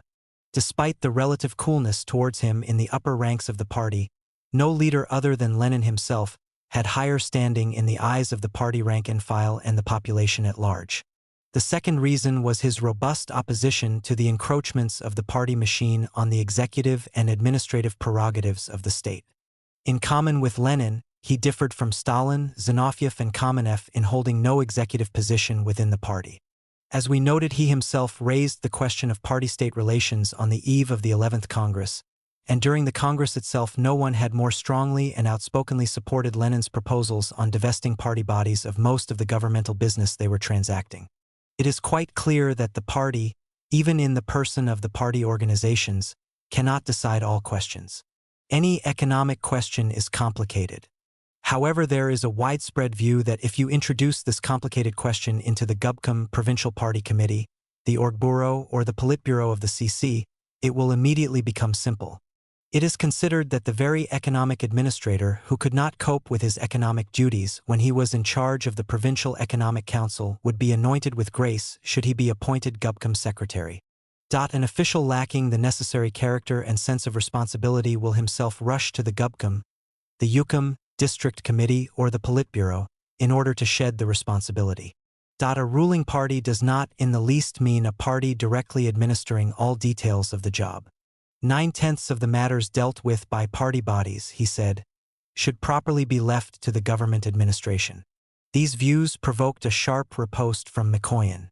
I am not surprised, he sarcastically stated, that C.D. Trotsky said this. He has no idea about gubkums. He is a military man. If Trotsky was seen as a leading opponent of the party machine, he was no great friend of its master either. The hostility generated by civil war disputes had been kept alive by later policy clashes and Trotsky's open disdain for Stalin's Rabkrin. Another question on which up to now he had been at odds with Lenin. It is therefore difficult to escape the conclusion that Lenin now realized something like a direct confrontation with the party machine would be unavoidable if a proper party-state relationship were to be restored, and was seeking to marshal his biggest guns for this purpose. In this, however, he was disappointed, for while Kamenev accepted the nomination, Trotsky declined. His reasons were probably complex. The excuse he offered at the time, that Lenin had timed the nomination with a view to Rykov's impending leave whereas he himself had been granted leave to prepare for the Comintern Congress, was obviously disingenuous. The reason he later gave, that what was wanted was greater authority and responsibility for the people's commissars rather than multiplication of deputy chairmen, was probably quite genuine. But Deutscher is almost certainly correct in suggesting the further motive that his pride may have been hurt by an arrangement which would have placed him formally on the same footing as the other vice-premiers who were only Lenin's inferior assistants. Moreover, Trotsky may have been justly skeptical about the prospects of a workable inner cabinet, which included such incompatible personalities as himself, Rykov, and Kamenev. The upshot was that an inner cabinet did indeed emerge and begin to operate in the following weeks. Consisting of Rykov, Kamenev, and Syuripa, and referred to as the Conference of Deputies, Sovshinai Zamov, and later as the Board Collegia of Deputies, it became an extra echelon in the hierarchy of authority without, however, stemming the flow of business to the Politburo in any significant degree. Lenin now clearly realized that only his hand at the helm presented any prospect of restoring Sovnarkom. No other conclusion is possible if one compares his behavior in the weeks preceding his first stroke when he was attending Politburo and other meetings but not those of Sovnarkom, with his behavior when he returned to the Kremlin early in October. He now resumed working daily in his Sovnarkom office, chairing all meetings of Sovnarkom and STO, vetting the decisions of the Little Sovnarkom, and supervising the work of the Chancellery and Secretariat. In other words, performing the full-time chief executive role he had exercised up to mid-1921. As we have seen, he also found time to revise the draft Little Sovnarkom statute to bring it in line with his requirements. When one bears in mind his depleted physical resources, and the fact that he also participated in Politburo meetings during this period and sought to give a lead on all major policy issues, the central importance he now assigned to reviving Sovnarkom becomes plain. While it is obvious that Lenin could not long maintain such a workload, even barring a serious relapse, it was perhaps essential for him to totally immerse himself for a time in the Sovnarkom operation before he could move effectively to setting it to rights. Looking ahead, Lenin seems to have perceived that what was needed was both himself on the spot exercising general leadership and supervision, and the kinds of arrangements for devolving some of his duties on his deputies and for rendering the operation of Sovnarkom bodies more effective and self-sustaining, which were earlier seen as substitutes for his direct personal participation. Within a few weeks, he was beginning to address himself to devising patterns of activity that would combine these two aspects. At a meeting of Sovnarkom on December 3rd, he presented his proposals for revising the procedures for preparing and submitting matters for Sovnarkom Consideration Point 22 on the following day. He distributed to his deputies some initial proposals for reallocation of work amongst them. One was to take special responsibility for STO and the other two for Sovnarkom, switching around monthly. A list assigning executive responsibility for the various commissariats among the deputies was to be drawn up, as in the previous April. Kamenev was nonetheless to continue with certain tasks he had already undertaken, and each deputy was to have a systematic program of checking sections of the government machine. 5 days later, he distributed further proposals which included an outline of institutionalized sittings, zasadania, of the chairman and deputies, i.e. the inner cabinet. They were all to be at work in the Sovnarkom offices between 11 and 2 and between 6 and 9 on Mondays, Tuesdays, Thursdays, and Fridays. At such times, provided Sovnarkom, STO, or the Politburo were not in session, special meetings of the inner cabinet, the term was never used by Lenin or his contemporaries, might be called whenever urgent or contentious issues came up, and in any case at least 2 such meetings of an hour's duration should be held each week. In addition, the chairman and deputies were together to agree the agenda and priority of business for all Sovnarkom bodies. The deputies were to keep close watch on the work of the Little Sovnarkom and the administrative sittings of STO. The latter had been discontinued but should now be revived. All 3 deputies should attend meetings of Sovnarkom's Finance Committee, which had become an important instrument of administration in recent months, along with Finance Commissar Sokolnikov, his deputy, and Little Sovnarkom Chairman Kiselev. Lenin also raised the question whether there should not be one meeting of the Finance Committee weekly under his own chairmanship. He now suggested that the group of commissariats for which each deputy would have supervisory and executive responsibilities should be changed every 2 months, so that they all could become familiar with the whole government machine. And finally, he reiterated the importance of the deputies setting aside time to study the work of middle and lower-level officials. These proposals were obviously just the beginning of a program of reorganizing and revivifying Sovnarkom which, to have any hope of success, would require constant effort for a considerable time. But time was just what Lenin was not given to enjoy. Within a few more days, a further relapse caused him to give up once more, and this time for good, the active direction of affairs.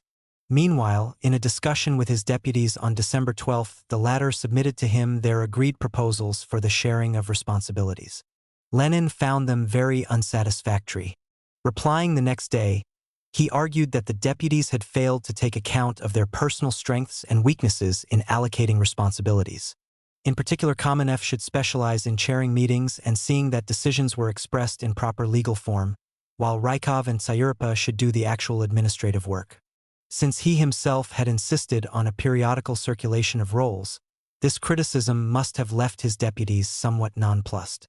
However, he did not press his counter-proposals which, as he said, had no immediate practical significance since he had to take further sick leave. At the same time, he agreed to their implementing their proposals only until such time as he resumed duty, if this should be sooner than the 3 months they suggested. And this, in effect, is the end of our story, for he never did resume duty, as we have observed. There is, however, a postscript. For the recurrence of Lenin's illness in December 1922 coincided with a profound crisis of confidence in the regime he had created and led over 5 years, and the writings in which his doubts and remedies were expressed held great potential implications for the future of Sovnarkom. These doubts had been building up for a year or more, and we have seen some of the symptoms of them in his growing preoccupation with bureaucratic red tape and muddle, his constant tinkering with the Sovnarkom machine, and his increasingly resolute efforts to restore the business of day-to-day government from the Politburo and other Central Party organs to Sovnarkom. Up to the autumn of 1922, however, he seems to have assumed that the problems, though serious, were not fundamental, and would respond in time to intelligent and persistent countermeasures. It was what he saw after he came back to his office in October that imbued his doubts with a new and sickening urgency. Bureaucracy rampant, confused and divided councils, and policy drifting in a dangerous direction on a whole range of issues.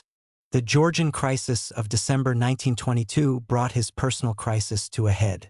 This was occasioned by the high-handed and dictatorial manner in which Stalin and his agents forced Georgia into a Transcaucasian federation against the will of the majority of Georgian communists and their local leaders. Although Lenin considered the idea of such a federation correct in principle, the way it was imposed brought home to him not only how far his regime had become infected by the brutal high-handedness and great Russian chauvinism of its Tsarist predecessors, but that the chief focus of infection was the apex of the Communist Party organization itself. The tragic irony was that the agitation induced in him by this realization almost certainly precipitated the medical relapse that incapacitated him for active countermeasures. Nevertheless, with his characteristic courage and tenacity, he sought yet again, in the only way open to him, to impose his will on the course of history, beginning to dictate, within days of his stroke, the series of memoranda, notes and articles that later became known as his testament. If historians differ considerably in their exegesis of these documents and their evaluation of their political significance, this is due not only to their own divergent political perspectives but also to the many ambiguities, contradictions, and changes of mind in the documents themselves. There is no need here to examine these writings in detail, but part of their content, seen in relation to certain other letters and conversations of Lenin at this time and placed in political context, bears closely on the fate of Sovnarkom and therefore claims our attention. The central burden of Lenin's testament was his intention to introduce a number of changes in our political regime at the party congress due in April 1923. These were to embrace both the structure and the personnel of the party leadership. While conceding that the long-term survival and stability of the regime would depend on successful maintenance of the worker-peasant alliance, he argued that considerations of a purely personal character faced it with immediate instability and a possible split if the measures he recommended were not urgently taken. A confessed Marxist could stress in no stronger terms the fundamental nature of the problems as he now perceived them. His major structural proposal was that the Central Committee should be increased to 50 to 100 members by the addition of worker and peasant communists drawn from the lower echelons of the party. These would have the right of attending meetings of the Politburo as well as the Central Committee. They were to see all party documents, and their task would be not only to control but to remake the apparatus. Later he envisaged also expanding and reinforcing the powers of the Central Control Commission, the party's internal disciplinary body, linking it closely with a revamped Rabkrin, and prescribing that a certain proportion of its members should also attend all Politburo meetings. The intention here was obvious. The arbitrary power of the Politburo oligarchy would be checked, the entrenched leadership diluted, and the independence of the party machine from the party as a political organism curbed. The need for these structural changes Lenin linked directly with the relationship between Stalin and Trotsky, which he saw as constituting a good half of the danger of the split which could be avoided and the avoidance of which, in my opinion, should be contributed to, amongst other things, by the increase in the number of CC members to 50 or 100. Let us therefore look a little more closely at the evolution of Lenin's relations with his two most powerful colleagues. The sharpened concern that Lenin showed in the autumn of 1922 over Sovnarkom's position vis-a-vis the Central Committee does not seem, at first, to have been directly linked with apprehensions about Stalin personally. Between October and December, however, a whole series of issues arose on which Lenin felt that policy was disastrously off course, and at the center of most of them stood Stalin. The most important of these were measures to dilute the state monopoly of foreign trade, and the arrangements envisaged for the non-Russian national areas in the draft USSR constitution, the erroneous character of which was dramatized for Lenin by the Georgian crisis. On these matters Lenin found himself at one with Trotsky, and as his critical attitude to Stalin grew, he also came to accept the validity of Trotsky's disdain for Stalin's Rabkrin. The one thing that still divided them was Trotsky's conviction that Gosplan should be vested with extensive executive powers over the economy. But by the end of December Lenin had reached the conclusion that on this matter, too, Trotsky was basically correct. An early expression of their rapprochement had been the renewed proposal by Lenin, evidently made in November, that Trotsky should become a deputy chairman of Sovnarkom.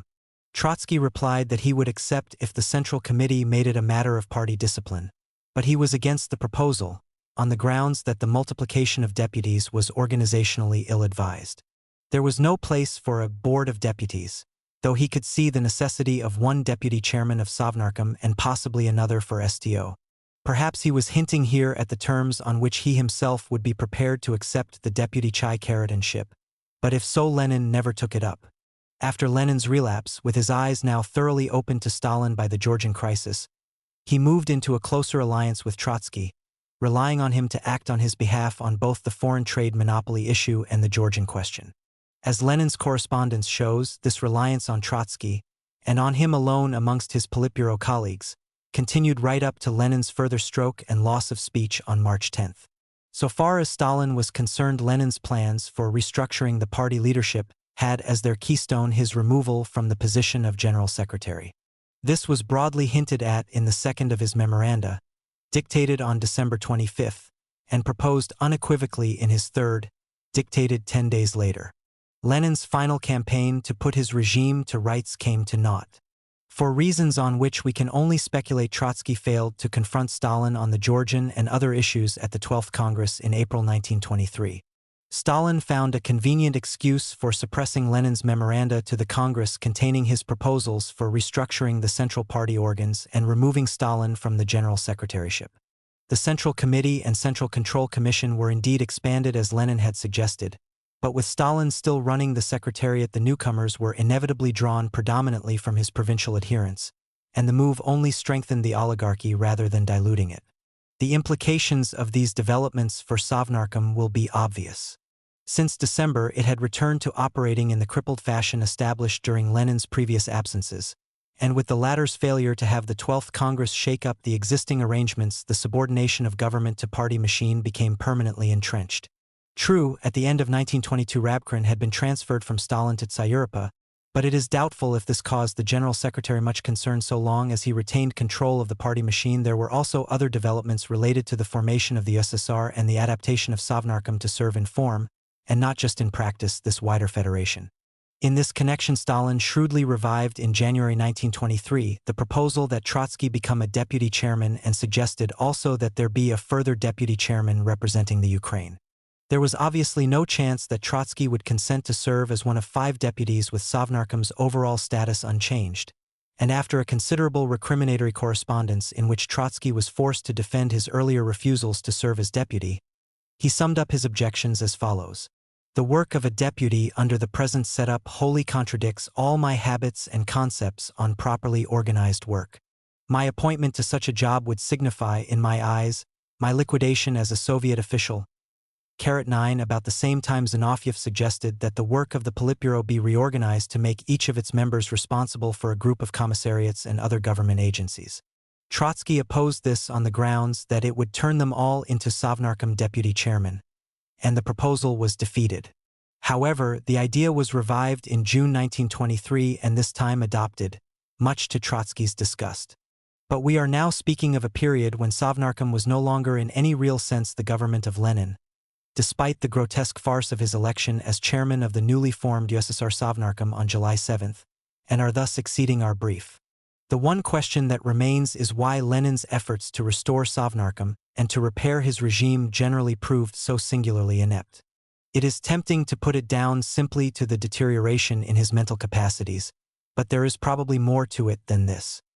His most consistent error, given the obvious uncertainty of his health, lay in devising arrangements, in April 1922 as much as December 1922 and January 1923, whose chances of success depended on his personal involvement in carrying them out. In retrospect, it is easy to argue that he should have handed over the Sovnarkom chairmanship to someone else in 1921 or 1922, limiting himself to chairing the Politburo and from that position working to ensure that the new Sovnarkom chairman had the same freedom of action that Stalin, for instance, was permitted in his management of the party machine. But there was the rub: who was to be the new chairman? In his memorandum of January 24, 1923, Lenin ran through the qualities of nearly all the principal leaders, whom he rightly perceived as unsuitable for some reason or other for top office. Even Trotsky, his current ally, although the most capable person in the present CC, was excessively given to self-confidence and gets too carried away with the purely administrative side of work. Rykov and Tomsky, the 2 Politburo members exempt from his strictures, were obviously not of the political caliber to step into his shoes. Rykov, despite his great administrative talents, was to demonstrate this when he was made Sovnarkom Chai Karat and following Lenin's death. As Shapiro has pointed out, the very qualities that commended his Politburo colleagues to Lenin as instruments of his revolutionary will unfitted them to fill the unique role built up around his own exceptional personality over 2 decades of revolutionary leadership. In early 1923, he evidently still hoped there might be time to train a new generation of leaders from whom suitable successors would emerge. 42 His moves to this end, however, had come 2 years too late. A memorandum signed by Stalin, Kamenev, Zinoviev, Tomsky, and Rykov in March 1923, on the eve of the 12th Congress, and intended to rally support in the Central Committee against Trotsky's criticisms of the Politburo, contains a passage which can be read as an offhanded valediction for Lenin's Sovnarkom. Now, when the Politburo, in connection with the illness of Vladimir Ilyich, is even more required to perform the role of the actual government, it is indubitably necessary to improve the work of the Politburo. The implied condition for the Politburo to withdraw from this role, namely that Lenin should be back in command, was of course never to be met, and the appointment after his death of a relatively junior member of the Politburo as the new Sovnarkom chairman ensured that the existing relationship between the 2 bodies would be perpetuated. Some historical reflections. For the first 3 years or so of its existence, the Council of People's Commissars was the government of the embattled Soviet Republic in fact as well as name. If it subsequently became something less than this, it nevertheless remained a key political and administrative body second in importance only to the Political Bureau of the Party Central Committee. Moreover, despite its great expansion since the 1930s, its many reorganizations, its renaming as the Council of Ministers in 1946, and its several changes of leadership, its modern structures and processes have evolved organically out of those established under Lenin and have manifested a remarkable level of continuity. Many of its parts, including several of the present Soviet ministries, had their origins as people's commissariats or other Sovnarkom agencies formed in the Lenin period, and in some cases beyond that as imperial ministries established well back in the 19th century. This legacy is a monument to the achievement of those who built up Sovnarkom from the old and new materials at their disposal and launched it as a functioning institution. In evaluating this achievement, moreover, it is important to realize how advanced many of Sovnarkom's institutional features were for its time. As a government executive, Sovnarkom invites closest comparison with cabinet systems of the British type, since, like them, it consisted of ministers individually responsible for the various branches of the administration and collectively responsible for the government as a whole, and headed by a prime minister, who orchestrated and more or less dominated its decision-making activities but whose executive authority derived from his role within the collective body, rather than from a superordinate presidential position, and who could be overruled by the latter. Considering Sovnarkom in this comparative context, it is striking that in such matters as the conduct of meetings according to prepared agenda, the compilation and advance circulation of relevant documentation, the keeping of minutes, and the creation of a secretariat for maintaining records, preparing meetings, promoting interdepartmental consultation and following up decisions, Sovnarkom had attained a point within its first few months which the British cabinet was reaching only at about the same time, after some 2 centuries of experience. In fact, in these respects, the machinery and procedures elaborated by Sovnarkom by the end of the Civil War were to be matched by the British cabinet only during and after the Second World War. The reasons were perhaps largely functional. It was only in the course of the First, and especially the Second World War, that the scope and pressure of business facing the British cabinet necessitated such arrangements, while Sovnarkom was faced with a similar or greater scope and pressure of business from its very inception. Doubtless cultural factors also played a part. The informality of British cabinet procedures was long valued as one of its essential characteristics, so much so that there was strong pressure in the early 1920s to abolish the new cabinet secretariat as unconstitutional, and such attitudes undoubtedly delayed its development. By contrast, the Soviet government was heir to a continental bureaucratic tradition which in Russia, no less than in France or Germany, linked decision-making with ample documentation, formal rules, and secretarial support staff. In fact, models for the machinery and procedures adopted by Sovnarkom had already been provided by its predecessors in the Tsarist and provisional governments. If, however, both the need and the models for such arrangements were present, it was still necessary that both should be perceived, and the latter adapted and applied. And here the credit must go first and foremost to Lenin himself, to his first head of chancellery, Bonch-Brievich, to such second-line officials as Bogolpov and Kozlovsky, and almost certainly, though much harder to document, to a handful of senior officials, such as P.M. Trokhimovsky, carried over from the old regime. It is remarkable and perhaps unprecedented that Lenin, a man approaching 50 who had spent his whole youth and adult life as professional revolutionary, could apply himself so single-mindedly and persistently to such humdrum matters, especially when one recalls the critical and chaotic circumstances in which he did so.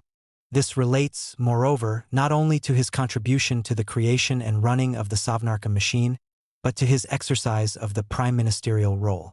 In such matters as the management of agendas, the clarification of issues and judicious injection of his influence on them before they came up for formal consideration, the guidance, stimulation, and focusing of discussion, the crystallization of clear decisions embodied in his summings up, the use of standing and ad hoc committees, and the exercise of his executive authority in taking, facilitating, or ensuring administrative decisions, Lenin quickly displayed a mastery that would have done credit to a politician who had served a long apprenticeship in a mature system of cabinet government. Nevertheless, we must come back to the fact that Sovnarkom in a sense failed, that it proved incapable in the end of maintaining itself as the government of the Soviet Republic. Without retracing in detail already familiar ground, let us recall some of the reasons for this, and briefly explore some of its wider causes and implications. We might start with the observation that most of Lenin's colleagues lacked his facility in adapting their patterns of thought and action to the tasks of running a government rather than fighting one. Lieberman recalls the peculiar atmosphere that prevailed at the meetings of Sovnarkom and other government bodies chaired by Lenin. Despite all the efforts of an officious secretary to impart to each session the solemn character of a cabinet meeting, we could not help feeling that here we were, attending another meeting of an underground revolutionary committee. As he pointed out, the attitudes of mind of the participants found outward expression in their leather jackets and heavy topcoats and the random way they scattered their chairs around the room rather than sitting tamely at the cabinet table. How far this atmosphere militated against effective decision-making by Sovnarkom is hard to judge, but the dissonance between the efforts of Lenin to conduct an orderly cabinet meeting and the freewheeling style of most of his colleagues must have contributed to the impatience of the more senior of these with Sovnarkom meetings and encouraged them to make their own contributions to policy in the more congenial ambience of the party central committee. Paradoxically, then, the greater Lenin's success in molding Sovnarkom into a smoothly working organ of government, the greater the tendency for crucial policy inputs to be directed elsewhere. One suspects, too, that in time this problem acquired another dimension. As Sovnarkom was more and more imbued with Lenin's political style and dominated by his personality, it came to be perceived as something like his bailiwick, just as the Revolutionary Military Council was Trotsky's, the Orgburo was Stalin's, and the Vechika Dzerzhinsky's, Moscow Kamenev's, and Petrograd Zinovyev's. While on the one hand this meant that he, like they, should be left by and large to run his bailiwick in his own way, the corollary was that his should be subject just as the others were to the same superordinate level of authority, where ultimate policy would be determined, coordination achieved, and disputes adjudicated, namely the party central committee. Obviously, this problem might have been averted had people's commissars not been free to absent themselves from Sovnarkom sessions and be represented there by deputies or more junior members of their boards. Such formal arrangements sometimes have much to do with the fate of institutions. Other formal weaknesses were the generous attendance provisions which allowed meetings to become too large, and the convention that non-agenda questions might be raised as a matter of urgency. One might also argue that a more effective committee structure would have made a lot of difference. The little Sovnarkom did an invaluable job as a general purposes committee for second-order business, and STO was of crucial importance in directing production and distribution, especially during the Civil War. But what if Sovnarkom had developed a system of specialized committees covering all major policy areas, analogous to those supporting the post-war British cabinet, and each chaired by a senior member of the government? Of course, such devices may work in one country and not in another, but the establishment of an influential finance committee at the end of the Lenin era perhaps points in the direction Sovnarkom might have moved. Such a committee system might have brought policy back under the umbrella of Sovnarkom, while ensuring that full Sovnarkom agendas were limited to the most important and contentious issues. As an alternative or complement to such arrangements, Sovnarkom might have formed an inner cabinet of its most authoritative members to deal with major policy questions, as we have suggested earlier, and as Lenin seems to have belatedly considered from September 1922. There is little profit, however, in speculating on such might have beens. One might also raise the question whether Lenin's prime ministerial qualities, despite their manifest strengths, did not also possess their fatal flaws. Could it be that the withdrawal of Lenin's senior colleagues from active participation in Sovnarkom was not entirely unwelcome to him, if not because it cleared the way for him to dominate it, at least because it made it easier to get on with the job without time-consuming wrangles? If he did not at least subconsciously derive satisfaction from their absence, why did he not take firmer measures against it? Such suspicions are not unreasonable, but it is difficult to find positive evidence to support them. Moreover, it goes against what we know of Lenin's concern to see that officials affected by decisions had a say in them, and seems to impute to him an improbable level of percipience and control over the behavior of his senior colleagues. A more realistic candidate for the fatal flaw is Lenin's preoccupation with detail, which was discussed in Chapter 9. As we saw, his mastery of detail was an important source of his influence over policy, but did he allow it to consume too much of his time and also contribute to the cluttering of full Sovnarkom agendas with minor matters, despite the existence of the little Sovnarkom? Some of his colleagues evidently thought so. At the 11th Party Congress, Preobrazhensky, while warmly supporting Lenin's strictures on the drift of government business to the Politburo, put part of the blame onto Lenin's total absorption year after year in Sovnarkom vermicelli, which was ruining his health and preventing him from attending to larger questions. Be this as it may, there was one way in which Lenin contributed profoundly to the eclipse of Sovnarkom: his failure to make satisfactory arrangements for its leadership when he fell ill. Despite the factors we have mentioned, Despite the importance already assumed by the party machine, despite the expansion of Politburo attention to domestic administration at the end of the Civil War, Sovnarkom's eclipse had still not reached the point of no return before Lenin's prolonged absences began in 1921. The prime ministerial role, with its sub-roles of leader, chairman, chief executive, and politician, was not an expendable part of the Sovnarkom system. Thus, the measures taken to deal with his partial and then virtually complete withdrawal were fundamentally misconceived. What was wanted was not institutional arrangements and deputies to take over the minor details of the prime ministerial role, but a vigorous and authoritative acting chairman to take over its central aspects. The headlong decline of Sovnarkom, once these stopped being performed, should have made this apparent. Yet Trotsky alone among the leading Bolsheviks gave evidence of realizing it, although others may have perceived it too but kept it to themselves out of deference to Lenin or for more self-serving reasons. If Lenin himself grasped the problem, his failure to deal with it may have been due to his belief, suggested in Chapter 14, that there was no one suitable to take his place. Yet one recalls his conviction that men can grow to meet the demands of high office, an argument he often used to persuade reluctant Bolsheviks to accept appointment as people's commissars.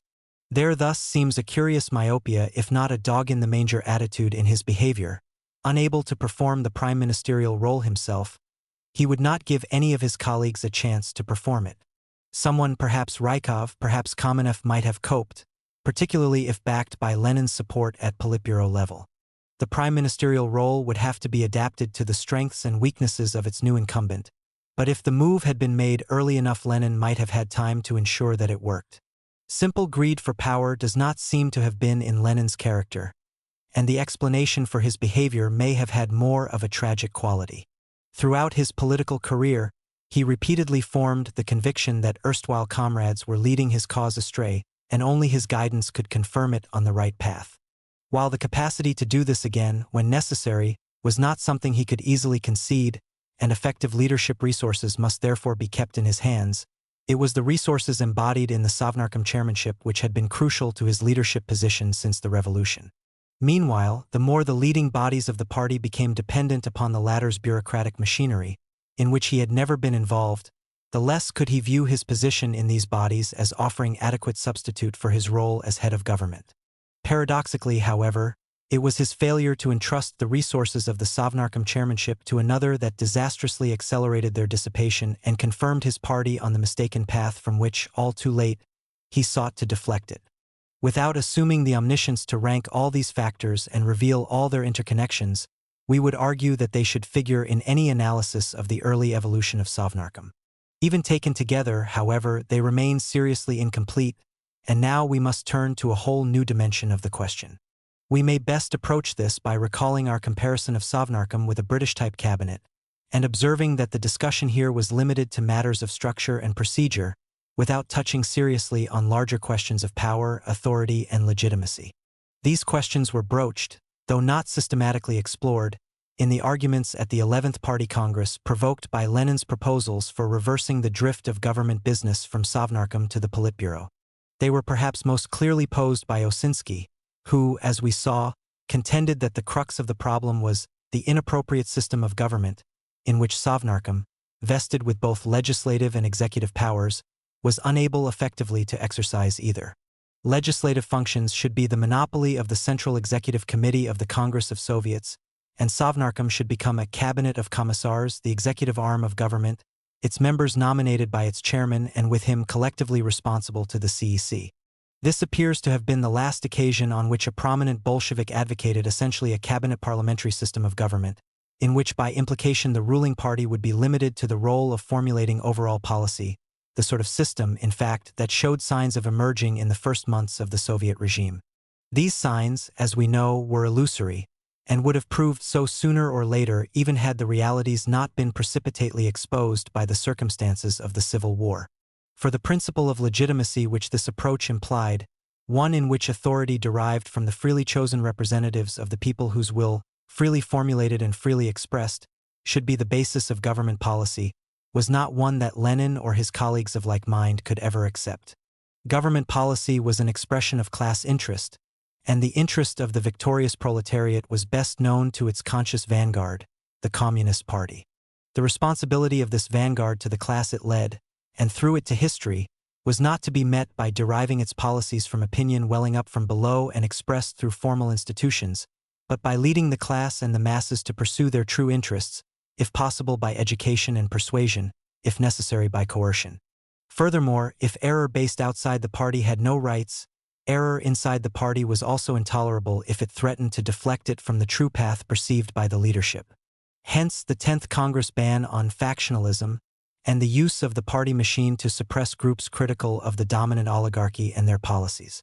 Against this background, it is not surprising that Lenin should have dismissed Osinski's views as beneath criticism, merely expressing regret that such a capable official should reveal himself, in proposing the changeover to a cabinet system, as politically completely defunct, and by a cabinet system he clearly meant what we have termed a cabinet parliamentary system. For him, it was unthinkable for a Bolshevik to question the principle that ultimate authority must be kept in the hands of the leading organs of the party. Despite the difficulties it created for a rational distribution of work between Sovnarkom and the Politburo, we cannot revoke the right to appeal to the Central Committee, since our party is the single government party. Even when, some months later, Lenin's growing dismay at the state of his regime led him to contemplate an assault to transform those very leading organs of the party, he gave no sign that he had come to doubt this principle of authority. Lenin wanted to have his cake and eat it. He wanted an effective cabinet, but not a cabinet system. Its members were to do the work of government, but the power was to lie elsewhere. There was to be one locus of legitimacy for the governed, the Soviets and their Central Executive Committee, and another for the governors, the Party Central Committee. What he long shrank from accepting was that the burden of decision would necessarily accumulate where final authority lay, the divorce of power and responsibility would unfit the government to govern, and the regime would become a self-perpetuating oligarchy of party bosses on whose personalities and relationships the revolutionary society would fatally depend. And here we must broaden our historical focus.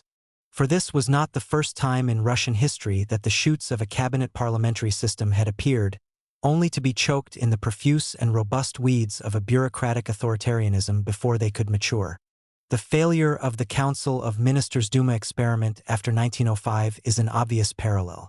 There were, however, precursors to these institutions whose character and experience are also highly relevant, and these deserve at least a brief glance. The trend from absolute monarchy to cabinet parliamentary forms of government, completed in Britain in the 18th century, extended in time to most of Europe, though in many countries the transition was retarded, distorted, and still incomplete in the early 20th century. And Russia, of course, was one of these. Typically, the cabinet developed out of some kind of advisory executive committee of the monarch's top officials, and the parliament out of some wider consultative body representative mainly of the rich and powerful. The former could only be a true cabinet when it had command of all branches of government business and dealt collectively with the monarch through a prime minister. The parliament could only be a true one when executive action was obliged to conform to its predominant opinion and top executives were answerable to it for their performance. Although initially often contraposed, they could mature only in symbiosis. For both had to contend with the absolute claims of the monarch and the arbitrary actions of his agents and, while cabinet served parliament as a device for achieving the answerability of the administration, parliament provided cabinet with its support base for asserting its collective will vis-a-vis the monarch. These generalizations, like all such essays at historical synthesis along ideal-typical lines, are highly vulnerable to objections on both theoretical and empirical grounds. We would argue, however, that they have sufficient basis in actual historical tendencies in Europe to throw useful light on the evolution of Russian institutions. The first proto-cabinet in Russia was the Senate established by Peter the Great, which, however, after a checkered career in the 18th century, subsequently evolved into a large body lacking executive powers but exercising broad functions of judicial administration and administrative control, in the continental sense of the term. The Committee of Ministers, Komitet Ministrov, formed by Alexander I in 1802, gave early promise of evolving into a cabinet, especially under Count Saltykov's chairmanship during Alexander's preoccupation with the war with Napoleon, when it exercised something like full collective responsibility for domestic government. After 1815, however, falling under the control of Alexander's reactionary advisor Arakcheyev, and lacking any wider institutionalized base from which it might have gained support, the Committee of Ministers declined in importance, and, although it survived till 1905, did so essentially as an administrative committee processing vermicelli. The next proto-cabinet was Alexander IL's Council of Ministers, Soviet Ministrov. Functioning unofficially from 1857 and given official standing in 1861, the Council of Ministers served initially to consolidate the work of various ad hoc commissions preparing proposals for reform in the confused, quasi-revolutionary atmosphere of Alexander's early years, although it also took up issues requiring interministerial coordination and considered the annual reports of ministers and their proposals for major legislation.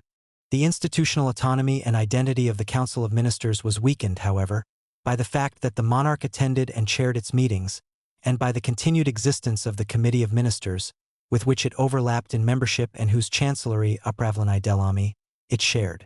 As social order and discipline were re-established and the impulse to reform played itself out, the council declined in importance, rarely meeting in the 1870s.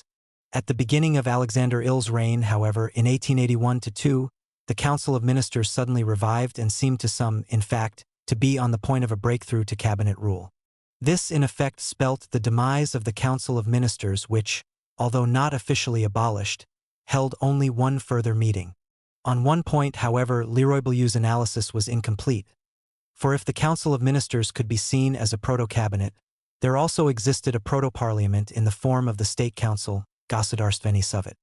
Originally intended by Alexander I to substitute for a parliament in considering legislation and the overall control of government, the State Council had failed to develop an autonomous political role, largely owing to the purely official character of its membership.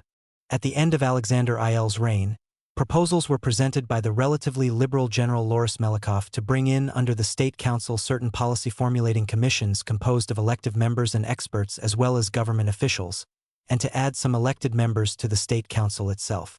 Alexander II approved the first proposal and the second was still under consideration at the time of his assassination.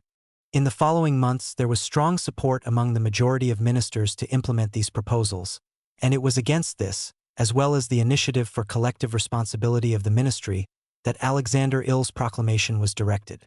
Nevertheless, despite the defeat of the reform proposals, the State Council did operate as something of a proto-parliament under Alexander III, subjecting many government proposals to close scrutiny, delaying the enactment of quite a few measures and even causing certain of them to be dropped. Meanwhile, with the replacement of some of the more liberal ministers and the paralysis of the Council of Ministers, the Committee of Ministers underwent something of a revival as a vehicle for the Tsar's policy and an instrument of coordination. At the same time, the Tsar jealously preserved his prerogative of dealing separately with his ministers, as did his successor, Nicholas II. While both the Council of State and the Committee of Ministers were significant institutions during this period, their autonomy was severely limited and they tended to offset rather than reinforce each other's influence. The institutional changes following the 1905 revolution marked a big step towards a cabinet parliamentary system of government. A bicameral legislature was formed, the State Council, partly reformed, constituting the upper house and a new fully elective assembly, the Duma, constituting the lower. The Committee of Ministers was abolished and the Council of Ministers revived, now chaired by a prime minister, and the change was seen by many as portending a genuine cabinet, exercising collective responsibility for the whole work of government. However, if these reforms marked the end of untrammeled absolutism, its heritage remained powerful enough to severely cripple both parliament and cabinet. The amended fundamental laws reasserted the autocratic power of the Tsar. The ministers were responsible directly to him, not through the council, rather than to the Duma, which enjoyed only the power of interpellation. All laws had to be submitted to the Duma and State Council when they were in session, but Article 87 allowed laws to be enacted while they were in recess, subject to their subsequent endorsement by the legislature. Furthermore, the monarch's sovereign commands, Vysokoyashai Pavlenia, countersigned by a single minister without submission to the State Council or Duma, offered in effect an alternative channel of legislation. The suffrage, relatively democratic at first, was soon made highly unequal, and supporters of the autocracy were thus ensured a comfortable majority in the Duma. Whether the post-1905 Council of Ministers could have evolved into a genuine cabinet is a matter of opinion, but that it failed to do so in the 12 years of its existence is generally agreed. The persistence of the Tsar's power to deal directly with individual ministers, taking separate advice from them and issuing commands on their recommendation, a power extensively used by Nicholas, represented a fatal defect in its cohesion and authority. Furthermore, under paragraphs 16 and 17 of the Statute on the Council of Ministers, those ministers responsible for defense and foreign affairs, as well as the imperial court and domains, were not required to refer matters to the council except where this was stipulated by a sovereign command or where other ministries were affected. In effect, as some contemporaries recognized, the government was divided into council and non-council, Sovietsky i Nezavetsky ministries. Thus, the prehistory of the Council of People's Commissars as a proto-cabinet goes back at least to 1802, if not to a century earlier. Even from the sketchy account above, some parallels between Sovnarkom and its precursors will be obvious. When the Bolsheviks took over the old ministries, they inherited not only certain structures and personnel, but also certain models for a government to cap and unify them. Although they were far from attaching any mystique or even legitimacy to such models, neither did they bring to the task of setting up a government any blueprints of their own or any disposition to emulate the models of bourgeois governments abroad. Thus, it was natural to slip into patterns which were well entrenched in Russian political culture. No less important as a source of such parallels was the like commitment of the imperial and Bolshevik regimes to a principle of absolute power focused outside and above the executive organs of government. If divine providence vested the autocratic power in the hands of the Tsar, history vested the dictatorship of the proletariat in the hands of the party leadership. This produced similar direct effects on the way the executive organs of government themselves operated, which we shall consider in a moment. But they also affected it indirectly through the impact of absolutism on the proto-parliament and the relations of this to the proto-cabinet. The Tsarist regime conceded to the State Council, and especially later to the Duma, a certain role in checking the work of government, in legislation, and in representing sectional opinion, but resisted the notion that the government should be responsible to these bodies, since this would be to encroach on the sovereign's prerogatives. The role assigned by the Bolshevik regime to the Central Executive Committee of the Congress of Soviets, and the limitations of this role, were in practice essentially the same, despite the relevant enabling documents which proclaimed otherwise. In both cases, proto-parliament and proto-cabinet became alternative instruments available to the sovereign power for dealing with the business of government, combining, albeit in different mixes, legislative and executive functions. In neither case did they evolve the level of mutual dependence and mutual interest over against the sovereign power necessary for the transition to a genuine cabinet parliamentary system. Both the absolute ruler of Tsarist Russia and the absolute oligarchy of Bolshevik Russia rightly saw it as an essential condition of maintaining their position, as the final authority in the land, that they could deal directly with particular members of the government and not only with the government as a whole through its prime minister. This entailed the power not only to take advice from individual ministers or people's commissars, but to issue decisions on that advice and have these decisions carried out, even when they lacked the support of a majority of government members. While the purpose of this was to retain for the sovereign power the overall direction of policy, it had the unintended effect of burdening it with deciding many relatively minor matters, on which individual ministers or people's commissars found themselves at odds with the majority of their colleagues. Paradoxically, this did not lead to a lightening of the proto-cabinet's own decision-making load. For on the one hand, matters referred to the sovereign power had usually been before the proto-cabinet first, and on the other the situation was obviously inimical to unity and coherence in the proto-cabinet, and the constant friction and cross-purposes this entailed generated a surfeit of vexatious vermicelli. It is true that much vermicelli dished up to the government was the product of another feature shared by the Tsarist and Bolshevik regimes, namely the vast range of social activity which they sought to direct and control through ponderous and inefficient bureaucracies, whose lower reaches combined arbitrariness of action with the evasion of responsibility and whose upper levels manifested an exaggerated sense of departmental interest.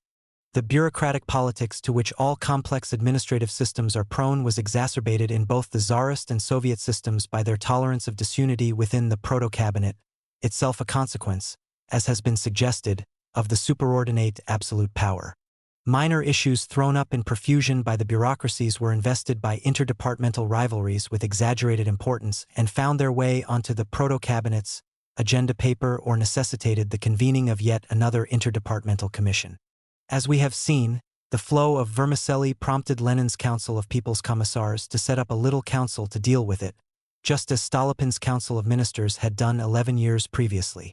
However, this could not stop the full council, too, from being bogged down in masses of minor matters, and this, in combination with its lacking the final say on more important issues, tended to depress it to the status of a vermicelli commission itself. Thus, in this respect, Sovnarkom recapitulated under Lenin the experience of Alexander I's Committee of Ministers nearly a century earlier. A further parallel was the virtual exclusion of certain major policy areas from the province of the proto-cabinet, in particular foreign affairs, defense, and internal security. This placed additional strains on the unity of government which only the absolute ruler or oligarchy could meet. The latter, to help cope with these demands, and to make effective use of the power to deal directly with branches of the administration, clearly needed a bureaucratic machine of their own, separate from that run by the proto-cabinet.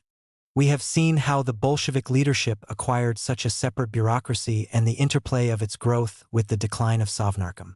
There was no real equivalent in late Tsarist Russia, but a partial one operated through most of the 19th century in the form of the emperor's personal chancery, divided under Nicholas I and Alexander II into 4 functional departments. To point to such parallels is not to question the vast differences between the Tsarist and communist regimes. The values informing them were fundamentally opposed. The former was an absolutism to prevent change, the latter an absolutism to make it. The former sought to suppress or minimize mass participation, the latter to stimulate, mobilize, and canalize it. The locus of absolute power was structurally quite different. A single ruler and his court of personal advisors and confidants on the one hand, an oligarchy embodied in a formal institution on the other, the prime minister being excluded from the absolute power in the former case and included in it in the latter. The pathologies of absolutism, moreover, were undoubtedly aggravated by the personalities of individual tsars, especially Nicholas II, with his passivity, irresoluteness, and preference for first ministers who were nonentities. It is true that some of these contrasts appear less than total when examined closely. Divisions within the Politburo could paralyze action no less than the divisions within Nicholas IL's soul, and the Soviet oligarchy was of course long displaced by a personal ruler more absolute and more arbitrary than any czar since Peter the Great. The leaderlessness of the Council of Ministers in its final years due to the appointment of weak first ministers was matched by the leaderlessness of Sovnarkom due to Lenin's illness. Nor, to mention an aspect which we have no space to examine in depth, was the gap between the operative values of Russia's rulers before and after the revolution ever quite as great as their public manifestation would suggest, and it became progressively less so with the entrenchment of bureaucratic structures, the emergence of new privileged strata, and the revival of Russian patriotism.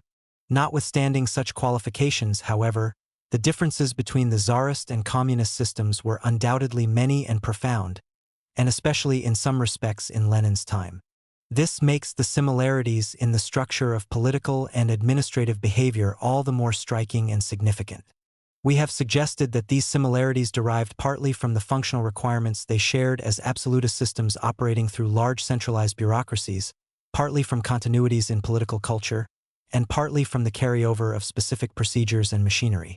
Without venturing to weight these factors, we would view them all as important and as normally operating in combination. There was clearly something in Lenin's view that the ills of his regime were due to bureaucratism perpetuated in the structures and personnel inherited from the old regime. As a total explanation, however, it was profoundly misleading. On the one hand, the underlying causes lay not in the bureaucracy itself but in the structure of power and authority. On the other hand, the pathologies of bureaucracy, the analogies with that repressive chinovnik apparatus which the revolution was to have swept away, were most apparent not in the segments of the government machine directly inherited from the imperial regime, which in fact were the main repository of those elements of modern economic and social administration that Lenin had deemed worthy of preservation. Rather were they to be found in those new bureaucratic juggernauts which had been created to support the new absolutism, the party apparatus and the vechika.